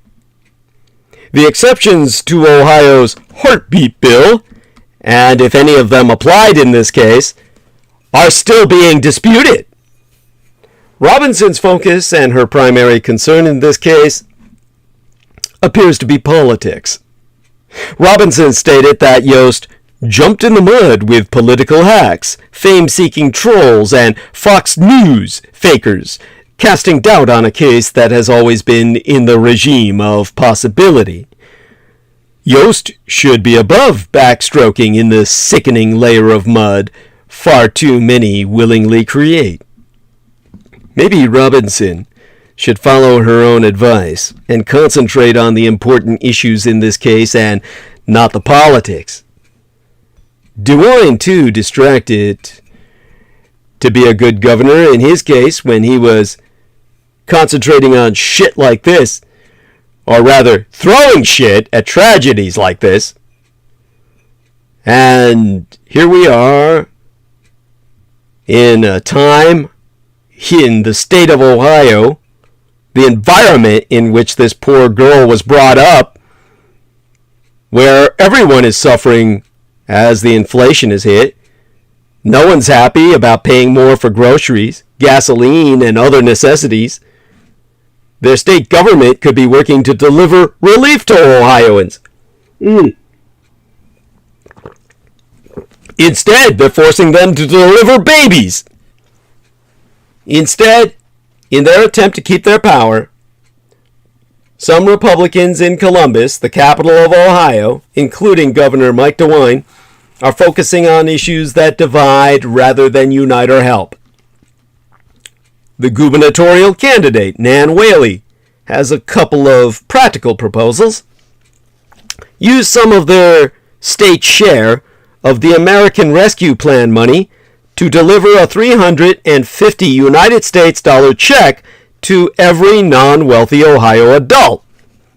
Or suspend the state gas tax, saving them all 36.5 cents on every gallon of gasoline they purchase. Common sense solutions that DeWine could implement today, but I guess he's too busy with his distraction attempts. With Whaley as governess, I expect they might be able to make ends meet and even have some money left over to take the kids out for ice cream once in a while, providing they don't get raped by illegal immigrants along the way. You know, even the Wall Street Journal wrote an editorial casting doubt about the story, but soon after had to attach an editor's note admitting the editorial was erroneous. The news organization later issued an entire separate article correcting its original editorial. Even the Washington Post got it wrong. So the monsters don't just come in one form. They morph into many different ones, each causing its own type of horror. In these instances, using their considerable powers to cast doubt on a little girl's tragedy. I mean, save the babies but attack child victims? Yes, this is where we are. The fact that people even doubted the veracity of the story says as much about our society as it does about the individuals. There's a mass crisis of child sexual assault. And either people don't know this, because the topic is so chilling, they decide to ignore it. That's actually an either or. They either are ignorant or in denial. According to the Columbus Dispatch, in the state of Ohio alone, since we've got them under the microscope, in 2020, there were 52 abortions in children 15 years of age or younger, accounting for 0.3% of the 20,605 abortions performed that year, per the Ohio Department of Health, which I called to find that out. There were 63 such procedures in 2019, 54 in 2018, 61 in 2017, and 76 in 2016. That's a lot of underage rapes in a single state. That's one state, and those are only the known cases. In fact, I was told most rape cases, the girls actually carry to term and oftentimes die delivering those babies. So if your response is, it's only 0.3%, well, what exactly is an acceptable amount of child rape? What happened to decency? Nothing will happen to the people, the politicians, or news organizations that said the story of the little girl wasn't true. I wonder how much inward looking there will be from the extremist, radicalized, Russell collaborationist, right-wing media ecosystem that created a whole new monster after the first one struck. Will there be soul searching, or that long look in the mirror most of us take? Will there be that private conversation with a close friend or loved one asking, what the hell did I do? Who am I? It feels like the answer, in all too many cases, will be no. There's too much money to be made by extremists who peddle lies and ugliness. Dollars apparently trump decency. What makes a human being want to cast doubt about the rape of a little girl? Why would anyone feel the need to wake up one morning, eat their cereal, hit the treadmill, and then use such ugliness as their life currency? I don't know. What I do know is that when I first read this story, I couldn't help but think of my little girl, my son. When I purchased her from a pimp as an underage prostitute off the street. I have no idea how old she was. Maybe just a year older. Her sweet face, her brightness. How, in a different universe maybe, my daughter, at that time, as I considered her, and this girl were friends. But you don't even have to be a dad. You just need a fucking pulse. So yes, this is a story about another little girl. But it's also about some of us and what we've become. Some of us are also the monsters. And it's terrifying. Ohio girls are raped into motherhood. You know, I had a friend in Ohio. I don't even remember his name. Richard something. Poor guy. He had the voice of a grandmother. And I could look him up, and he was a guy who was kind of an expert in conflict simulations. War games that used to be produced by the Department of Defense. This was because he was an engineer. One of the best engineers. One of the last engineers that was ever to be a product of Ohio. And, oh God, should I look up his name? It would be kind of a waste of time. Why should I even bother? Poor bastard. Besides, I owe him some money. If he finds out about me, he'll track me down. At any rate, that poor bastard, he was someone who was telling me about, well, he was once telling me about the neighborhood he lived in, which was basically one of those formerly white neighborhoods where his parents had owned the home and he inherited it, and it was a shithole because it was also in a shit neighborhood that had gone to shit and had become predominantly a black ghetto, and he was living in a war zone.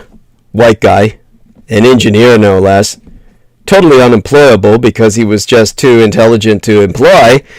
A man who was educated not only in artificial intelligence systems, but robotic production systems. He was the guy who could have designed Skynet so that you would have a machine that was producing and turning out its own line of Terminators. He couldn't find a job with NASA or anything on Earth. Well, nothing in America. The engineer who had trained him left the United States to go teach in South Korea because there were no Americans left taking engineering courses. He was the last in Ohio who attended an engineering course and got educated. He took all of them, basically, because there was no one else to take them. Poor son of a bitch. And anyhow, he was telling me one time about how for a long while it was easy for him to overlook that skinny little girl who lived on, basically his street. And the girl was only 11 and couldn't have weighed more than 80 pounds. And he was already in his late teens and only in town during breaks from his studies at Ohio University. Well, people may have missed her at first, but nobody could overlook the girl when her belly grew fatter and fatter. And as it did, the whispers got louder and louder, and a man was charged with raping her. He was eventually convicted on a lesser charge, and the girl, I was told, had a miscarriage. But her ordeal was clearly not over. She got pregnant again and again by one can only imagine who. She was but a teenager the first time that Richard McGuire, that was the guy's name, saw her. She was a teenager the last time Rich McGuire saw her. A kid was on each of her narrow hips at that time. One hugged her around her waist. So this case of the Columbus girl shines light on a very dark issue. Because the memory of that little skinny girl popped into my head again, as she was so well described by Richard McGuire, when the news of that Ohio girl taken to Indiana for an abortion was from that state, his state. The 11-year-old girl's story was not about abortion, but like the 10-year-old Columbus girl, she fell victim to a predator and was completely failed by a society that refuses to see the reality of child sexual abuse. Columbus resident Gerson Fuentes was arrested and charged with rape after police say he confessed to raping the 10-year-old at least twice.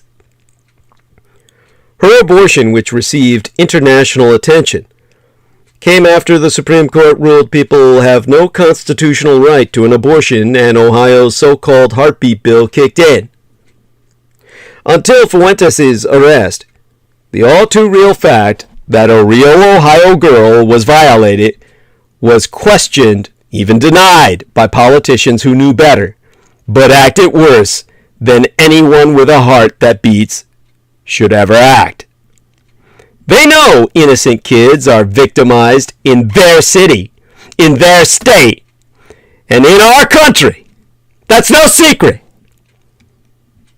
The US CDC, the United States Centers for Disease Control, confirms at least 1 in 4 girls and 1 in 13 boys experience childhood sexual abuse.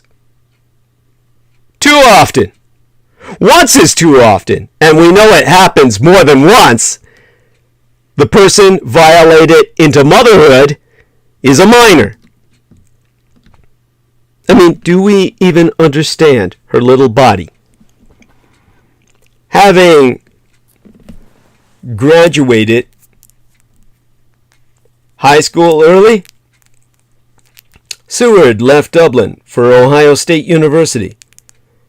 At age 16, she was raped by an acquaintance, a popular student athlete she met through a friend a short time later. Seward said she didn't even tell her close friends after the attack. And like all too many victims, in fact the majority, never reported it to the police. The rail of a girl learned she was pregnant 8 years after the assault. 8 weeks after the assault, I mean to say. Sorry about that. Been a long night. And she got an abortion after discussing options with her mother. Now Seward, who asked not to be named, other than the name I'm providing, is now the mother of 4 and has served as a surrogate for 2 infertile couples. Having had multiple pregnancies, including a miscarriage that required a D&C to remove the fetus, she knows how complicated and painful reproduction can be at any age. When she heard about the 10-year-old Columbus girl, Seward, who I will contextualize as a former girlfriend of Richard McGuire, said she thought about her own 10-year-old daughter and what would happen if her girl were raped and became as pregnant. So she asked me rhetorically, what does that even mean? Do we even understand her little body? You see, girls can start having periods as young as 8 years old. Now, I've taken over 10 years of medical journalism at UCSF. I know what I'm talking about.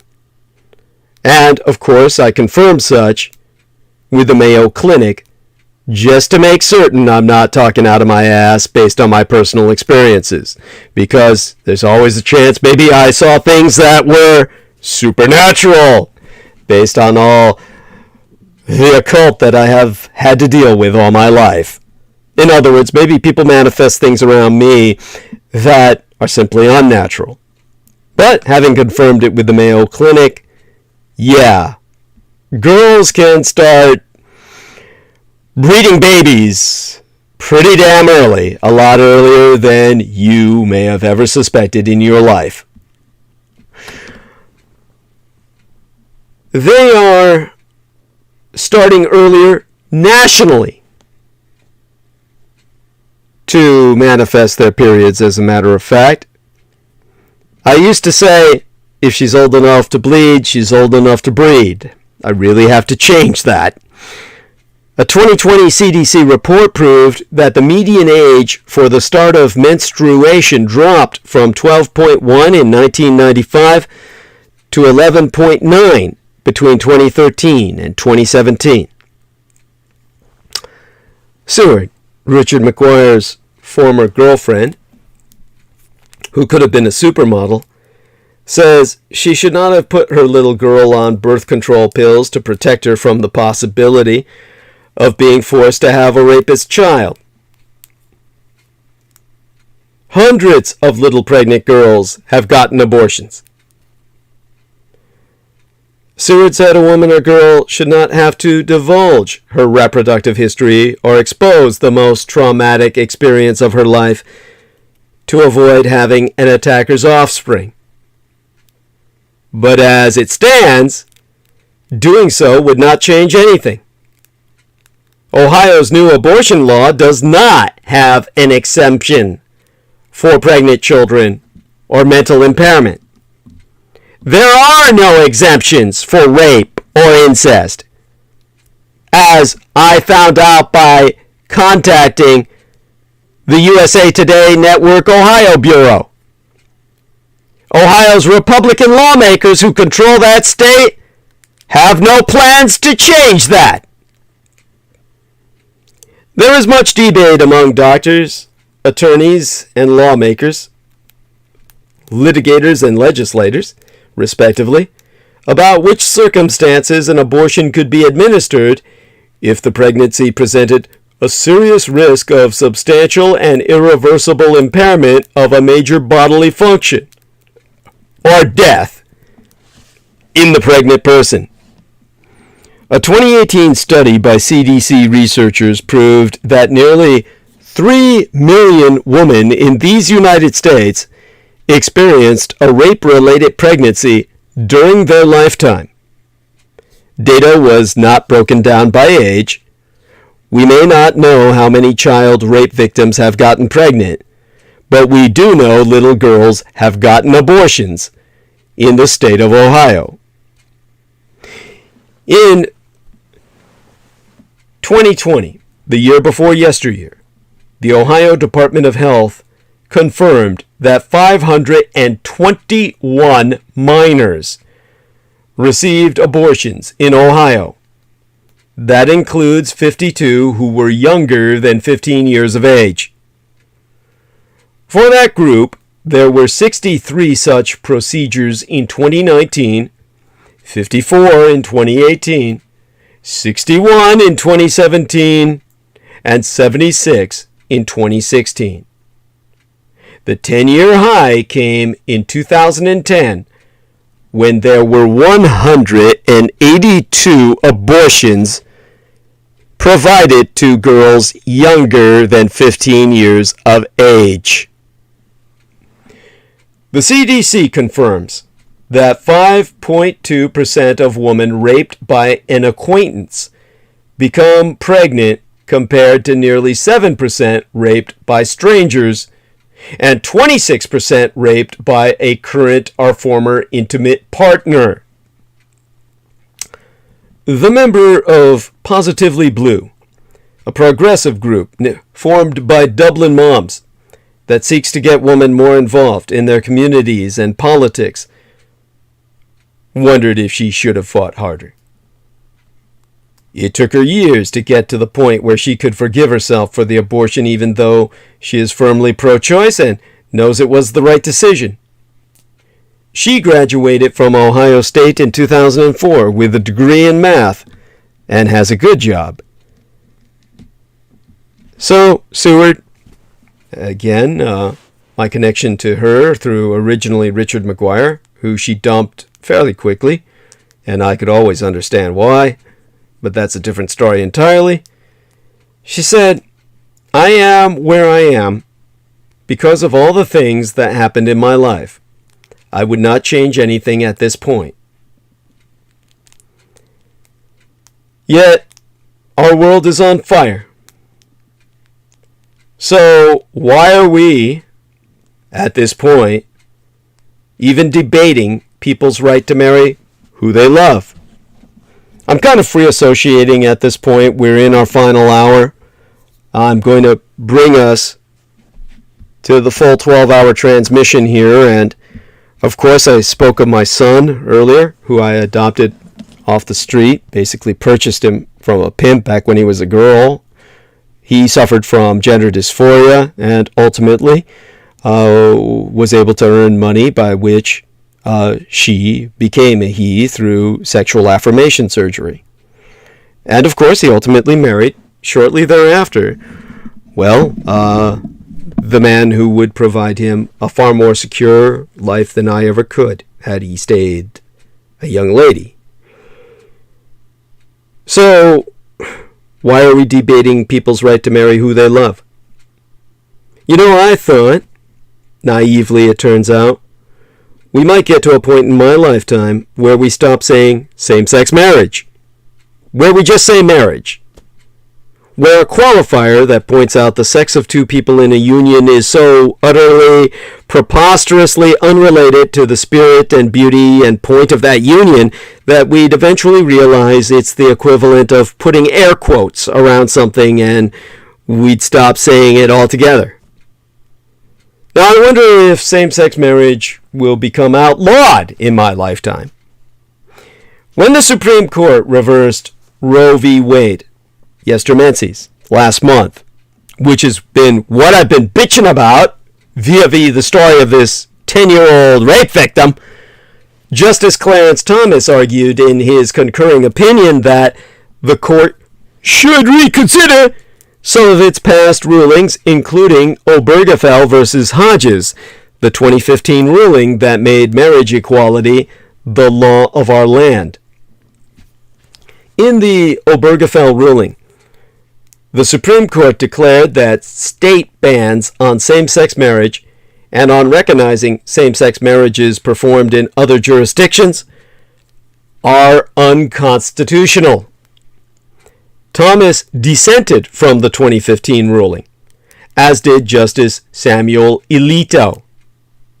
In 2020, when the Supreme Court turned down an appeal from Kim Davis, the Kentucky County Clerk who was sued for refusing to issue marriage licenses to same-sex couples, Thomas and Alito issued a 4-page statement denouncing Obergefell. At the time, Thomas wrote, "By choosing to privilege a novel constitutional right over the religious liberty interests explicitly protected in the First Amendment, and by doing so undemocratically, the court has created a problem that only it can fix." Alito joined the opinion.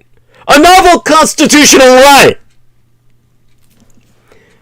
If Obergefell is overturned, same-sex marriage would become illegal in at least 25 states in union, and would likely become illegal in 7 others, according to the nonpartisan National Conference of State Legislatures, which I confirmed by calling directly.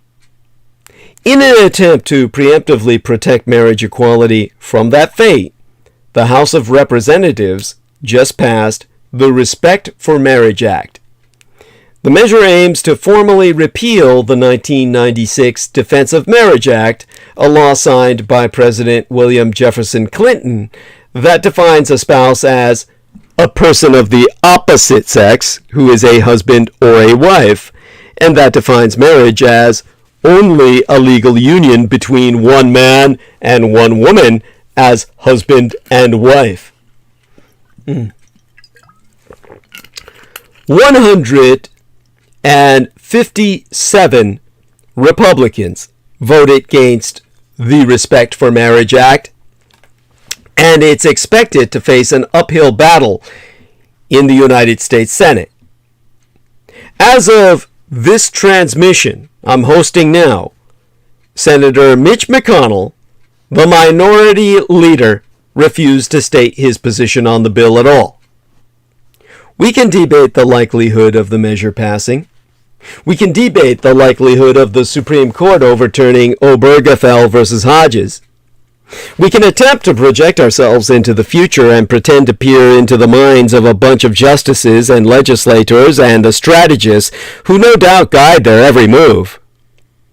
But my mind and my heart are plagued by the right now, by the married couples who are watching as their rights, their lives, their families, their love, their devotion, Their vows and fights and makeups and vacations and triumphs and inside jokes and anniversaries and mundane errands and shared secrets and safe places and soft landings are being debated. Debated for legitimacy. Debated for legality. Debated for longevity. Simply because of their sex. Simply because the person who made their hearts crack open and take a leap of faith and commit to a lifetime of figuring things out together happened to be of the same sex. My mind and my heart are plagued by the young people who identify as LGBTQIA+, watching as their rights, their lives, their future families are called into question. Watching as so-called public servants sit in dialogue and judgment of something as fundamental and sacrosanct as who they love and what they're allowed to do about it. It's dangerous and it's wrong. It's morally wrong. With LGBTQIA+ youth more than 4 times as likely to attempt suicide than their peers.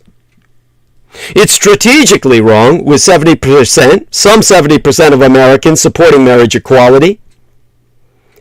And it's the wrong topic, as the world literally burns, and gun violence plagues our every endeavor, and a vaccine-resistant virus continues to infect us, and a war wages on in Ukraine, and inflation climbs, and young people tell us they're in crisis. And love is what we're debating. Of all things. Love!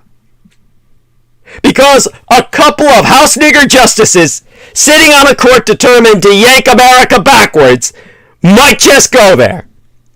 Might just make it even harder for LGBTQIA+ youth to grow up in this country. Might just decide to throw a proverbial grenade into the homes of the countless families who had the audacity to take their country up on its promise that we're all created equal, that we have certain unalienable rights, that marriages don't need air quotes around them. Might just add more chaos in the name of the anti-gods, in the name of the Edomites who gang-stalk myself, to a broken, battered nation. The hate and the fear and the cynicism are loud right now. Our only choice is to make the love even louder. Because nearly 1 in 3 Americans say it may soon be necessary to take up arms against the government. According to a new poll from the University of Chicago's Institute of Politics, the majority of Americans say the U.S. government is corrupt, and almost a third say it may soon be necessary to take up arms against it. Now,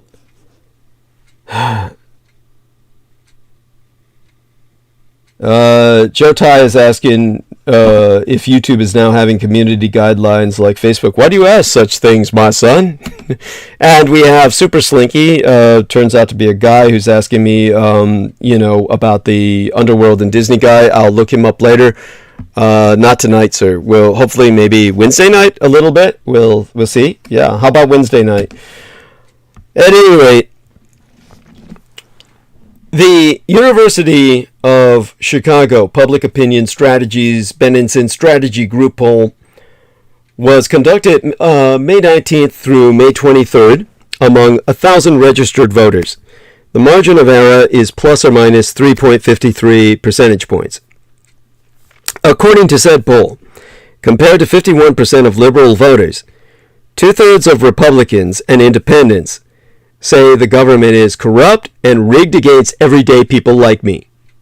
Their quotes about themselves. 28% of all voters, including 37% of gun owners, agreed it may be necessary at some point soon for citizens to take up arms against the government, a view held by around 35% of Republicans and around 35% of independents. Only 1 in 5 Democrats concurred.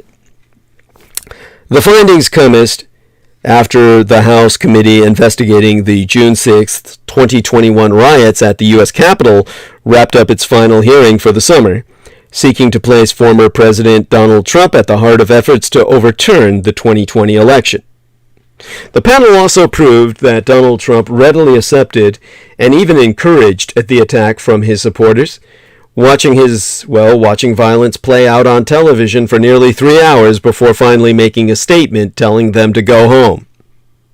Despite these hearings, Donald Trump still enjoys complete support among the Republican cultists, who are more concerned about inflation, education, and crime, the culture wars, than they are about January 6th and the attempted overthrow of our legitimate government.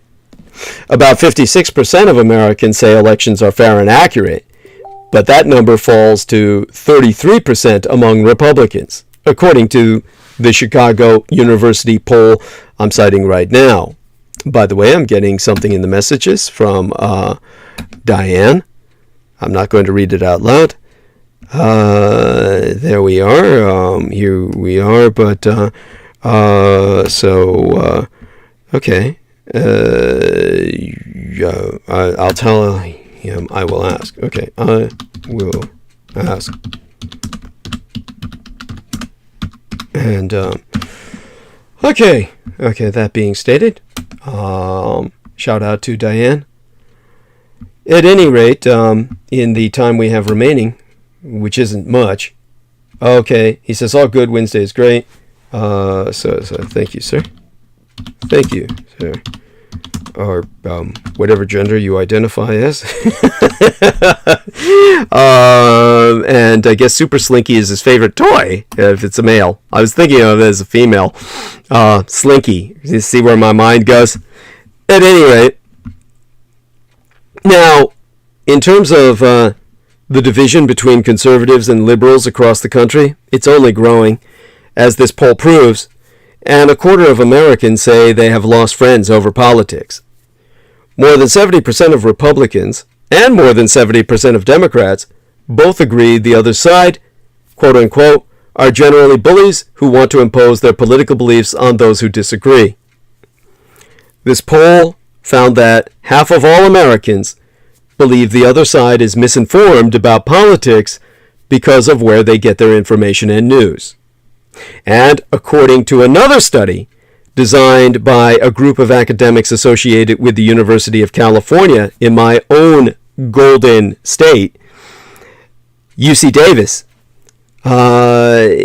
violence, it's actually affiliated with the University of California Davis Violence Prevention Research Program and the California Firearm Violence Research Center.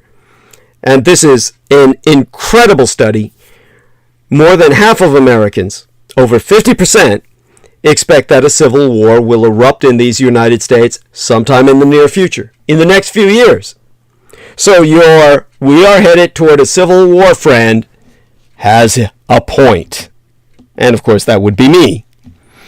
According now to a nationally representative study released July 19th, half of Americans agree, somewhat, that there will be a civil war in the next few years, and nearly 1 in 5 are similarly confident that they will soon arm themselves with a gun in a situation where political violence is justified. Now, this study was conducted by the polling firm Ipsos and surveyed 8,620 respondents in English and Espanol between May 13th and June 2nd. The findings are subject to sampling error and were not yet peer-reviewed when I myself sourced therefrom.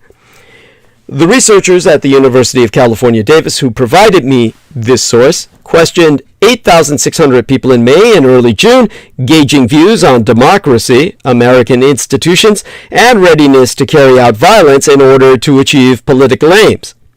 Half of those surveyed were women, and the average age of respondents was 48. The study is expected to undergo peer review later this summer. The researchers were motivated to do the study, or so they said, because of a rise in violence, particularly involving guns, surging firearm sales, an erosion of confidence in democracy, and the widespread adoption of extreme and false beliefs. Rates of belief in the QAnon conspiracy, the so-called Great Replacement theory, and in Donald Trump being the true victor in 2020 tracked results from earlier research. Nearly 1 in 5 Americans agreed strongly, or very strongly, according to this Davis study, that the 2020 election was stolen from Donald Trump. And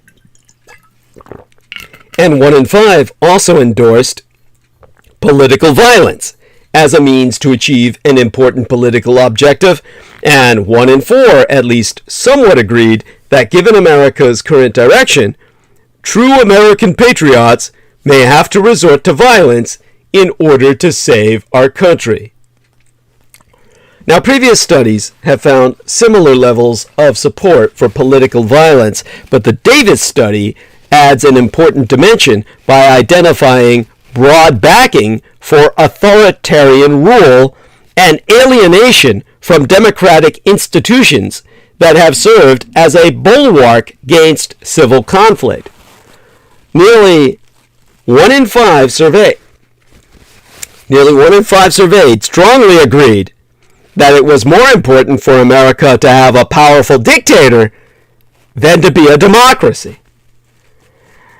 Extrapolating to the American population as a whole, the Davis study found that between 4 and 5 million Americans would be very or completely willing to intimidate, injure, or kill to achieve a political goal.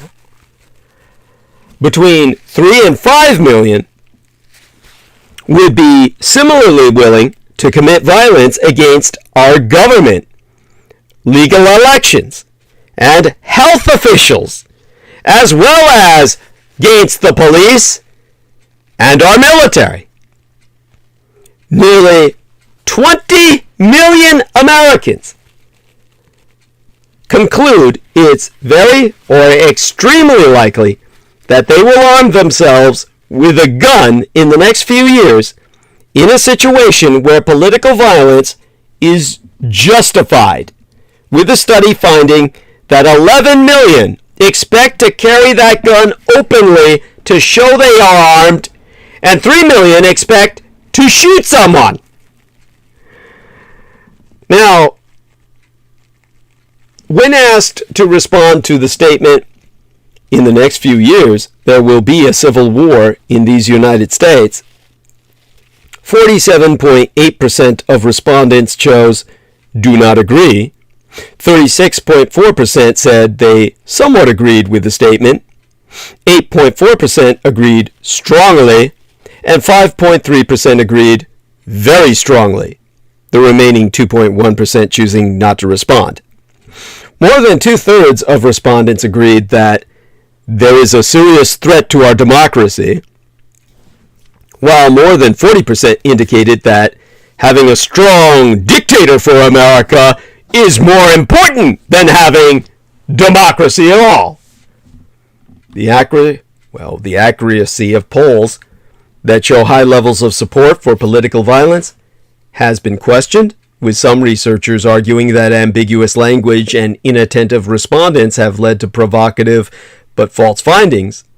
But the Davis study takes steps to address criticism of all prior research, even with the authors acknowledging that bias from sources such as inattentive or strategic responses may have shaped some of the results. Now, Garen Wintemute, an emergency physician, longtime gun violence researcher, and a lead author of this study, emphasized that initial findings suggested an openness to violence is not confined to one end of the political spectrum, and has cautioned that the findings left key questions unanswered, pointing to the widespread expectation of a civil war. Wintemute has described this survey as a mirror and a way for the country to see itself, himself confirming that even some members of his research team had trouble accepting the findings, which he knows some may view as alarmist, the study having found that nearly 20 million people believe that violence is at least sometimes justified to stop those who do not share their beliefs from even voting.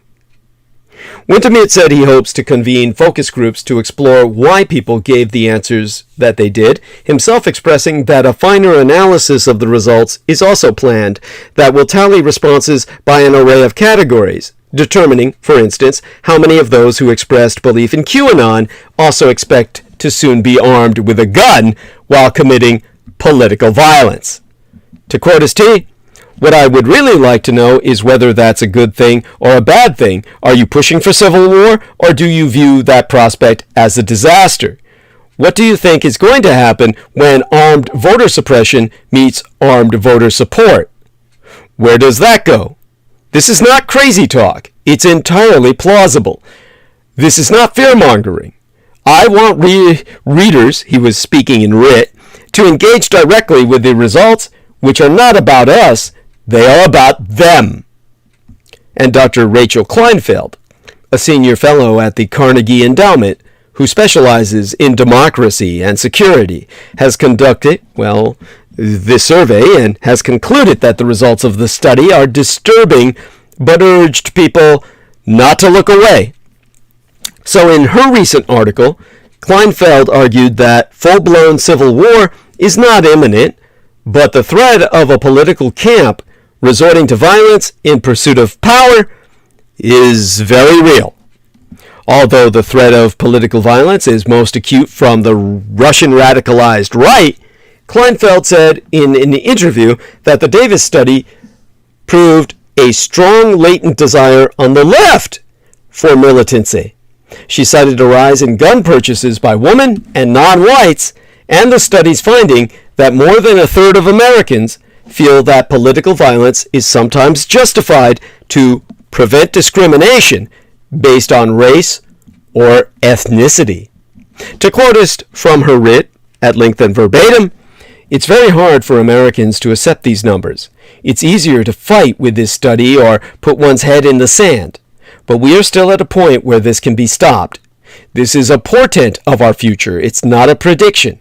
This is a very strong methodological study that backs up what we are seeing in a lot of other data. America is at risk of experiencing major political violence.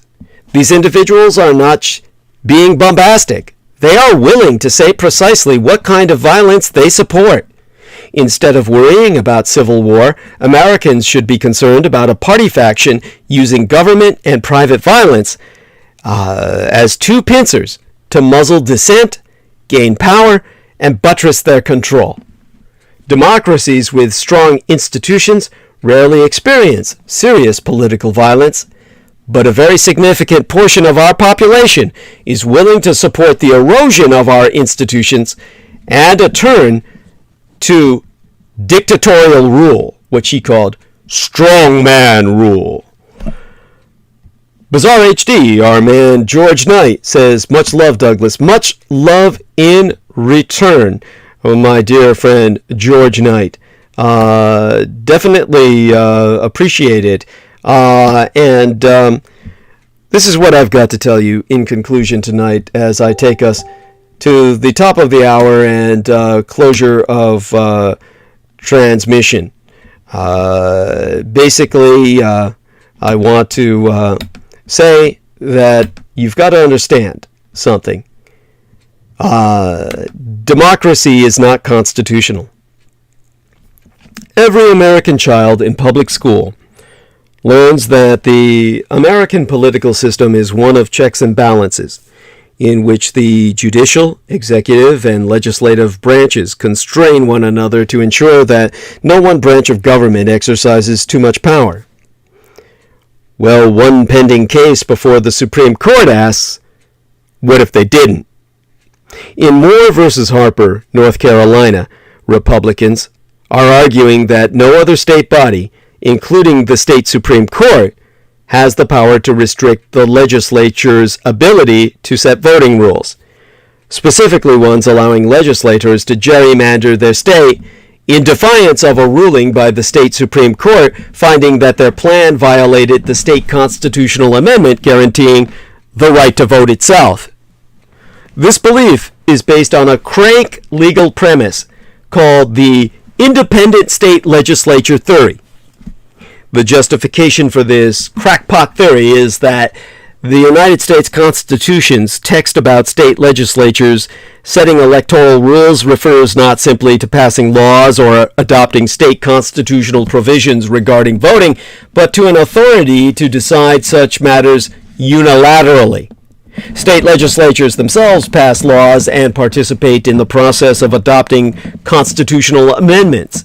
It makes no sense to argue, as the independent state legislature theory does, that such bodies are not bound by rules they themselves have set. Nevertheless, this idea is the kind of obtuse, context-free pedantry that malicious attorneys adore. As the electoral law expert Rick Hasson has written, in its most extreme interpretation, this theory would mean that a state legislature could simply overturn federal electoral results it did not like based on its perception, no matter how unfounded, that the rules were violated. And hypothetically, the Supreme Court could check such abuse of power, but its capture by the Republican Party cult means that, in practice, it will not. You'd think that the theory's recent vintage would make it anathema to self-identified originalists, but among most of the justices, this philosophy is implemented with scarcely more rigor than one might put into scanning Wikipedia to win an argument with a stranger online. More disturbing, the popularity of the theory among reactionary legal elites is further indication of their commitment to an idea of democracy in which the Republican Party is simply not allowed to lose, and of their desire to alter our system to ensure that it cannot. The independent state legislature theory has drawn a great deal of attention for its most radical potential application, the possibility of a legislature voting to throw out its state's presidential electoral results and appointing electors to favor the candidate of its choice. This is what Donald John Trump tried to get Republican-controlled states to do after he lost in 2020. But even in the narrower example before the Supreme Court, the adoption of this argument would allow state legislatures a dangerous level of influence over who wins federal office. This is such a mockery of the very idea of representative democracy that you would think it would be dismissed out of hand. If you don't like how things are, go vote. But also, the people in power get to decide whether your vote counts, and virtually no one can check them. As Peter Moon always quoted Joseph Stalin as saying, "It doesn't matter who votes, but who counts the votes." The beginnings of this idea came from a concurrence in Bush versus Gore, the case that threw the 2000 election to George W. Bush, written by the segregationist and then Chief Justice William Rehnquist, joined by the house nigger Clarence Thomas, and the late Antonin Scalia, the man found with a laptop full of child pornography connected to David Allen Sterling, the best friend of the feet to the fire piece of shit host, whose name I can't even remember, James Arthur Yanchik. The opinion in that case infamously declared itself non-precedential. But the theory has gained popularity in recent years anyway, because of its usefulness to Republicans trying to change 2020 state election rules to favor then-President Donald Trump. It is, ergo, no coincidence that there are as many justices who worked as attorneys for Bush in that case as there are Democratic appointees. Indeed, as Helen White of Protect Democracy writes, in election cases in 2020, Justices Neil Gorsuch, Samuel Alito, Clarence Thomas, and Brett Kavanaugh, the rapist, all indicated that they would have adopted the theory and its vast consequences. That theory, she notes, is at odds with more than 100 years of Supreme Court precedent and would disrupt entire bodies of law written by state legislatures and reviewed by state courts relying on that precedent. That might be true, but it is not at odds with the partisan interests of the right-wing justices, a far more important factor in Supreme Court decisions. This outcome in Moore versus Harper would not affect state and local contests, but in large part, Republicans have already succeeded in election-proofing legislatures in states they control by drawing district lines to favor Republican-leaning constituencies. In closely divided states such as Wisconsin, gerrymandering and geographic polarization mean that the Russo collaborationist red Republican insurgency can win some 2/3 of state legislative seats with less than half of the statewide vote. Other states have made progress in trying to end partisan gerrymandering, though constitutional amendments are state redistricting commissions through them. But if the Supreme Court accepts the independent state legislature theory, that progress would be entirely wiped out. In the 2019 case, Rucho versus Common Cause, the Supreme Court said that federal courts could not review partisan gerrymandering, but that it was fine because state courts could, based on provisions in state constitutions. Many states have constitutional amendments protecting the right to vote, but those would be irrelevant if state courts had no power to review a legislature that violated that very right. By the way, someone named Muna Jimin says, Much fei, may peace be upon you. Mr. Dietrich, much respect from Brunei. Darussalam. Much respect in return, sir. Darussalam in return. Thank you so much. And most blessed be.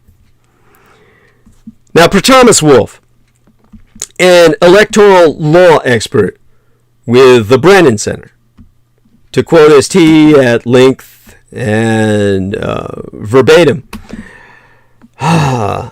we have run elections the same way for 230 years in this country.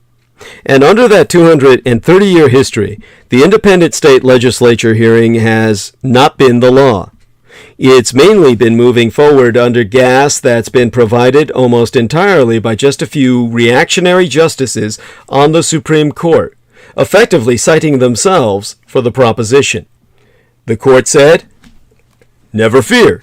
If you want to address partisan gerrymandering, go to state courts, because state constitutions provide people with an avenue forward.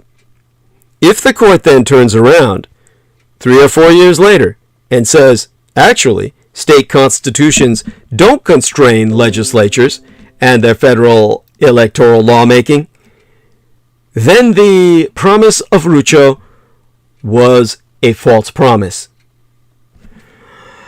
The sheer number of catch-22s involved here can be confusing. Federal courts cannot review partisan gerrymandering, so the people should turn to state courts, which also cannot. If you want to protect voting rights, you must do it by federal legislation, except the Supreme Court will decide that that legislation is unconstitutional because it violates imaginary principles unmentioned in our Constitution. Political questions must be decided by the people, except those in power conclude that they don't like how the people might decide them. This can all be reconciled given the Republican Party's de facto position that elections are by definition illegitimate if the Russo collaborationist red Republican insurgency does not win them, and that the Democratic Party's constituencies are less American and therefore their votes should count for less.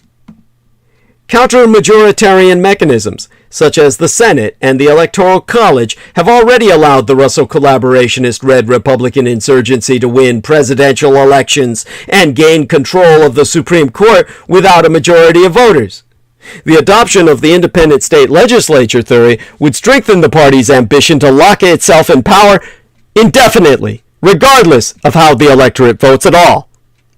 With the electoral lies he abused to justify an attempt to overthrow our government, Donald Trump gave voice to the idea that Democratic voters are inherently illegitimate. But Republican elites had been scheming for years to implement voting restrictions that would give conservative constituencies all power. And no institution has been a greater ally to states looking to disenfranchise their constituents than the Roberts Court. The Supreme Court's right-wing majority has repeatedly twisted its own arguments and the text of our Constitution into knots in order to approve of Republican voting restrictions, while striking down any liberal efforts to defend the right to vote that it disapproves of. Per Jake Grumbach, the author of Laboratories Against Democracy, in his own words, Democratic backsliding in these United States has followed a pretty clear historical pattern. The Supreme Court directly or indirectly enables state legislatures to restrict civil and political rights, and Congress decides whether to get its act together to stop them, and it often doesn't. The filibuster makes this pattern even more stark, since state legislatures don't tend to have supermajoritarian requirements to weaken democracy, but Congress, the only institution to stop state legislatures from backsliding, now requires supermajorities to pass policy to protect democracy. And of course, if by some miracle Congress acts at all, the Roberts Court can simply invalidate that legislation based on whatever esoteric right-wing schema happens to be in fashion among reactionary attorneys. There is an underlying perception of partisan interest driving Russell collaborationist red Republican insurgent hostility to voting rights that is incorrect, but nevertheless important to understand. Many Republicans are under the misimpression that demographic change favors Democrats, while many Democrats believe that Republican racism will prevent their opponents from appealing to minority constituencies. Conversely, the ideological, religious, and ethnic diversity of the Democratic coalition means the party cannot target and disempower the rival party's voters the way the Russell collaborationist red Republican insurgency can. The 2020 elections suggest, however, that assumptions about the political effects of a diversifying United States are completely incorrect. Greater turnout does not advantage Democrats at all, and non-white voters are not immune to Republican appeals. Growing support for the Russell collaborationist red Republican insurgency among Latinos proves that they are following the same path of assimilation as prior immigrant groups, just as immigration advocates said they would, and as immigration restrictionists loudly insisted they would not, often in racist and demeaning terms. Still, there be no moral equivalence between defending Americans' fundamental rights out of partisan interest and effacing them out of partisan interest. Reconstruction-era Republicans' defenses of black rights are not less admirable because the party would not have been viable in the post-Civil War South without them, just as the Democrats' disenfranchisement of black men in the same era is no less racist or abhorrent because it was in pursuit of one-party rule. Democracy relies on the self-interest of politicians to protect the rights of their constituents, not on the virtue and charity of heroic lawmakers. There is nevertheless something to learn from the conflicts over suffrage in that era. As Frederick Douglass wrote in the Atlantic magazine, circa 1866, 100 years before I was born, "The true way and the easiest way to make our government entirely consistent with itself and give to every loyal citizen the elective franchise, a right and power which will be ever present, and will form a wall of fire for his protection. The right to vote, and the ability of voters to register popular dissent at the ballot box, is what separates democratic systems from authoritarian ones. The ballot is a right, but it is also a means of self-defense. Politicians need not fear or respond to an electorate that lacks the ability to deprive them of office. If the Supreme Court upholds the independent state legislature theory, it will deprive the public of yet another means of defending itself. For the party that appointed the majority of the justices, that would be ideal. Therefore, the Republicans are ruling America through the non-elected judiciary. And because of that, our only recourse as Democrats is to take up arms against this government. Kill the fucking reactionary judges, people. Kill the House nigger judge. Kill all of those judges that are conservative, the court majority, because they are your dictators. And we were given the right to bear arms to take down tyrants.